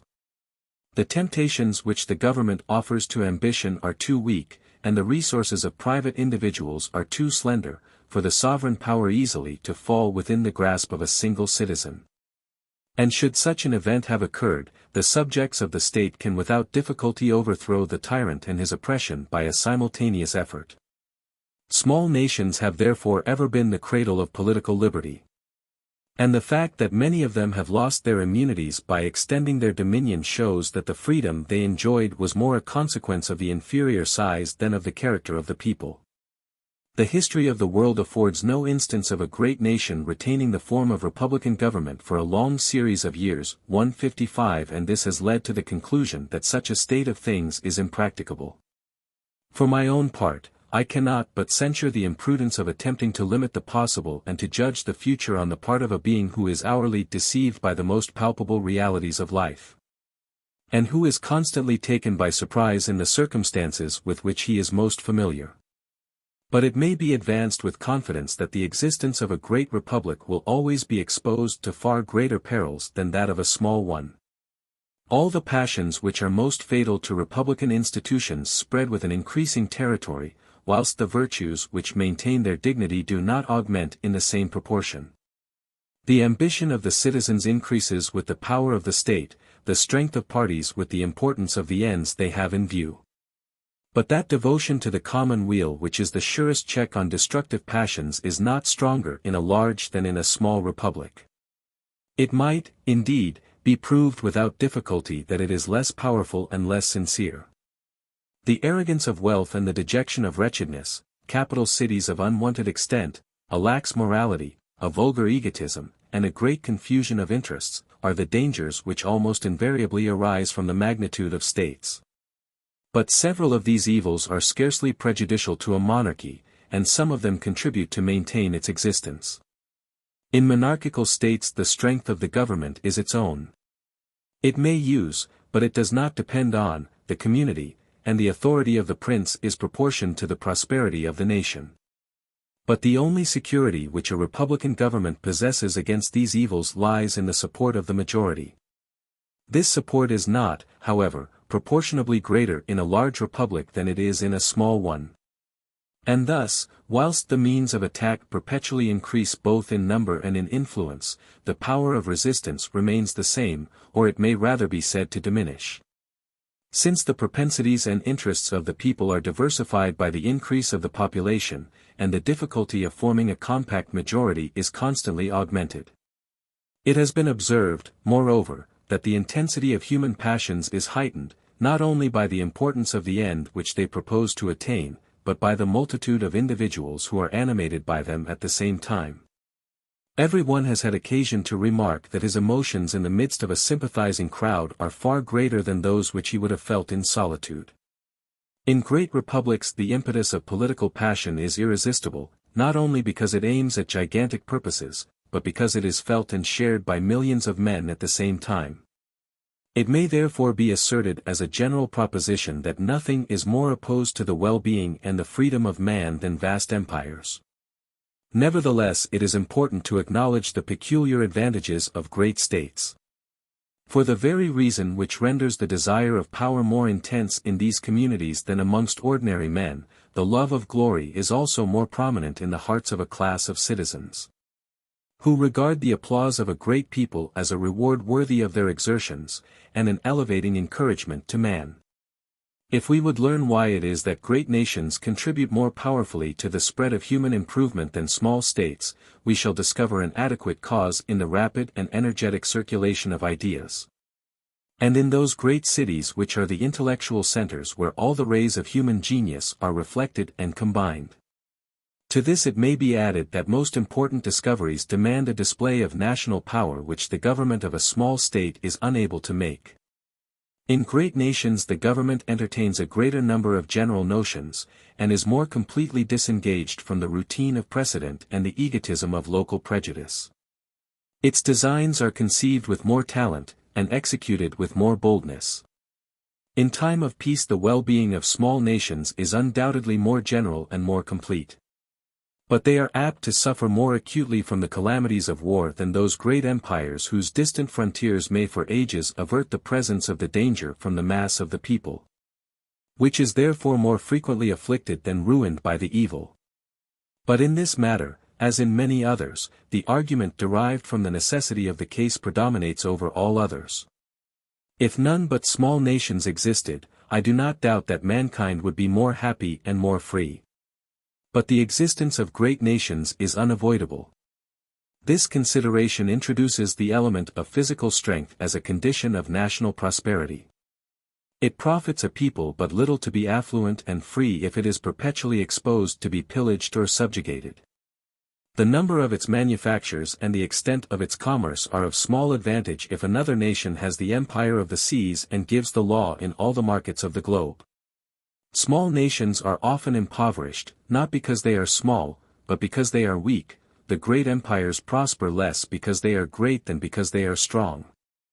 Physical strength is therefore one of the first conditions of the happiness and even of the existence of nations. Hence it occurs that, unless very peculiar circumstances intervene, small nations are always united to large empires in the end. Either by force or by their own consent. Yet I am unacquainted with a more deplorable spectacle than that of a people unable either to defend or to maintain its independence. The federal system was created with the intention of combining the different advantages which result from the greater and the lesser extent of nations. And a single glance over the United States of America suffices to discover the advantages which they have derived from its adoption. In great centralized nations the legislator is obliged to impart a character of uniformity to the laws which does not always suit the diversity of customs and of districts. As he takes no cognizance of special cases, he can only proceed upon general principles. And the population is obliged to conform to the exigencies of the legislation, since the legislation cannot adapt itself to the exigencies and the customs of the population, which is the cause of endless trouble and misery. This disadvantage does not exist in confederations. Congress regulates the principal measures of the national government, and all the details of the administration are reserved to the provincial legislatures. It is impossible to imagine how much this division of sovereignty contributes to the well-being of each of the states which compose the Union. In these small communities, which are never agitated by the desire of aggrandizement or the cares of self-defense, all public authority and private energy is employed in internal amelioration. The central government of each state, which is in immediate juxtaposition to the citizens, is daily apprised of the wants which arise in society. And new projects are proposed every year, which are discussed either at town meetings or by the legislature of the state, and which are transmitted by the press to stimulate the zeal and to excite the interest of the citizens. This spirit of amelioration is constantly alive in the American republics, without compromising their tranquility. The ambition of power yields to the less refined and less dangerous love of comfort. It is generally believed in America that the existence and the permanence of the republican form of government in the New World depend upon the existence and the permanence of the federal system. And it is not unusual to attribute a large share of the misfortunes which have befallen the new states of South America to the injudicious erection of great republics, instead of a divided and confederate sovereignty. It is incontestably true that the love and the habits of republican government in the United States were engendered in the townships and in the provincial assemblies. In a small state, like that of Connecticut for instance, where cutting a canal or laying down a road is a momentous political question, where the state has no army to pay and no wars to carry on, and where much wealth and much honor cannot be bestowed upon the chief citizens, no form of government can be more natural or more appropriate than that of a republic. But it is this same republican spirit, it is these manners and customs of a free people, which are engendered and nurtured in the different states, to be afterwards applied to the country at large. The public spirit of the Union is, so to speak, nothing more than an abstract of the patriotic zeal of the provinces. Every citizen of the United States transfuses his attachment to his little republic in the common store of American patriotism. In defending the Union he defends the increasing prosperity of his own district, the right of conducting its affairs, and the hope of causing measures of improvement to be adopted which may be favorable to his own interest. And these are motives which are wont to stir men more readily than the general interests of the country and the glory of the nation. On the other hand, if the temper and the manners of the inhabitants especially fitted them to promote the welfare of a great republic, the federal system smoothed the obstacles which they might have encountered. The confederation of all the American states presents none of the ordinary disadvantages resulting from great agglomerations of men. The Union is a great republic in extent, but the paucity of objects for which its government provides assimilates it to a small state. Its acts are important, but they are rare. As the sovereignty of the Union is limited and incomplete, its exercise is not incompatible with liberty, for it does not excite those insatiable desires of fame and power which have proved so fatal to great republics. As there is no common center to the country, vast capital cities, colossal wealth, abject poverty, and sudden revolutions are alike unknown. And political passion, instead of spreading over the land like a torrent of desolation, spends its strength against the interests and the individual passions of every state. Nevertheless, all commodities and ideas circulate throughout the Union as freely as in a country inhabited by one people. Nothing checks the spirit of enterprise. Government avails itself of the assistance of all who have talents or knowledge to serve it. Within the frontiers of the Union the profoundest peace prevails, as within the heart of some great empire. Abroad, it ranks with the most powerful nations of the earth, 2,000 miles of coast are open to the commerce of the world, and as it possesses the keys of the globe, its flags is respected in the most remote seas. The Union is as happy and as free as a small people, and as glorious and as strong as a great nation. Why the federal system is not adapted to all peoples, and how the Anglo-Americans were enabled to adopt it. Every federal system contains defects which baffle the efforts of the legislator. The federal system is complex, it demands a daily exercise of discretion on the part of the citizens, practical knowledge of government common amongst the Americans, relative weakness of the government of the Union. Another defect inherent in the federal system, the Americans have diminished without remedying it, the sovereignty of the separate states apparently weaker, but really stronger, than that of the Union. Why? Natural causes of union must exist between confederate peoples besides the laws. What these causes are amongst the Anglo-Americans, Maine and Georgia, separated by a distance of 1,000 miles, more naturally united than Normandy and Brittany, war. The main peril of confederations, this proved even by the example of the United States, the Union has no great wars to fear. Why? Dangers to which Europeans would be exposed if they adopted the federal system of the Americans. When a legislator succeeds, after persevering efforts, in exercising an indirect influence upon the destiny of nations, his genius is lauded by mankind, whilst, in point of fact, the geographical position of the country which he is unable to change, a social condition which arose without his cooperation, manners and opinions which he cannot trace to their source, and an origin with which he is unacquainted, exercise so irresistible an influence over the courses of society that he is himself borne away by the current, after an ineffectual resistance. Like the navigator, he may direct the vessel which bears him along, but he can neither change its structure, nor raise the winds, nor lull the waters which swell beneath him. I have shown the advantages which the Americans derive from their federal system. It remains for me to point out the circumstances which rendered that system practicable, as its benefits are not to be enjoyed by all nations. The incidental defects of the federal system which originate in the laws may be corrected by the skill of the legislator, but there are further evils inherent in the system which cannot be counteracted by the peoples which adopt it. These nations must therefore find the strength necessary to support the natural imperfections of their government. The most prominent evil of all federal systems is the very complex nature of the means they employ. Two sovereignties are necessarily in presence of each other. The legislator may simplify and equalize the action of these two sovereignties, by limiting each of them to a sphere of authority accurately defined. But he cannot combine them into one, or prevent them from coming into collision at certain points. The federal system therefore rests upon a theory which is necessarily complicated, and which demands the daily exercise of a considerable share of discretion on the part of those it governs. A proposition must be plain to be adopted by the understanding of a people. A false notion which is clear and precise will always meet with a greater number of adherents in the world than a true principle which is obscure or involved. Hence it arises that parties, which are like small communities in the heart of the nation, invariably adopt some principle or some name as a symbol, which very inadequately represents the end they have in view and the means which are at their disposal, but without which they could neither act nor subsist. The governments which are founded upon a single principle or a single feeling which is easily defined are perhaps not the best, but they are unquestionably the strongest and the most durable in the world.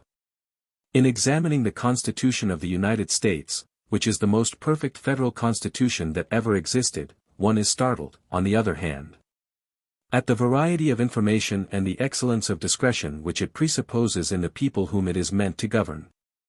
The government of the Union depends entirely upon legal fictions.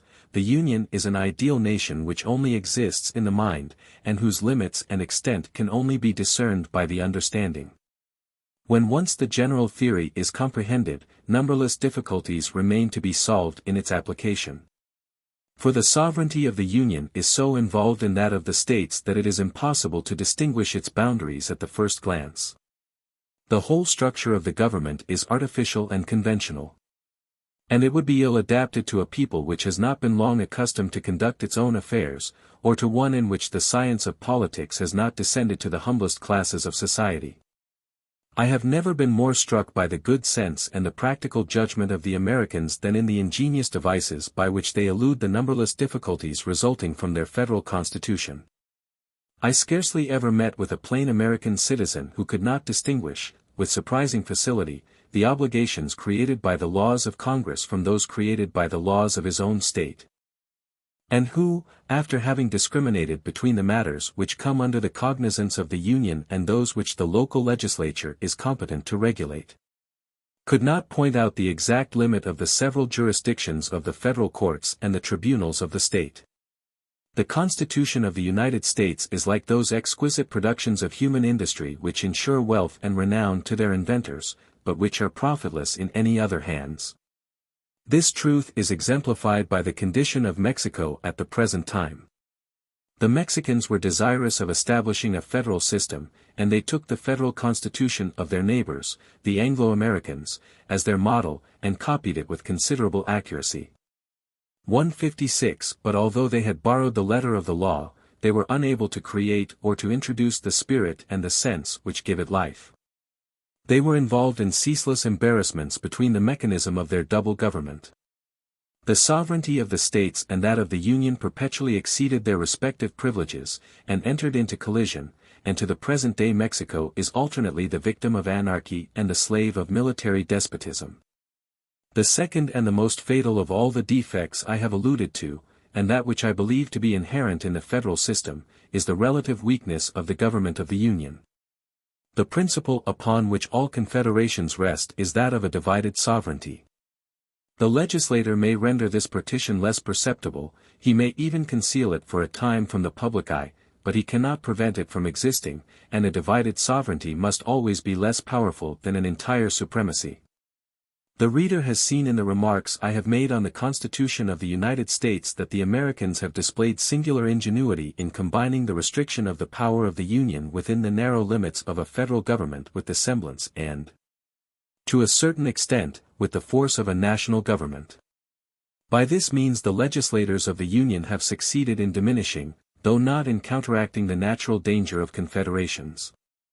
It has been remarked that the American government does not apply itself to the states, but that it immediately transmits its injunctions to the citizens, and compels them as isolated individuals to comply with its demands. But if the federal law were to clash with the interests and the prejudices of a state, it might be feared that all the citizens of that state would conceive themselves to be interested in the cause of a single individual who should refuse to obey. If all the citizens of the state were aggrieved at the same time and in the same manner by the authority of the Union, the federal government would vainly attempt to subdue them individually. They would instinctively unite in a common defense, and they would derive a ready-prepared organization from the share of sovereignty which the institution of their state allows them to enjoy. Fiction would give way to reality, and an organized portion of the territory might then contest the central authority. 157 The same observation holds good with regard to the federal jurisdiction. If the courts of the Union violated an important law of a state in a private case, the real, if not the apparent, contest would arise between the aggrieved state represented by a citizen and the Union represented by its courts of justice. 158. He would have but a partial knowledge of the world who should imagine that it is possible, by the aid of legal fictions, to prevent men from finding out and employing those means of gratifying their passions which have been left open to them. And it may be doubted whether the American legislators, when they rendered a collision between the two sovereigns less probable, destroyed the cause of such a misfortune. But it may even be affirmed that they were unable to ensure the preponderance of the federal element in a case of this kind. The Union is possessed of money and of troops, but the affections and the prejudices of the people are in the bosom of the states. The sovereignty of the Union is an abstract being, which is connected with but few external objects. The sovereignty of the states is hourly perceptible, easily understood, constantly active, and if the former is of recent creation, the latter is coeval with the people itself. The sovereignty of the Union is factitious, that of the states is natural, and derives its existence from its own simple influence, like the authority of a parent. The supreme power of the nation only affects a few of the chief interests of society. It represents an immense but remote country, and claims a feeling of patriotism which is vague and ill-defined, but the authority of the states controls every individual citizen at every hour and in all circumstances. It protects his property, his freedom, and his life. And when we recollect the traditions, the customs, the prejudices of local and familiar attachment with which it is connected, we cannot doubt of the superiority of a power which is interwoven with every circumstance that renders the love of one's native country instinctive in the human heart.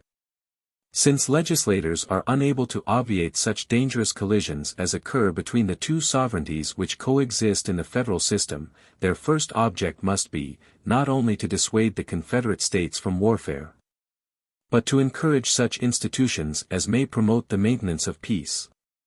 Hence it results that the federal compact cannot be lasting unless there exists in the communities which are leagued together a certain number of inducements to union which render their common dependence agreeable. And the task of the government light, and that system cannot succeed without the presence of favorable circumstances added to the influence of good laws. All the peoples which have ever formed a confederation have been held together by a certain number of common interests, which served as the intellectual ties of association. But the sentiments and the principles of man must be taken into consideration as well as his immediate interests. A certain uniformity of civilization is not less necessary to the durability of a confederation than a uniformity of interests in the states which compose it. In Switzerland the difference which exists between the canton of Uri and the canton of Vaud is equal to that between the 15th and the 19th centuries, and, properly speaking, Switzerland has never possessed a federal government. The union between these two cantons only subsists upon the map, and their discrepancies would soon be perceived if an attempt were made by a central authority to prescribe the same laws to the whole territory. One of the circumstances which most powerfully contribute to support the federal government in America is that the states have not only similar interests, a common origin, and a common tongue, but that they are also arrived at the same stage of civilization, which almost always renders a union feasible.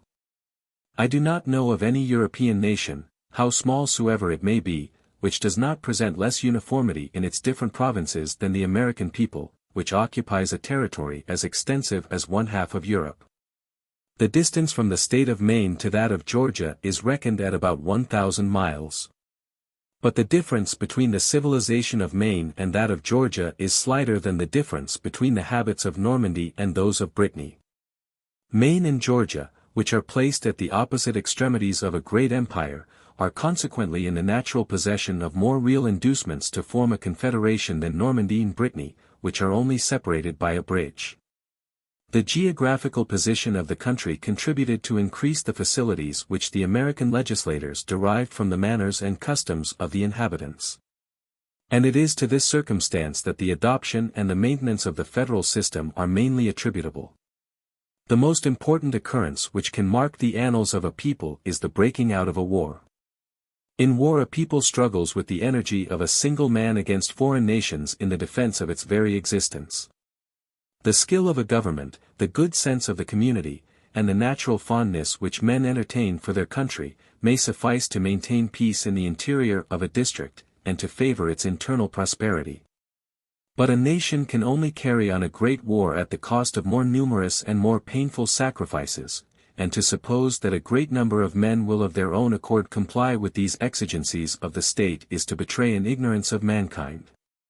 All the peoples which have been obliged to sustain a long and serious warfare have consequently been led to augment the power of their government.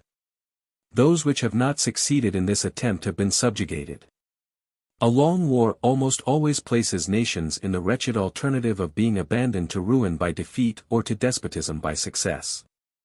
War therefore renders the symptoms of the weakness of a government most palpable and most alarming. And I have shown that the inherent defeat of federal governments is that of being weak. The federal system is not only deficient in every kind of centralized administration, but the central government itself is imperfectly organized, which is invariably an influential cause of inferiority when the nation is opposed to other countries which are themselves governed by a single authority.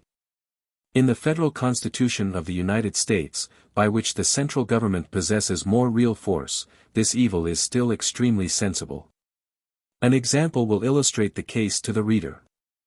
The Constitution confers upon Congress the right of calling forth militia to execute the laws of the Union, suppress insurrections, and repel invasions. And another article declares that the President of the United States is the Commander-in-Chief of the militia. In the War of 1812 the President ordered the militia of the northern states to march to the frontiers. But Connecticut and Massachusetts, whose interests were impaired by the war, refused to obey the command. They argued that the Constitution authorizes the federal government to call forth the militia in case of insurrection or invasion, but that in the present instance there was neither invasion nor insurrection. They added, that the same Constitution which conferred upon the Union the right of calling forth the militia reserved to the states that of naming the officers.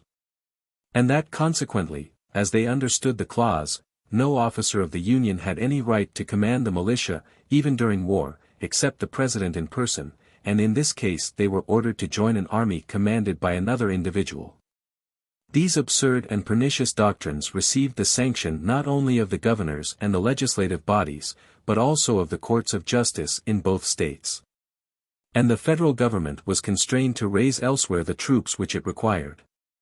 159.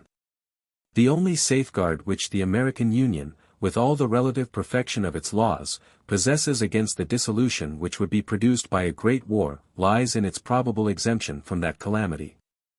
Placed in the center of an immense continent, which offers a boundless field for human industry, the Union is almost as much insulated from the world as if its frontiers were girt by the ocean.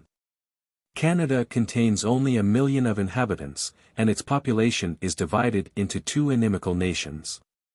The rigor of the climate limits the extension of its territory, and shuts up its ports during the 6 months of winter. From Canada to the Gulf of Mexico a few savage tribes are to be met with, which retire, perishing in their retreat, before 6,000 soldiers. To the south, the Union has a point of contact with the Empire of Mexico. And it is thence that serious hostilities may one day be expected to arise. But for a long while to come the uncivilized state of the Mexican community, the depravity of its morals, and its extreme poverty, will prevent that country from ranking high amongst nations. 160 As for the powers of Europe, they are too distant to be formidable. The great advantage of the United States does not, then, consist in a federal constitution which allows them to carry on great wars, but in a geographical position which renders such enterprises extremely improbable. No one can be more inclined than I am myself to appreciate the advantages of the federal system, which I hold to be one of the combinations most favorable to the prosperity and freedom of man. I envy the lot of those nations which have been enabled to adopt it, but I cannot believe that any confederate peoples could maintain a long or an equal contest with a nation of similar strength in which the government should be centralized. A people which should divide its sovereignty into fractional powers, in the presence of the great military monarchies of Europe, would, in my opinion, by that very act, abdicate its power, and perhaps its existence and its name.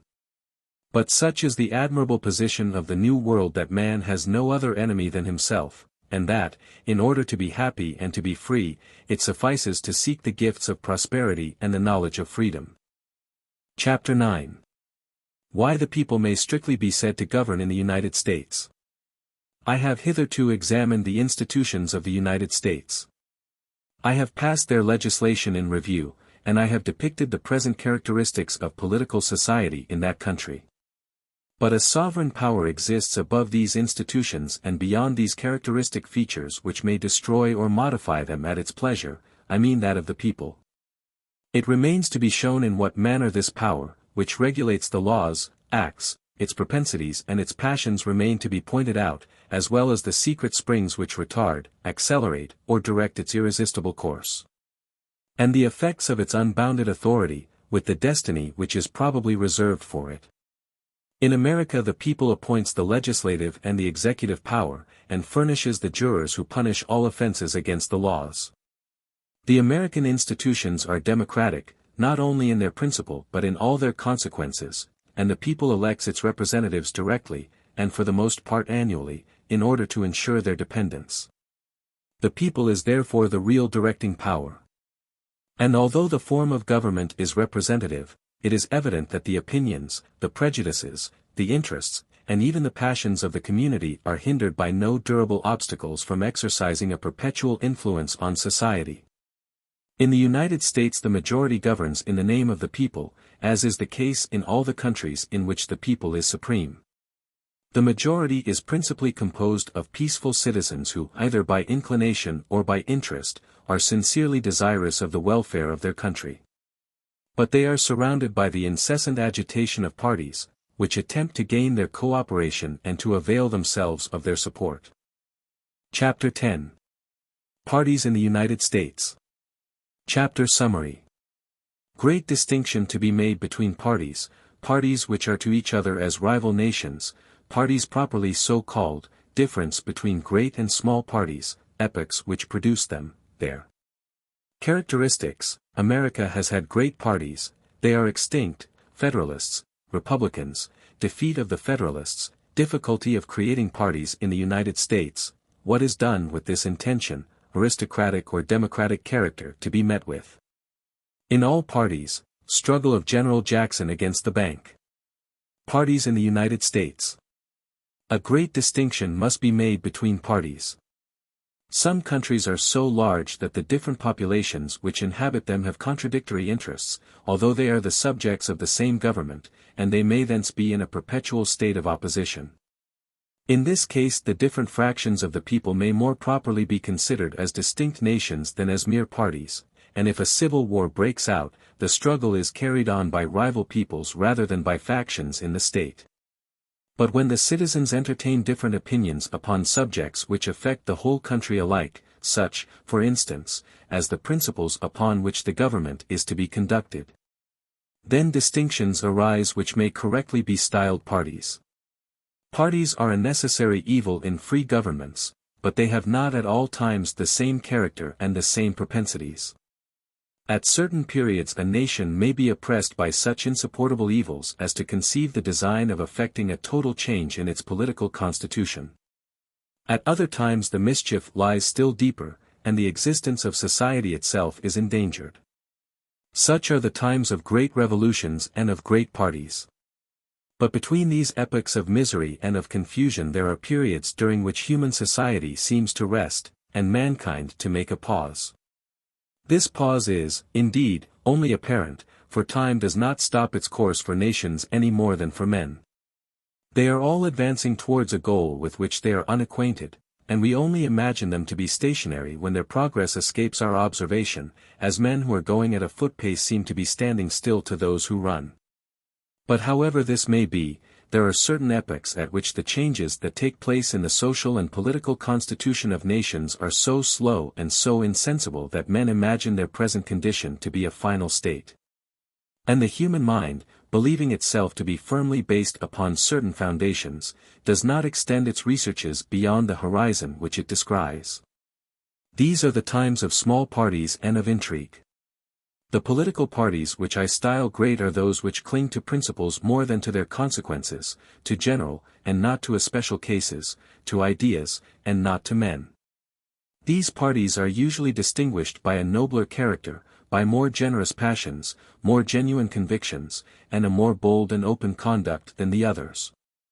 In them private interest, which always plays the chief part in political passions, is more studiously veiled under the pretext of the public good, and it may even be sometimes concealed from the eyes of the very persons whom it excites and impels.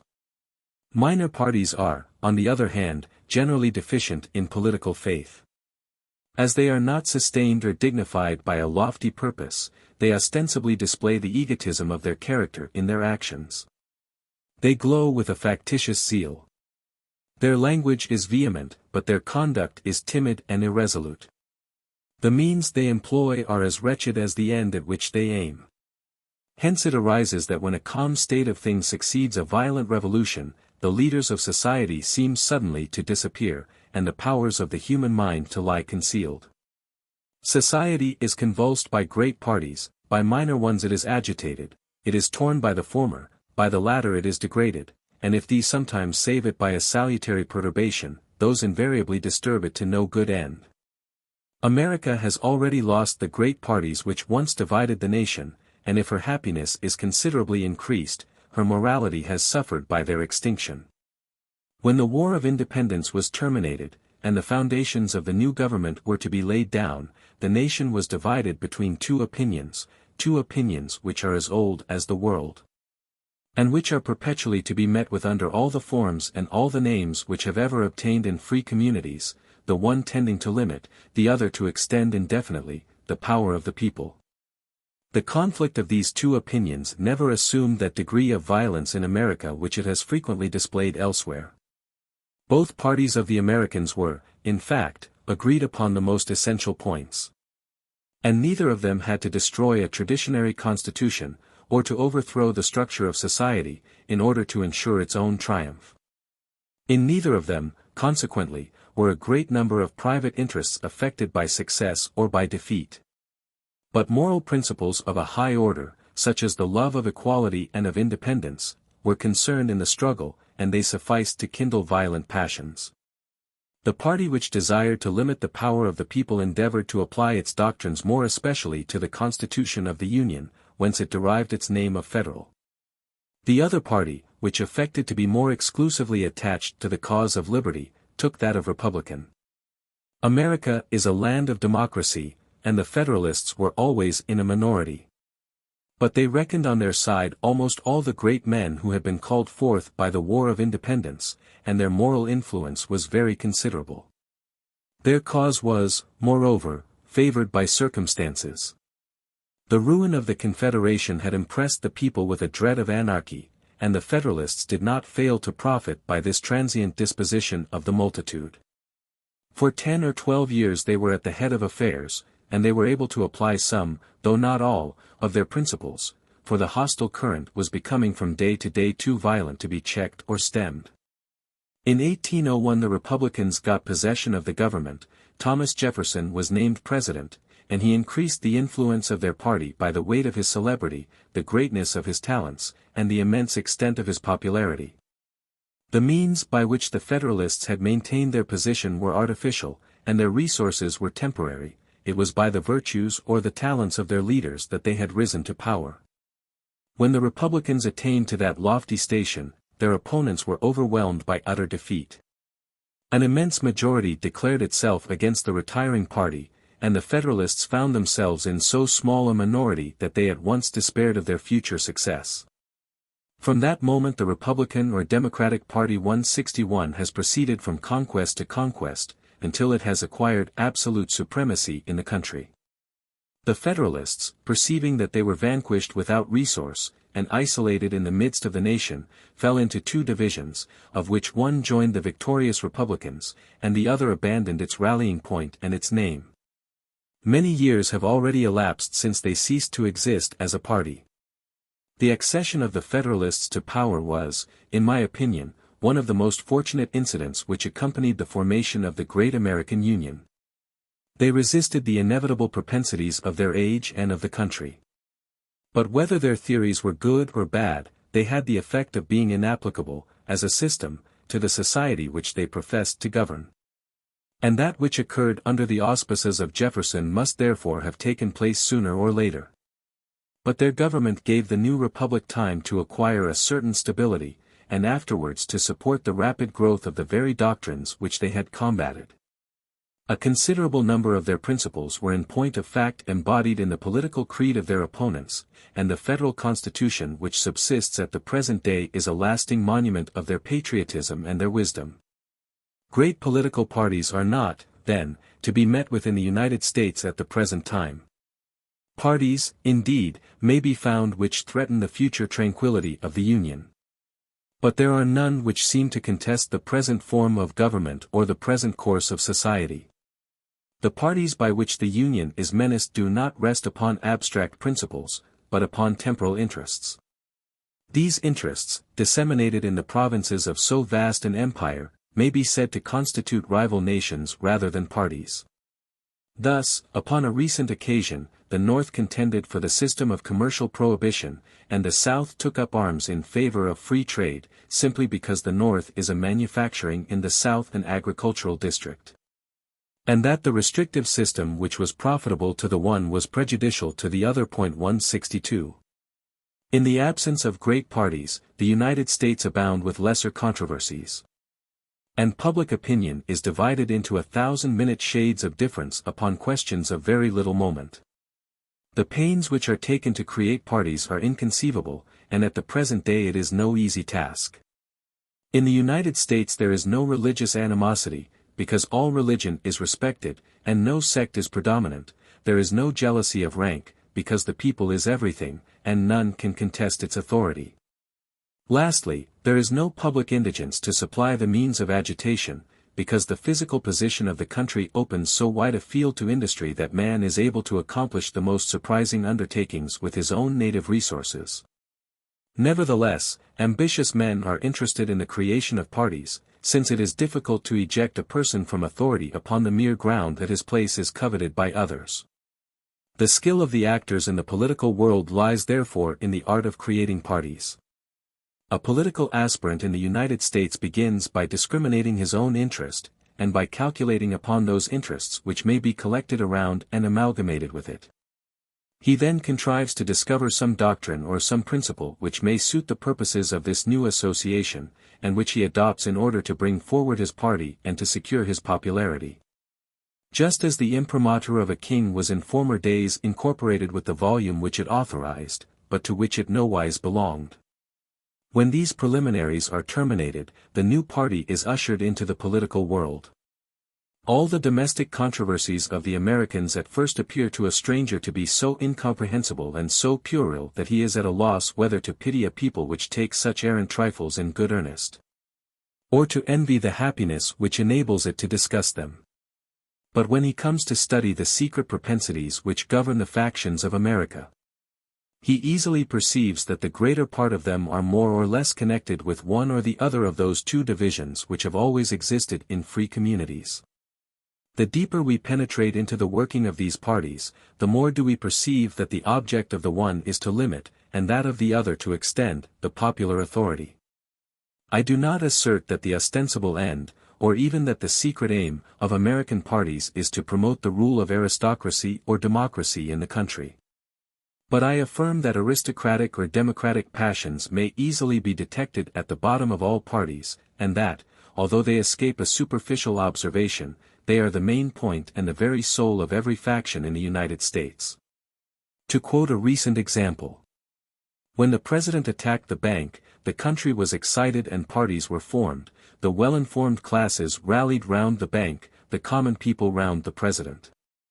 But it must not be imagined that the people had formed a rational opinion upon a question which offers so many difficulties to the most experienced statesmen.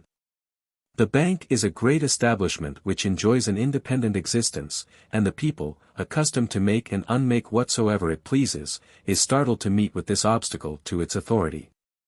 In the midst of the perpetual fluctuation of society, the community is irritated by so permanent an institution, and is led to attack it in order to see whether it can be shaken and controlled, like all the other institutions of the country. Remains of the aristocratic party in the United States. Secret opposition of wealthy individuals to democracy, their retirement, their taste for exclusive pleasures and for luxury at home, their simplicity abroad, their affected condescension towards the people.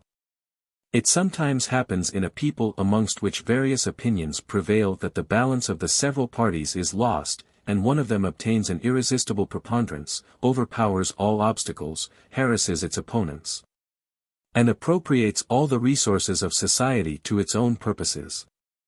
The vanquished citizens despair of success, and they conceal their dissatisfaction in silence and in general apathy. The nation seems to be governed by a single principle, and the prevailing party assumes the credit of having restored peace and unanimity to the country. But this apparent unanimity is merely a cloak to alarming dissensions and perpetual opposition. This is precisely what occurred in America. When the Democratic Party got the upper hand, it took exclusive possession of the conduct of affairs, and from that time the laws and the customs of society have been adapted to its caprices. At the present day the more affluent classes of society are so entirely removed from the direction of political affairs in the United States that wealth, far from conferring a right to the exercise of power, is rather an obstacle than a means of attaining to it. The wealthy members of the community abandon the lists, through unwillingness to contend, and frequently to contend in vain, against the poorest classes of their fellow citizens. They concentrate all their enjoyments in the privacy of their homes, where they occupy a rank which cannot be assumed in public, and they constitute a private society in the state, which has its own tastes and its own pleasures. They submit to this state of things as an irremediable evil, but they are careful not to show that they are galled by its continuance. It is even not uncommon to hear them laud the delights of a republican government, and the advantages of democratic institutions when they are in public. Next to hating their enemies, men are most inclined to flatter them. Mark, for instance, that opulent citizen, who is as anxious as a Jew of the Middle Ages to conceal his wealth. His dress is plain, his demeanor unassuming. But the interior of his dwelling glitters with luxury, and none but a few chosen guests whom he haughtily styles his equals are allowed to penetrate into this sanctuary. No European noble is more exclusive in his pleasures, or more jealous of the smallest advantages which his privileged station confers upon him. But the very same individual crosses the city to reach a dark counting-house in the center of traffic, where every one may accost him who pleases. If he meets his cobbler upon the way, they stop and converse. The two citizens discuss the affairs of the state in which they have an equal interest, and they shake hands before they part. But beneath this artificial enthusiasm, and these obsequious attentions to the preponderating power, it is easy to perceive that the wealthy members of the community entertain a hearty distaste to the democratic institutions of their country.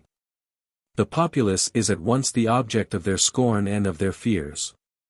If the maladministration of the democracy ever brings about a revolutionary crisis, and if monarchical institutions ever become practicable in the United States, the truth of what I advance will become obvious.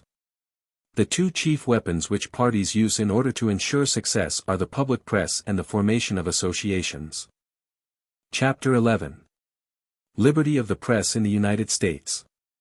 Chapter Summary. Difficulty of restraining the liberty of the press, particular reasons which some nations have to cherish this liberty, the liberty of the press a necessary consequence of the sovereignty of the people as it is understood in America, violent language of the periodical press in the United States, propensities of the periodical press, illustrated by the United States, opinion of the Americans upon the repression of the abuse of the liberty of the press by judicial prosecutions, reasons for which the press is less powerful in America than in France. Liberty of the press in the United States. The influence of the liberty of the press does not affect political opinions alone, but it extends to all the opinions of men, and it modifies customs as well as laws.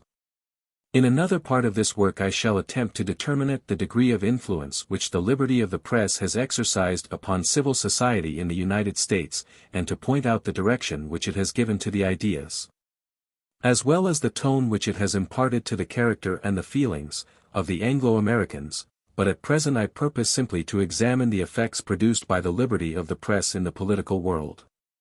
I confess that I do not entertain that firm and complete attachment to the liberty of the press which things that are supremely good in their very nature are wont to excite in the mind. And I approve of it more from a recollection of the evils it prevents than from a consideration of the advantages it ensures.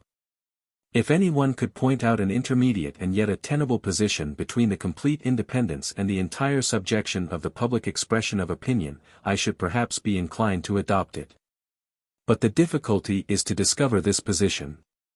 If it is your intention to correct the abuses of unlicensed printing and to restore the use of orderly language, you may in the first instance try the offender by a jury. But if the jury acquits him, the opinion which was that of a single individual becomes the opinion of the country at large. Too much and too little has therefore hitherto been done.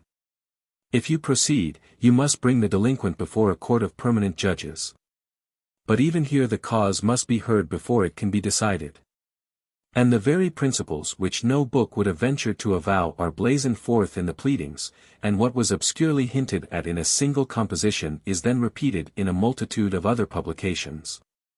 The language in which a thought is embodied is the mere carcass of the thought, and not the idea itself. Tribunals may condemn the form, but the sense and spirit of the work is too subtle for their authority. Too much has still been done to recede, too little to attain your end, you must therefore proceed. If you establish a censorship of the press, the tongue of the public speaker will still make itself heard, and you have only increased the mischief. The powers of thought do not rely, like the powers of physical strength, upon the number of their mechanical agents, nor can a host of authors be reckoned like the troops which compose an army. On the contrary, the authority of a principle is often increased by the smallness of the number of men by whom it is expressed. The words of a strong-minded man, which penetrate amidst the passions of a listening assembly, have more power than the vociferations of 1,000 orators. And if it be allowed to speak freely in any public place, the consequence is the same as if free speaking was allowed in every village.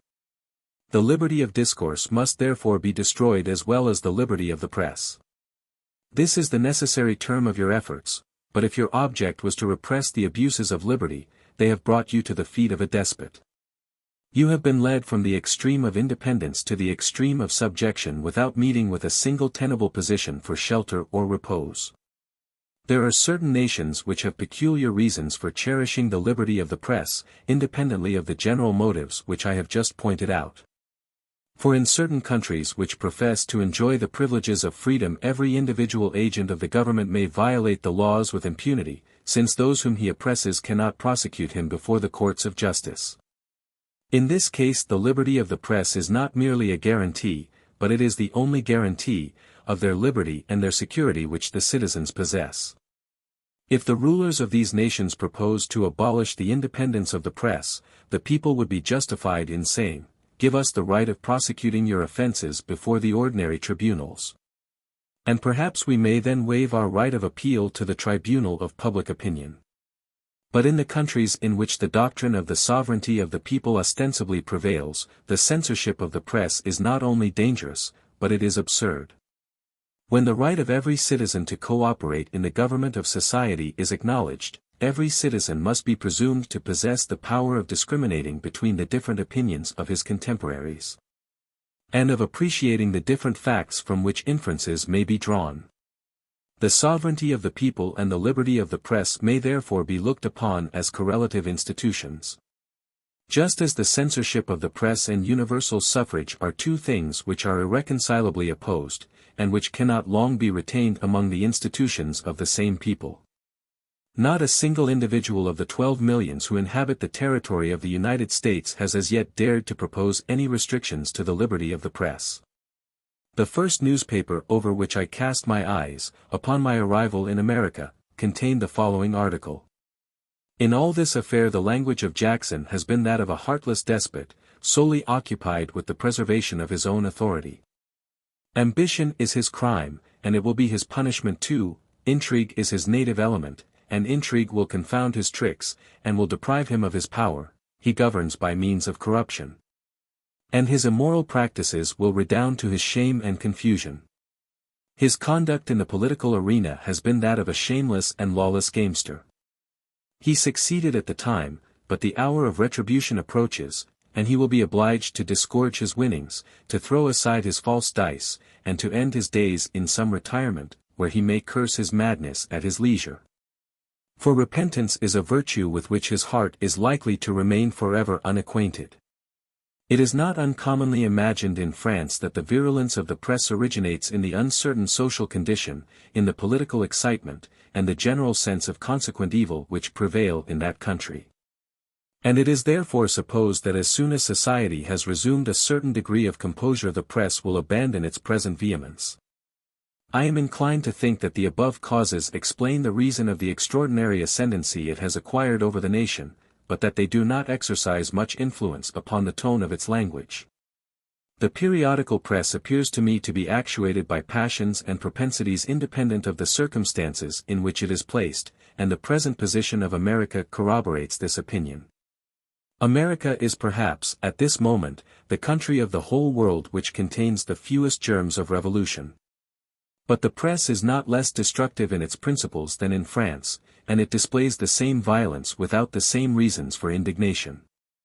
In America, as in France, it constitutes a singular power, so strangely composed of mingled good and evil that it is at the same time indispensable to the existence of freedom, and nearly incompatible with the maintenance of public order.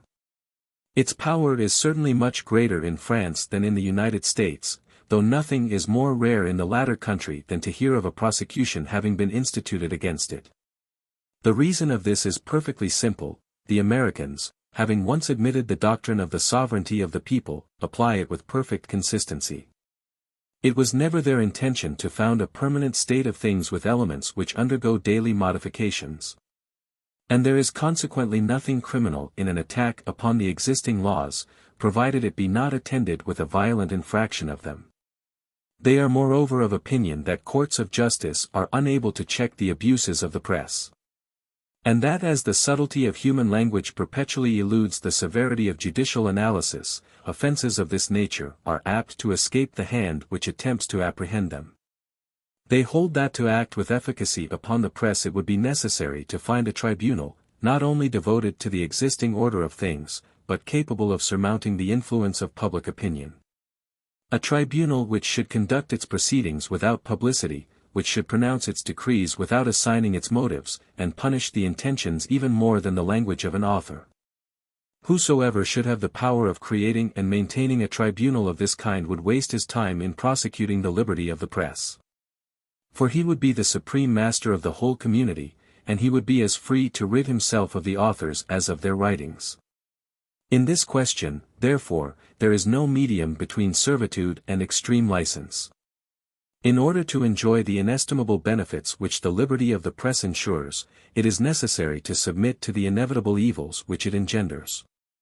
To expect to acquire the former and to escape the latter is to cherish one of those illusions which commonly mislead nations in their times of sickness, when, tired with faction and exhausted by effort, They attempt to combine hostile opinions and contrary principles upon the same soil.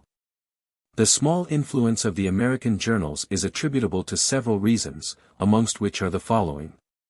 The liberty of writing, like all other liberty, is most formidable when it is a novelty. For a people which has never been accustomed to cooperate in the conduct of state affairs places implicit confidence in the first tribune who arouses its attention. The Anglo-Americans have enjoyed this liberty ever since the foundation of the settlements. Moreover, the press cannot create human passions by its own power, however skillfully it may kindle them where they exist. In America politics are discussed with animation and a varied activity. But they rarely touch those deep passions which are excited whenever the positive interest of a part of the community is impaired, but in the United States the interests of the community are in a most prosperous condition. A single glance upon a French and an American newspaper is sufficient to show the difference which exists between the two nations on this head. In France the space allotted to commercial advertisements is very limited, and the intelligence is not considerable, but the most essential part of the journal is that which contains the discussion of the politics of the day. In America 3/4 of the enormous sheet which is set before the reader are filled with advertisements. And the remainder is frequently occupied by political intelligence or trivial anecdotes. It is only from time to time that one finds a corner devoted to passionate discussions like those with which the journalists of France are wont to indulge their readers. It has been demonstrated by observation, and discovered by the innate sagacity of the pettiest as well as the greatest of despots, that the influence of a power is increased in proportion as its direction is rendered more central. In France the press combines a twofold centralization. Almost all its power is centered in the same spot, and vested in the same hands, for its organs are far from numerous. The influence of a public press thus constituted, upon a skeptical nation, must be unbounded.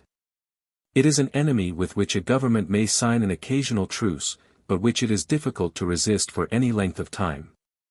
Neither of these kinds of centralization exists in America. The United States have no metropolis. The intelligence as well as the power of the country are dispersed abroad, and instead of radiating from a point, they cross each other in every direction. The Americans have established no central control over the expression of opinion, any more than over the conduct of business. These are circumstances which do not depend on human foresight.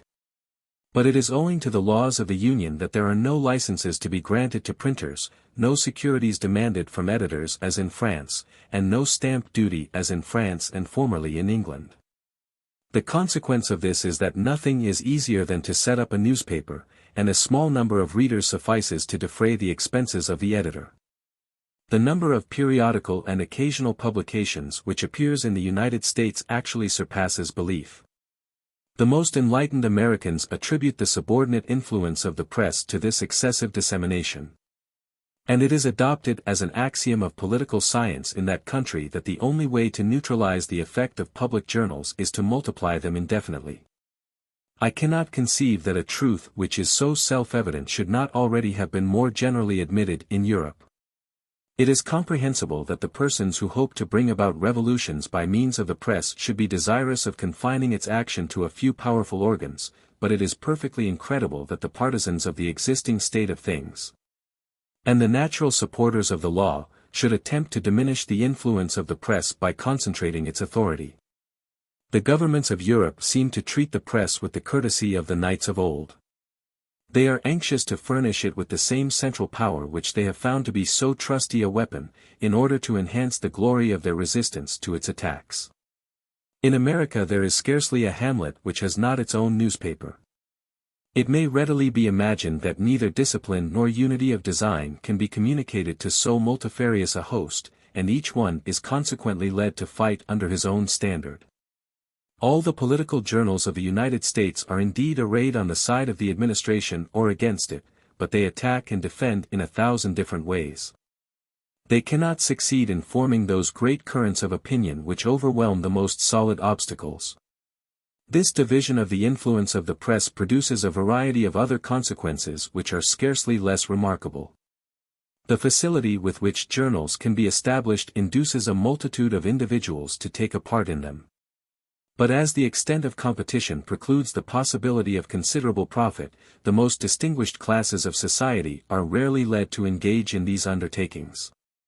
But such is the number of the public prints that, even if they were a source of wealth, writers of ability could not be found to direct them all. The journalists of the United States are usually placed in a very humble position, with a scanty education and a vulgar turn of mind. The will of the majority is the most general of laws, and it establishes certain habits which form the characteristics of each peculiar class of society. Thus it dictates the etiquette practiced at courts and the etiquette of the bar. The characteristics of the French journalist consist in a violent, but frequently an eloquent and lofty, manner of discussing the politics of the day, and the exceptions to this habitual practice are only occasional. The characteristics of the American journalist consist in an open and coarse appeal to the passions of the populace. And he habitually abandons the principles of political science to assail the characters of individuals, to track them into private life, and disclose all their weaknesses and errors. Nothing can be more deplorable than this abuse of the powers of thought.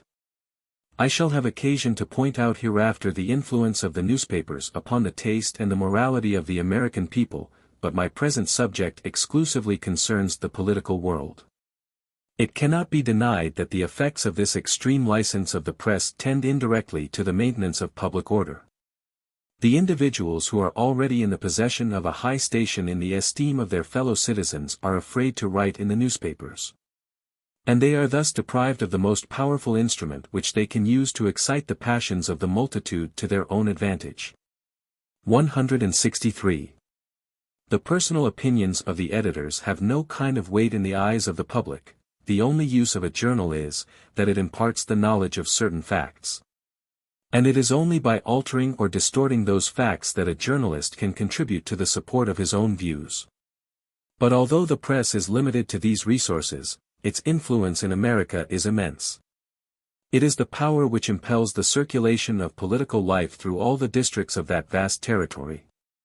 Its eye is constantly open to detect the secret springs of political designs, and to summon the leaders of all parties to the bar of public opinion. It rallies the interests of the community round certain principles, and it draws up the creed which factions adopt. For it affords a means of intercourse between parties which hear, and which address each other without ever having been in immediate contact.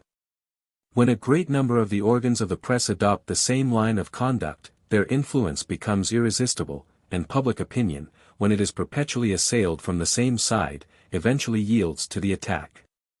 In the United States each separate journal exercises but little authority, but the power of the periodical press is only second to that of the people. 164. The opinions established in the United States under the empire of the liberty of the press are frequently more firmly rooted than those which are formed elsewhere under the sanction of a censor. In the United States the democracy perpetually raises fresh individuals to the conduct of public affairs, and the measures of the administration are consequently seldom regulated by the strict rules of consistency or of order.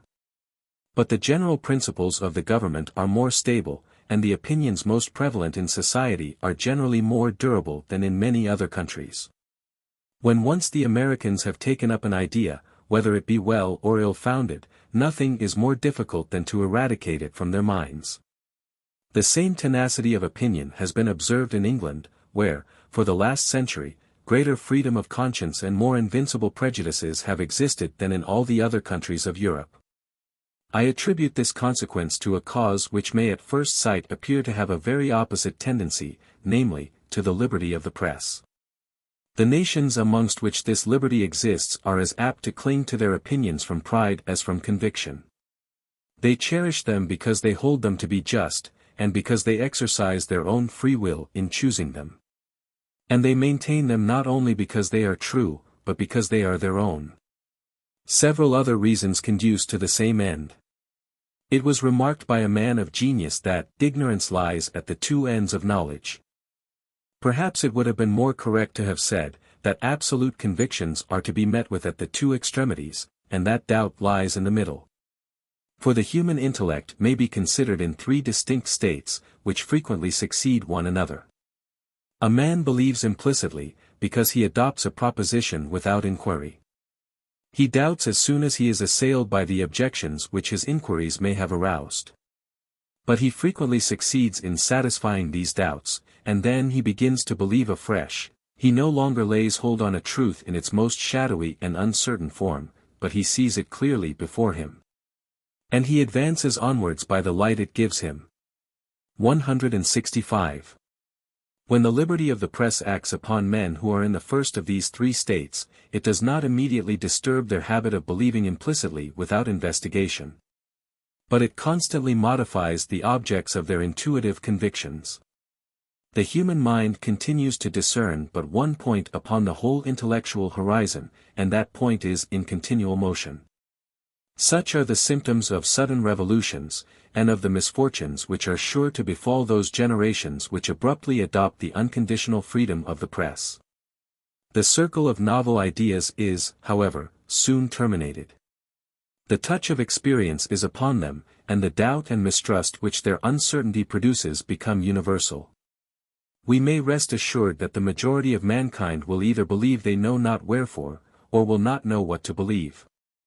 Few are the beings who can ever hope to attain to that state of rational and independent conviction which true knowledge can beget in defiance of the attacks of doubt.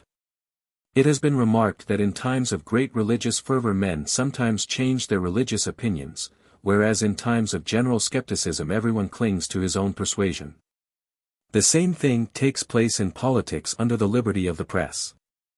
In countries where all the theories of social science have been contested in their turn, the citizens who have adopted one of them stick to it, not so much because they are assured of its excellence, as because they are not convinced of the superiority of any other. In the present age men are not very ready to die in defense of their opinions, but they are rarely inclined to change them, and there are fewer martyrs as well as fewer apostates. Another still more valid reason may yet be adduced. When no abstract opinions are looked upon as certain, men cling to the mere propensities and external interests of their position, which are naturally more tangible and more permanent than any opinions in the world. It is not a question of easy solution whether aristocracy or democracy is most fit to govern a country. But it is certain that democracy annoys one part of the community, and that aristocracy oppresses another part. When the question is reduced to the simple expression of the struggle between poverty and wealth, the tendency of each side of the dispute becomes perfectly evident without further controversy. Chapter 12. Political Associations in the United States. Chapter Summary. Daily use which the Anglo-Americans make of the right of association, three kinds of political associations, in what manner the Americans apply the representative system to associations, dangers resulting to the state, Great Convention of 1831 relative to the tariff, legislative character of this convention, why the unlimited exercise of the right of association is less dangerous in the United States than elsewhere, why it may be looked upon as necessary, utility of associations in a democratic people. Political associations in the United States. In no country in the world has the principle of association been more successfully used, or more unsparingly applied to a multitude of different objects, than in America. Besides the permanent associations which are established by law under the names of townships, cities, and counties, a vast number of others are formed and maintained by the agency of private individuals. The citizen of the United States is taught from his earliest infancy to rely upon his own exertions in order to resist the evils and the difficulties of life. He looks upon social authority with an eye of mistrust and anxiety, and he only claims its assistance when he is quite unable to shift without it. This habit may even be traced in the schools of the rising generation, where the children in their games are wont to submit to rules which they have themselves established, and to punish misdemeanors which they have themselves defined. The same spirit pervades every act of social life. If a stoppage occurs in a thoroughfare, and the circulation of the public is hindered, the neighbors immediately constitute a deliberative body. And this extemporaneous assembly gives rise to an executive power which remedies the inconvenience before anybody has thought of recurring to an authority superior to that of the persons immediately concerned.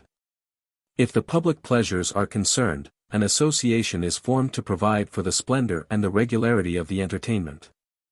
Societies are formed to resist enemies which are exclusively of a moral nature, and to diminish the vice of intemperance. In the United States, associations are established to promote public order, commerce, industry, morality, and religion. For there is no end which the human will, seconded by the collective exertions of individuals, despairs of attaining. I shall hereafter have occasion to show the effects of association upon the course of society, and I must confine myself for the present to the political world. When once the right of association is recognized, the citizens may employ it in several different ways. An association consists simply in the public assent which a number of individuals give to certain doctrines, and in the engagement which they contract to promote the spread of those doctrines by their exertions. The right of association with these views is very analogous to the liberty of unlicensed writing, but societies thus formed possess more authority than the press. When an opinion is represented by a society, it necessarily assumes a more exact and explicit form. It numbers its partisans, and compromises their welfare in its cause. They, on the other hand, become acquainted with each other, and their zeal is increased by their number.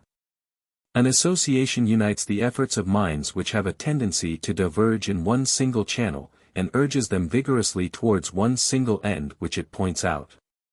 The second degree in the right of association is the power of meeting. When an association is allowed to establish centers of action at certain important points in the country, its activity is increased and its influence extended. Men have the opportunity of seeing each other. Means of execution are more readily combined, and opinions are maintained with a degree of warmth and energy which written language cannot approach. Lastly, in the exercise of the right of political association, there is a third degree. The partisans of an opinion may unite in electoral bodies, and choose delegates to represent them in a central assembly. This is, properly speaking, the application of the representative system to a party. Thus, in the first instance, a society is formed between individuals professing the same opinion, and the tie which keeps it together is of a purely intellectual nature. In the second case, small assemblies are formed which only represent a fraction of the party. Lastly, in the third case, they constitute a separate nation in the midst of the nation, a government within the government.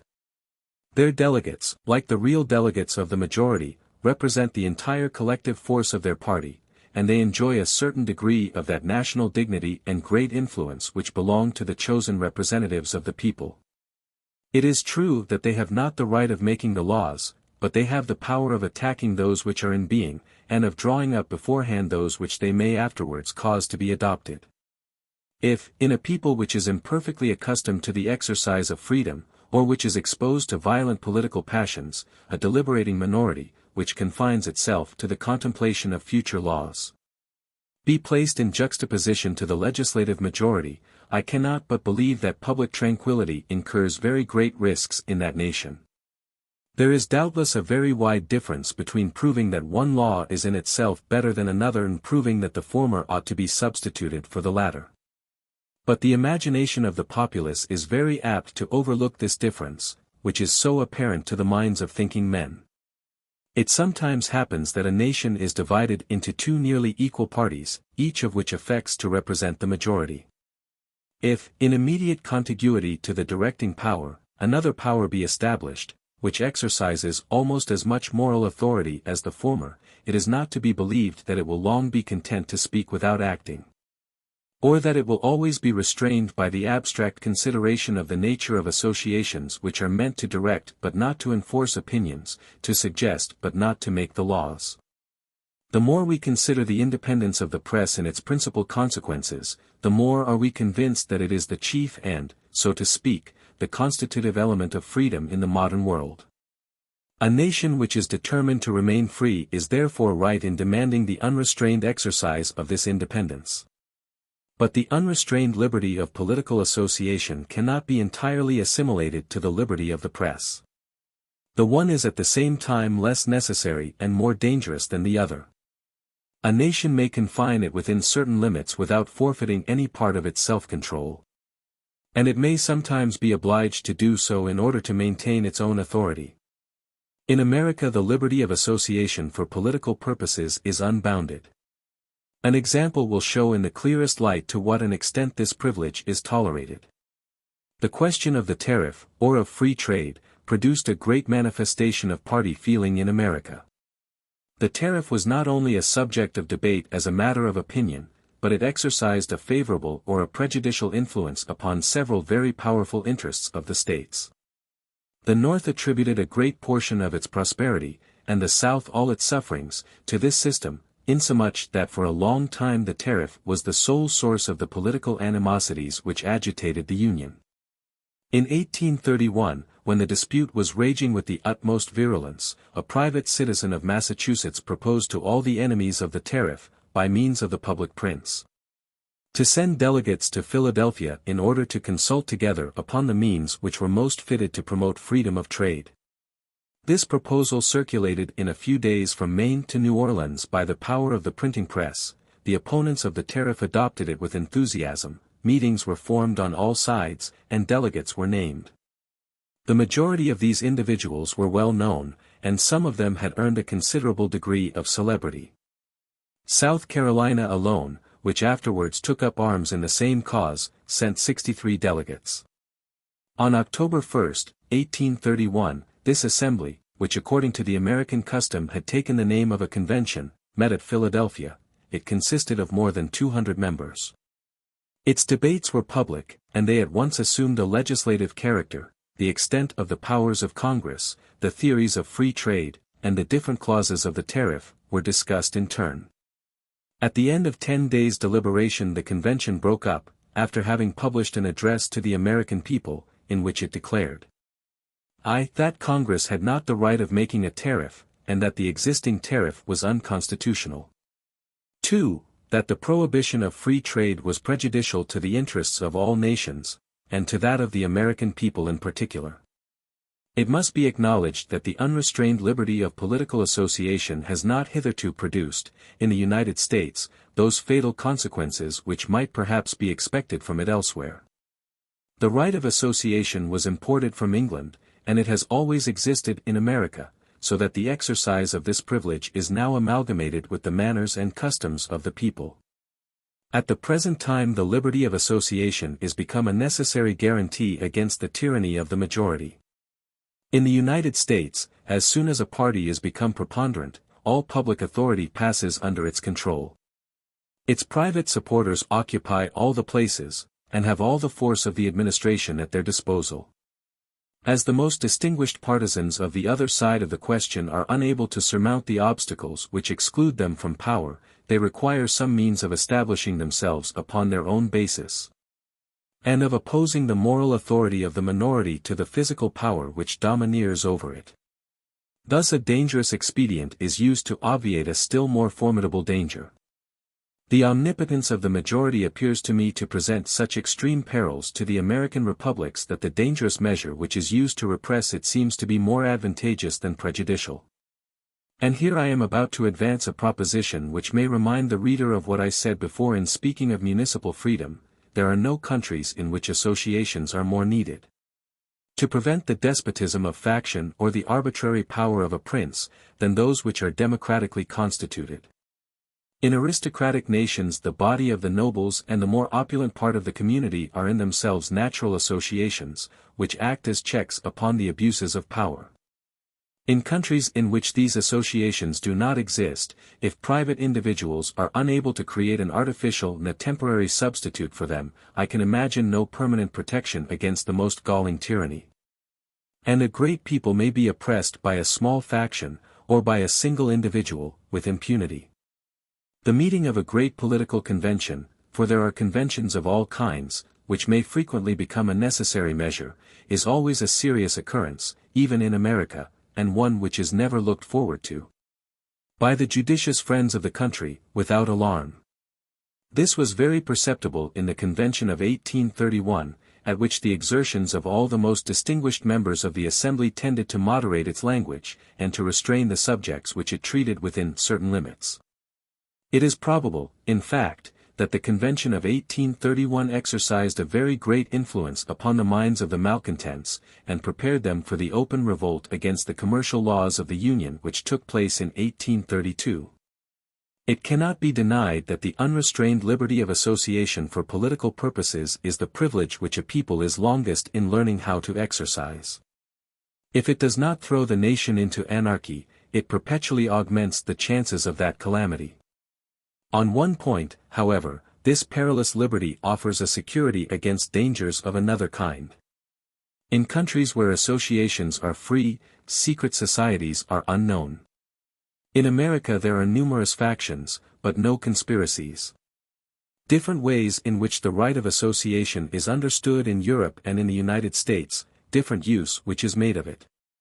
The most natural privilege of man, next to the right of acting for himself, is that of combining his exertions with those of his fellow creatures, and of acting in common with them. I am therefore led to conclude that the right of association is almost as inalienable as the right of personal liberty. No legislator can attack it without impairing the very foundations of society. Nevertheless, if the liberty of association is a fruitful source of advantages and prosperity to some nations, it may be perverted or carried to excess by others, and the element of life may be changed into an element of destruction. A comparison of the different methods which associations pursue in those countries in which they are managed with discretion, as well as in those where liberty degenerates into license, may perhaps be thought useful both to governments and to parties. The greater part of Europeans look upon an association as a weapon which is to be hastily fashioned, and immediately tried in the conflict. A society is formed for discussion, but the idea of impending action prevails in the minds of those who constitute it. It is, in fact, an army. And the time given to parley serves to reckon up the strength and to animate the courage of the host, after which they direct their march against the enemy. Resources which lie within the bounds of the law may suggest themselves to the persons who compose it as means, but never as the only means, of success. Such, however, is not the manner in which the right of association is understood in the United States. In America the citizens who form the minority associate, in order, in the first place, to show their numerical strength, and so to diminish the moral authority of the majority. And, in the second place, to stimulate competition, and to discover those arguments which are most fitted to act upon the majority.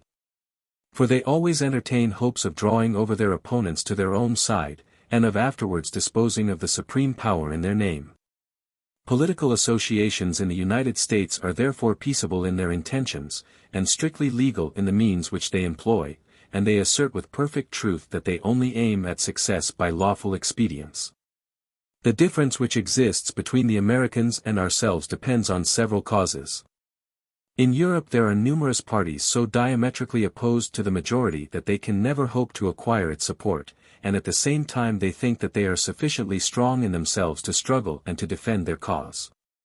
When a party of this kind forms an association, its object is, not to conquer, but to fight.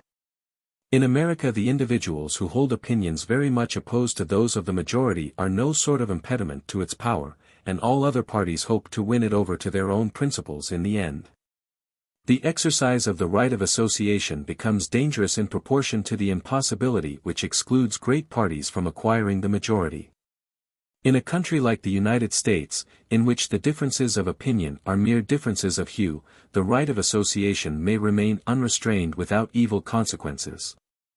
The inexperience of many of the European nations in the enjoyment of liberty leads them only to look upon the liberty of association as a right of attacking the government. The first notion which presents itself to a party, as well as to an individual, when it has acquired a consciousness of its own strength, is that of violence. The notion of persuasion arises at a later period and is only derived from experience.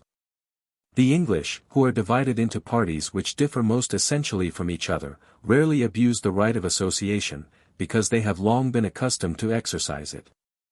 In France the passion for war is so intense that there is no undertaking so mad, or so injurious to the welfare of the state, that a man does not consider himself honored in defending it, at the risk of his life.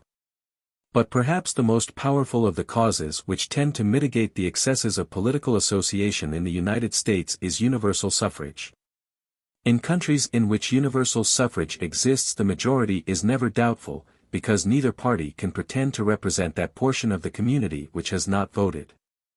The associations which are formed are aware, as well as the nation at large, that they do not represent the majority. This is, indeed, a condition inseparable from their existence.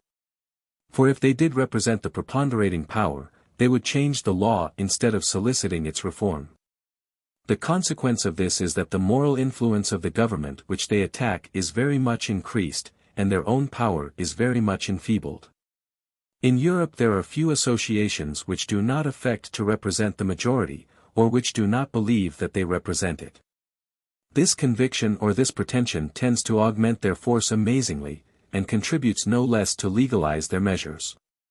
Violence may seem to be excusable in defense of the cause of oppressed right. Thus it is, in the vast labyrinth of human laws, that extreme liberty sometimes corrects the abuses of license, and that extreme democracy obviates the dangers of democratic government. In Europe, associations consider themselves, in some degree, as the legislative and executive councils of the people, which is unable to speak for itself. In America, where they only represent a minority of the nation, they argue and they petition. The means which the associations of Europe employ are in accordance with the end which they propose to obtain. As the principal aim of these bodies is to act, and not to debate, to fight rather than to persuade, they are naturally led to adopt a form of organization which differs from the ordinary customs of civil bodies, and which assumes the habits and the maxims of military life. They centralize the direction of their resources as much as possible, and they entrust the power of the whole party to a very small number of leaders. The members of these associations respond to a watchword, like soldiers on duty. They profess the doctrine of passive obedience, say rather, that in uniting together they at once abjure the exercise of their own judgment and free will. And the tyrannical control which these societies exercise is often far more insupportable than the authority possessed over society by the government which they attack. Their moral force is much diminished by these excesses, and they lose the powerful interest which is always excited by a struggle between oppressors and the oppressed. The man who in given cases consents to obey his fellows with servility, and who submits his activity and even his opinions to their control, can have no claim to rank as a free citizen. The Americans have also established certain forms of government which are applied to their associations, but these are invariably borrowed from the forms of the civil administration. The independence of each individual is formally recognized. The tendency of the members of the association points, as it does in the body of the community, towards the same end, but they are not obliged to follow the same track. No one abjures the exercise of his reason and his free will. But every one exerts that reason and that will for the benefit of a common undertaking. Chapter 13. Government of the Democracy in America, Part 1. I am well aware of the difficulties which attend this part of my subject, but although every expression which I am about to make use of may clash, upon some one point, with the feelings of the different parties which divide my country, I shall speak my opinion with the most perfect openness. In Europe we are at a loss how to judge the true character and the more permanent propensities of democracy, because in Europe two conflicting principles exist, and we do not know what to attribute to the principles themselves, and what to refer to the passions which they bring into collision. Such, however, is not the case in America. There the people reigns without any obstacle, and it has no perils to dread and no injuries to avenge. In America, democracy is swayed by its own free propensities. Its course is natural and its activity is unrestrained. The United States consequently afford the most favorable opportunity of studying its real character. And to no people can this inquiry be more vitally interesting than to the French nation, which is blindly driven onwards by a daily and irresistible impulse towards a state of things which may prove either despotic or republican, but which will assuredly be democratic. Universal suffrage. I have already observed that universal suffrage has been adopted in all the states of the Union. It consequently occurs amongst different populations which occupy very different positions in the scale of society. I have had opportunities of observing its effects in different localities, and amongst races of men who are nearly strangers to each other by their language, their religion, and their manner of life. In Louisiana as well as in New England, in Georgia and in Canada. I have remarked that universal suffrage is far from producing in America either all the good or all the evil consequences which are assigned to it in Europe, and that its effects differ very widely from those which are usually attributed to it. Choice of the people.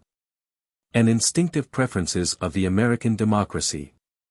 In the United States the most able men are rarely placed at the head of affairs. Reason of this peculiarity, the envy which prevails in the lower orders of France against the higher classes is not a French, but a purely democratic sentiment, for what reason the most distinguished men in America frequently seclude themselves from public affairs.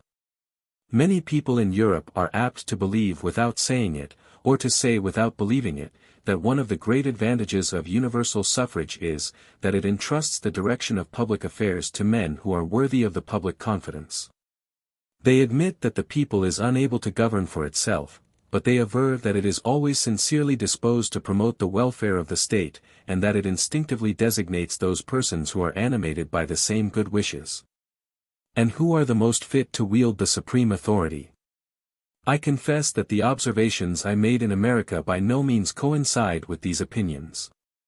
On my arrival in the United States I was surprised to find so much distinguished talent among the subjects, and so little among the heads of the government. It is a well-authenticated fact, that at the present day the most able men in the United States are very rarely placed at the head of affairs.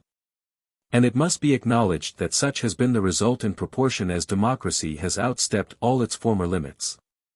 The race of American statesmen has evidently dwindled most remarkably in the course of the last 50 years. Several causes may be assigned to this phenomenon. It is impossible, notwithstanding the most strenuous exertions, to raise the intelligence of the people above a certain level. Whatever may be the facilities of acquiring information, whatever may be the profusion of easy methods and of cheap science, the human mind can never be instructed and educated without devoting a considerable space of time to those objects. The greater or the lesser possibility of subsisting without labor is therefore the necessary boundary of intellectual improvement. This boundary is more remote in some countries and more restricted in others. But it must exist somewhere as long as the people is constrained to work in order to procure the means of physical subsistence, that is to say, as long as it retains its popular character. It is therefore quite as difficult to imagine a state in which all the citizens should be very well informed as a state in which they should all be wealthy. These two difficulties may be looked upon as correlative. It may very readily be admitted that the mass of the citizens are sincerely disposed to promote the welfare of their country. Nay more. It may even be allowed that the lower classes are less apt to be swayed by considerations of personal interest than the higher orders, but it is always more or less impossible for them to discern the best means of attaining the end which they desire with sincerity. Long and patient observation, joined to a multitude of different notions, is required to form a just estimate of the character of a single individual. And can it be supposed that the vulgar have the power of succeeding in an inquiry which misleads the penetration of genius itself? The people has neither the time nor the means which are essential to the prosecution of an investigation of this kind. Its conclusions are hastily formed from a superficial inspection of the more prominent features of a question. Hence it often assents to the clamor of a mountebank who knows the secret of stimulating its tastes, while its truest friends frequently fail in their exertions. Moreover, the democracy is not only deficient in that soundness of judgment which is necessary to select men really deserving of its confidence, but it has neither the desire or the inclination to find them out. It cannot be denied that democratic institutions have a very strong tendency to promote the feeling of envy in the human heart. Not so much because they afford to every one the means of rising to the level of any of his fellow citizens, as because those means perpetually disappoint the persons who employ them. Democratic institutions awaken and foster a passion for equality which they can never entirely satisfy. This complete equality eludes the grasp of the people at the very moment at which it thinks to hold it fast, and flies, as Pascal says, with eternal flight. The people is excited in the pursuit of an advantage, which is more precious because it is not sufficiently remote to be unknown, or sufficiently near to be enjoyed. The lower orders are agitated by the chance of success, they are irritated by its uncertainty, and they pass from the enthusiasm of pursuit to the exhaustion of ill success, and lastly to the acrimony of disappointment. Whatever transcends their own limits appears to be an obstacle to their desires, and there is no kind of superiority, however legitimate it may be, which is not irksome in their sight. It has been supposed that the secret instinct which leads the lower orders to remove their superiors as much as possible from the direction of public affairs is peculiar to France. This, however, is an error. The propensity to which I allude is not inherent in any particular nation, but in democratic institutions in general, and although it may have been heightened by peculiar political circumstances, it owes its origin to a higher cause. In the United States the people is not disposed to hate the superior classes of society, but it is not very favorably inclined towards them, and it carefully excludes them from the exercise of authority. It does not entertain any dread of distinguished talents, but it is rarely captivated by them, and it awards its approbation very sparingly to such as have risen without the popular support. Whilst the natural propensities of democracy induce the people to reject the most distinguished citizens as its rulers, these individuals are no less apt to retire from a political career in which it is almost impossible to retain their independence, or to advance without degrading themselves. This opinion has been very candidly set forth by Chancellor Kent, who says, in speaking with great eulogiums of that part of the Constitution which empowers the executive to nominate the judges, it is indeed probable that the men who are best fitted to discharge the duties of this high office would have too much reserve in their manners, and too much austerity in their principles, for them to be returned by the majority at an election where universal suffrage is adopted. Such were the opinions which were printed without contradiction in America in the year 1830. I hold it to be sufficiently demonstrated that universal suffrage is by no means a guarantee of the wisdom of the popular choice, and that, whatever its advantages may be, this is not one of them. Causes which may partly correct these tendencies of the democracy: contrary effects produced on peoples as well as on individuals by great dangers, why so many distinguished men stood at the head of affairs in America 50 years ago, influence which the intelligence and the manners of the people exercise upon its choice, example of New England, states of the Southwest, influence of certain laws upon the choice of the people, election by an elected body, its effects upon the composition of the Senate. When a state is threatened by serious dangers, the people frequently succeeds in selecting the citizens who are the most able to save it. It has been observed that man rarely retains his customary level in presence of very critical circumstances. He rises above or he sinks below his usual condition, and the same thing occurs in nations at large. Extreme perils sometimes quench the energy of a people instead of stimulating it. They excite without directing its passions, and instead of clearing they confuse its powers of perception. The Jews deluged the smoking ruins of their temple with the carnage of the remnant of their host. But it is more common, both in the case of nations and in that of individuals, to find extraordinary virtues arising from the very imminence of the danger. Great characters are then thrown into relief, as edifices which are concealed by the gloom of night are illuminated by the glare of a conflagration. At those dangerous times genius no longer abstains from presenting itself in the arena. And the people, alarmed by the perils of its situation, buries its envious passions in a short oblivion. Great names may then be drawn from the balloting box. I have already observed that the American statesmen of the present day are very inferior to those who stood at the head of affairs 50 years ago. This is as much a consequence of the circumstances as of the laws of the country. When America was struggling in the high cause of independence to throw off the yoke of another country, and when it was about to usher a new nation into the world, the spirits of its inhabitants were roused to the height which their great efforts required. In this general excitement the most distinguished men were ready to forestall the wants of the community, and the people clung to them for support, and placed them at its head. But events of this magnitude are rare, and it is from an inspection of the ordinary course of affairs that our judgment must be formed. If passing occurrences sometimes act as checks upon the passions of democracy, the intelligence and the manners of the community exercise an influence which is not less powerful and far more permanent. This is extremely perceptible in the United States. In New England the education and the liberties of the communities were engendered by the moral and religious principles of their founders.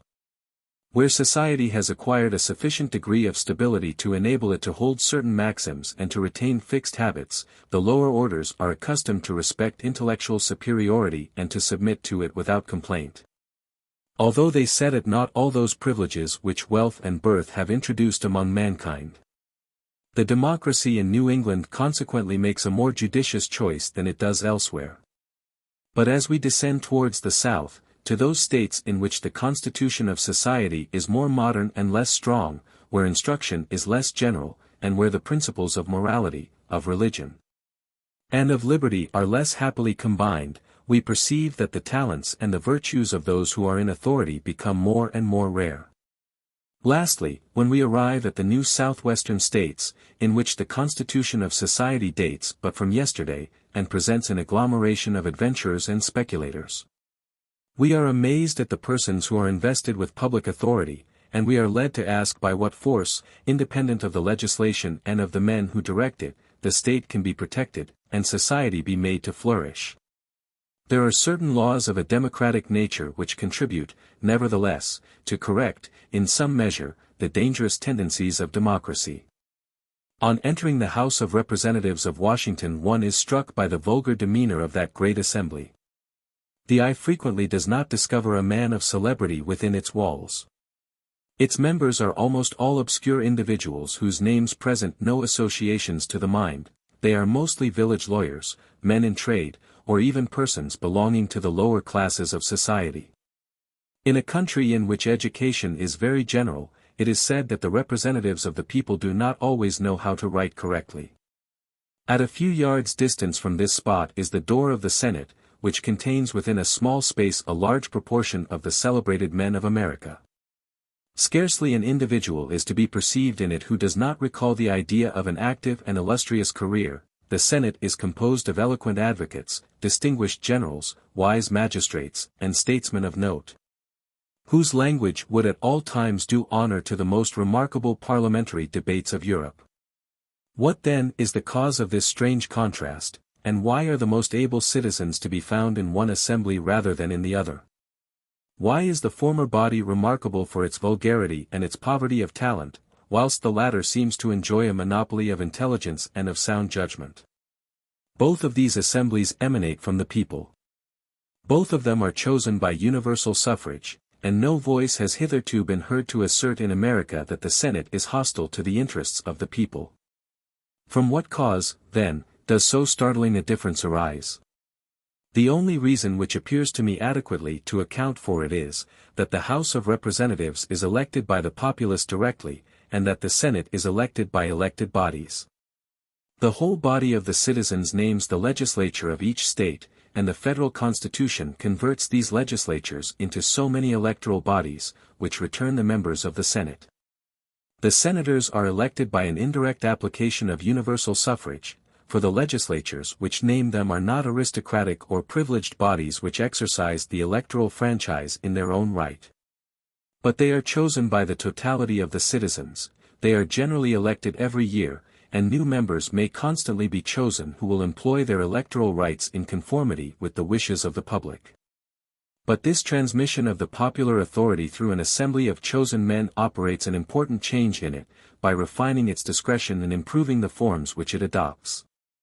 Men who are chosen in this manner accurately represent the majority of the nation which governs them. But they represent the elevated thoughts which are current in the community, the propensities which prompt its nobler actions, rather than the petty passions which disturb or the vices which disgrace it.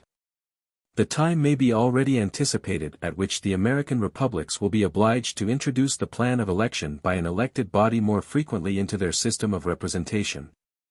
Or they will incur no small risk of perishing miserably amongst the shoals of democracy. And here I have no scruple in confessing that I look upon this peculiar system of election as the only means of bringing the exercise of political power to the level of all classes of the people. Those thinkers who regard this institution as the exclusive weapon of a party, and those who fear, on the other hand, to make use of it, seem to me to fall into as great an error in the one case as in the other. Influence which the American democracy has exercised on the laws relating to elections.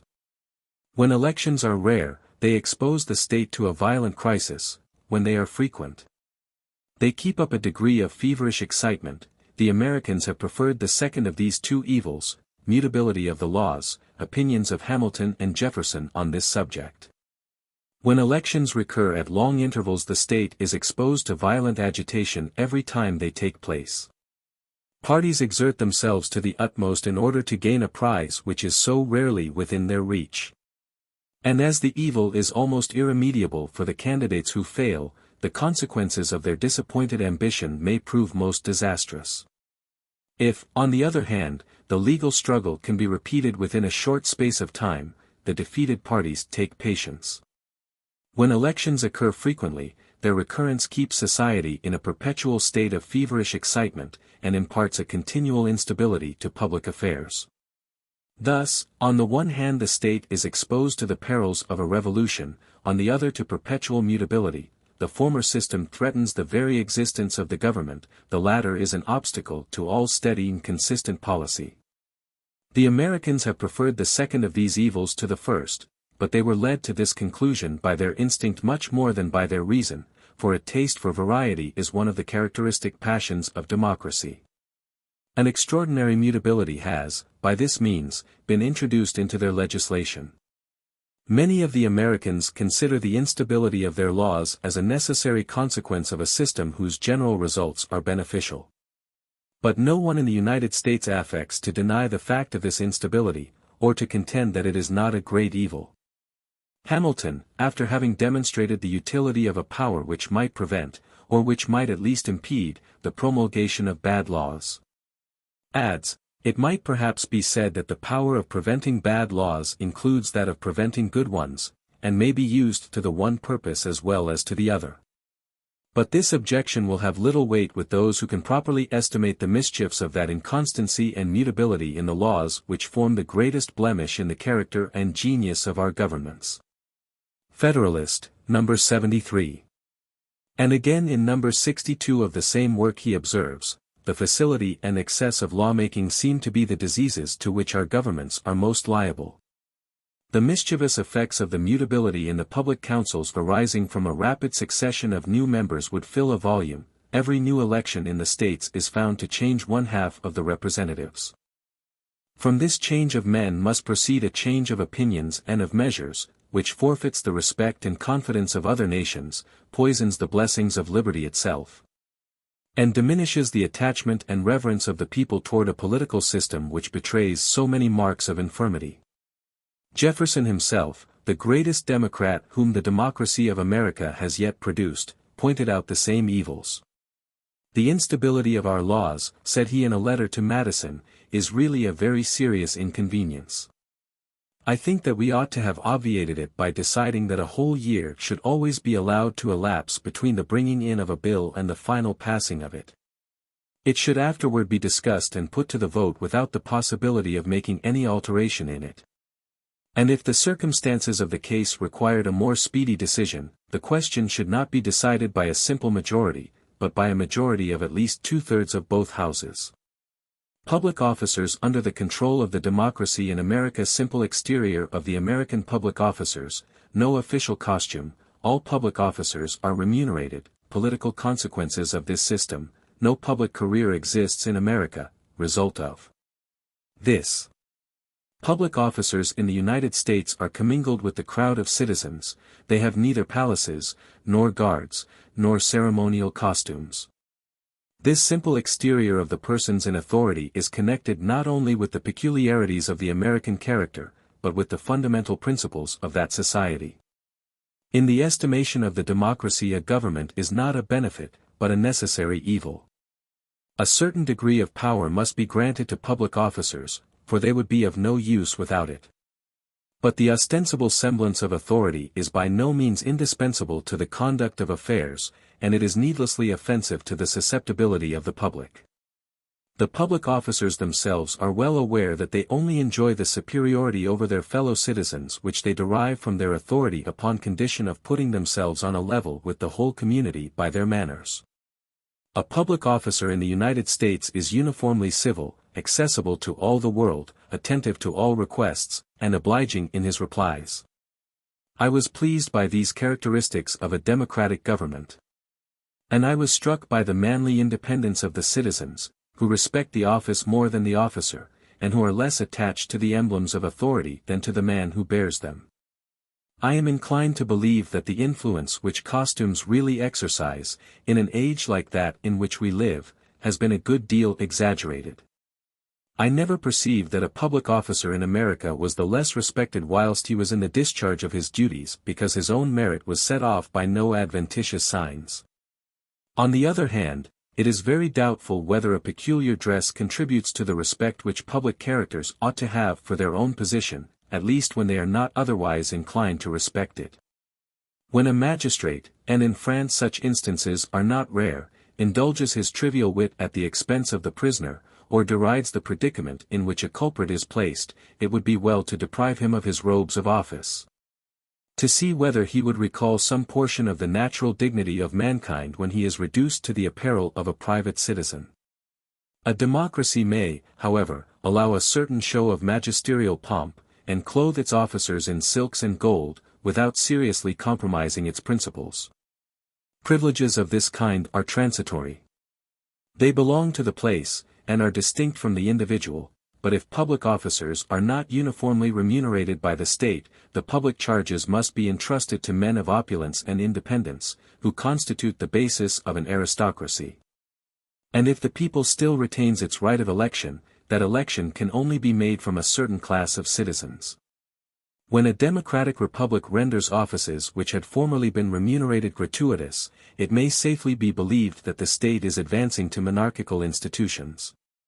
And when a monarchy begins to remunerate such officers as had hitherto been unpaid, it is a sure sign that it is approaching toward a despotic or a republican form of government. The substitution of paid for unpaid functionaries is of itself, in my opinion, sufficient to constitute a serious revolution. I look upon the entire absence of gratuitous functionaries in America as one of the most prominent signs of the absolute dominion which democracy exercises in that country. All public services, of whatsoever nature they may be, are paid. So that everyone has not merely the right, but also the means of performing them. Although, in democratic states, all the citizens are qualified to occupy stations in the government, all are not tempted to try for them. The number and the capacities of the candidates are more apt to restrict the choice of electors than the connections of the candidateship. In nations in which the principle of election extends to every place in the state, no political career can, properly speaking, be said to exist.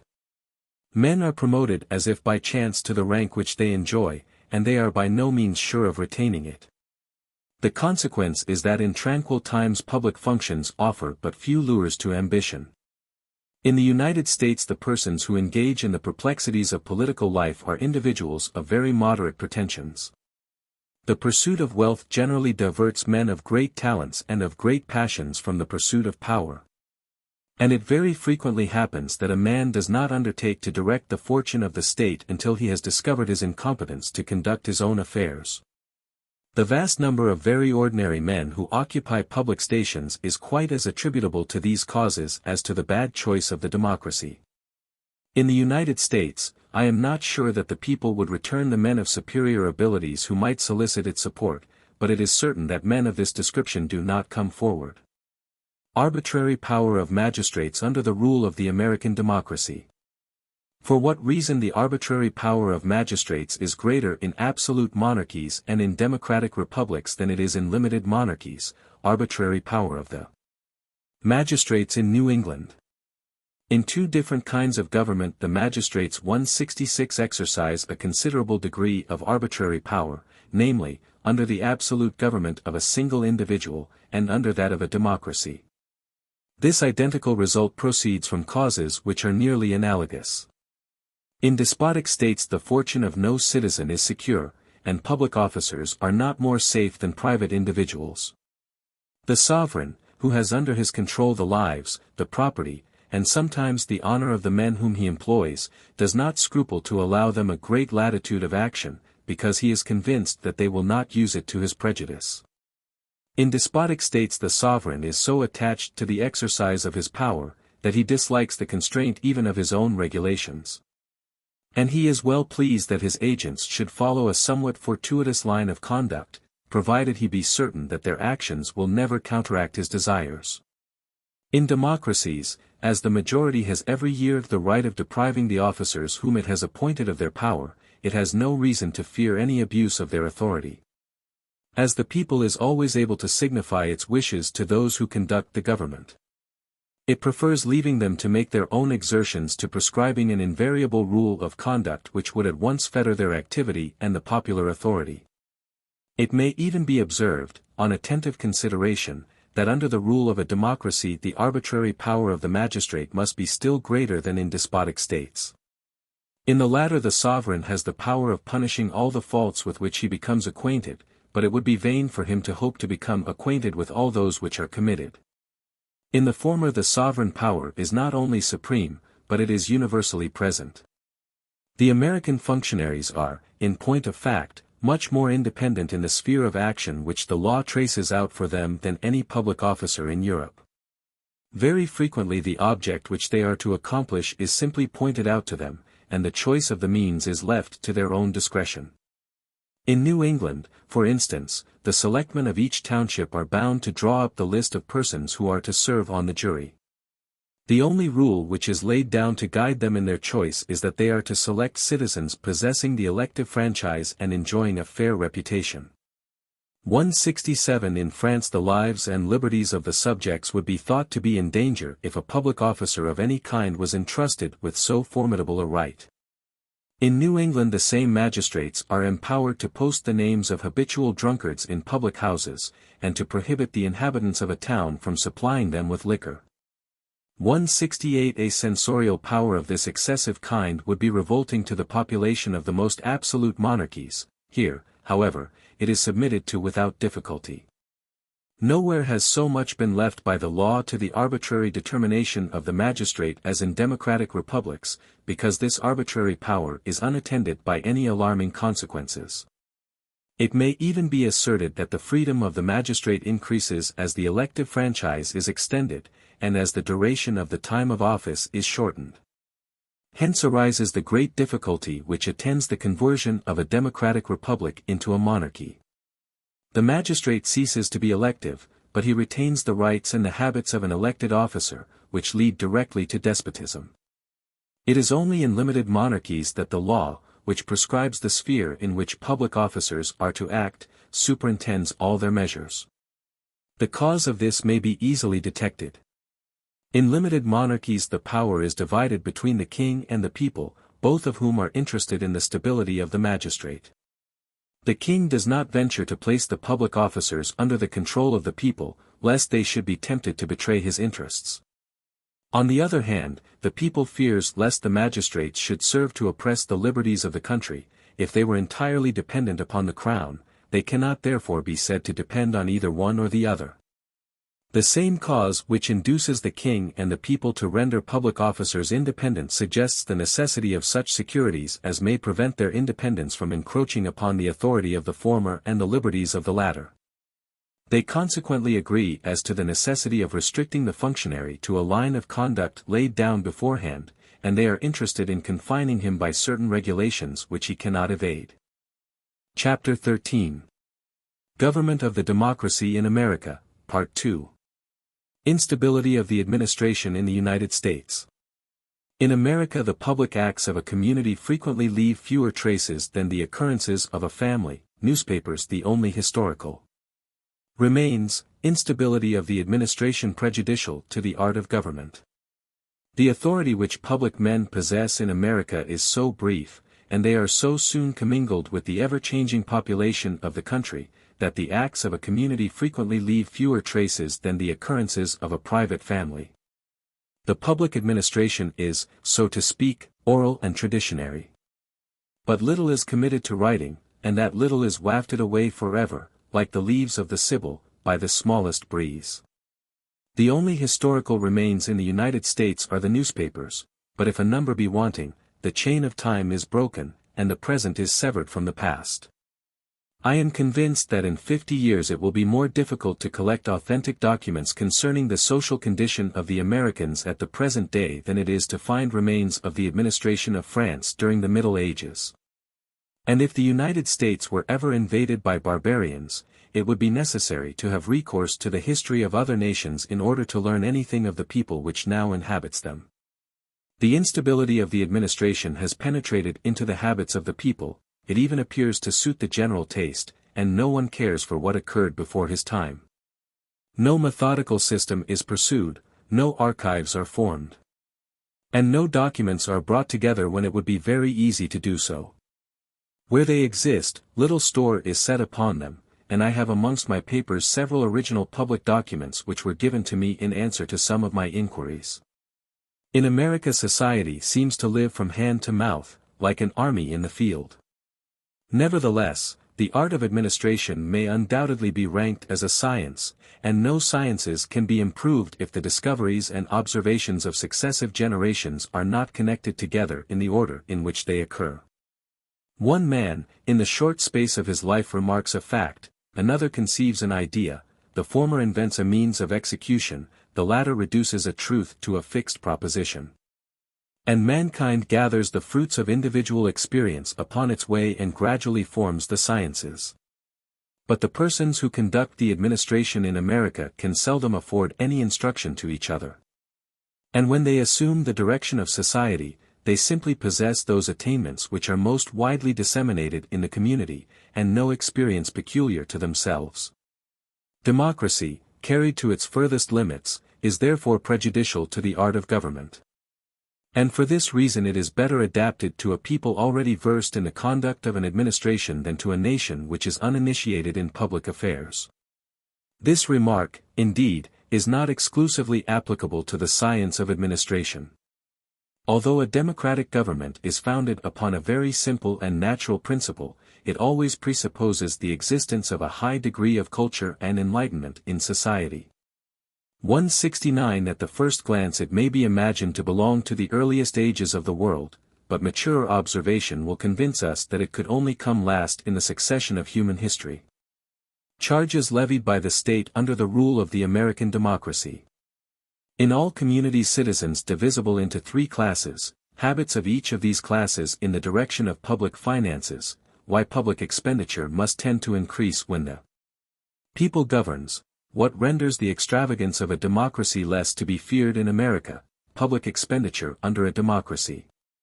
Before we can affirm whether a democratic form of government is economical or not, we must establish a suitable standard of comparison. The question would be one of easy solution if we were to attempt to draw a parallel between a democratic republic and an absolute monarchy. The public expenditure would be found to be more considerable under the former than under the latter. Such is the case with all free states compared to those which are not so. It is certain that despotism ruins individuals by preventing them from producing wealth, much more than by depriving them of the wealth they have produced. It dries up the source of riches, whilst it usually respects acquired property. Freedom, on the contrary, engenders far more benefits than it destroys. And the nations which are favored by free institutions invariably find that their resources increase even more rapidly than their taxes. My present object is to compare free nations to each other, and to point out the influence of democracy upon the finances of a state. Communities, as well as organic bodies, are subject to certain fixed rules in their formation which they cannot evade. They are composed of certain elements which are common to them at all times and under all circumstances. The people may always be mentally divided into three distinct classes. The first of these classes consists of the wealthy, the second, of those who are in easy circumstances. And the third is composed of those who have little or no property, and who subsist more especially by the work which they perform for the two superior orders. The proportion of the individuals who are included in these three divisions may vary according to the condition of society, but the divisions themselves can never be obliterated. It is evident that each of these classes will exercise an influence peculiar to its own propensities upon the administration of the finances of the state. If the first of the three exclusively possesses the legislative power, it is probable that it will not be sparing of the public funds, because the taxes which are levied on a large fortune only tend to diminish the sum of superfluous enjoyment. And are, in point of fact, but little felt. If the second class has the power of making the laws, it will certainly not be lavish of taxes, because nothing is so onerous as a large impost which is levied upon a small income. The government of the middle classes appears to me to be the most economical, though perhaps not the most enlightened, and certainly not the most generous, of free governments.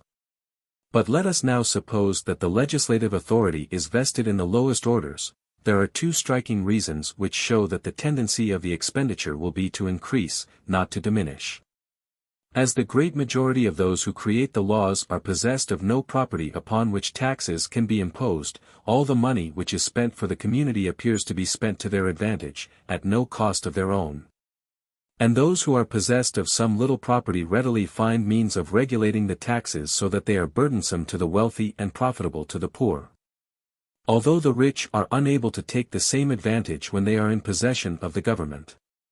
In countries in which the poor 170 should be exclusively invested with the power of making the laws, no great economy of public expenditure ought to be expected. That expenditure will always be considerable.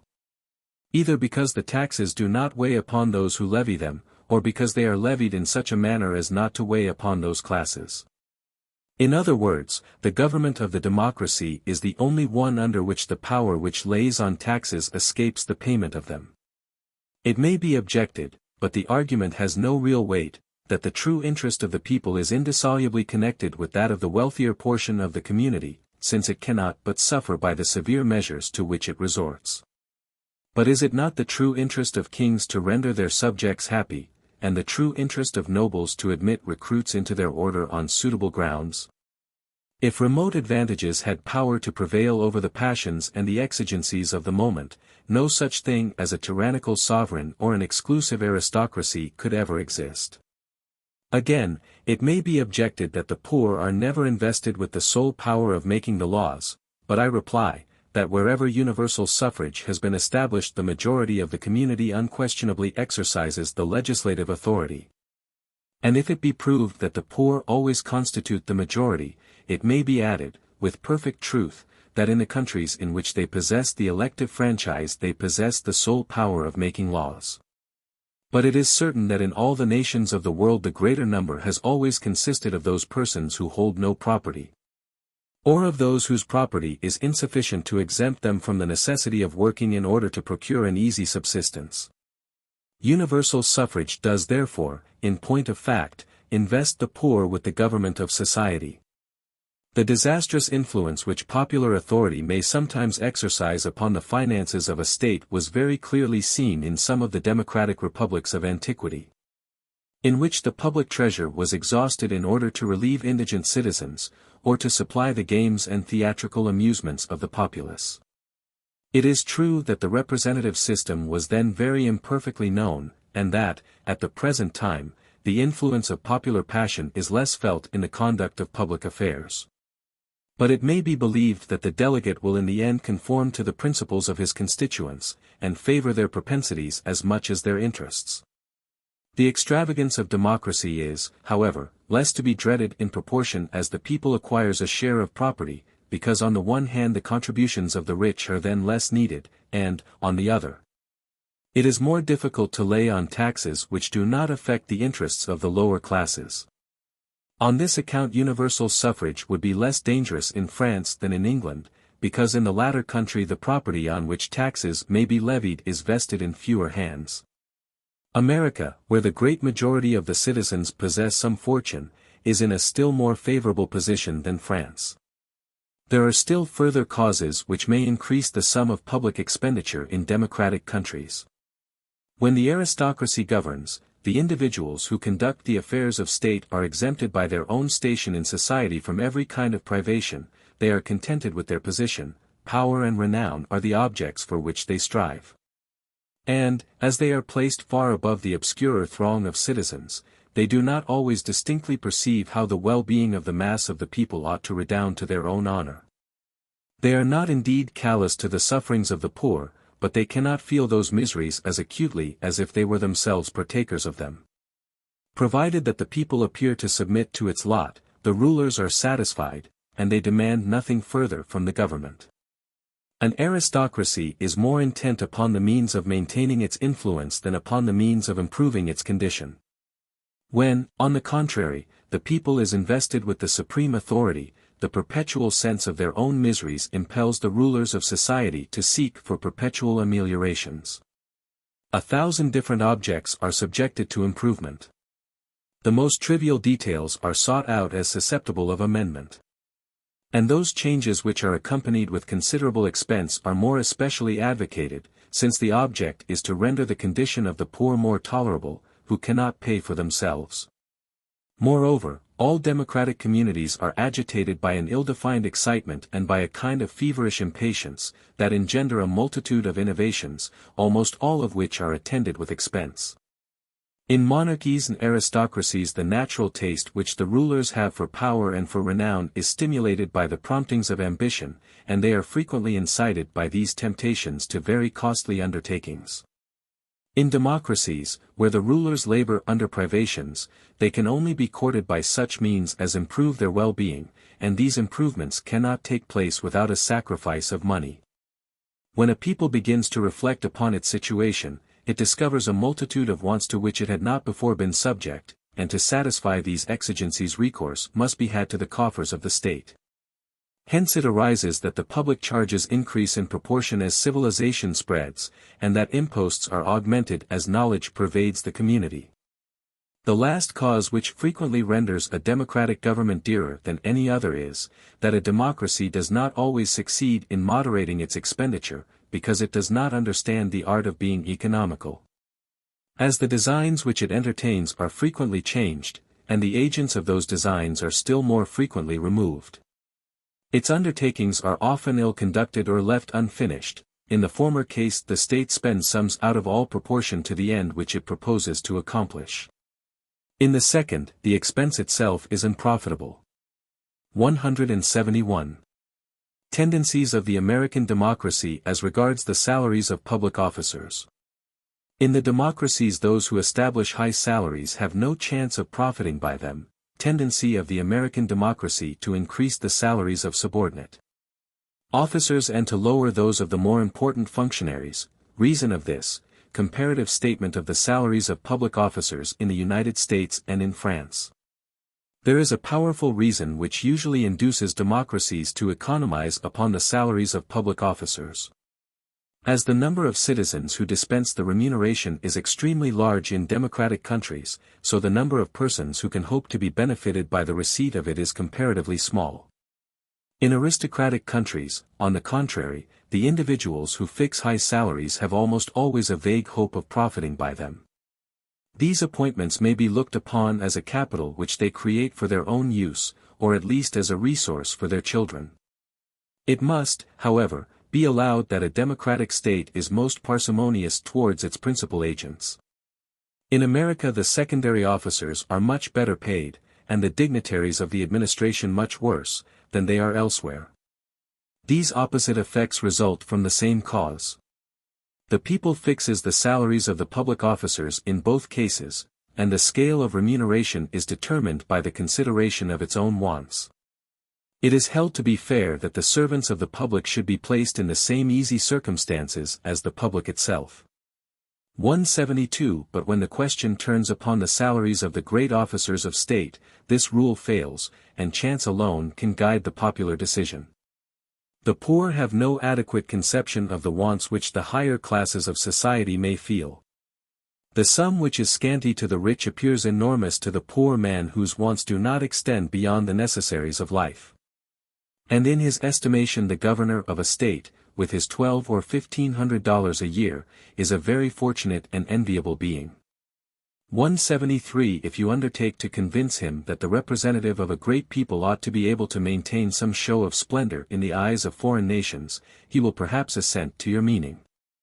But when he reflects on his own humble dwelling, and on the hard-earned produce of his wearisome toil, he remembers all that he could do with a salary which you say is insufficient. And he is startled or almost frightened at the sight of such uncommon wealth.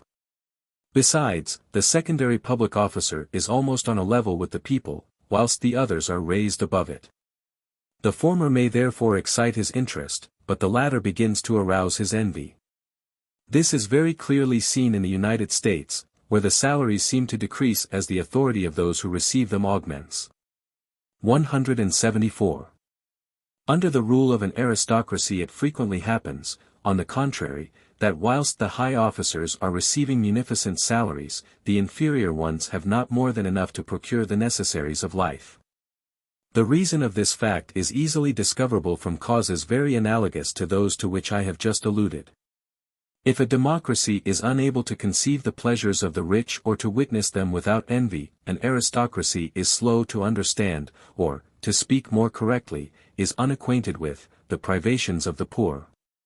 The poor man is not, if we use the term aright, the fellow of the rich one, but he is a being of another species. An aristocracy is therefore apt to care but little for the fate of its subordinate agents. And their salaries are only raised when they refuse to perform their service for too scanty a remuneration. It is the parsimonious conduct of democracy towards its principal officers which has countenanced a supposition of far more economical propensities than any which it really possesses. It is true that it scarcely allows the means of honorable subsistence to the individuals who conduct its affairs, but enormous sums are lavished to meet the exigencies or to facilitate the enjoyments of the people. 175. The money raised by taxation may be better employed, but it is not saved. In general, democracy gives largely to the community, and very sparingly to those who govern it. The reverse is the case in aristocratic countries, where the money of the state is expended to the profit of the persons who are at the head of affairs. Difficulty of distinguishing the causes which contribute to the economy of the American government. We are liable to frequent errors in the research of those facts which exercise a serious influence upon the fate of mankind. Since nothing is more difficult than to appreciate their real value. One people is naturally inconsistent and enthusiastic, another is sober and calculating, and these characteristics originate in their physical constitution or in remote causes with which we are unacquainted. These are nations which are fond of parade and the bustle of festivity, and which do not regret the costly gaieties of an hour. Others, on the contrary, are attached to more retiring pleasures, and seem almost ashamed of appearing to be pleased. In some countries the highest value is set upon the beauty of public edifices, in others the productions of art are treated with indifference, and everything which is unproductive is looked down upon with contempt. In some renown, in others money, is the ruling passion.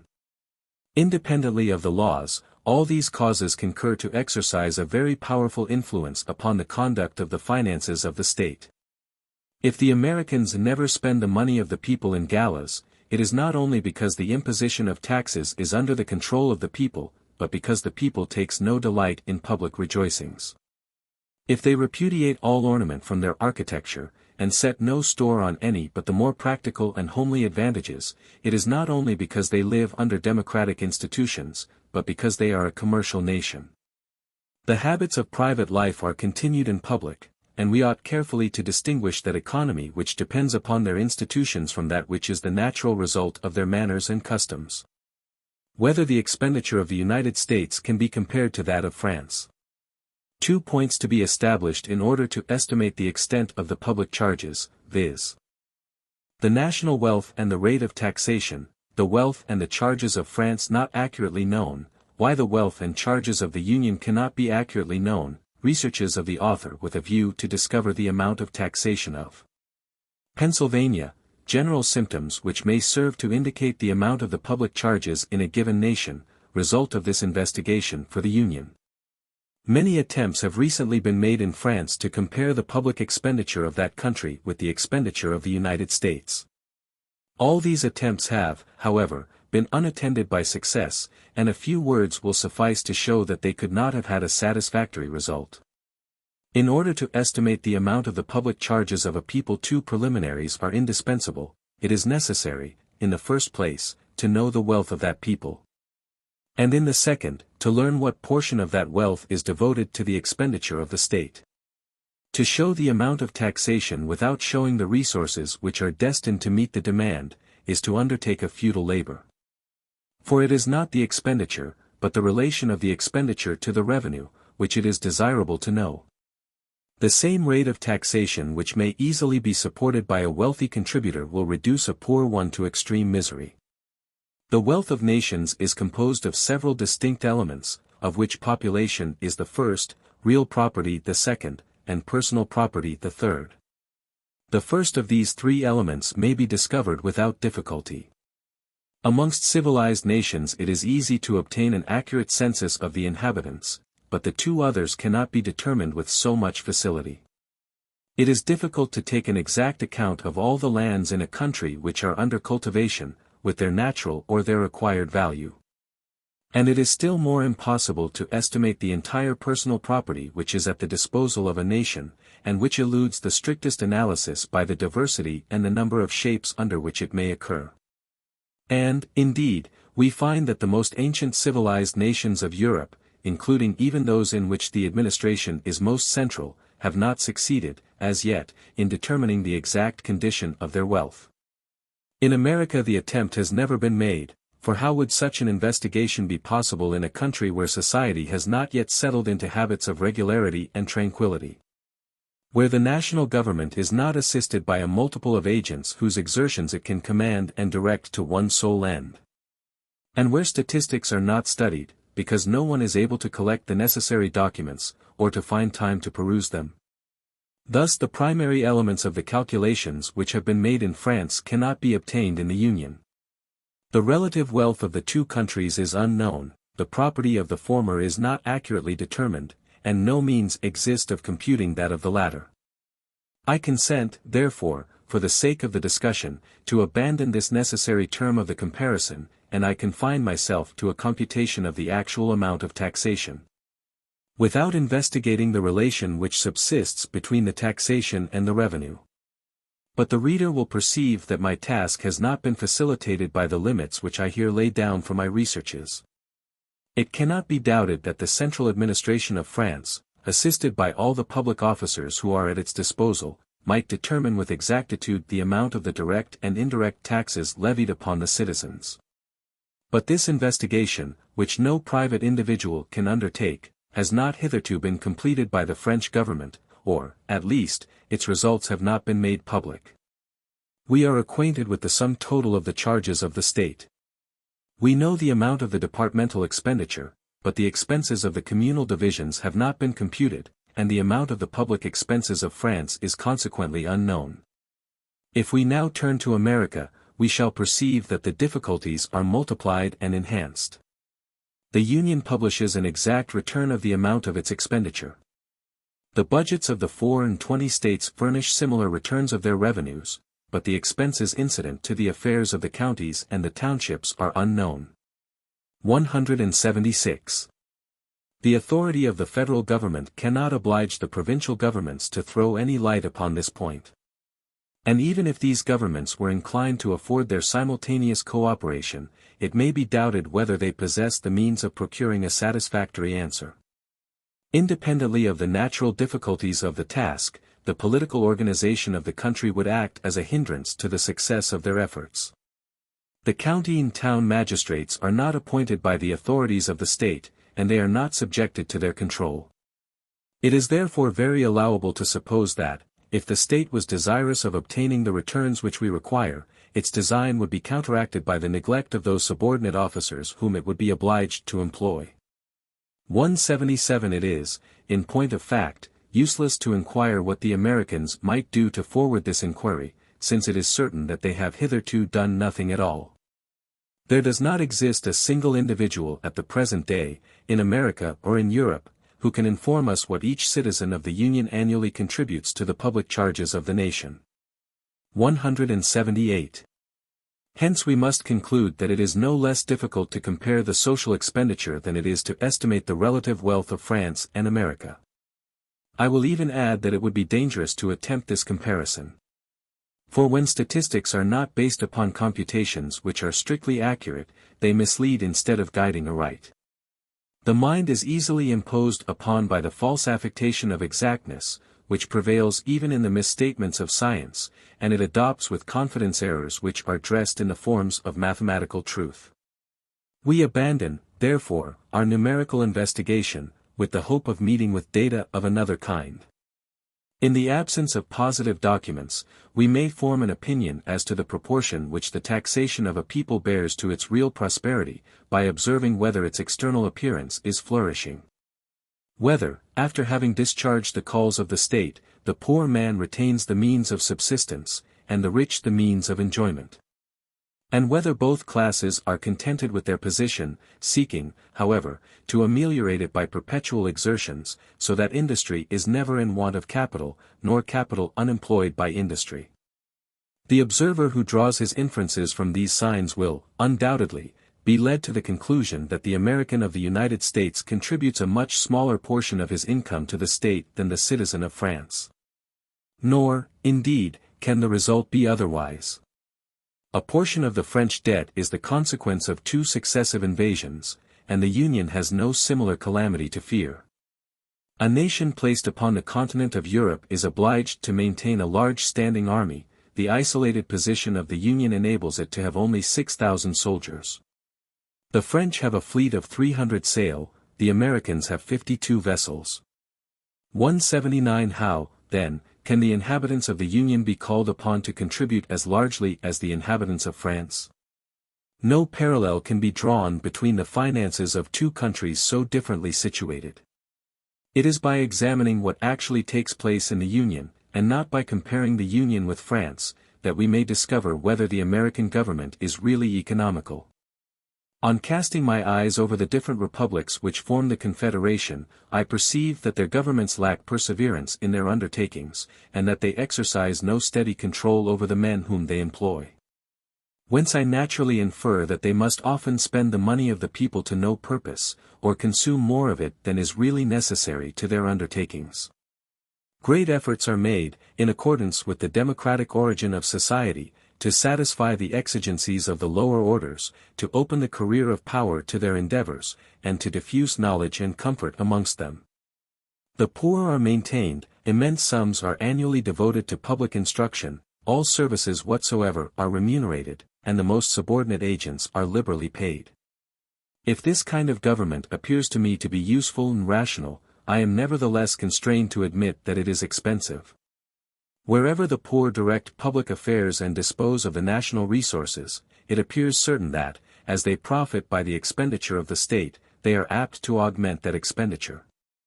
I conclude, therefore, without having recourse to inaccurate computations, and without hazarding a comparison which might prove incorrect, that the democratic government of the Americans is not a cheap government, as is sometimes asserted. And I have no hesitation in predicting that, if the people of the United States is ever involved in serious difficulties, its taxation will speedily be increased to the rate of that which prevails in the greater part of the aristocracies and the monarchies of Europe. 180. Chapter 13. Government of the Democracy in America, Part 3. Corruption and vices of the rulers in a democracy, and consequent effects upon public morality. In aristocracies rulers sometimes endeavor to corrupt the people, in democracies rulers frequently show themselves to be corrupt, in the former their vices are directly prejudicial to the morality of the people, in the latter their indirect influence is still more pernicious. A distinction must be made, when the aristocratic and the democratic principles mutually inveigh against each other, as tending to facilitate corruption.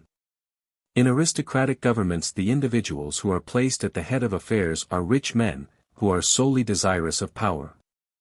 In democracies statesmen are poor, and they have their fortunes to make. The consequence is that in aristocratic states the rulers are rarely accessible to corruption, and have very little craving for money, whilst the reverse is the case in democratic nations.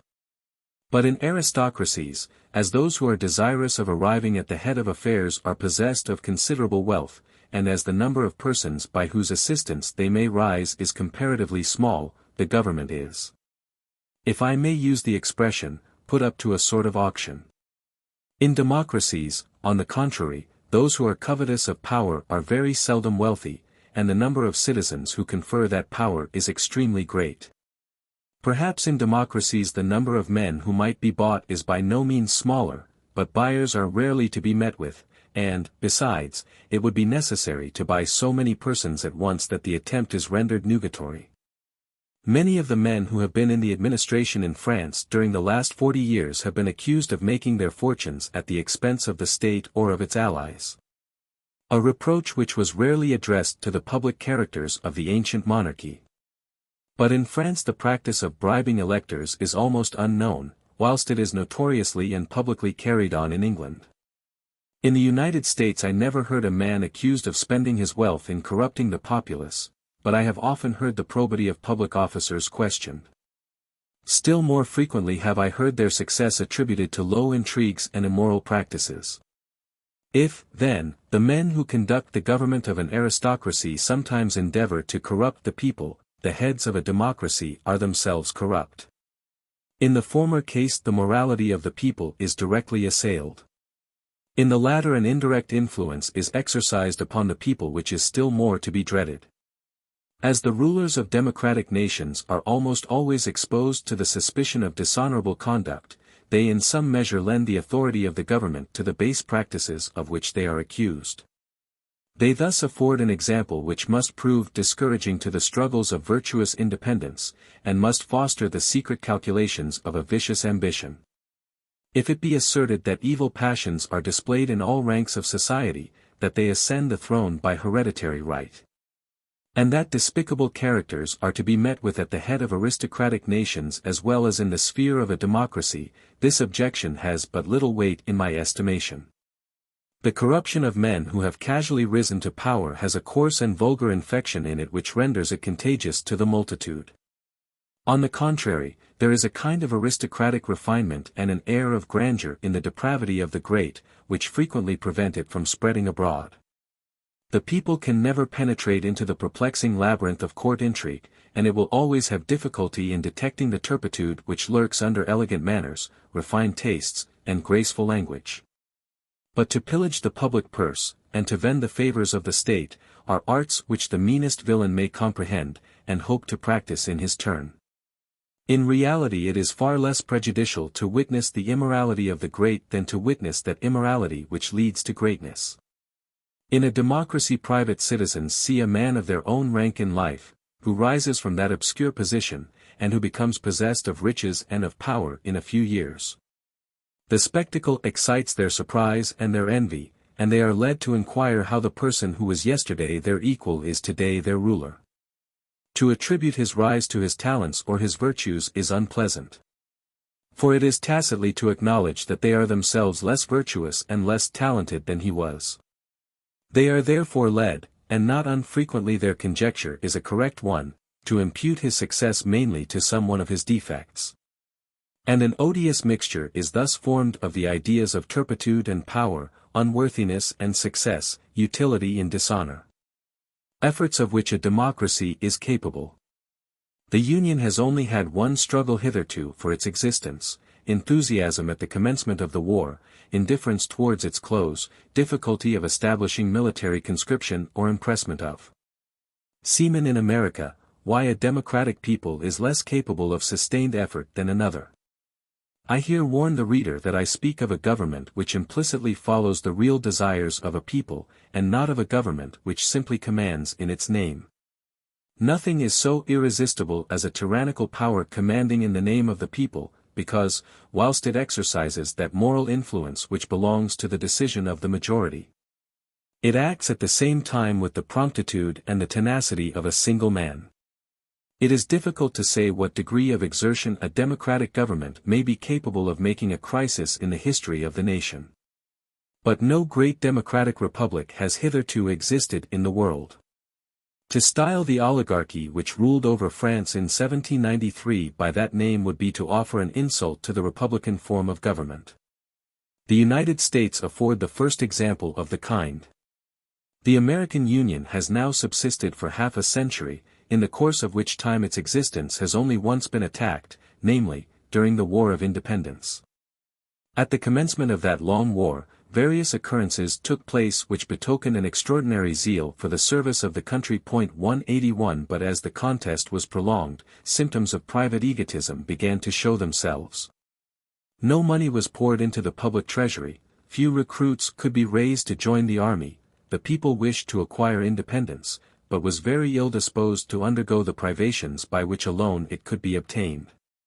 Tax laws, says Hamilton in the Federalist, No. 12, have in vain been multiplied, new methods to enforce the collection have in vain been tried. The public expectation has been uniformly disappointed and the treasuries of the states have remained empty.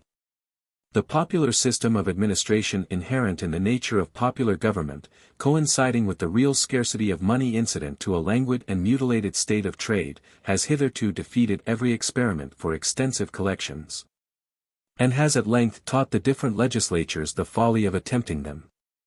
The United States have not had any serious war to carry on ever since that period.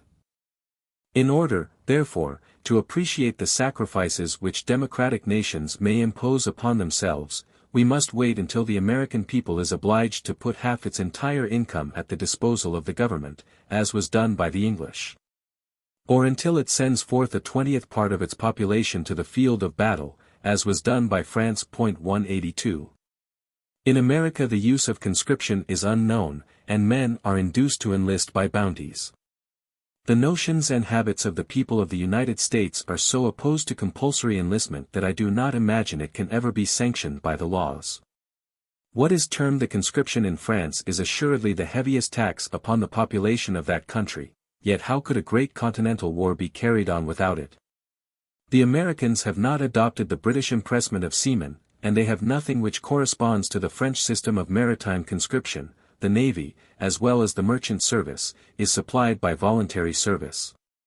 But it is not easy to conceive how a people can sustain a great maritime war without having recourse to one or the other of these two systems. Indeed, the Union, which has fought with some honor upon the seas, has never possessed a very numerous fleet, and the equipment of the small number of American vessels has always been excessively expensive. I have heard American statesmen confess that the Union will have great difficulty in maintaining its rank on the seas without adopting the system of impressment or of maritime conscription. But the difficulty is to induce the people, which exercises the supreme authority, to submit to impressment or any compulsory system.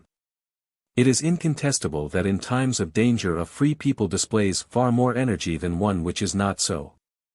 But I incline to believe that this is more especially the case in those free nations in which the democratic element preponderates. Democracy appears to me to be much better adapted for the peaceful conduct of society, or for an occasional effort of remarkable vigor, than for the hardy and prolonged endurance of the storms which beset the political existence of nations. The reason is very evident: it is enthusiasm which prompts men to expose themselves to dangers and privations, but they will not support them long without reflection. There is more calculation, even in the impulses of bravery, than is generally attributed to them, and although the first efforts are suggested by passion, perseverance is maintained by a distinct regard of the purpose in view. A portion of what we value is exposed, in order to save the remainder.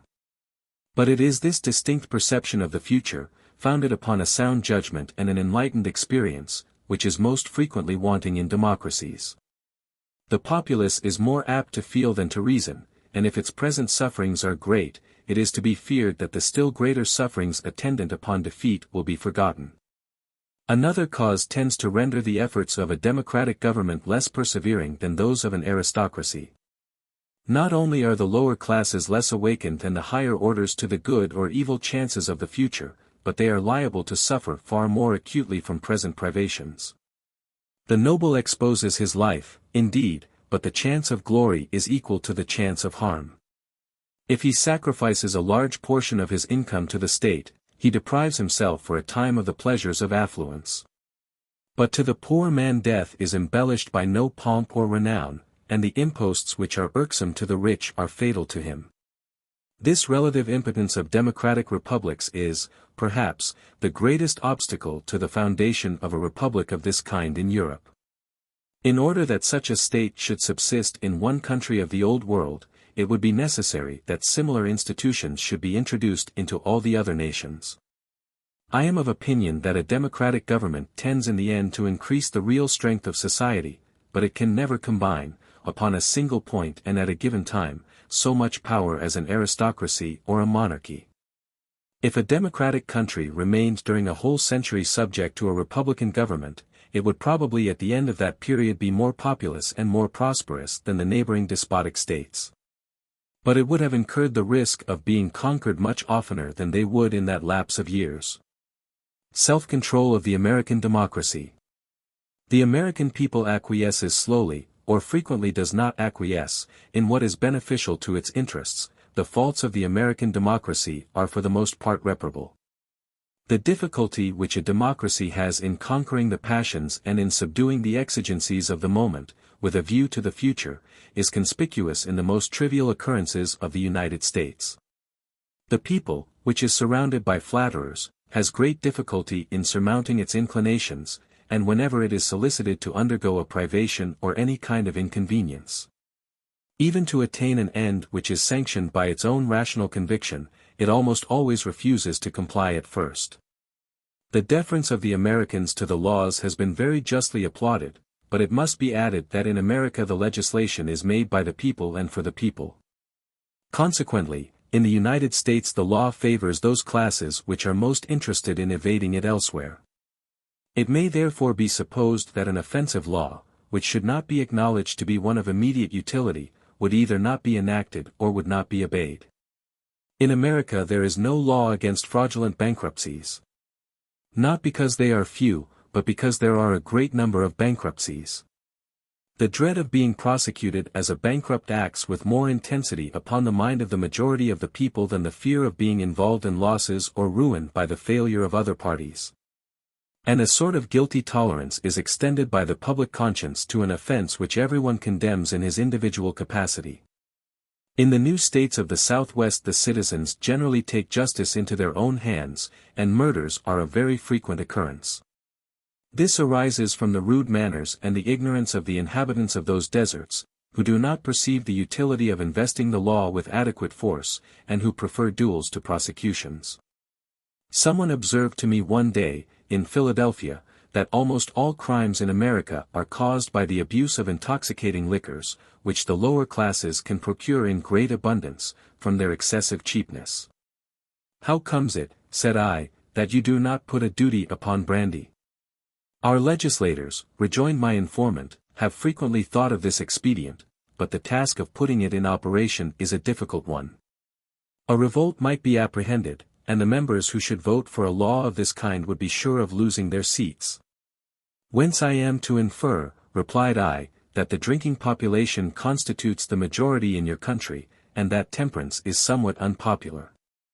When these things are pointed out to the American statesmen, they content themselves with assuring you that time will operate the necessary change, and that the experience of evil will teach the people its true interests. This is frequently true, although a democracy is more liable to error than a monarch or a body of nobles. The chances of its regaining the right path when once it has acknowledged its mistake, are greater also. Because it is rarely embarrassed by internal interests, which conflict with those of the majority, and resist the authority of reason. But a democracy can only obtain truth as the result of experience, and many nations may forfeit their existence whilst they are awaiting the consequences of their errors. The great privilege of the Americans does not simply consist in their being more enlightened than other nations, but in their being able to repair the faults they may commit. To which it must be added, that a democracy cannot derive substantial benefit from past experience, unless it be arrived at a certain pitch of knowledge and civilization.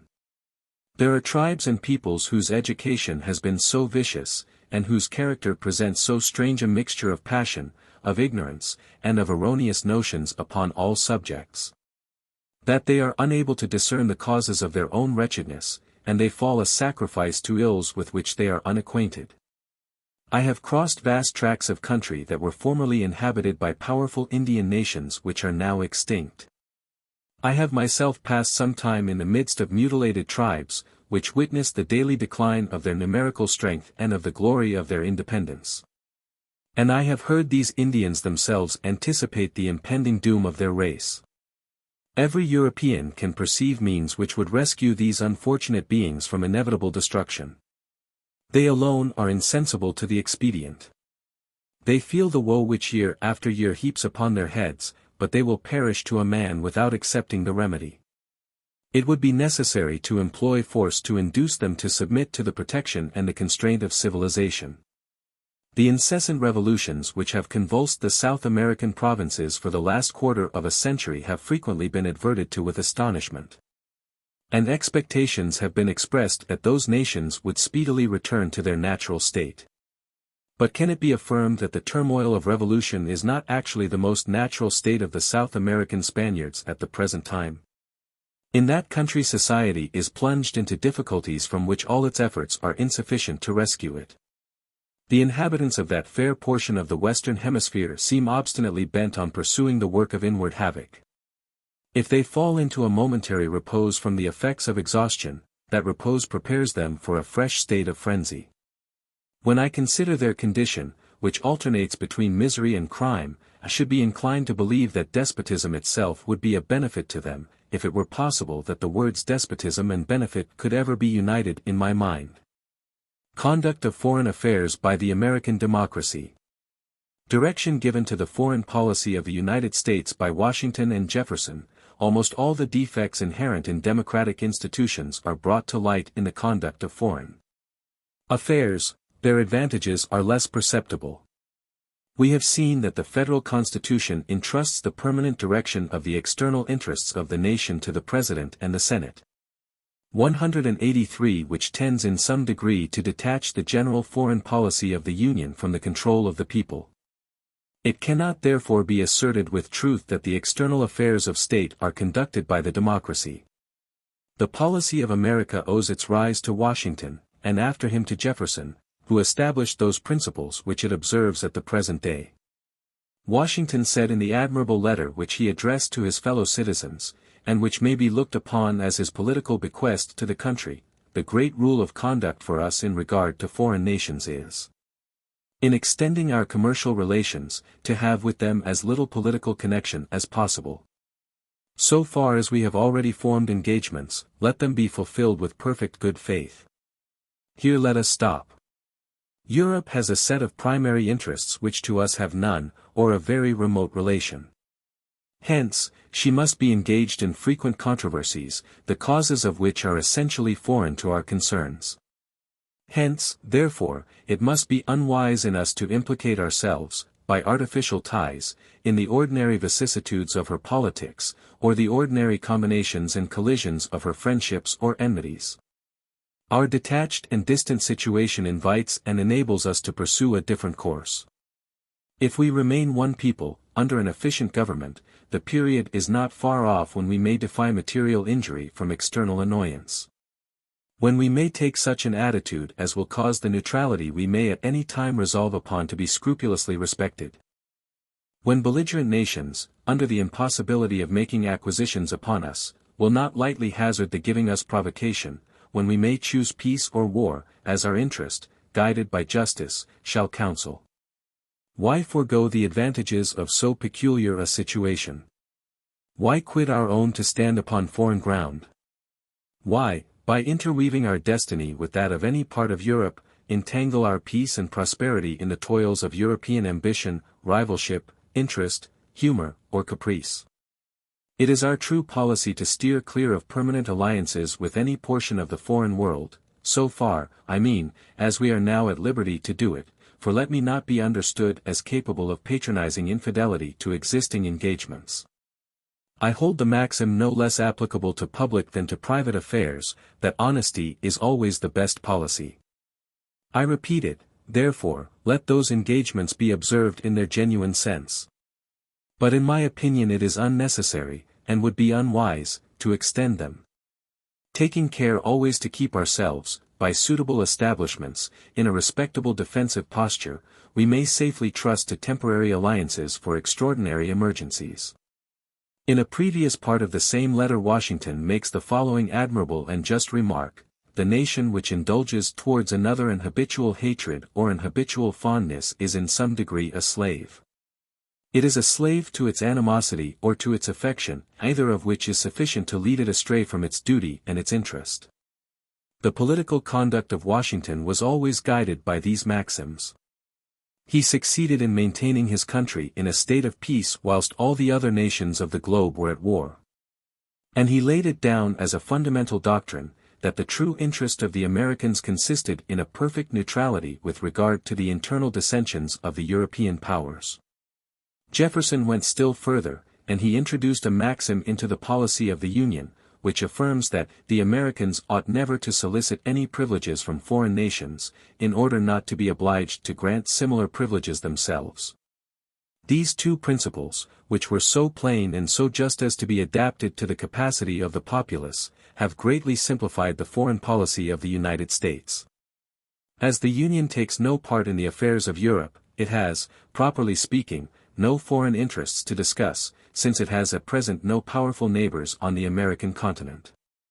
The country is as much removed from the passions of the Old World by its position as by the line of policy which it has chosen, and it is neither called upon to repudiate nor to espouse the conflicting interests of Europe.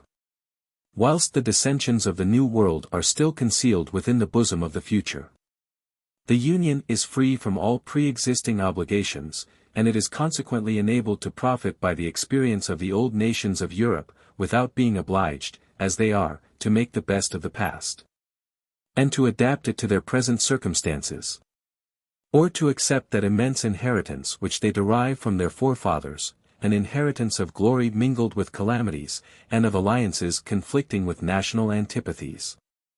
The foreign policy of the United States is reduced by its very nature to await the chances of the future history of the nation, and for the present it consists more in abstaining from interference than in exerting its activity. It is therefore very difficult to ascertain, at present, what degree of sagacity the American democracy will display in the conduct of the foreign policy of the country. And upon this point its adversaries, as well as its advocates, must suspend their judgment. As for myself, I have no hesitation in avowing my conviction, that it is most especially in the conduct of foreign relations that democratic governments appear to me to be decidedly inferior to governments carried on upon different principles. Experience, instruction, and habit may almost always succeed in creating a species of practical discretion in democracies, and that science of the daily occurrences of life which is called good sense. Good sense may suffice to direct the ordinary course of society. And amongst a people whose education has been provided for, the advantages of democratic liberty in the internal affairs of the country may more than compensate for the evils inherent in a democratic government. But such is not always the case in the mutual relations of foreign nations. Foreign politics demand scarcely any of those qualities which a democracy possesses. And they require, on the contrary, the perfect use of almost all those faculties in which it is deficient. Democracy is favorable to the increase of the internal resources of the state, it tends to diffuse a moderate independence. It promotes the growth of public spirit, and fortifies the respect which is entertained for law in all classes of society, and these are advantages which only exercise an indirect influence over the relations which one people bears to another. But a democracy is unable to regulate the details of an important undertaking, to persevere in a design, and to work out its execution in the presence of serious obstacles.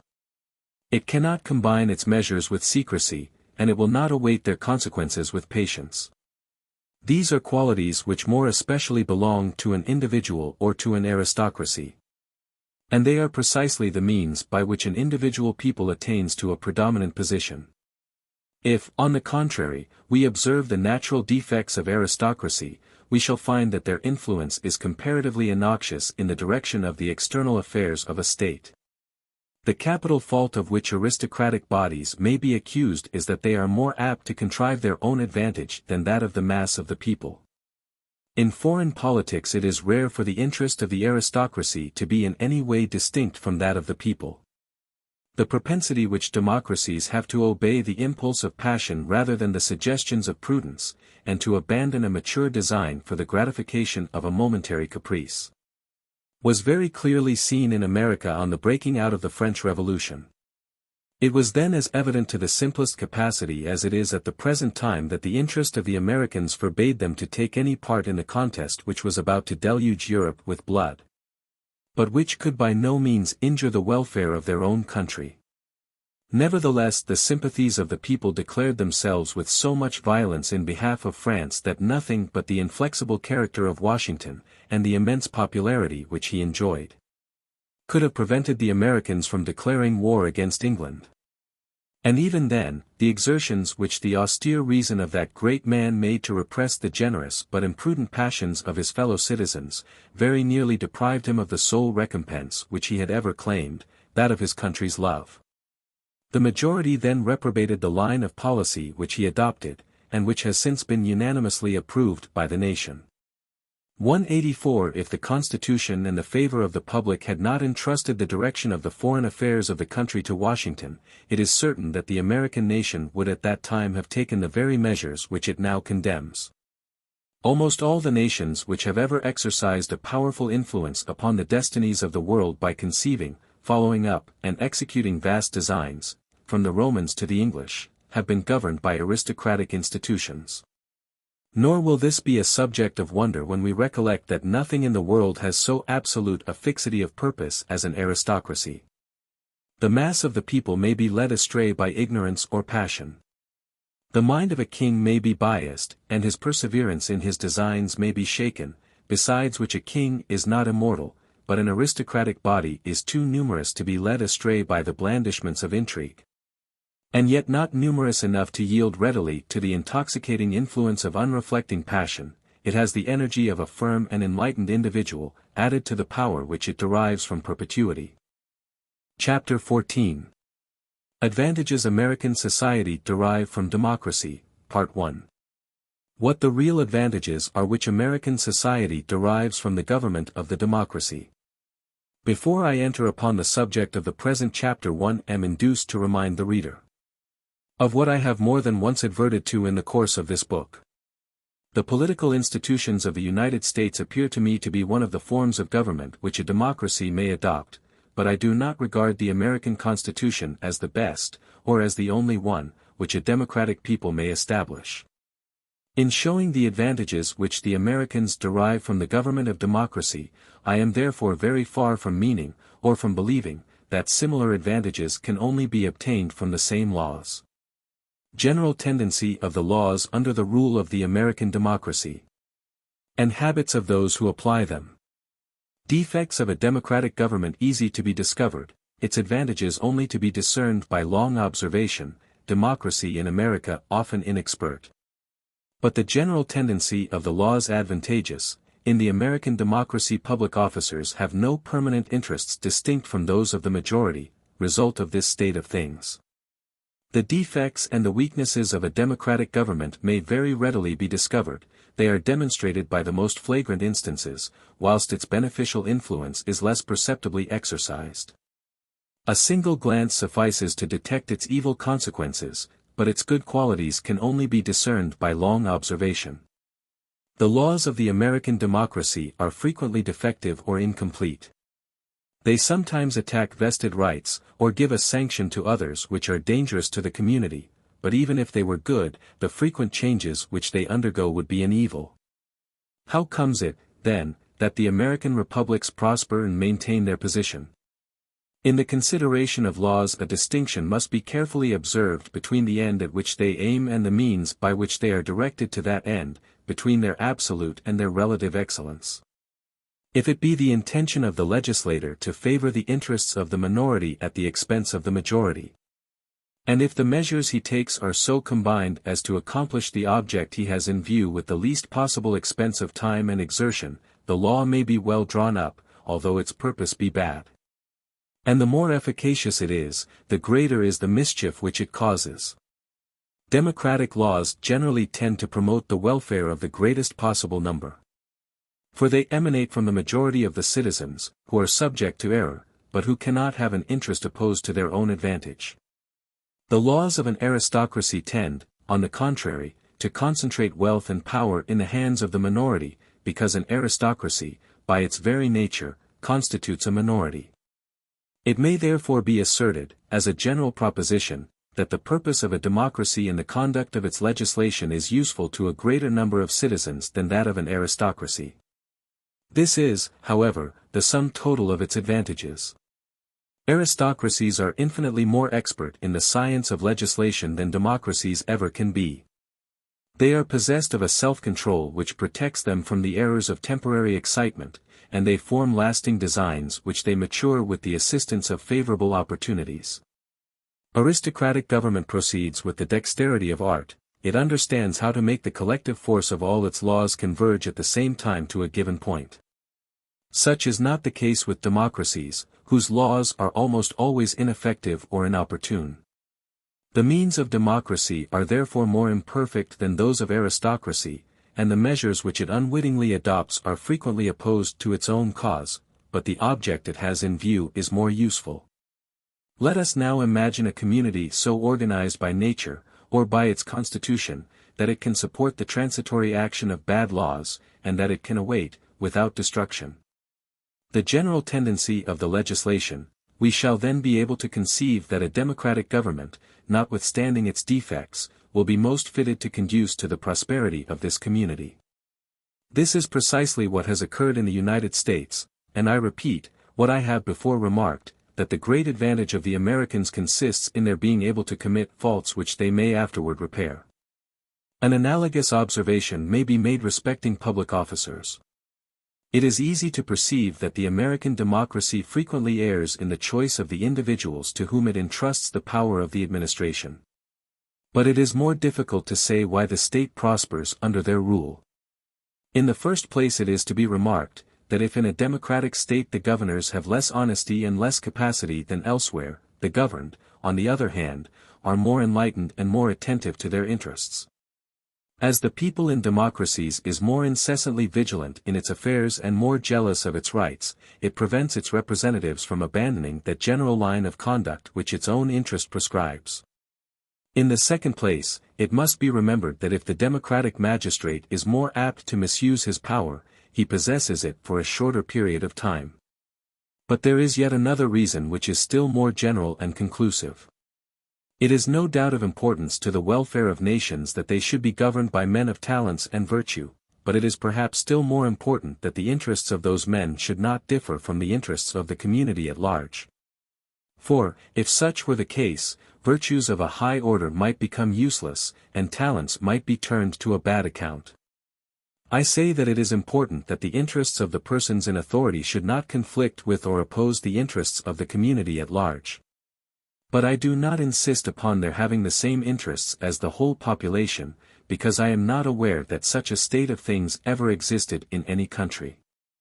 No political form has hitherto been discovered which is equally favorable to the prosperity and the development of all the classes into which society is divided.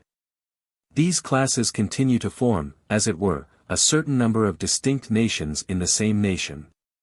And experience has shown that it is no less dangerous to place the fate of these classes exclusively in the hands of any one of them than it is to make one people the arbiter of the destiny of another. When the rich alone govern, the interest of the poor is always endangered, and when the poor make the laws, that of the rich incurs very serious risks. The advantage of democracy does not consist, therefore, as has sometimes been asserted, in favoring the prosperity of all, but simply in contributing to the well-being of the greatest possible number. The men who are entrusted with the direction of public affairs in the United States are frequently inferior, both in point of capacity and of morality, to those whom aristocratic institutions would raise to power. But their interest is identified and confounded with that of the majority of their fellow citizens. They may frequently be faithless and frequently mistaken, but they will never systematically adopt a line of conduct opposed to the will of the majority. And it is impossible that they should give a dangerous or an exclusive tendency to the government. The maladministration of a democratic magistrate is a mere isolated fact, which only occurs during the short period for which he is elected. Corruption and incapacity do not act as common interests, which may connect men permanently with one another. A corrupt or an incapable magistrate will not concert his measures with another magistrate, simply because that individual is as corrupt and as incapable as himself. And these two men will never unite their endeavors to promote the corruption and inaptitude of their remote posterity. The ambition and the maneuvers of the one will serve, on the contrary, to unmask the other. The vices of a magistrate, in democratic states, are usually peculiar to his own person. But under aristocratic governments public men are swayed by the interest of their order, which, if it is sometimes confounded with the interests of the majority, is very frequently distinct from them. This interest is the common and lasting bond which unites them together, it induces them to coalesce, and to combine their efforts in order to attain an end which does not always ensure the greatest happiness of the greatest number. And it serves not only to connect the persons in authority, but to unite them to a considerable portion of the community, since a numerous body of citizens belongs to the aristocracy, without being invested with official functions. The aristocratic magistrate is therefore constantly supported by a portion of the community, as well as by the government of which he is a member. The common purpose which connects the interest of the magistrates in aristocracies with that of a portion of their contemporaries identifies it with that of future generations, their influence belongs to the future as much as to the present. The aristocratic magistrate is urged at the same time toward the same point by the passions of the community, by his own, and I may almost add by those of his posterity. Is it, then, wonderful that he does not resist such repeated impulses? And indeed aristocracies are often carried away by the spirit of their order without being corrupted by it, and they unconsciously fashion society to their own ends, and prepare it for their own descendants. The English aristocracy is perhaps the most liberal which ever existed, and no body of men has ever, uninterruptedly, furnished so many honorable and enlightened individuals to the government of a country. It cannot, however, escape observation that in the legislation of England the good of the poor has been sacrificed to the advantage of the rich, and the rights of the majority to the privileges of the few. The consequence is, that England, at the present day, combines the extremes of fortune in the bosom of her society, and her perils and calamities are almost equal to her power and her renown. 185. In the United States, where the public officers have no interests to promote connected with their caste, the general and constant influence of the government is beneficial. Although the individuals who conduct it are frequently unskillful and sometimes contemptible. There is indeed a secret tendency in democratic institutions to render the exertions of the citizens subservient to the prosperity of the community, notwithstanding their private vices and mistakes. Whilst in aristocratic institutions there is a secret propensity which, notwithstanding the talents and the virtues of those who conduct the government, leads them to contribute to the evils which oppress their fellow creatures. In aristocratic governments public men may frequently do injuries which they do not intend, and in democratic states they produce advantages which they never thought of. Public spirit in the United States.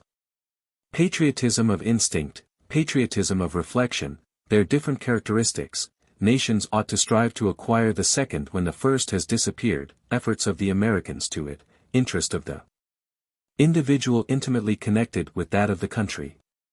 There is one sort of patriotic attachment which principally arises from that instinctive, disinterested, and undefinable feeling which connects the affections of man with his birthplace. This natural fondness is united to a taste for ancient customs, and to a reverence for ancestral traditions of the past.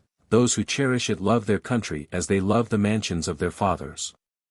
They enjoy the tranquility which it affords them, they cling to the peaceful habits which they have contracted within its bosom. They are attached to the reminiscences which it awakens, and they are even pleased by the state of obedience in which they are placed. This patriotism is sometimes stimulated by religious enthusiasm, and then it is capable of making the most prodigious efforts. It is in itself a kind of religion, it does not reason, but it acts from the impulse of faith and of sentiment. By some nations the monarch has been regarded as a personification of the country, and the fervor of patriotism being converted into the fervor of loyalty, they took a sympathetic pride in his conquests, and gloried in his power. At one time, under the ancient monarchy, the French felt a sort of satisfaction in the sense of their dependence upon the arbitrary pleasure of their king, and they were wont to say with pride, "We are the subjects of the most powerful king in the world." But, like all instinctive passions, this kind of patriotism is more apt to prompt transient exertion than to supply the motives of continuous endeavor. It may save the state in critical circumstances, but it will not unfrequently allow the nation to decline in the midst of peace.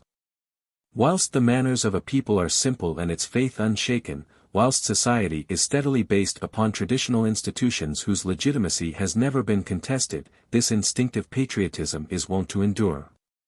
But there is another species of attachment to a country which is more rational than the one we have been describing. It is perhaps less generous and less ardent, but it is more fruitful and more lasting. It is coeval with the spread of knowledge, it is nurtured by the laws, it grows by the exercise of civil rights, and, in the end, it is confounded with the personal interest of the citizen. A man comprehends the influence which the prosperity of his country has upon his own welfare.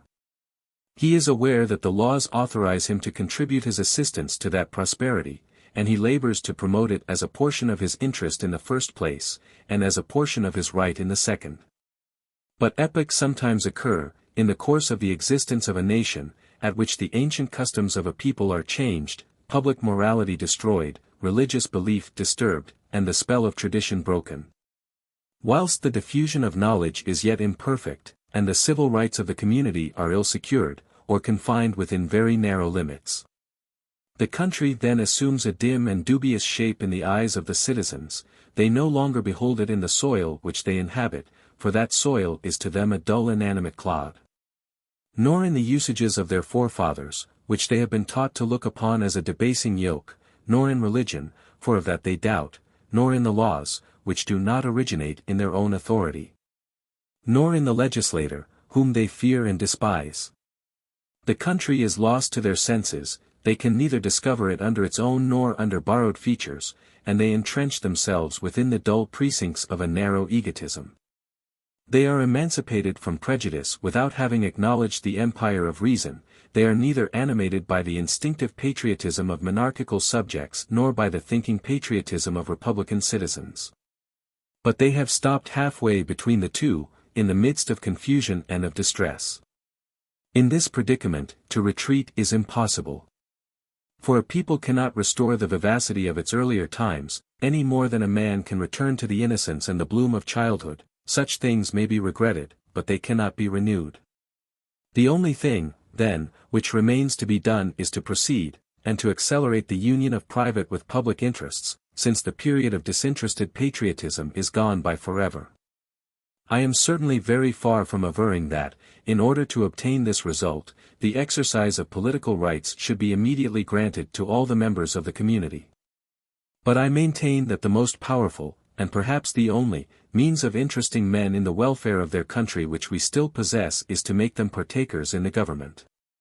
At the present time civic zeal seems to me to be inseparable from the exercise of political rights, and I hold that the number of citizens will be found to augment or to decrease in Europe in proportion as those rights are extended. In the United States the inhabitants were thrown but as yesterday upon the soil which they now occupy, and they brought neither customs nor traditions with them there, they meet each other for the first time with no previous acquaintance. In short, the instinctive love of their country can scarcely exist in their minds. But everyone takes as zealous an interest in the affairs of his township, his county, and of the whole state, as if they were his own, because everyone, in his sphere, takes an active part in the government of society. The lower orders in the United States are alive to the perception of the influence exercised by the general prosperity upon their own welfare, and simple as this observation is, it is one which is but too rarely made by the people. But in America the people regards this prosperity as the result of its own exertions. The citizen looks upon the fortune of the public as his private interest, and he cooperates in its success, not so much from a sense of pride or of duty, as from what I shall venture to term cupidity. It is unnecessary to study the institutions and the history of the Americans in order to discover the truth of this remark, for their manners render it sufficiently evident. As the American participates in all that is done in his country, he thinks himself obliged to defend whatever may be censured, for it is not only his country which is attacked upon these occasions, but it is himself. The consequence is, that his national pride resorts to 1,000 artifices, and to all the petty tricks of individual vanity. Nothing is more embarrassing in the ordinary intercourse of life than this irritable patriotism of the Americans. A stranger may be very well inclined to praise many of the institutions of their country, but he begs permission to blame some of the peculiarities which he observes, a permission which is, however, inexorably refused. America is therefore a free country, in which, lest anybody should be hurt by your remarks, you are not allowed to speak freely of private individuals, or of the state, of the citizens or of the authorities, of public or of private undertakings, or, in short, of anything at all, except it be of the climate and the soil. And even then Americans will be found ready to defend either the one or the other, as if they had been contrived by the inhabitants of the country. In our times option must be made between the patriotism of all and the government of a few. For the force and activity which the first confers are irreconcilable with the guarantees of tranquility which the second furnishes. Notion of rights in the United States. No great people without a notion of rights. How the notion of rights can be given to people, respect of rights in the United States, whence it arises. After the idea of virtue, I know no higher principle than that of right, or, to speak more accurately, these two ideas are commingled in one. The idea of right is simply that of virtue introduced into the political world. It is the idea of right which enabled men to define anarchy and tyranny, and which taught them to remain independent without arrogance, as well as to obey without servility. The man who submits to violence is debased by his compliance. But when he obeys the mandate of one who possesses that right of authority which he acknowledges in a fellow creature, he rises in some measure above the person who delivers the command.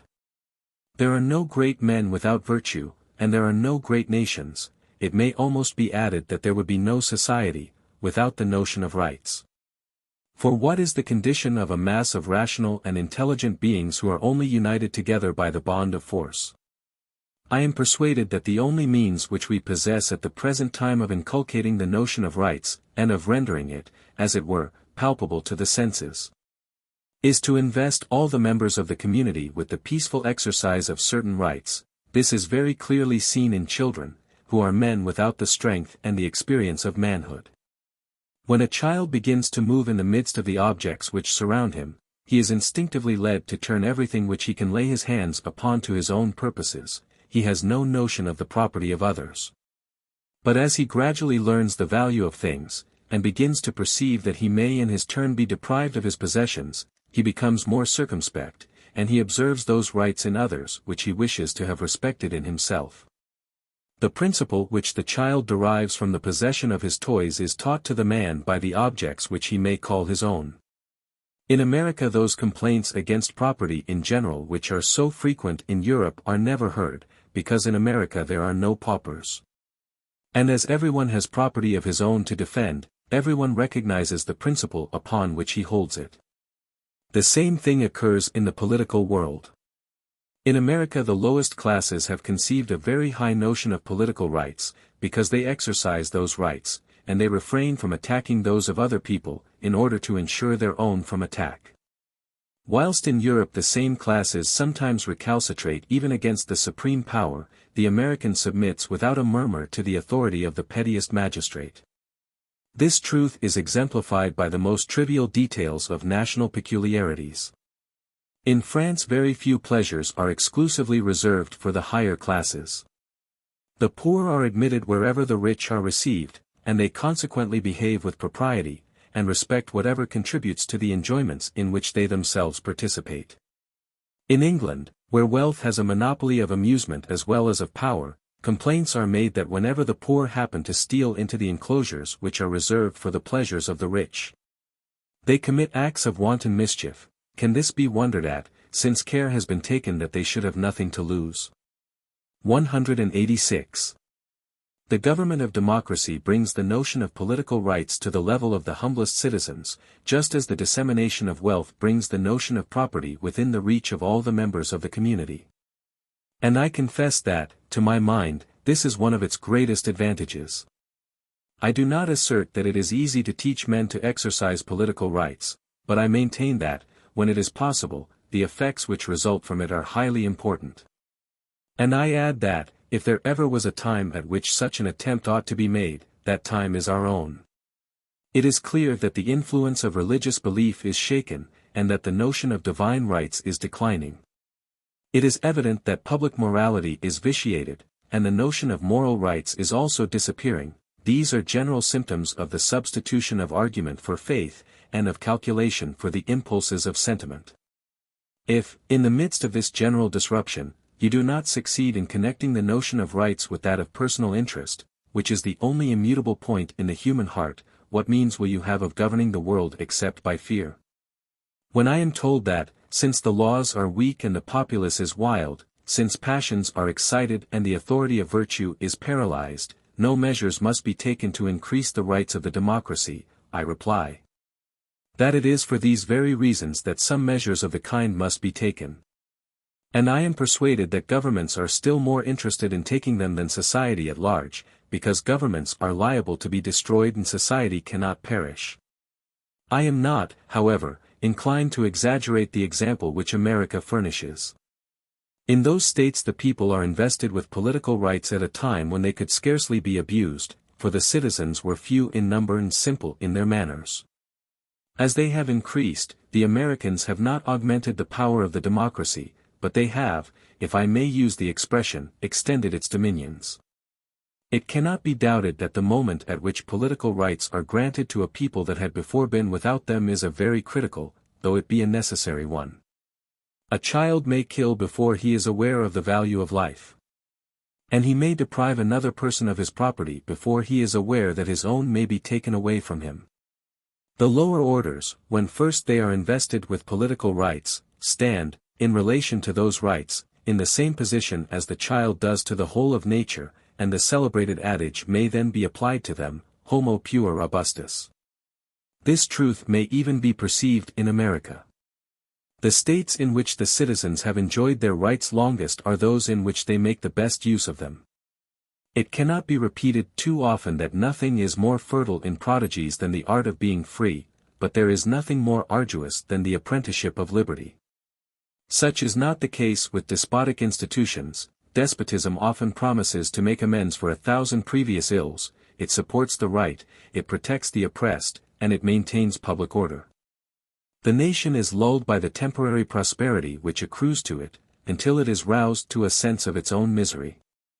Liberty, on the contrary, is generally established in the midst of agitation, it is perfected by civil discord, and its benefits cannot be appreciated until it is already old. Chapter 14. Advantages American Society Derive from Democracy, Part 2. Respect for the Law in the United States. Respect of the Americans for the law, parental affection which they entertain for it, personal interest of everyone to increase the authority of the law. It is not always feasible to consult the whole people, either directly or indirectly, in the formation of the law, but it cannot be denied that, when such a measure is possible the authority of the law is very much augmented. This popular origin, which impairs the excellence and the wisdom of legislation, contributes prodigiously to increase its power. There is an amazing strength in the expression of the determination of a whole people, and when it declares itself the imagination of those who are most inclined to contest it is overawed by its authority. The truth of this fact is very well known by parties, and they consequently strive to make out a majority whenever they can. If they have not the greater number of voters on their side, they assert that the true majority abstain from voting.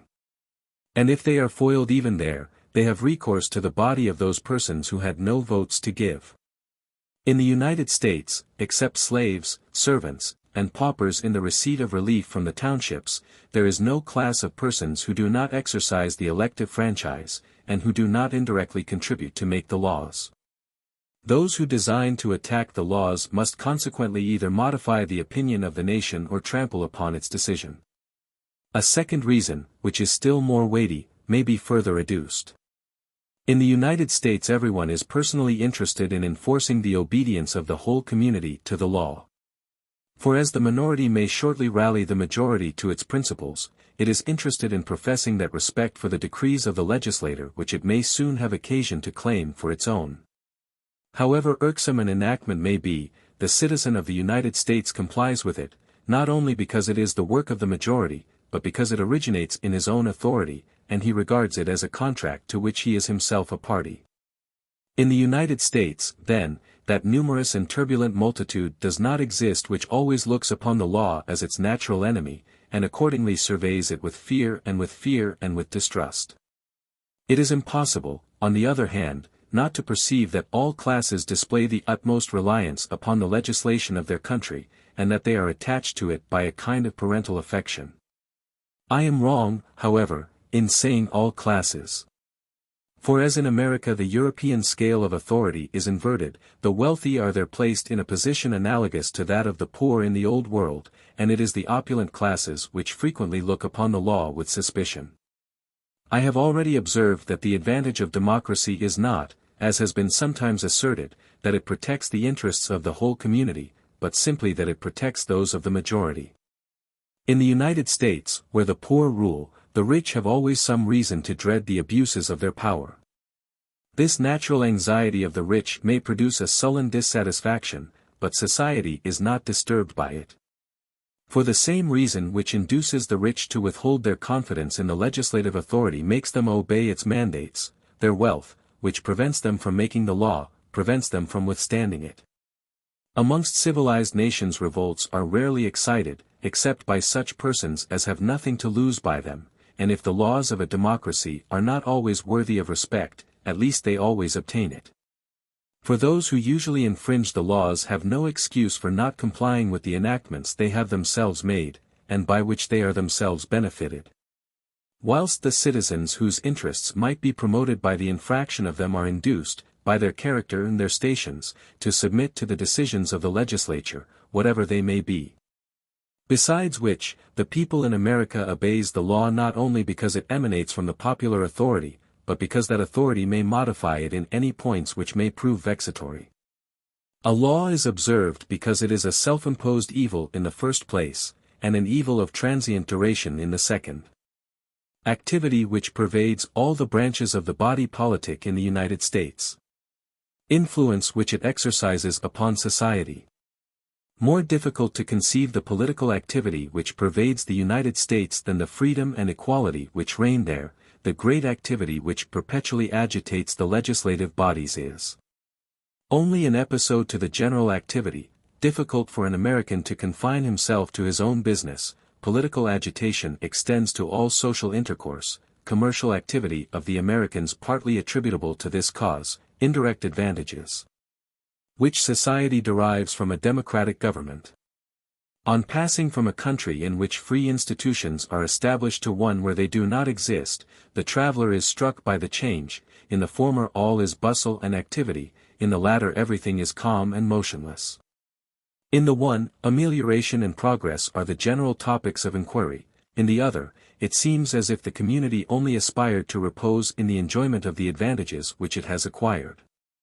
Nevertheless, the country which exerts itself so strenuously to promote its welfare is generally more wealthy and more prosperous than that which appears to be so contented with its lot.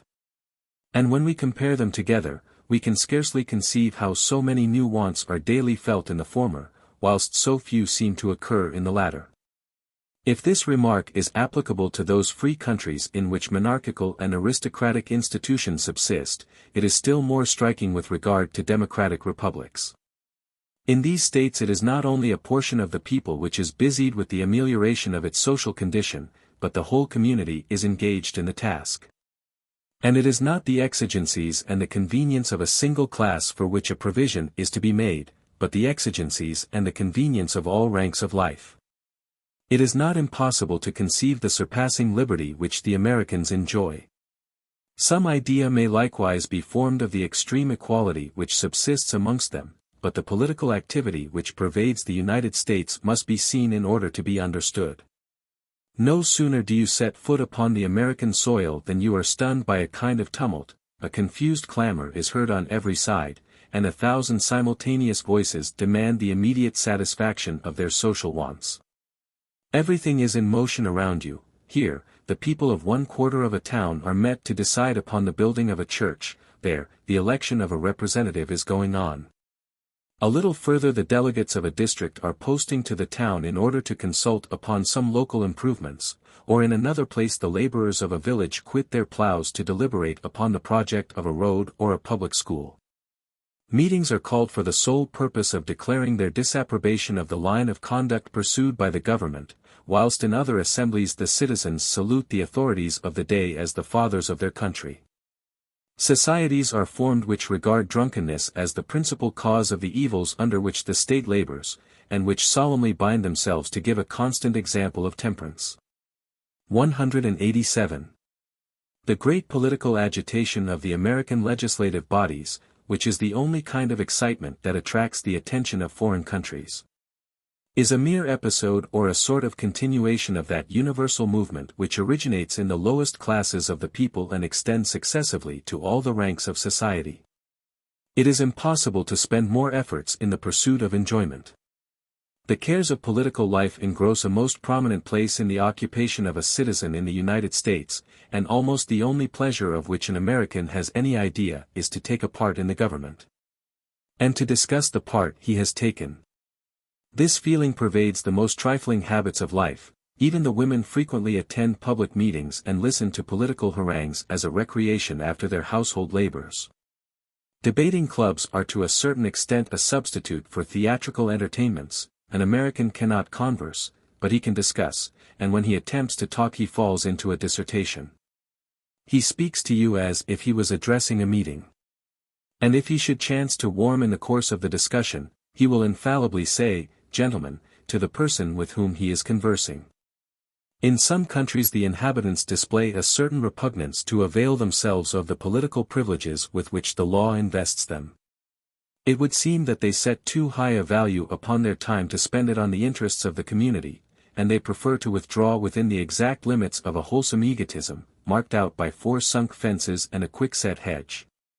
But if an American were condemned to confine his activity to his own affairs, he would be robbed of 1/2 of his existence, he would feel an immense void in the life which he is accustomed to lead, and his wretchedness would be unbearable.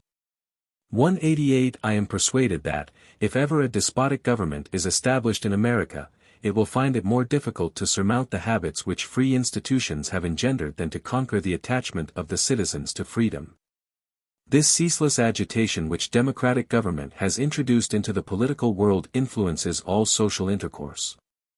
I am not sure that upon the whole this is not the greatest advantage of democracy. And I am much less inclined to applaud it for what it does than for what it causes to be done.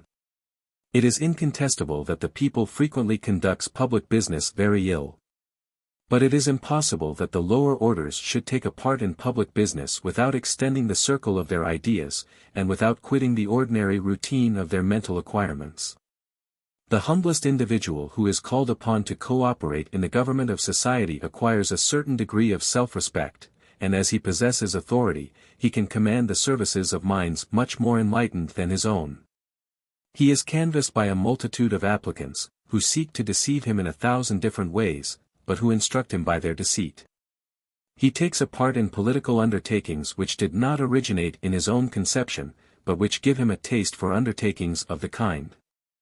New ameliorations are daily pointed out in the property which he holds in common with others, and this gives him the desire of improving that property which is more peculiarly his own. He is perhaps neither happier or better than those who came before him, but he is better informed and more active. I have no doubt that the democratic institutions of the United States, joined to the physical constitution of the country, are the cause, not the direct, as is so often asserted, but the indirect cause, of the prodigious commercial activity of the inhabitants. It is not engendered by the laws, but the people learns how to promote it by the experience derived from legislation. When the opponents of democracy assert that a single individual performs the duties which he undertakes much better than the government of the community, it appears to me that they are perfectly right. The government of an individual, supposing an equality of instruction on either side, is more consistent, more persevering, and more accurate than that of a multitude. And it is much better qualified judiciously to discriminate the characters of the men it employs. If any deny what I advance, they have certainly never seen a democratic government, or have formed their opinion upon very partial evidence.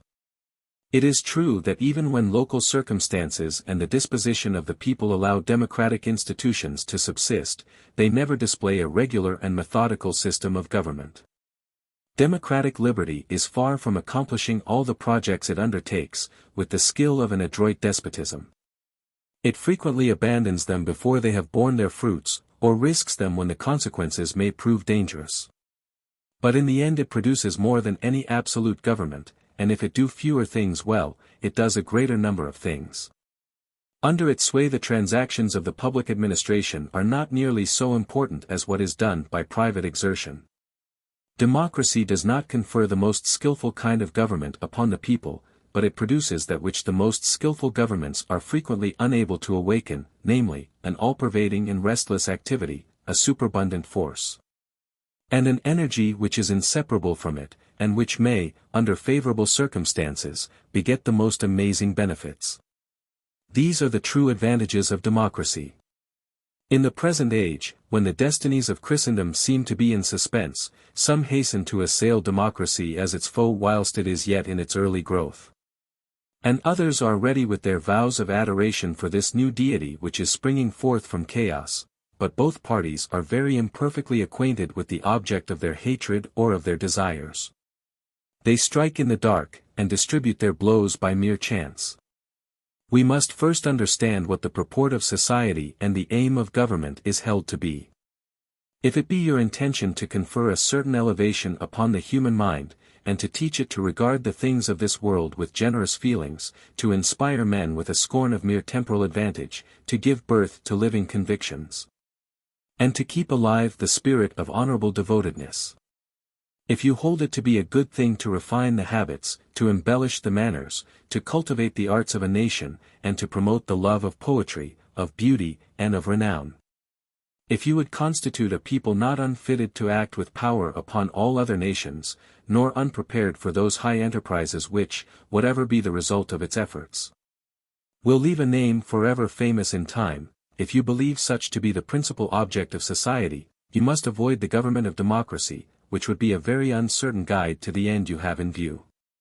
But if you hold it to be expedient to divert the moral and intellectual activity of man to the production of comfort, and to the acquirement of the necessaries of life, if a clear understanding be more profitable to man than genius, if your object be not to stimulate the virtues of heroism, but to create habits of peace, if you had rather witness vices than crimes and are content to meet with fewer noble deeds, provided offences be diminished in the same proportion. If, instead of living in the midst of a brilliant state of society, you are contented to have prosperity around you. If, in short, you are of opinion that the principal object of a government is not to confer the greatest possible share of power and of glory upon the body of the nation, but to ensure the greatest degree of enjoyment and the least degree of misery to each of the individuals who compose it, if such be your desires, you can have no surer means of satisfying them than by equalizing the conditions of men, and establishing democratic institutions. But if the time be past at which such a choice was possible, and if some superhuman power impel us towards one or the other of these two governments without consulting our wishes, let us at least endeavor to make the best of that which is allotted to us. And let us so inquire into its good and its evil propensities as to be able to foster the former and repress the latter to the utmost. Chapter 15. Unlimited Power of Majority. And its Consequences, Part 1. Chapter Summary. Natural strength of the majority in democracies. Most of the American constitutions have increased this strength by artificial means. How this has been done: pledged delegates, moral power of the majority, opinion as to its infallibility, respect for its rights. How augmented in the United States. Unlimited power of the majority in the United States, and its consequences. The very essence of democratic government consists in the absolute sovereignty of the majority, for there is nothing in democratic states which is capable of resisting it.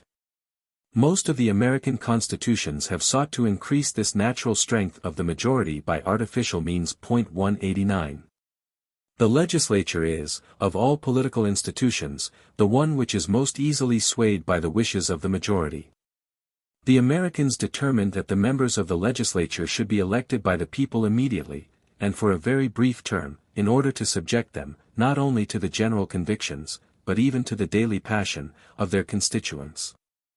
The members of both houses are taken from the same class in society, and are nominated in the same manner, so that the modifications of the legislative bodies are almost as rapid and quite as irresistible as those of a single assembly.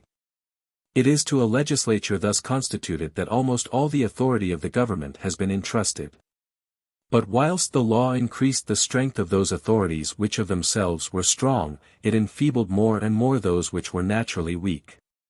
It deprived the representatives of the executive of all stability and independence, and by subjecting them completely to the caprices of the legislature, it robbed them of the slender influence which the nature of a democratic government might have allowed them to retain. In several states the judicial power was also submitted to the elective discretion of the majority, and in all of them its existence was made to depend on the pleasure of the legislative authority. Since the representatives were empowered annually to regulate the stipend of the judges. Custom, however, has done even more than law. A proceeding which will in the end set all the guarantees of representative government at naught is becoming more and more general in the United States. It frequently happens that the electors, who choose a delegate, point out a certain line of conduct to him, and impose upon him a certain number of positive obligations which he is pledged to fulfill. With the exception of the tumult, this comes to the same thing as if the majority of the populace held its deliberations in the marketplace. Several other circumstances concur in rendering the power of the majority in America not only preponderant, but irresistible. The moral authority of the majority is partly based upon the notion that there is more intelligence and more wisdom in a great number of men collected together than in a single individual, and that the quantity of legislators is more important than their quality. The theory of equality is in fact applied to the intellect of man, and human pride is thus assailed in its last retreat by a doctrine which the minority hesitate to admit, and in which they very slowly concur.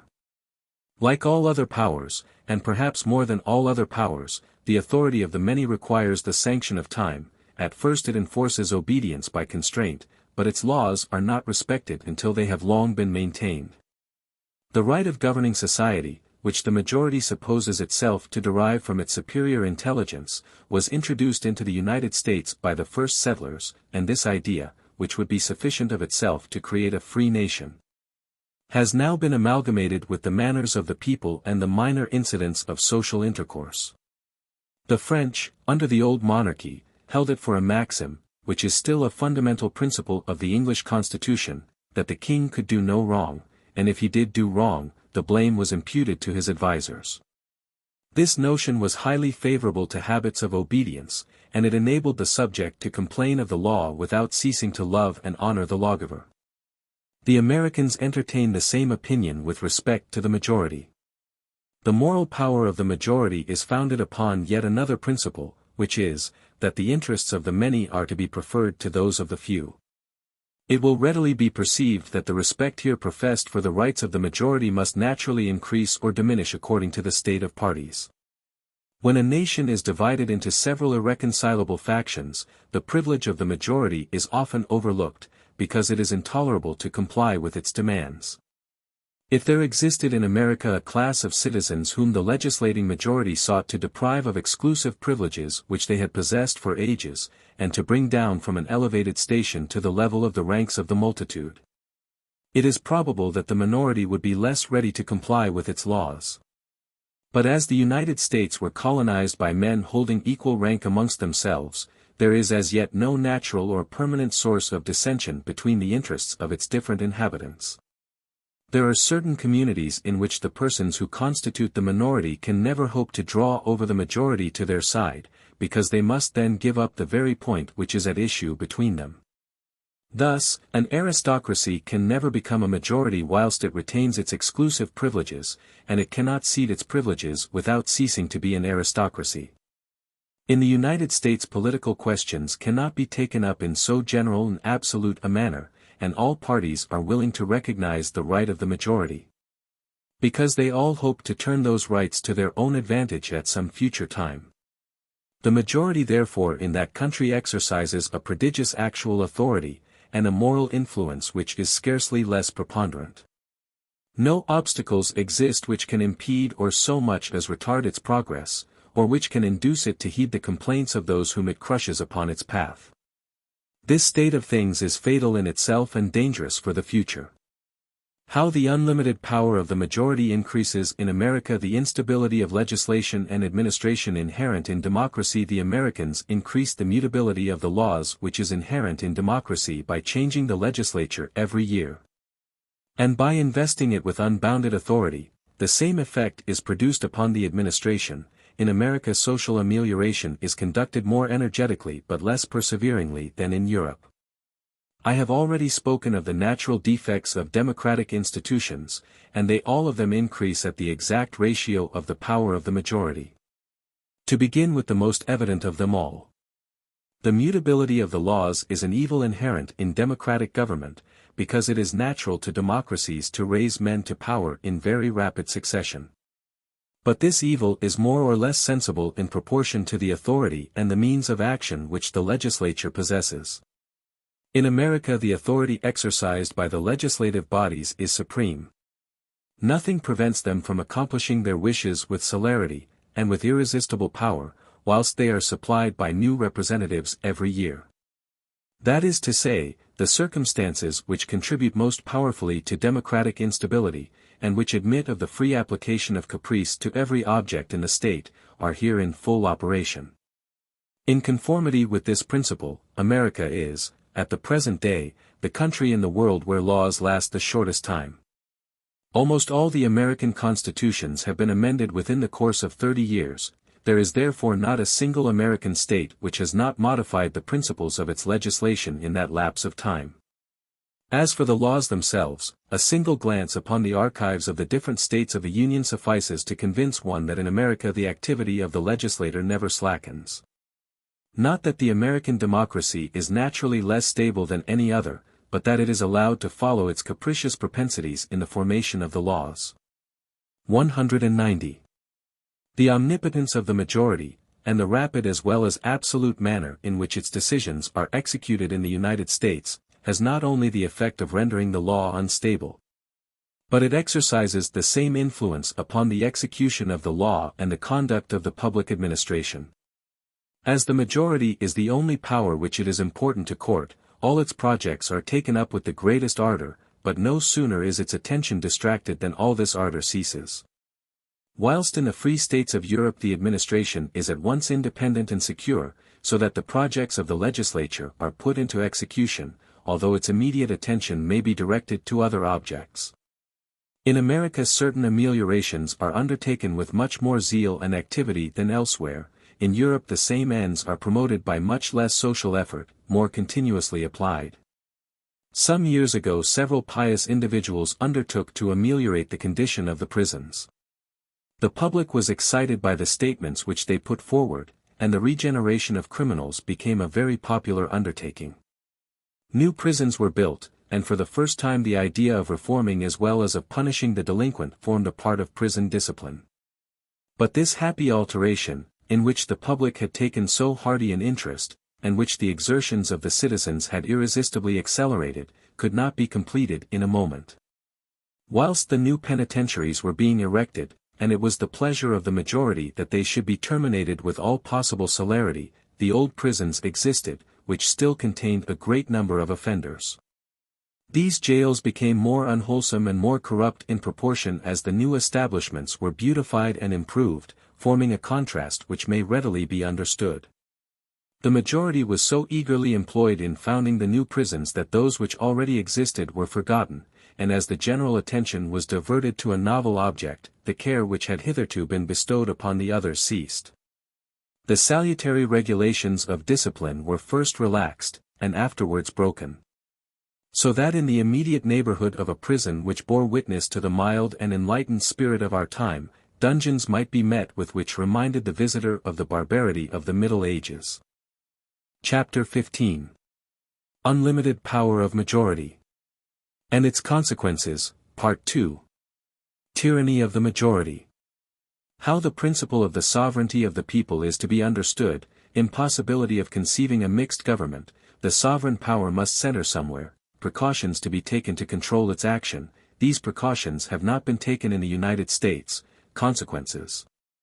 I hold it to be an impious and an execrable maxim that, politically speaking, a people has a right to do whatsoever it pleases, and yet I have asserted that all authority originates in the will of the majority.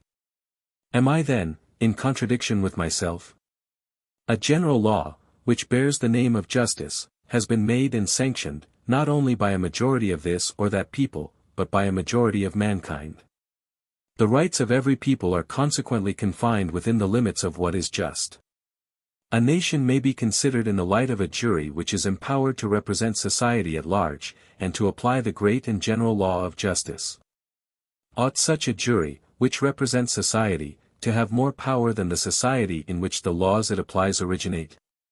When I refuse to obey an unjust law, I do not contest the right which the majority has of commanding, but I simply appeal from the sovereignty of the people to the sovereignty of mankind.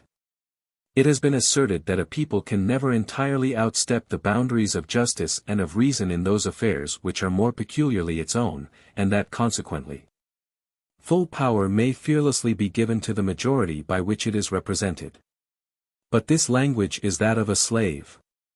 A majority taken collectively may be regarded as a being whose opinions, and most frequently whose interests, are opposed to those of another being, which is styled a minority. If it be admitted that a man, possessing absolute power, may misuse that power by wronging his adversaries, why should a majority not be liable to the same reproach? Men are not apt to change their characters by agglomeration. Nor does their patience in the presence of obstacles increase with the consciousness of their strength. 191 And for these reasons I can never willingly invest any number of my fellow creatures with that unlimited authority which I should refuse to any one of them. I do not think that it is possible to combine several principles in the same government, so as at the same time to maintain freedom, and really to oppose them to one another. The form of government which is usually termed mixed has always appeared to me to be a mere chimera. Accurately speaking, there is no such thing as a mixed government, with the meaning usually given to that word, because in all communities some one principle of action may be discovered which preponderates over the others. England in the last century, which has been more especially cited as an example of this form of government, was in point of fact an essentially aristocratic state, although it comprised very powerful elements of democracy. For the laws and customs of the country were such that the aristocracy could not but preponderate in the end, and subject the direction of public affairs to its own will. The error arose from too much attention being paid to the actual struggle which was going on between the nobles and the people, without considering the probable issue of the contest, which was in reality the important point. When a community really has a mixed government, that is to say, when it is equally divided between two adverse principles, it must either pass through a revolution or fall into complete dissolution. I am therefore of opinion that some one social power must always be made to predominate over the others. But I think that liberty is endangered and this power is checked by no obstacles which may retard its course, and force it to moderate its own vehemence. Unlimited power is in itself a bad and dangerous thing. Human beings are not competent to exercise it with discretion, and God alone can be omnipotent, because his wisdom and his justice are always equal to his power. But no power upon earth is so worthy of honor for itself, or of reverential obedience to the rights which it represents, that I would consent to admit its uncontrolled and all-predominant authority. When I see that the right and the means of absolute command are conferred on a people or upon a king, upon an aristocracy or a democracy, a monarchy or a republic, I recognize the germ of tyranny. And I journey onward to a land of more hopeful institutions. In my opinion, the main evil of the present democratic institutions of the United States does not arise, as is often asserted in Europe, from their weakness, but from their overpowering strength. And I am not so much alarmed at the excessive liberty which reigns in that country as at the very inadequate securities which exist against tyranny. When an individual or a party is wronged in the United States, to whom can he apply for redress? If to public opinion constitutes the majority; if to the legislature, it represents the majority, and implicitly obeys its injunctions. If to the executive power, it is appointed by the majority, and remains a passive tool in its hands. The public troops consist of the majority under arms, the jury is the majority invested with the right of hearing judicial cases. And in certain states even the judges are elected by the majority. However iniquitous or absurd the evil of which you complain may be, you must submit to it as well as you can. 192. If, on the other hand, a legislative power could be so constituted as to represent the majority without necessarily being the slave of its passions, an executive, so as to retain a certain degree of uncontrolled authority, and a judiciary, so as to remain independent of the two other powers, a government would be formed which would still be democratic without incurring any risk of tyrannical abuse. I do not say that tyrannical abuses frequently occur in America at the present day, but I maintain that no sure barrier is established against them, and that the causes which mitigate the government are to be found in the circumstances and the manners of the country more than in its laws. Effects of the unlimited power of the majority upon the arbitrary authority of the American public officers. Liberty left by the American laws to public officers within a certain sphere, their power. A distinction must be drawn between tyranny and arbitrary power. Tyranny may be exercised by means of the law, and in that case it is not arbitrary. Arbitrary power may be exercised for the good of the community at large, in which case it is not tyrannical. Tyranny usually employs arbitrary means, but, if necessary, it can rule without them. In the United States the unbounded power of the majority, which is favorable to the legal despotism of the legislature, is likewise favorable to the arbitrary authority of the magistrate. The majority has an entire control over the law when it is made and when it is executed. And as it possesses an equal authority over those who are in power and the community at large, it considers public officers as its passive agents, and readily confides the task of serving its designs to their vigilance. The details of their office and the privileges which they are to enjoy are rarely defined beforehand. But the majority treats them as a master does his servants when they are always at work in his sight, and he has the power of directing or reprimanding them at every instant. In general the American functionaries are far more independent than the French civil officers within the sphere which is prescribed to them. Sometimes, even, they are allowed by the popular authority to exceed those bounds. And as they are protected by the opinion, and backed by the cooperation, of the majority, they venture upon such manifestations of their power as astonish a European. By this means habits are formed in the heart of a free country which may some day prove fatal to its liberties. Power exercised by the majority in America upon opinion. In America, when the majority has once irrevocably decided a question, all discussion ceases. Reason of this: moral power exercised by the majority upon opinion. Democratic republics have deprived despotism of its physical instruments, their despotism sways the minds of men. It is in the examination of the display of public opinion in the United States that we clearly perceive how far the power of the majority surpasses all the powers with which we are acquainted in Europe. Intellectual principles exercise an influence which is so invisible, and often so inappreciable, that they baffle the toils of oppression. At the present time the most absolute monarchs in Europe are unable to prevent certain notions, which are opposed to their authority, from circulating in secret throughout their dominions, and even in their courts. Such is not the case in America. As long as the majority is still undecided, discussion is carried on. But as soon as its decision is irrevocably pronounced, a submissive silence is observed, and the friends, as well as the opponents, of the measure unite in assenting to its propriety. The reason of this is perfectly clear: no monarch is so absolute as to combine all the powers of society in his own hands, and to conquer all opposition with the energy of a majority which is invested with the right of making and of executing the laws. The authority of a king is purely physical, and it controls the actions of the subject without subduing his private will, but the majority possesses a power which is physical and moral at the same time. It acts upon the will as well as upon the actions of men, and it represses not only all contest, but all controversy. I know no country in which there is so little true independence of mind and freedom of discussion as in America. In any constitutional state in Europe every sort of religious and political theory may be advocated and propagated abroad. For there is no country in Europe so subdued by any single authority as not to contain citizens who are ready to protect the man who raises his voice in the cause of truth from the consequences of his hardihood. If he is unfortunate enough to live under an absolute government, the people is upon his side. If he inhabits a free country, he may find a shelter behind the authority of the throne, if he require one. The aristocratic part of society supports him in some countries, and the democracy in others. But in a nation where democratic institutions exist, organized like those of the United States, there is but one sole authority, one single element of strength and of success, with nothing beyond it. In America the majority raises very formidable barriers to the liberty of opinion.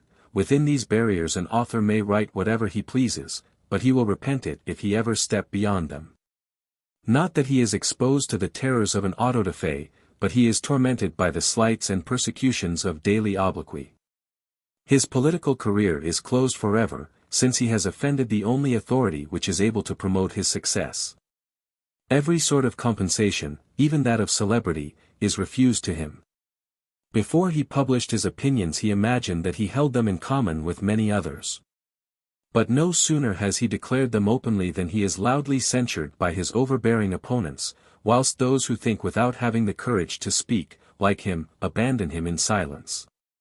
He yields at length, oppressed by the daily efforts he has been making, and he subsides into silence, as if he was tormented by remorse for having spoken the truth. Fetters and headsmen were the coarse instruments which tyranny formerly employed. But the civilization of our age has refined the arts of despotism which seemed, however, to have been sufficiently perfected before. The excesses of monarchical power had devised a variety of physical means of oppression. The democratic republics of the present day have rendered it as entirely an affair of the mind as that will which it is intended to coerce.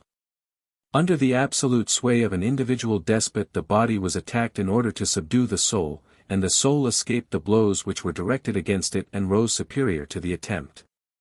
But such is not the course adopted by tyranny in democratic republics. There the body is left free, and the soul is enslaved. The sovereign can no longer say, "You shall think as I do on pain of death." But he says, "You are free to think differently from me, and to retain your life, your property, and all that you possess, but if such be your determination, you are henceforth an alien among your people. You may retain your civil rights, but they will be useless to you, for you will never be chosen by your fellow citizens if you solicit their suffrages, and they will affect to scorn you if you solicit their esteem. You will remain among men, but you will be deprived of the rights of mankind. Your fellow creatures will shun you like an impure being, and those who are most persuaded of your innocence will abandon you too, lest they should be shunned in their turn. Go in peace. I have given you your life, but it is an existence incomparably worse than death." Monarchical institutions have thrown an odium upon despotism. Let us beware lest democratic republics should restore oppression, and should render it less odious and less degrading in the eyes of the many, by making it still more onerous to the few. Works have been published in the proudest nations of the Old World expressly intended to censure the vices and deride the follies of the times. Le Bruyere inhabited the palace of Louis XIV when he composed his chapter upon the great, and Molière criticized the courtiers in the very pieces which were acted before the court. But the ruling power in the United States is not to be made game of. The smallest reproach irritates its sensibility, and the slightest joke which has any foundation in truth renders it indignant. From the style of its language to the more solid virtues of its character, everything must be made the subject of encomium. No writer, whatever be his eminence, can escape from this tribute of adulation to his fellow citizens. The majority lives in the perpetual practice of self-applause, and there are certain truths which the Americans can only learn from strangers or from experience.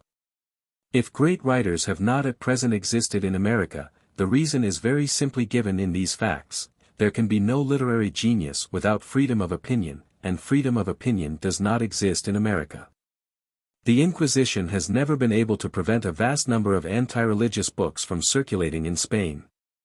The empire of the majority succeeds much better in the United States, since it actually removes the wish of publishing them. Unbelievers are to be met with in America, but, to say the truth, there is no public organ of infidelity. Attempts have been made by some governments to protect the morality of nations by prohibiting licentious books. In the United States no one is punished for this sort of works, but no one is induced to write them, not because all the citizens are immaculate in their manners, but because the majority of the community is decent and orderly. In these cases the advantages derived from the exercise of this power are unquestionable, and I am simply discussing the nature of the power itself. This irresistible authority is a constant fact, and its judicious exercise is an accidental occurrence. Effects of the tyranny of the majority upon the national character of the Americans. Effects of the tyranny of the majority more sensibly felt hitherto in the manners than in the conduct of society, they check the development of leading characters. Democratic republics organized like the United States bring the practice of courting favor within the reach of the many. Proofs of this spirit in the United States, why there is more patriotism in the people than in those who govern in its name. The tendencies which I have just alluded to are as yet very slightly perceptible in political society, but they already begin to exercise an unfavorable influence upon the national character of the Americans. I am inclined to attribute the singular paucity of distinguished political characters to the ever-increasing activity of the despotism of the majority in the United States. When the American Revolution broke out they arose in great numbers, for public opinion then served, not to tyrannize over, but to direct the exertions of individuals. Those celebrated men took a full part in the general agitation of mind common at that period, and they attained a high degree of personal fame, which was reflected back upon the nation, but which was by no means borrowed from it. In absolute governments the great nobles who are nearest to the throne flatter the passions of the sovereign, and voluntarily truckle to his caprices. But the mass of the nation does not degrade itself by servitude, it often submits from weakness, from habit, or from ignorance, and sometimes from loyalty. Some nations have been known to sacrifice their own desires to those of the sovereign with pleasure and with pride, thus exhibiting a sort of independence in the very act of submission. These peoples are miserable, but they are not degraded. There is a great difference between doing what one does not approve and feigning to approve what one does. The one is the necessary case of a weak person, the other befits the temper of a lackey. In free countries, where everyone is more or less called upon to give his opinion in the affairs of state. In democratic republics, where public life is incessantly commingled with domestic affairs, where the sovereign authority is accessible on every side, and where its attention can almost always be attracted by vociferation. More persons are to be met with who speculate upon its foibles and live at the cost of its passions than in absolute monarchies. Not because men are naturally worse in these states than elsewhere, but the temptation is stronger, and of easier access at the same time. The result is a far more extensive debasement of the characters of citizens. Democratic republics extend the practice of currying favor with the many, and they introduce it into a greater number of classes at once. This is one of the most serious reproaches that can be addressed to them. In democratic states organized on the principles of the American republics, this is more especially the case, where the authority of the majority is so absolute and so irresistible that a man must give up his rights as a citizen, and almost abjure his quality as a human being, if he intends to stray from the track which it lays down. In that immense crowd which throngs the avenues to power in the United States I found very few men who displayed any of that manly candor and that masculine independence of opinion which frequently distinguished the Americans in former times, and which constitutes the leading feature in distinguished characters, wheresoever they may be found. It seems, at first sight, as if all the minds of the Americans were formed upon one model, so accurately do they correspond in their manner of judging. A stranger does, indeed, sometimes meet with Americans who dissent from these rigorous formularies, with men who deplore the defects of the laws, the mutability and the ignorance of democracy, who even go so far as to observe the evil tendencies which impair the national character, and to point out such remedies as it might be possible to apply. But no one is there to hear these things besides yourself, and you, to whom these secret reflections are confided, are a stranger and a bird of passage. They are very ready to communicate truths which are useless to you, but they continue to hold a different language in public. If ever these lines are read in America, I am well assured of two things: in the first place, that all who peruse them will raise their voices to condemn me, and in the second place, that very many of them will acquit me at the bottom of their conscience. I have heard of patriotism in the United States, and it is a virtue which may be found among the people, but never among the leaders of the people. This may be explained by analogy. Despotism debases the oppressed much more than the oppressor. In absolute monarchies the king has often great virtues, but the courtiers are invariably servile. It is true that the American courtiers do not say, "Sire," or "Your Majesty," a distinction without a difference. They are forever talking of the natural intelligence of the populace they serve. They do not debate the question as to which of the virtues of their master is preeminently worthy of admiration, for they assure him that he possesses all the virtues under heaven without having acquired them, or without caring to acquire them. They do not give him their daughters and their wives to be raised at his pleasure to the rank of his concubines, but, by sacrificing their opinions, they prostitute themselves. Moralists and philosophers in America are not obliged to conceal their opinions under the veil of allegory. But, before they venture upon a harsh truth, they say, "We are aware that the people which we are addressing is too superior to all the weaknesses of human nature to lose the command of its temper for an instant. And we should not hold this language if we were not speaking to men whom their virtues and their intelligence render more worthy of freedom than all the rest of the world." It would have been impossible for the sycophants of Louis XIV to flatter more dexterously. For my part, I am persuaded that in all governments, whatever their nature may be, servility will cower to force, and adulation will cling to power.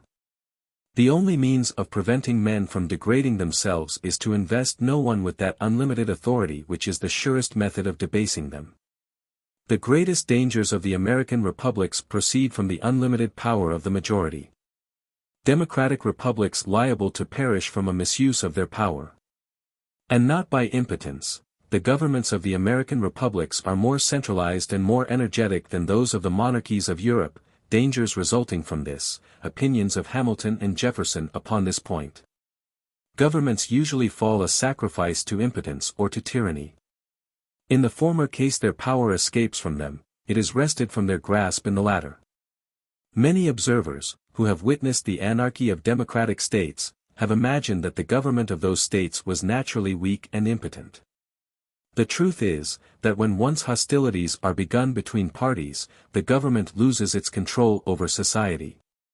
But I do not think that a democratic power is naturally without force or without resources, say, rather, that it is almost always by the abuse of its force and the misemployment of its resources that a democratic government fails. Anarchy is almost always produced by its tyranny or its mistakes, but not by its want of strength. It is important not to confound stability with force, or the greatness of a thing with its duration. In democratic republics, the power which directs 193 society is not stable, for it often changes hands and assumes a new direction. But whichever way it turns, its force is almost irresistible. The governments of the American republics appear to me to be as much centralized as those of the absolute monarchies of Europe, and more energetic than they are. I do not, therefore, imagine that they will perish from weakness. 194. If ever the free institutions of America are destroyed, that event may be attributed to the unlimited authority of the majority, which may at some future time urge the minorities to desperation, and oblige them to have recourse to physical force. Anarchy will then be the result, but it will have been brought about by despotism. Mr. Hamilton expresses the same opinion in the Federalist, number 51. It is of great importance in a republic not only to guard the society against the oppression of its rulers, but to guard one part of the society against the injustice of the other part.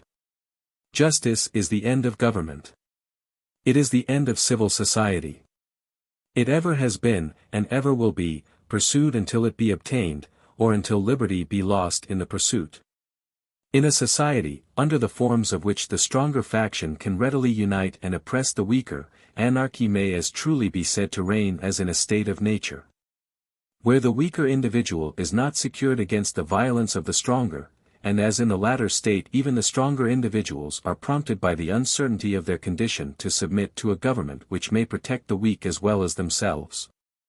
So in the former state will the more powerful factions be gradually induced by a like motive to wish for a government which will protect all parties, the weaker as well as the more powerful.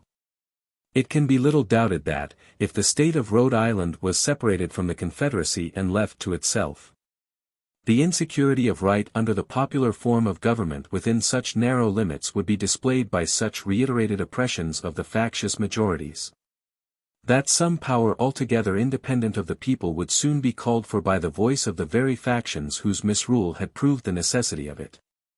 Jefferson has also thus expressed himself in a letter to Madison 195, "The executive power in our government is not the only, perhaps not even the principal, object of my solicitude. The tyranny of the legislature is really the danger most to be feared, and will continue to be so for many years to come. The tyranny of the executive power will come in its turn, but at a more distant period." I am glad to cite the opinion of Jefferson upon this subject rather than that of another, because I consider him to be the most powerful advocate democracy has ever sent forth. Chapter 16.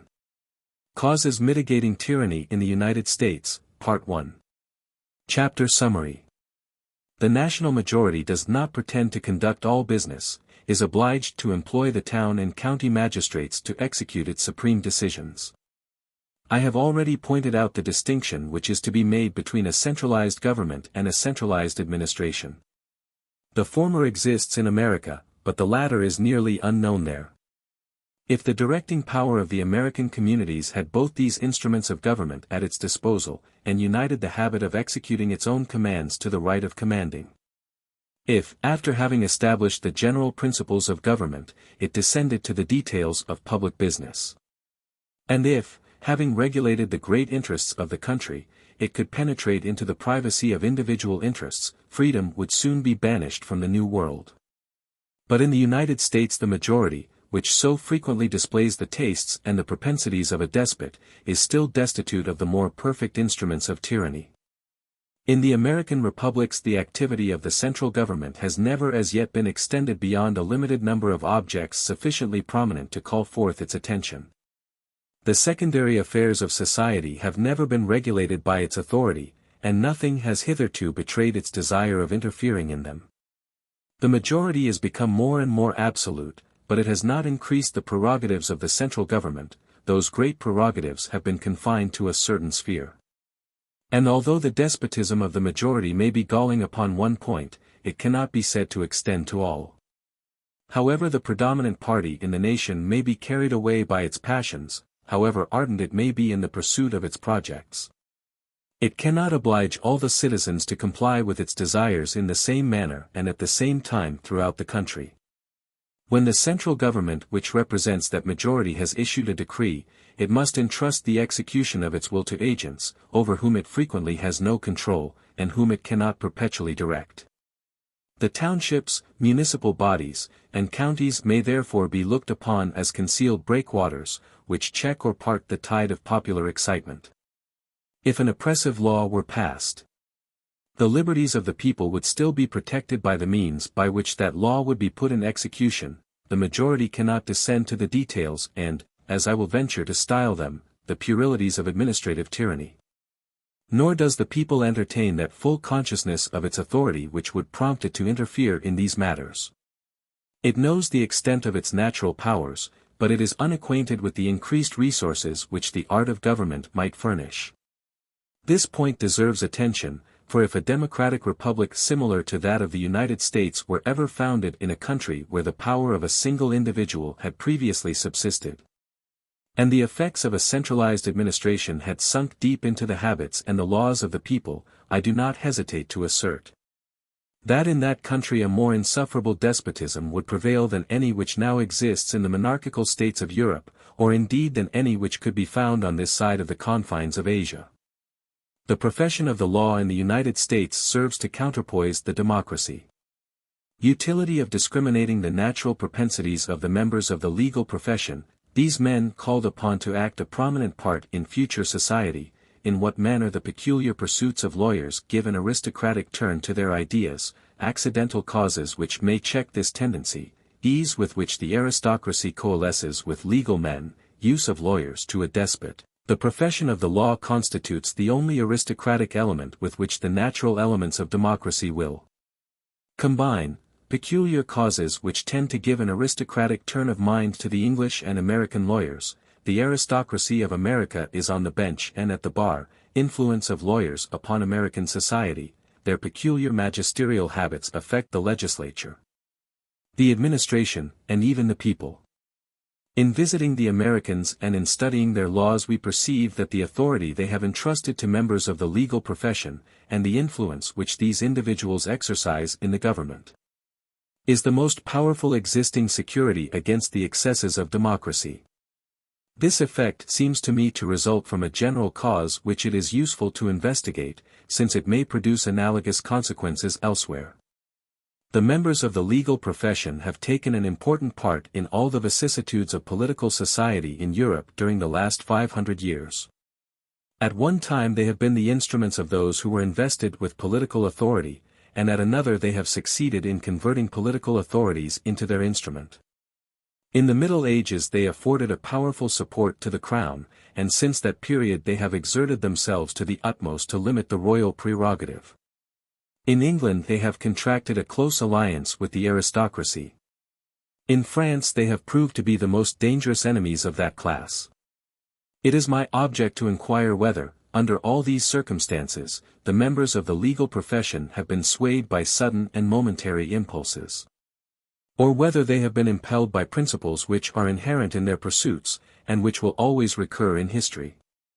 I am incited to this investigation by reflecting that this particular class of men will most likely play a prominent part in that order of things to which the events of our time are giving birth.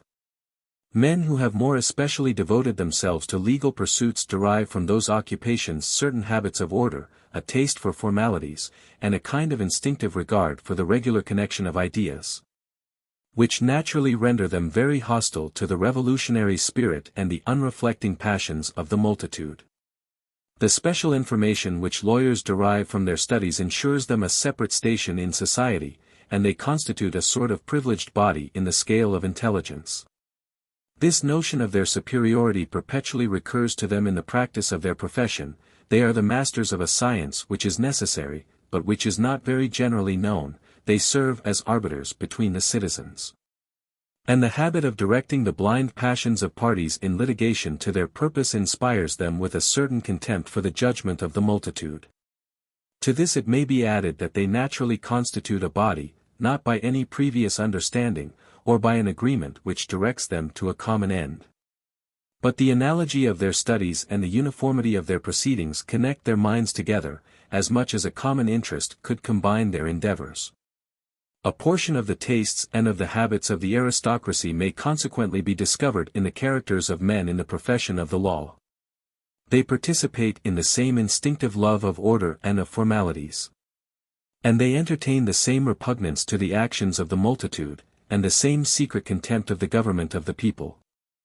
I do not mean to say that the natural propensities of lawyers are sufficiently strong to sway them irresistibly, for they, like most other men, are governed by their private interests and the advantages of the moment.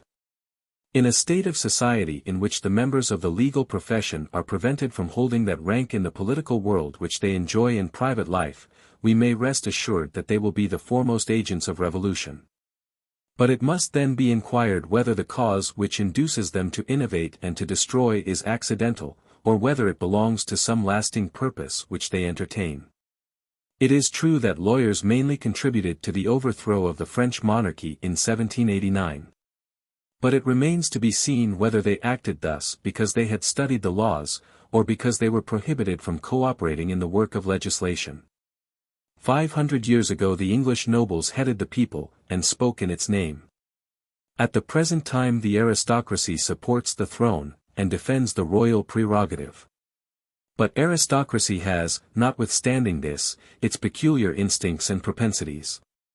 We must be careful not to confound isolated members of a body with the body itself.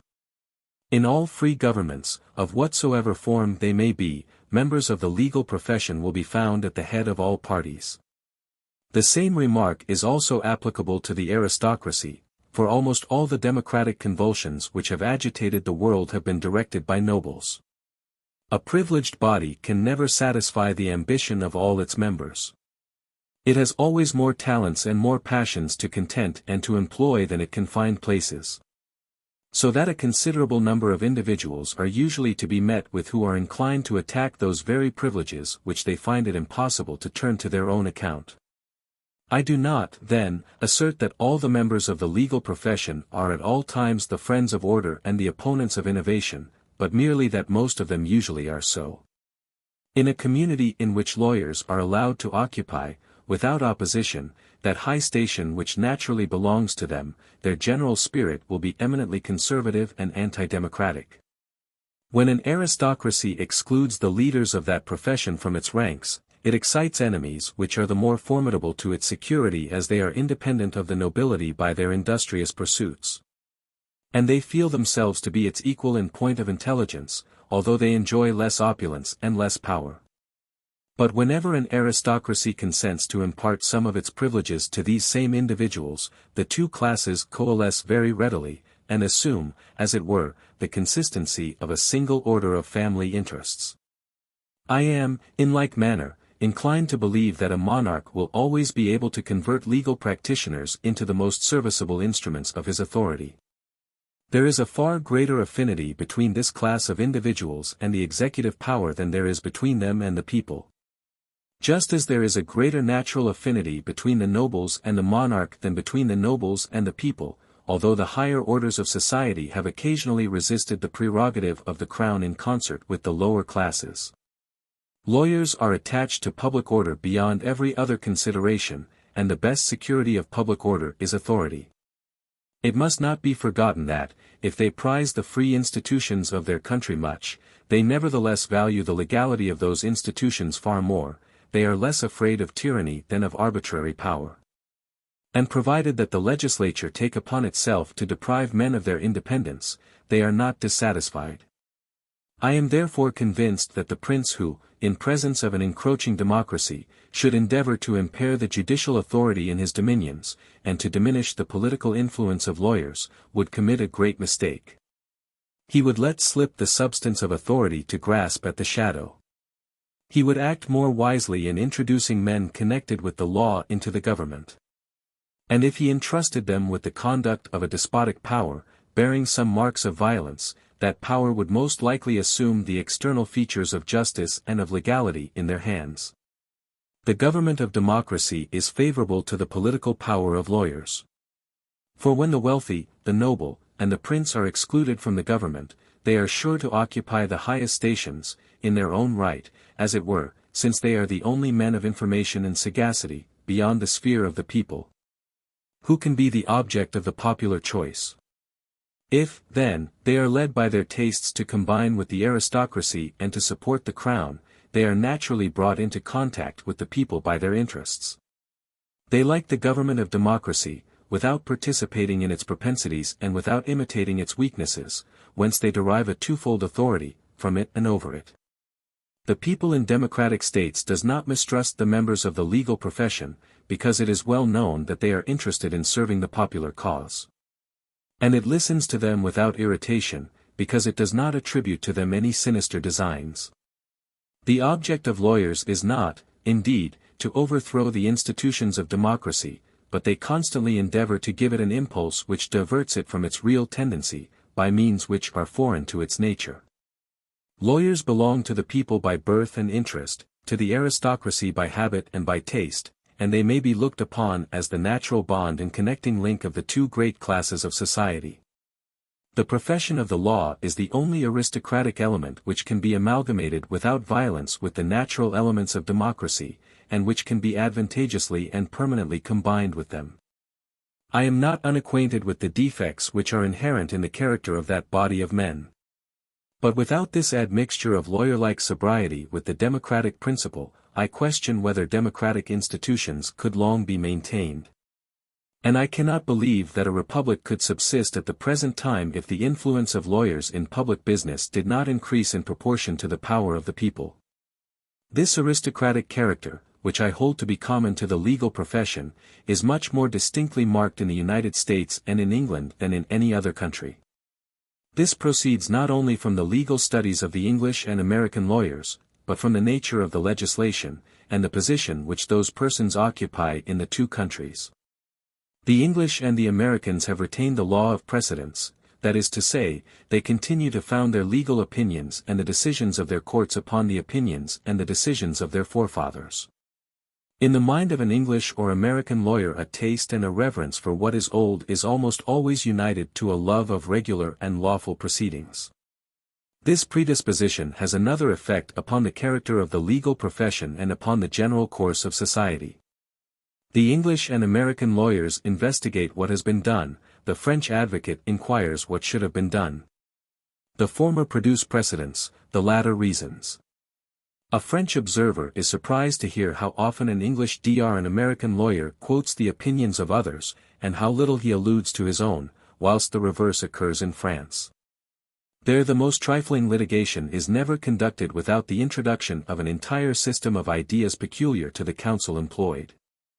And the fundamental principles of law are discussed in order to obtain a perch of land by the decision of the court. This abnegation of his own opinion, and this implicit deference to the opinion of his forefathers, which are common to the English and American lawyer, this subjection of thought which he is obliged to profess, necessarily give him more timid habits and more sluggish inclinations in England and America than in France. The French codes are often difficult of comprehension, but they can be read by every one. Nothing, on the other hand, can be more impenetrable to the uninitiated than a legislation founded upon precedents. The indispensable want of legal assistance which is felt in England and in the United States, and the high opinion which is generally entertained of the ability of the legal profession, tend to separate it more and more from the people, and to place it in a distinct class. The French lawyer is simply a man extensively acquainted with the statutes of his country, but the English or American lawyer resembles the hierophants of Egypt, for, like them, he is the sole interpreter of an occult science. The station which lawyers occupy in England and America exercises no less an influence upon their habits and their opinions. The English aristocracy, which has taken care to attract to its sphere whatever is at all analogous to itself, has conferred a high degree of importance and of authority upon the members of the legal profession. In English society lawyers do not occupy the first rank, but they are contented with the station assigned to them. They constitute, as it were, the younger branch of the English aristocracy, and they are attached to their elder brothers, although they do not enjoy all their privileges. The English lawyers consequently mingle the taste and the ideas of the aristocratic circles in which they move with the aristocratic interests of their profession. And indeed the lawyer-like character which I am endeavouring to depict is most distinctly to be met with in England. Their laws are esteemed not so much because they are good as because they are old. And if it be necessary to modify them in any respect, or to adapt them to the changes which time operates in society, recourse is had to the most inconceivable contrivances in order to uphold the traditionary fabric, and to maintain that nothing has been done which does not square with the intentions and complete the labors of former generations. The very individuals who conduct these changes disclaim all intention of innovation, and they had rather resort to absurd expedients than plead guilty to so great a crime. This spirit appertains more especially to the English lawyers. They seem indifferent to the real meaning of what they treat, and they direct all their attention to the letter, seeming inclined to infringe the rules of common sense and of humanity rather than to swerve one title from the law. The English legislation may be compared to the stock of an old tree, upon which lawyers have engrafted the most various shoots, with the hope that, although their fruits may differ, their foliage at least will be confounded with the venerable trunk which supports them all. In America there are no nobles or men of letters, and the people is apt to mistrust the wealthy. Lawyers consequently form the highest political class, and the most cultivated circle of society. They have therefore nothing to gain by innovation, which adds a conservative interest to their natural taste for public order. If I were asked where I place the American aristocracy, I should reply without hesitation that it is not composed of the rich, who are united together by no common tie, but that it occupies the judicial bench and the bar. The more we reflect upon all that occurs in the United States, the more shall we be persuaded that the lawyers as a body form the most powerful, if not the only, counterpoise to the democratic element. In that country we perceive how eminently the legal profession is qualified by its powers, and even by its defects, to neutralize the vices which are inherent in popular government. When the American people is intoxicated by passion, or carried away by the impetuosity of its ideas, it is checked and stopped by the almost invisible influence of its legal counselors, who secretly opposed their aristocratic propensities to its democratic instincts, their superstitious attachment to what is antique to its love of novelty, their narrow views to its immense designs, and their habitual procrastination to its ardent impatience. The courts of justice are the most visible organs by which the legal profession is enabled to control the democracy.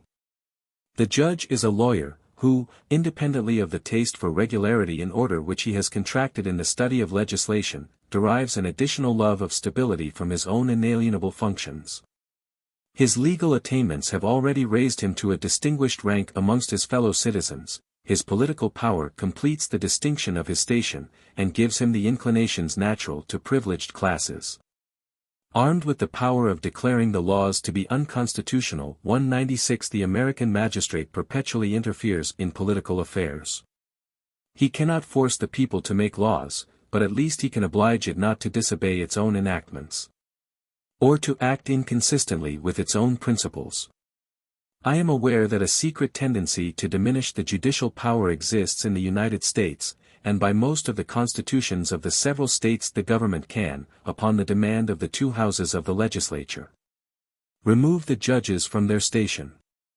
By some other constitutions the members of the tribunals are elected, and they are even subjected to frequent re-elections. I venture to predict that these innovations will sooner or later be attended with fatal consequences, and that it will be found out at some future period that the attack which is made upon the judicial power has affected the democratic republic itself. It must not, however, be supposed that the legal spirit of which I have been speaking has been confined, in the United States, to the courts of justice. It extends far beyond them. As the lawyers constitute the only enlightened class which the people does not mistrust, they are naturally called upon to occupy most of the public stations. They fill the legislative assemblies, and they conduct the administration. They consequently exercise a powerful influence upon the formation of the law, and upon its execution. The lawyers are, however, obliged to yield to the current of public opinion, which is too strong for them to resist it, but it is easy to find indications of what their conduct would be if they were free to act as they chose. The Americans, who have made such copious innovations in their political legislation, have introduced very sparing alterations in their civil laws, and that with great difficulty, although those laws are frequently repugnant to their social condition.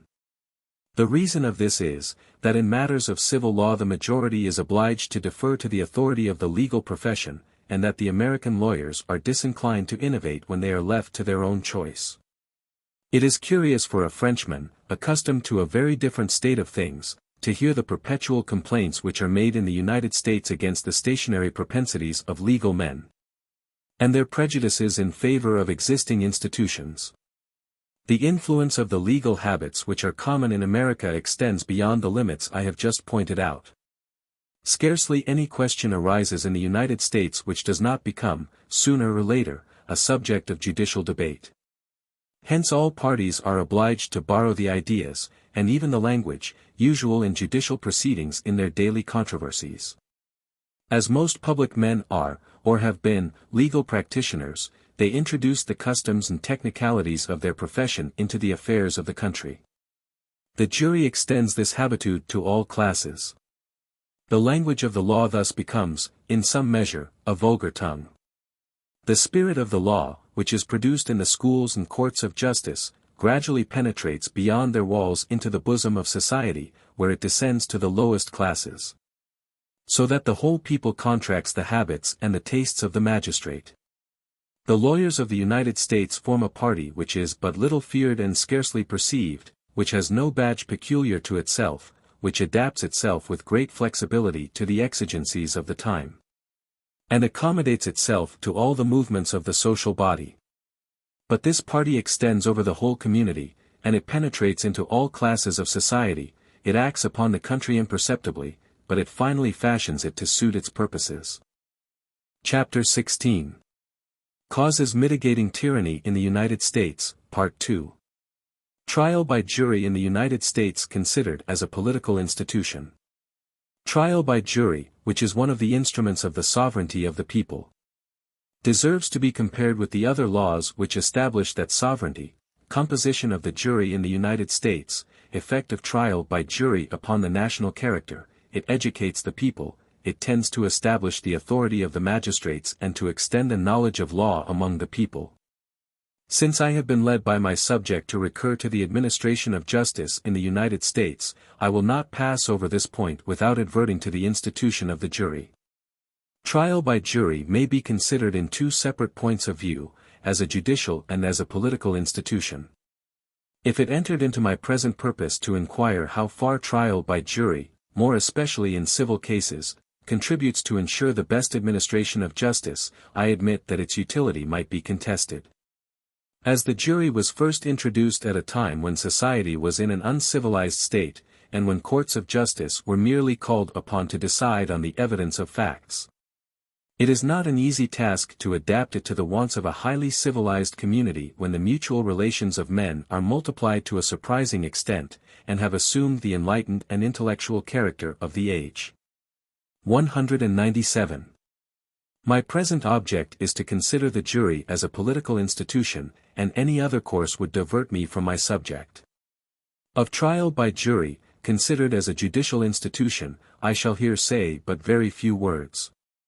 When the English adopted trial by jury they were a semi-barbarous people, they are become, in course of time, one of the most enlightened nations of the earth. And their attachment to this institution seems to have increased with their increasing cultivation. They soon spread beyond their insular boundaries to every corner of the habitable globe, some have formed colonies, others independent states. The mother country has maintained its monarchical constitution, many of its offspring have founded powerful republics, but wherever the English have been they have boasted of the privilege of trial by jury. 198 They have established it, or hastened to re-establish it, in all their settlements. A judicial institution which obtains the suffrages of a great people for so long a series of ages, which is zealously renewed at every epoch of civilization, in all the climates of the earth and under every form of human government, cannot be contrary to the spirit of justice. 199. I turn, however, from this part of the subject. To look upon the jury as a mere judicial institution is to confine our attention to a very narrow view of it. For however great its influence may be upon the decisions of the law courts, that influence is very subordinate to the powerful effects which it produces on the destinies of the community at large. The jury is above all a political institution, and it must be regarded in this light in order to be duly appreciated. By the jury I mean a certain number of citizens chosen indiscriminately, and invested with a temporary right of judging. Trial by jury, as applied to the repression of crime, appears to me to introduce an eminently republican element into the government upon the following grounds. The institution of the jury may be aristocratic or democratic, according to the class of society from which the jurors are selected. But it always preserves its republican character, inasmuch as it places the real direction of society in the hands of the governed, or of a portion of the governed, instead of leaving it under the authority of the government. Force is never more than a transient element of success, and after force comes the notion of right. A government which should only be able to crush its enemies upon a field of battle would very soon be destroyed. The true sanction of political laws is to be found in penal legislation, and if that sanction be wanting the law will sooner or later lose its cogency. He who punishes infractions of the law is therefore the real master of society. Now the institution of the jury raises the people itself, or at least a class of citizens, to the bench of judicial authority. The institution of the jury consequently invests the people, or that class of citizens, with the direction of society. 200. In England the jury is returned from the aristocratic portion of the nation. 201 The aristocracy makes the laws, applies the laws, and punishes all infractions of the laws. Everything is established upon a consistent footing, and England may with truth be said to constitute an aristocratic republic. In the United States the same system is applied to the whole people. Every American citizen is qualified to be an elector, a juror, and is eligible to office. 202 The system of the jury, as it is understood in America, appears to me to be as direct and as extreme a consequence of the sovereignty of the people as universal suffrage. These institutions are two instruments of equal power, which contribute to the supremacy of the majority.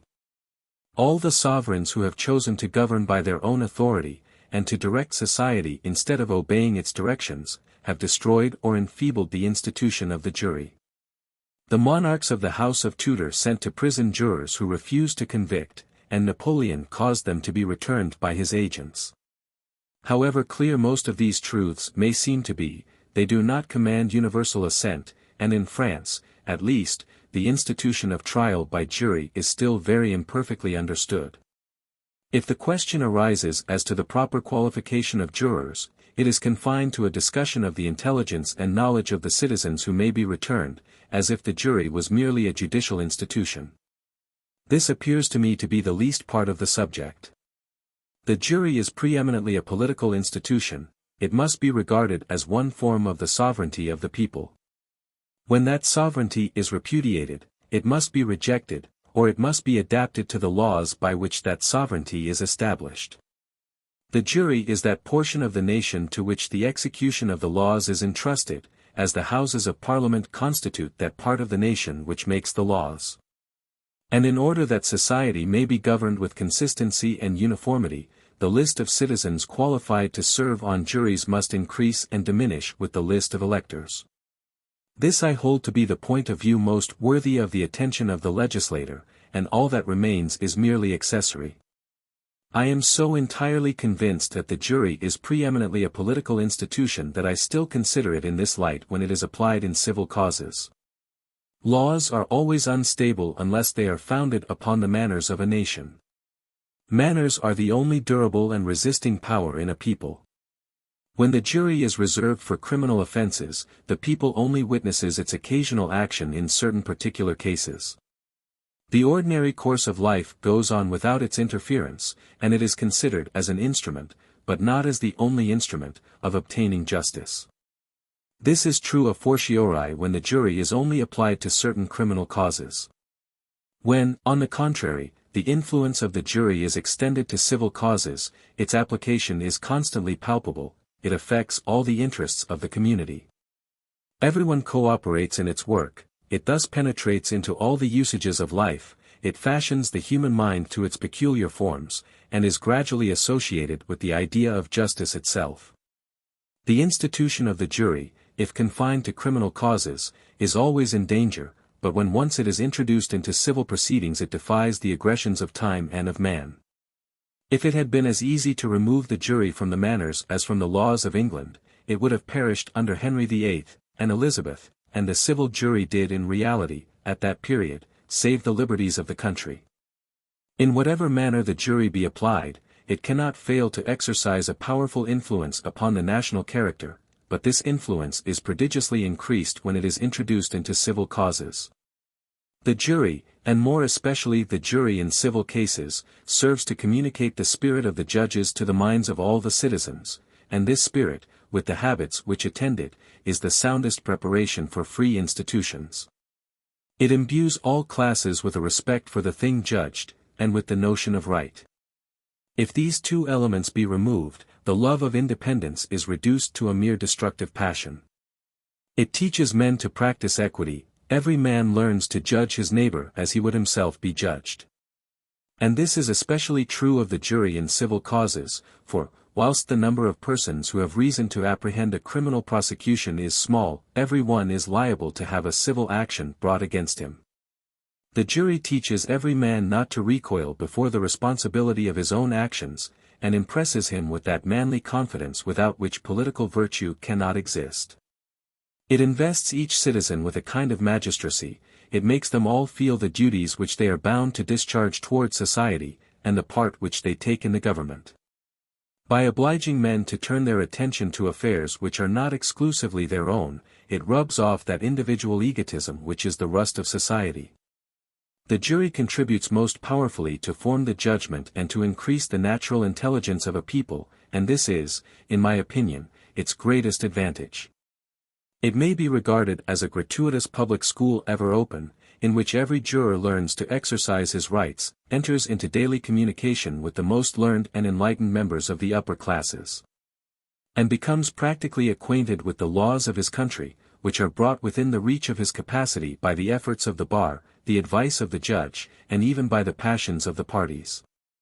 I think that the practical intelligence and political good sense of the Americans are mainly attributable to the long use which they have made of the jury in civil causes. I do not know whether the jury is useful to those who are in litigation. But I am certain it is highly beneficial to those who decide the litigation, and I look upon it as one of the most efficacious means for the education of the people which society can employ. What I have hitherto said applies to all nations, but the remark I am now about to make is peculiar to the Americans and to democratic peoples. I have already observed that in democracies the members of the legal profession and the magistrates constitute the only aristocratic body which can check the irregularities of the people. This aristocracy is invested with no physical power, but it exercises its conservative influence upon the minds of men, and the most abundant source of its authority is the institution of the civil jury. In criminal causes, when society is armed against a single individual, the jury is apt to look upon the judge as the passive instrument of social power, and to mistrust his advice. Moreover, criminal causes are entirely founded upon the evidence of facts which common sense can readily appreciate. Upon this ground the judge and the jury are equal. Such, however, is not the case in civil causes. Then the judge appears as a disinterested arbiter between the conflicting passions of the parties. The jurors look up to him with confidence and listen to him with respect, for in this instance their intelligence is completely under the control of his learning. It is the judge who sums up the various arguments with which their memory has been wearied out, and who guides them through the devious course of the proceedings. He points their attention to the exact question of fact which they are called upon to solve, and he puts the answer to the question of law into their mouths. His influence upon their verdict is almost unlimited. If I am called upon to explain why I am but little moved by the arguments derived from the ignorance of jurors in civil causes, I reply, that in these proceedings, whenever the question to be solved is not a mere question of fact, the jury has only the semblance of a judicial body. The jury sanctions the decision of the judge, they by the authority of society which they represent, and he by that of reason and of law. 203. In England and in America the judges exercise an influence upon criminal trials which the French judges have never possessed. The reason of this difference may easily be discovered. The English and American magistrates establish their authority in civil causes, and only transfer it afterwards to tribunals of another kind, where that authority was not acquired. In some cases, and they are frequently the most important ones, the American judges have the right of deciding causes alone. 204 Upon these occasions they are accidentally placed in the position which the French judges habitually occupy, but they are invested with far more power than the latter. They are still surrounded by the reminiscence of the jury, and their judgment has almost as much authority as the voice of the community at large, represented by that institution. Their influence extends beyond the limits of the courts. In the recreations of private life as well as in the turmoil of public business, abroad and in the legislative assemblies, the American judge is constantly surrounded by men who are accustomed to regard his intelligence as superior to their own. And after having exercised his power in the decision of causes, he continues to influence the habits of thought and the characters of the individuals who took a part in his judgment. The jury, then, which seems to restrict the rights of magistracy, does in reality consolidate its power, and in no country are the judges so powerful as there, where the people partakes their privileges. It is more especially by means of the jury in civil causes that the American magistrates imbue all classes of society with the spirit of their profession. Thus the jury, which is the most energetic means of making the people rule, is also the most efficacious means of teaching it to rule well. Chapter 17. Principal Causes Maintaining the Democratic Republic, Part 1. Principal causes which tend to maintain the democratic republic in the United States. A democratic republic subsists in the United States. And the principal object of this book has been to account for the fact of its existence. Several of the causes which contribute to maintain the institutions of America have been involuntarily passed by or only hinted at as I was borne along by my subject. Others I have been unable to discuss, and those on which I have dwelt most are, as it were, buried in the details of the former parts of this work. I think, therefore, that before I proceed to speak of the future, I cannot do better than collect within a small compass the reasons which best explain the present. In this retrospective chapter one shall be succinct, for I shall take care to remind the reader very summarily of what he already knows, and I shall only select the most prominent of those facts which I have not yet pointed out. All the causes which contribute to the maintenance of the democratic republic in the United States are reducible to three heads. I. The peculiar and accidental situation in which Providence has placed the Americans. 2. The laws. 3. The manners and customs of the people. Accidental or providential causes which contribute to the maintenance of the democratic republic in the United States. The Union has no neighbors, no metropolis, the Americans have had the chances of birth in their favor, America an empty country, how? This circumstance contributes powerfully to the maintenance of the democratic republic in America, how the American wilds are peopled, avidity of the Anglo-Americans in taking possession of the solitudes of the New World, influence of physical prosperity upon the political opinions of the Americans. 1,000 circumstances, independent of the will of man, concur to facilitate the maintenance of a democratic republic in the United States. Some of these peculiarities are known, the others may easily be pointed out. But I shall confine myself to the most prominent amongst them. The Americans have no neighbors, and consequently they have no great wars, or financial crises, or inroads, or conquest to dread. They require neither great taxes, nor great armies, nor great generals, and they have nothing to fear from a scourge which is more formidable to republics than all these evils combined, namely, military glory. It is impossible to deny the inconceivable influence which military glory exercises upon the spirit of a nation.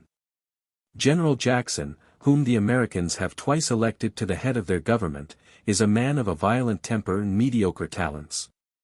No one circumstance in the whole course of his career ever proved that he is qualified to govern a free people, and indeed the majority of the enlightened classes of the Union has always been opposed to him.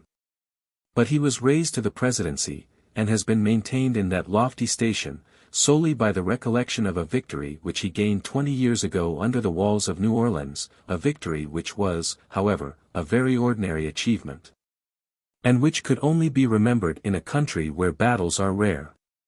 Now the people which is thus carried away by the illusions of glory is unquestionably the most cold and calculating, the most unmilitary, if I may use the expression, and the most prosaic of all the peoples of the earth.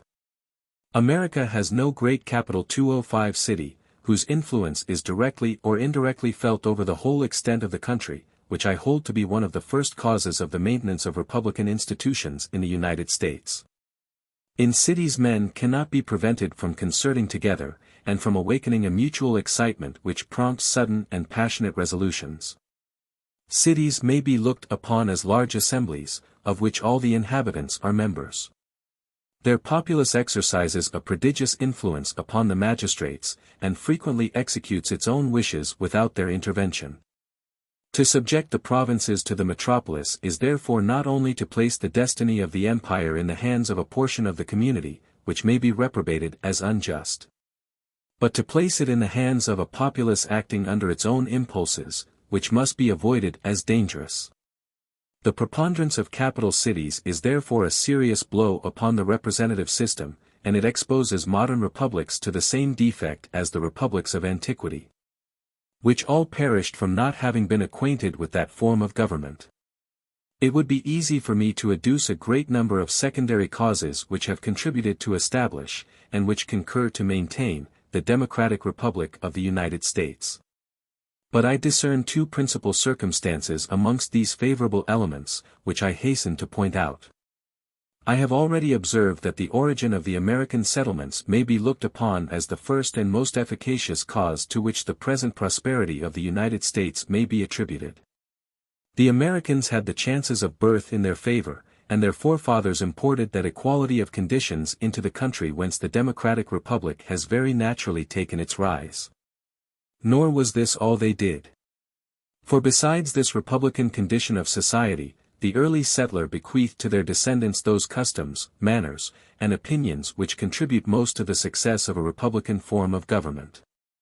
When I reflect upon the consequences of this primary circumstance, methinks I see the destiny of America embodied in the first Puritan who landed on those shores, just as the human race was represented by the first man. The chief circumstance which has favored the establishment and the maintenance of a democratic republic in the United States is the nature of the territory which the American inhabit. Their ancestors gave them the love of equality and of freedom, but God himself gave them the means of remaining equal and free, by placing them upon a boundless continent, which is open to their exertions.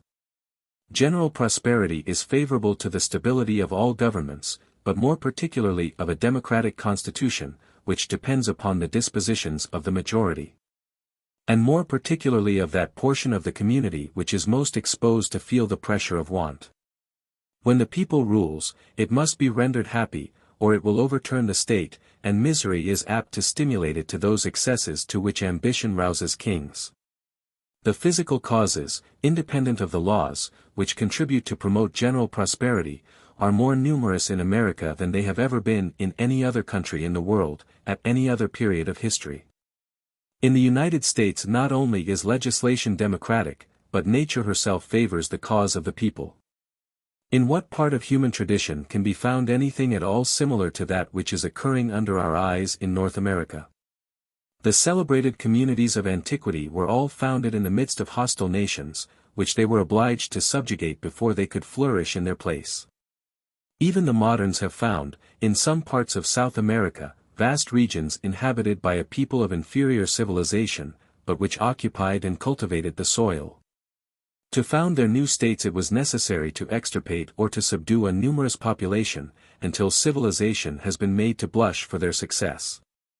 But North America was only inhabited by wandering tribes, who took no thought of the natural riches of the soil, and that vast country was still, properly speaking, an empty continent, a desert land awaiting its inhabitants.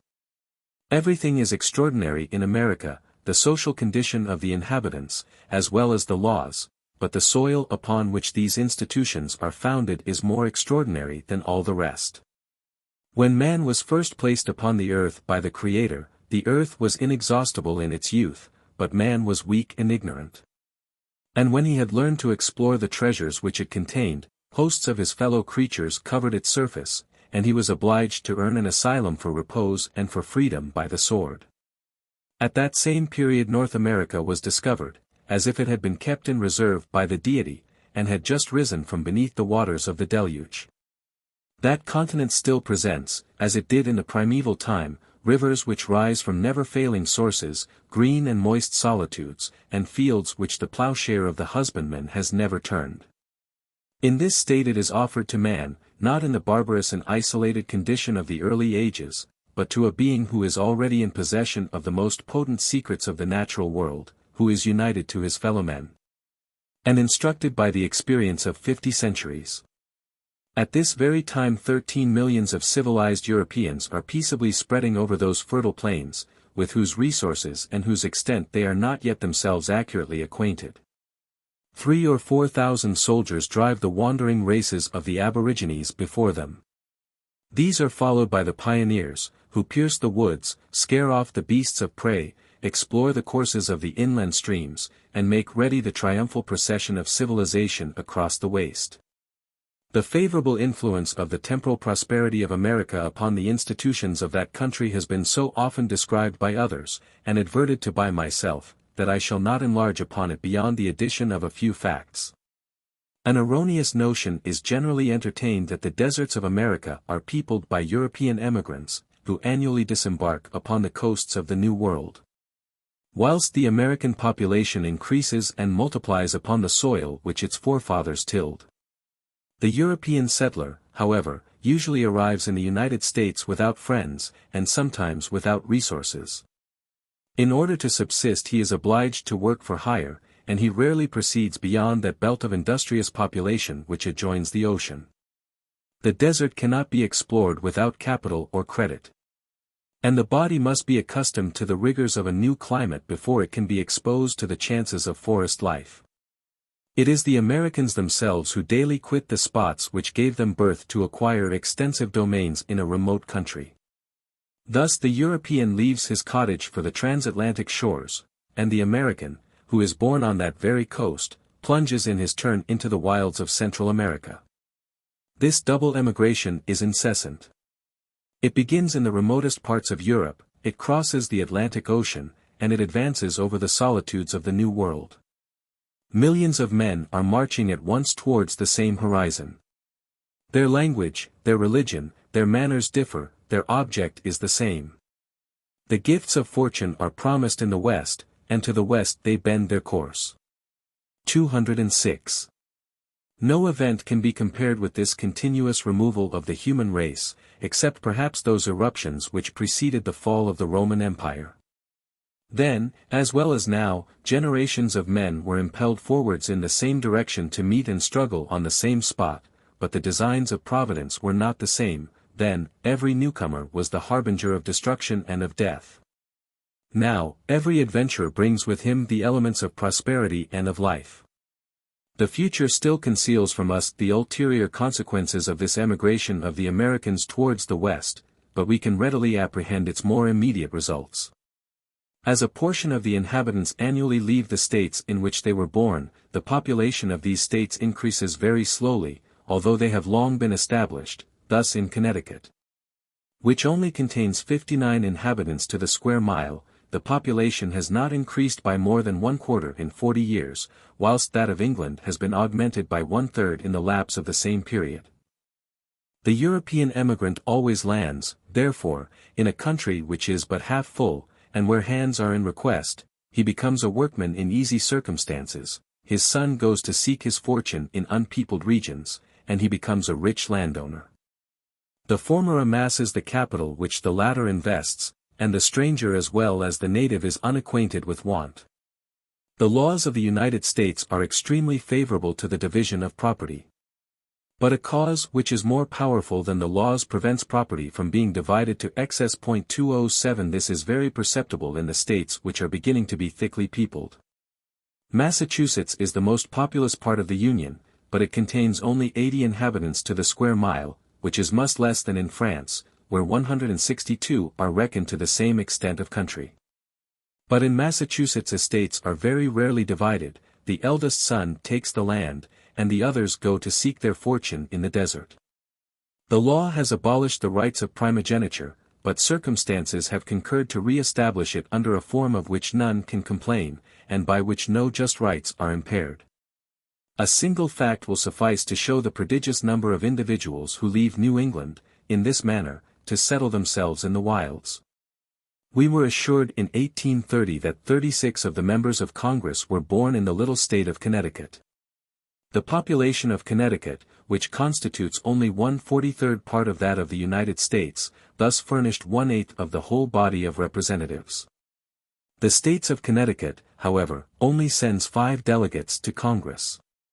And the 31 others sit for the new western states. If these 31 individuals had remained in Connecticut, it is probable that instead of becoming rich landowners they would have remained humble laborers, that they would have lived in obscurity without being able to rise into public life. And that, far from becoming useful members of the legislature, they might have been unruly citizens. These reflections do not escape the observation of the Americans any more than of ourselves. It cannot be doubted, says Chancellor Kent in his Treatise on American Law, that the division of landed estates must produce great evils when it is carried to such excess as that each parcel of land is insufficient to support a family. But these disadvantages have never been felt in the United States, and many generations must elapse before they can be felt. The extent of our inhabited territory, the abundance of adjacent land, and the continual stream of emigration flowing from the shores of the Atlantic towards the interior of the country, suffice as yet, and will long suffice, to prevent the parcelling out of estates. It is difficult to describe the rapacity with which the American rushes forward to secure the immense booty which fortune proffers to him. In the pursuit he fearlessly braves the arrow of the Indian and the distempers of the forest. He is unimpressed by the silence of the woods, the approach of beasts of prey does not disturb him, for he is goaded onwards by a passion more intense than the love of life. Before him lies a boundless continent, and he urges onwards as if time pressed, and he was afraid of finding no room for his exertions. I have spoken of the emigration from the older states, but how shall I describe that which takes place from the more recent ones? 50 years have scarcely elapsed since that of Ohio was founded. The greater part of its inhabitants were not born within its confines, its capital has only been built 30 years, and its territory is still covered by an immense extent of uncultivated fields. Nevertheless, the population of Ohio is already proceeding westward, and most of the settlers who descend to the fertile savannas of Illinois are citizens of Ohio. These men left their first country to improve their condition. They quit their resting place to ameliorate it still more. Fortune awaits them everywhere, but happiness they cannot attain. The desire of prosperity is become an ardent and restless passion in their minds which grows by what it gains. They early broke the ties which bound them to their natal earth, and they have contracted no fresh ones on their way. Emigration was at first necessary to them as a means of subsistence. And it soon becomes a sort of game of chance, which they pursue for the emotions it excites as much as for the gain it procures. Sometimes the progress of man is so rapid that the desert reappears behind him. The woods stoop to give him a passage, and spring up again when he has passed. It is not uncommon in crossing the new states of the West to meet with deserted dwellings in the midst of the wilds. The traveler frequently discovers the vestiges of a log house in the most solitary retreats, which bear witness to the power, and no less to the inconstancy of man. In these abandoned fields, and over these ruins of a day, the primeval forest soon scatters a fresh vegetation, the beasts resume the haunts which were once their own, and nature covers the traces of man's path with branches and with flowers, which obliterate his evanescent track. I remember that, in crossing one of the woodland districts which still cover the state of New York, I reached the shores of a lake embosomed in forests coeval with the world. A small island, covered with woods whose thick foliage concealed its banks, rose from the center of the waters. Upon the shores of the lake no object attested the presence of man except a column of smoke which might be seen on the horizon rising from the tops of the trees to the clouds, and seeming to hang from heaven rather than to be mounting to the sky. An Indian shallop was hauled up on the sand, which tempted me to visit the islet that had first attracted my attention, and in a few minutes I set foot upon its banks. The whole island formed one of those delicious solitudes of the New World which almost lead civilized man to regret the haunts of the savage. A luxuriant vegetation bore witness to the incomparable fruitfulness of the soil. The deep silence which is common to the wilds of North America was only broken by the hoarse cooing of the wood pigeon, and the tapping of the woodpecker upon the bark of trees. I was far from supposing that this spot had ever been inhabited, so completely did nature seem to be left to her own caprices, but when I reached the center of the isle I thought that I discovered some traces of man. I then proceeded to examine the surrounding objects with care, and I soon perceived that a European had undoubtedly been led to seek a refuge in this retreat. Yet what changes had taken place in the scene of his labors? The logs which he had hastily hewn to build himself a shed had sprouted afresh, the very props were intertwined with living verdure, and his cabin was transformed into a bower.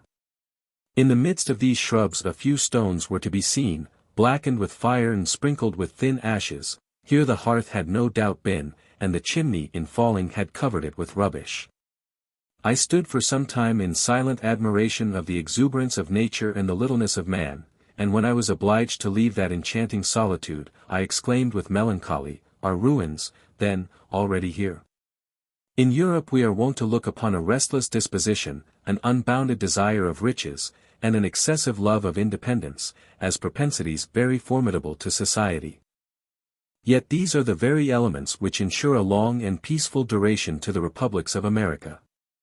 Without these unquiet passions the population would collect in certain spots, and would soon be subject to wants like those of the Old World, which it is difficult to satisfy.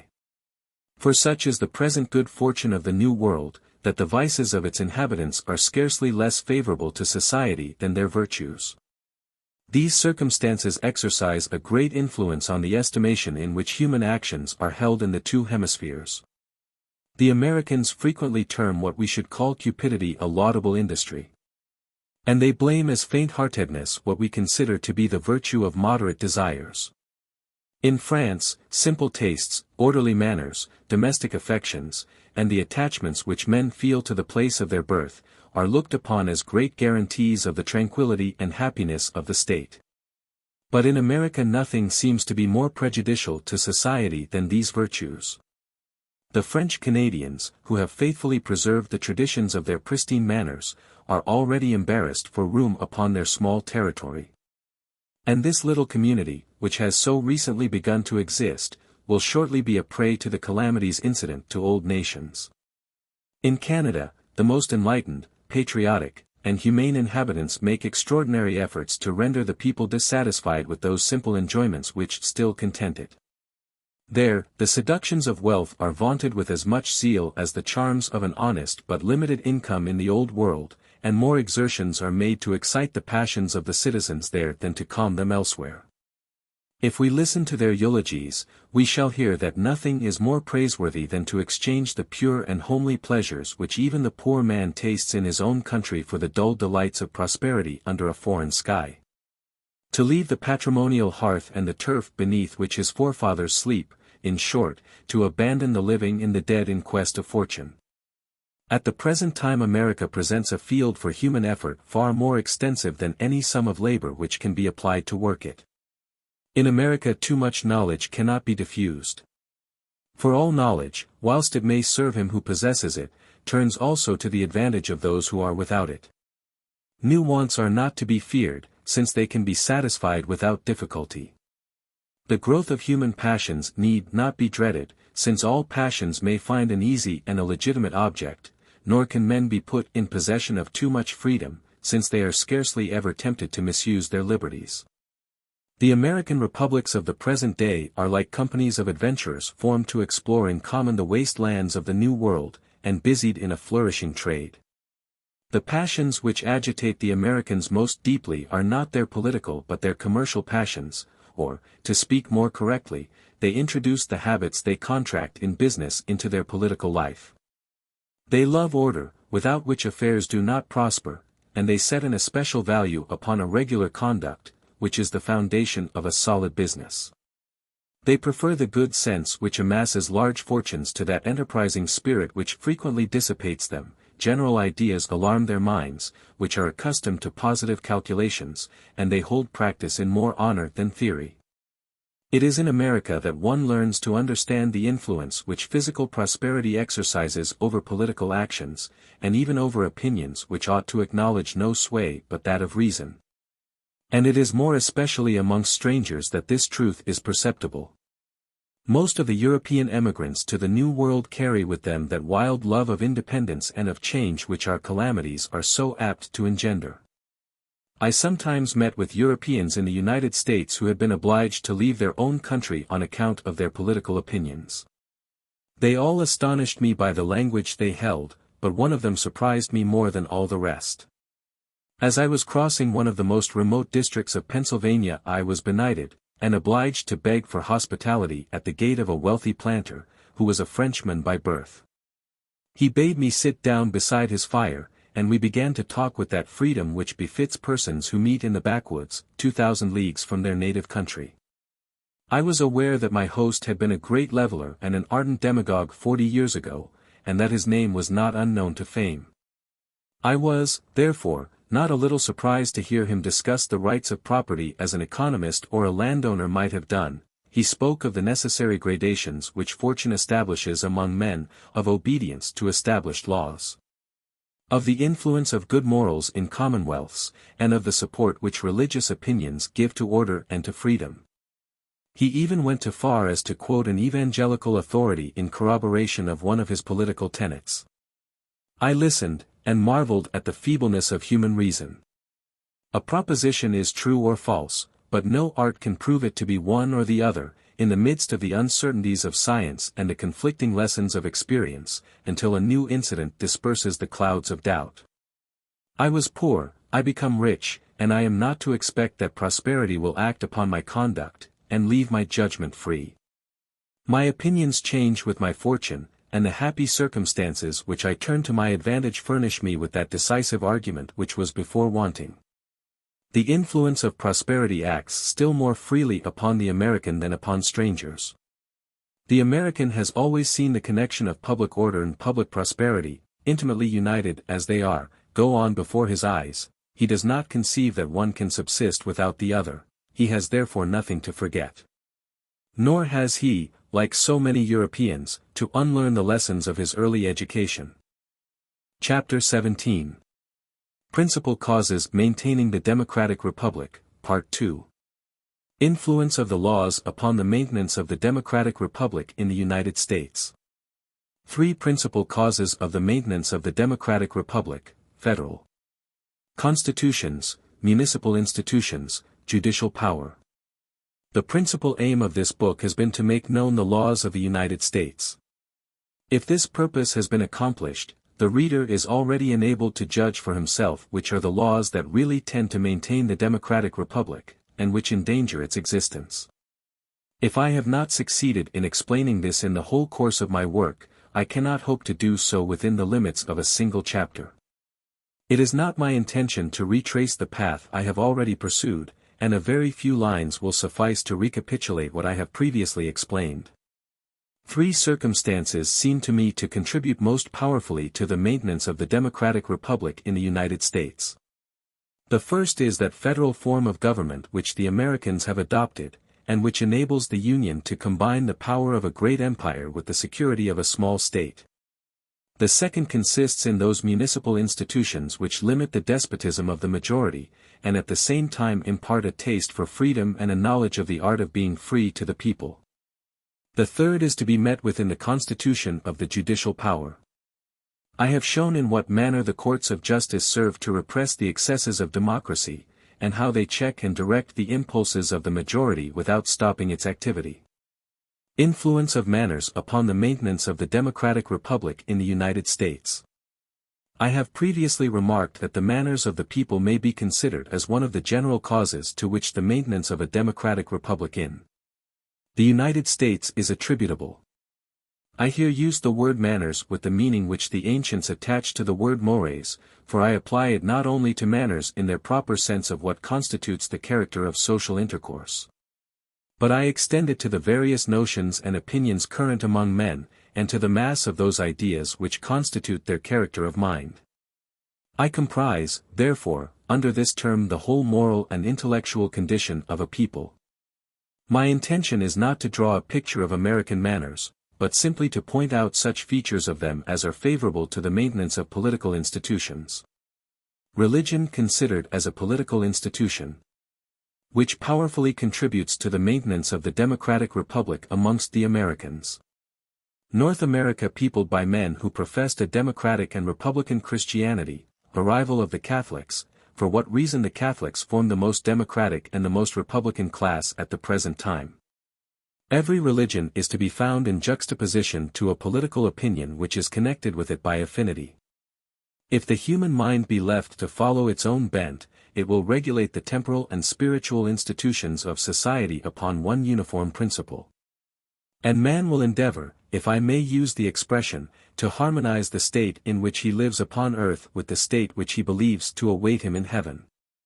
The greatest part of British America was peopled by men who, after having shaken off the authority of the Pope, acknowledged no other religious supremacy. They brought with them into the New World a form of Christianity which I cannot better describe than by styling it a democratic and republican religion. This sect contributed powerfully to the establishment of a democracy and a republic, and from the earliest settlement of the emigrants politics and religion contracted an alliance which has never been dissolved. About 50 years ago Ireland began to pour a Catholic population into the United States.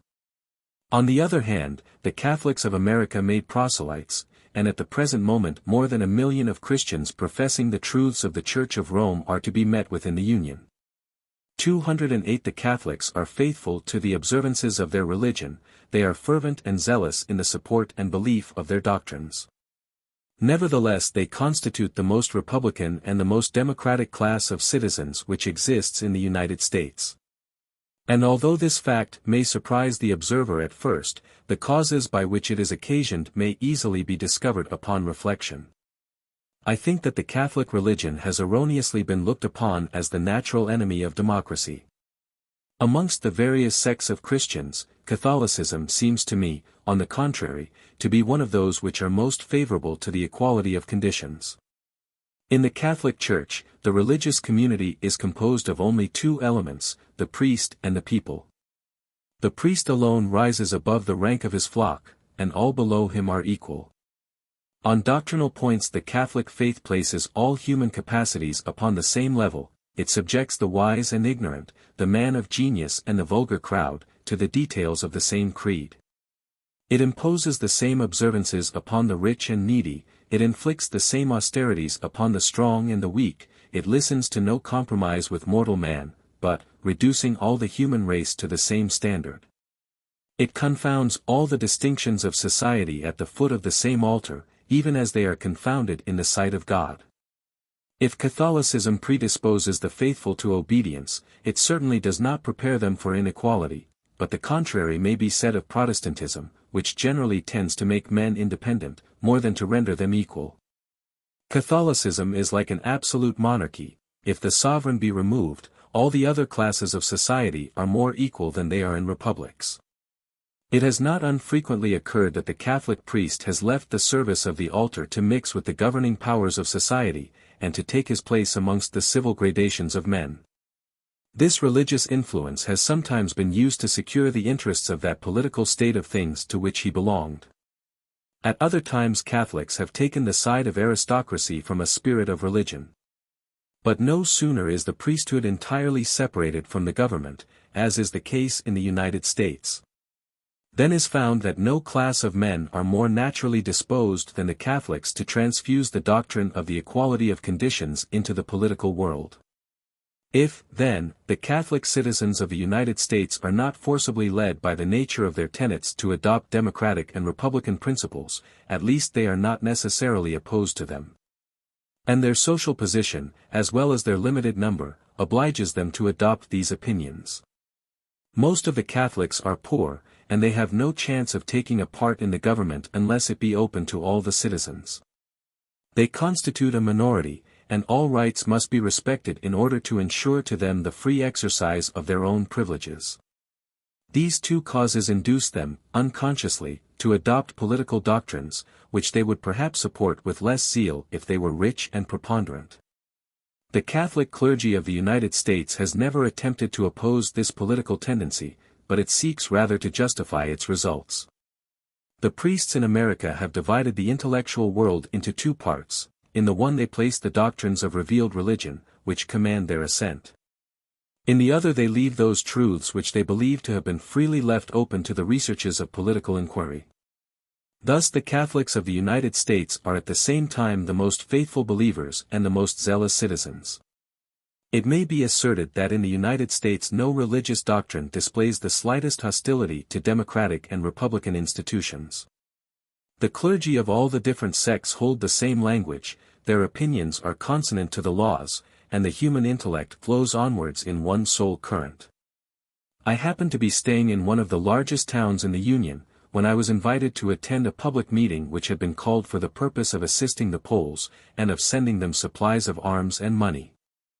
I found 2,000 or 3,000 persons collected in a vast hall which had been prepared to receive them. In a short time a priest in his ecclesiastical robes advanced to the front of the hustings, the spectators rose, and stood uncovered, whilst he spoke in the following terms. Almighty God! The God of armies! Thou who didst strengthen the hearts and guide the arms of our fathers when they were fighting for the sacred rights of national independence. Thou who didst make them triumph over a hateful oppression, and hast granted to our people the benefits of liberty and peace, turn, O Lord, a favorable eye upon the other hemisphere. Pitifully look down upon that heroic nation which is even now struggling as we did in the former time, and for the same rights which we defended with our blood. Thou, who didst create man in the likeness of the same image, let not tyranny mar thy work, and establish inequality upon the earth. Almighty God, do thou watch over the destiny of the Poles, and render them worthy to be free. May thy wisdom direct their counsels, and may thy strength sustain their arms. Shed forth thy terror over their enemies, scatter the powers which take counsel against them. And vouchsafe that the injustice which the world has witnessed for 50 years, be not consummated in our time. O Lord, who holdest alike the hearts of nations and of men in thy powerful hand, raise up allies to the sacred cause of right. Arouse the French nation from the apathy in which its rulers retain it, that it go forth again to fight for the liberties of the world. Lord, turn not thou thy face from us, and grant that we may always be the most religious as well as the freest people of the earth. Almighty God, hear our supplications this day. Save the Poles, we beseech thee, in the name of thy well-beloved Son, our Lord Jesus Christ, who died upon the cross for the salvation of men. Amen. The whole meeting responded Amen, with devotion. Indirect influence of religious opinions upon political society in the United States. Christian morality common to all sects, influence of religion upon the manners of the Americans, respect for the marriage tie, in what manner religion confines the imagination of the Americans within certain limits. And checks the passion of innovation, opinion of the Americans on the political utility of religion, their exertions to extend and secure its predominance. I have just shown what the direct influence of religion upon politics is in the United States, but its indirect influence appears to me to be still more considerable. And it never instructs the Americans more fully in the art of being free than when it says nothing of freedom. The sects which exist in the United States are innumerable. They all differ in respect to the worship which is due from man to his Creator, but they all agree in respect to the duties which are due from man to man. Each sect adores the deity in its own peculiar manner, but all the sects preach the same moral law in the name of God. If it be of the highest importance to man, as an individual, that his religion should be true, the case of society is not the same. Society has no future life to hope for or to fear. And provided the citizens profess a religion, the peculiar tenets of that religion are of very little importance to its interests. Moreover, almost all the sects of the United States are comprised within the great unity of Christianity, and Christian morality is everywhere the same. It may be believed without unfairness that a certain number of Americans pursue a peculiar form of worship, from habit more than from conviction. In the United States the sovereign authority is religious, and consequently hypocrisy must be common. But there is no country in the whole world in which the Christian religion retains a greater influence over the souls of men than in America. And there can be no greater proof of its utility, and of its conformity to human nature, than that its influence is most powerfully felt over the most enlightened and free nation of the earth. I have remarked that the members of the American clergy in general, without even excepting those who do not admit religious liberty, are all in favor of civil freedom, but they do not support any particular political system. They keep aloof from parties and from public affairs. In the United States religion exercises but little influence upon the laws and upon the details of public opinion, but it directs the manners of the community, and by regulating domestic life it regulates the state. I do not question that the great austerity of manners which is observable in the United States, arises, in the first instance, from religious faith. Religion is often unable to restrain man from the numberless temptations of fortune. Nor can it check that passion for gain which every incident of his life contributes to arouse, but its influence over the mind of woman is supreme, and women are the protectors of morals. There is certainly no country in the world where the tie of marriage is so much respected as in America, or where conjugal happiness is more highly or worthily appreciated. In Europe almost all the disturbances of society arise from the irregularities of domestic life. To despise the natural bonds and legitimate pleasures of home, is to contract a taste for excesses, a restlessness of heart, and the evil of fluctuating desires. Agitated by the tumultuous passions which frequently disturb his dwelling, the European is galled by the obedience which the legislative powers of the state exact. But when the American retires from the turmoil of public life to the bosom of his family, he finds in it the image of order and of peace. There his pleasures are simple and natural, his joys are innocent and calm. And as he finds that an orderly life is the surest path to happiness, he accustoms himself without difficulty to moderate his opinions as well as his tastes. Whilst the European endeavors to forget his domestic troubles by agitating society, the American derives from his own home that love of order which he afterwards carries with him into public affairs. In the United States the influence of religion is not confined to the manners, but it extends to the intelligence of the people. Amongst the Anglo-Americans, there are some who profess the doctrines of Christianity from a sincere belief in them, and others who do the same because they are afraid to be suspected of unbelief. Christianity, therefore, reigns without any obstacle, by universal consent. The consequence is, as I have before observed, that every principle of the moral world is fixed and determinate, although the political world is abandoned to the debates and the experiments of men. Thus the human mind is never left to wander across a boundless field, and, whatever may be its pretensions, it is checked from time to time by barriers which it cannot surmount. Before it can perpetrate innovation, certain primal and immutable principles are laid down, and the boldest conceptions of human device are subjected to certain forms which retard and stop their completion. The imagination of the Americans, even in its greatest flights, is circumspect and undecided, its impulses are checked, and its works unfinished. These habits of restraint recur in political society, and are singularly favorable both to the tranquility of the people and to the durability of the institutions it has established. Nature and circumstances concurred to make the inhabitants of the United States bold men, as is sufficiently attested by the enterprising spirit with which they seek for fortune. If the mind of the Americans were free from all trammels, they would very shortly become the most daring innovators and the most implacable disputants in the world. But the revolutionists of America are obliged to profess an ostensible respect for Christian morality and equity, which does not easily permit them to violate the laws that oppose their designs. Nor would they find it easy to surmount the scruples of their partisans, even if they were able to get over their own. Hitherto no one in the United States has dared to advance the maxim, that everything is permissible with a view to the interests of society. An impious adage which seems to have been invented in an age of freedom to shelter all the tyrants of future ages. Thus whilst the law permits the Americans to do what they please, religion prevents them from conceiving, and forbids them to commit, what is rash or unjust. Religion in America takes no direct part in the government of society, but it must nevertheless be regarded as the foremost of the political institutions of that country. For if it does not impart a taste for freedom, it facilitates the use of free institutions. Indeed, it is in this same point of view that the inhabitants of the United States themselves look upon religious belief. I do not know whether all the Americans have a sincere faith in their religion, for who can search the human heart? But I am certain that they hold it to be indispensable to the maintenance of republican institutions. This opinion is not peculiar to a class of citizens or to a party, but it belongs to the whole nation, and to every rank of society.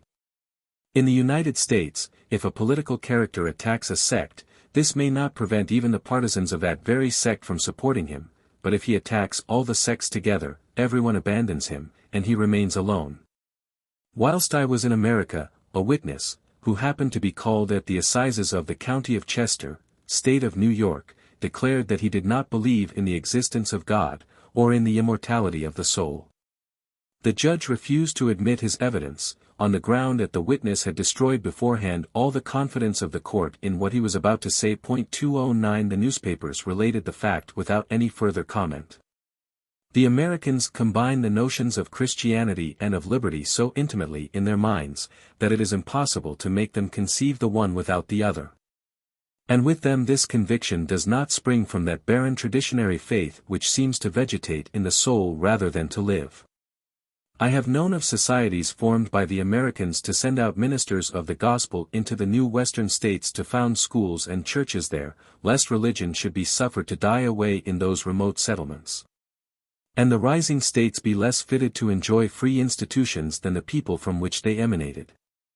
I met with wealthy New Englanders who abandoned the country in which they were born in order to lay the foundations of Christianity and of freedom on the banks of the Missouri, or in the prairies of Illinois. Thus religious zeal is perpetually stimulated in the United States by the duties of patriotism. These men do not act from an exclusive consideration of the promises of a future life. Eternity is only one motive of their devotion to the cause. And if you converse with these missionaries of Christian civilization, you will be surprised to find how much value they set upon the goods of this world, and that you meet with a politician where you expected to find a priest. They will tell you that all the American republics are collectively involved with each other. If the republics of the West were to fall into anarchy, or to be mastered by a despot, the republican institutions which now flourish upon the shores of the Atlantic Ocean would be in great peril. It is, therefore, our interest that the new states should be religious, in order to maintain our liberties. Such are the opinions of the Americans, and if any hold that the religious spirit which I admire is the very thing most amiss in America, and that the only element wanting to the freedom and happiness of the human race is to believe in some blind cosmogony, or to assert with Cabanis the secretion of thought by the brain, I can only reply that those who hold this language have never been in America, and that they have never seen a religious or a free nation. When they return from their expedition, we shall hear what they have to say. There are persons in France who look upon republican institutions as a temporary means of power, of wealth, and distinction.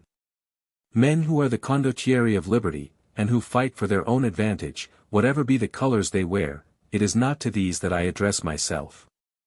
But there are others who look forward to the republican form of government as a tranquil and lasting state, towards which modern society is daily impelled by the ideas and manners of the time, and who sincerely desire to prepare men to be free.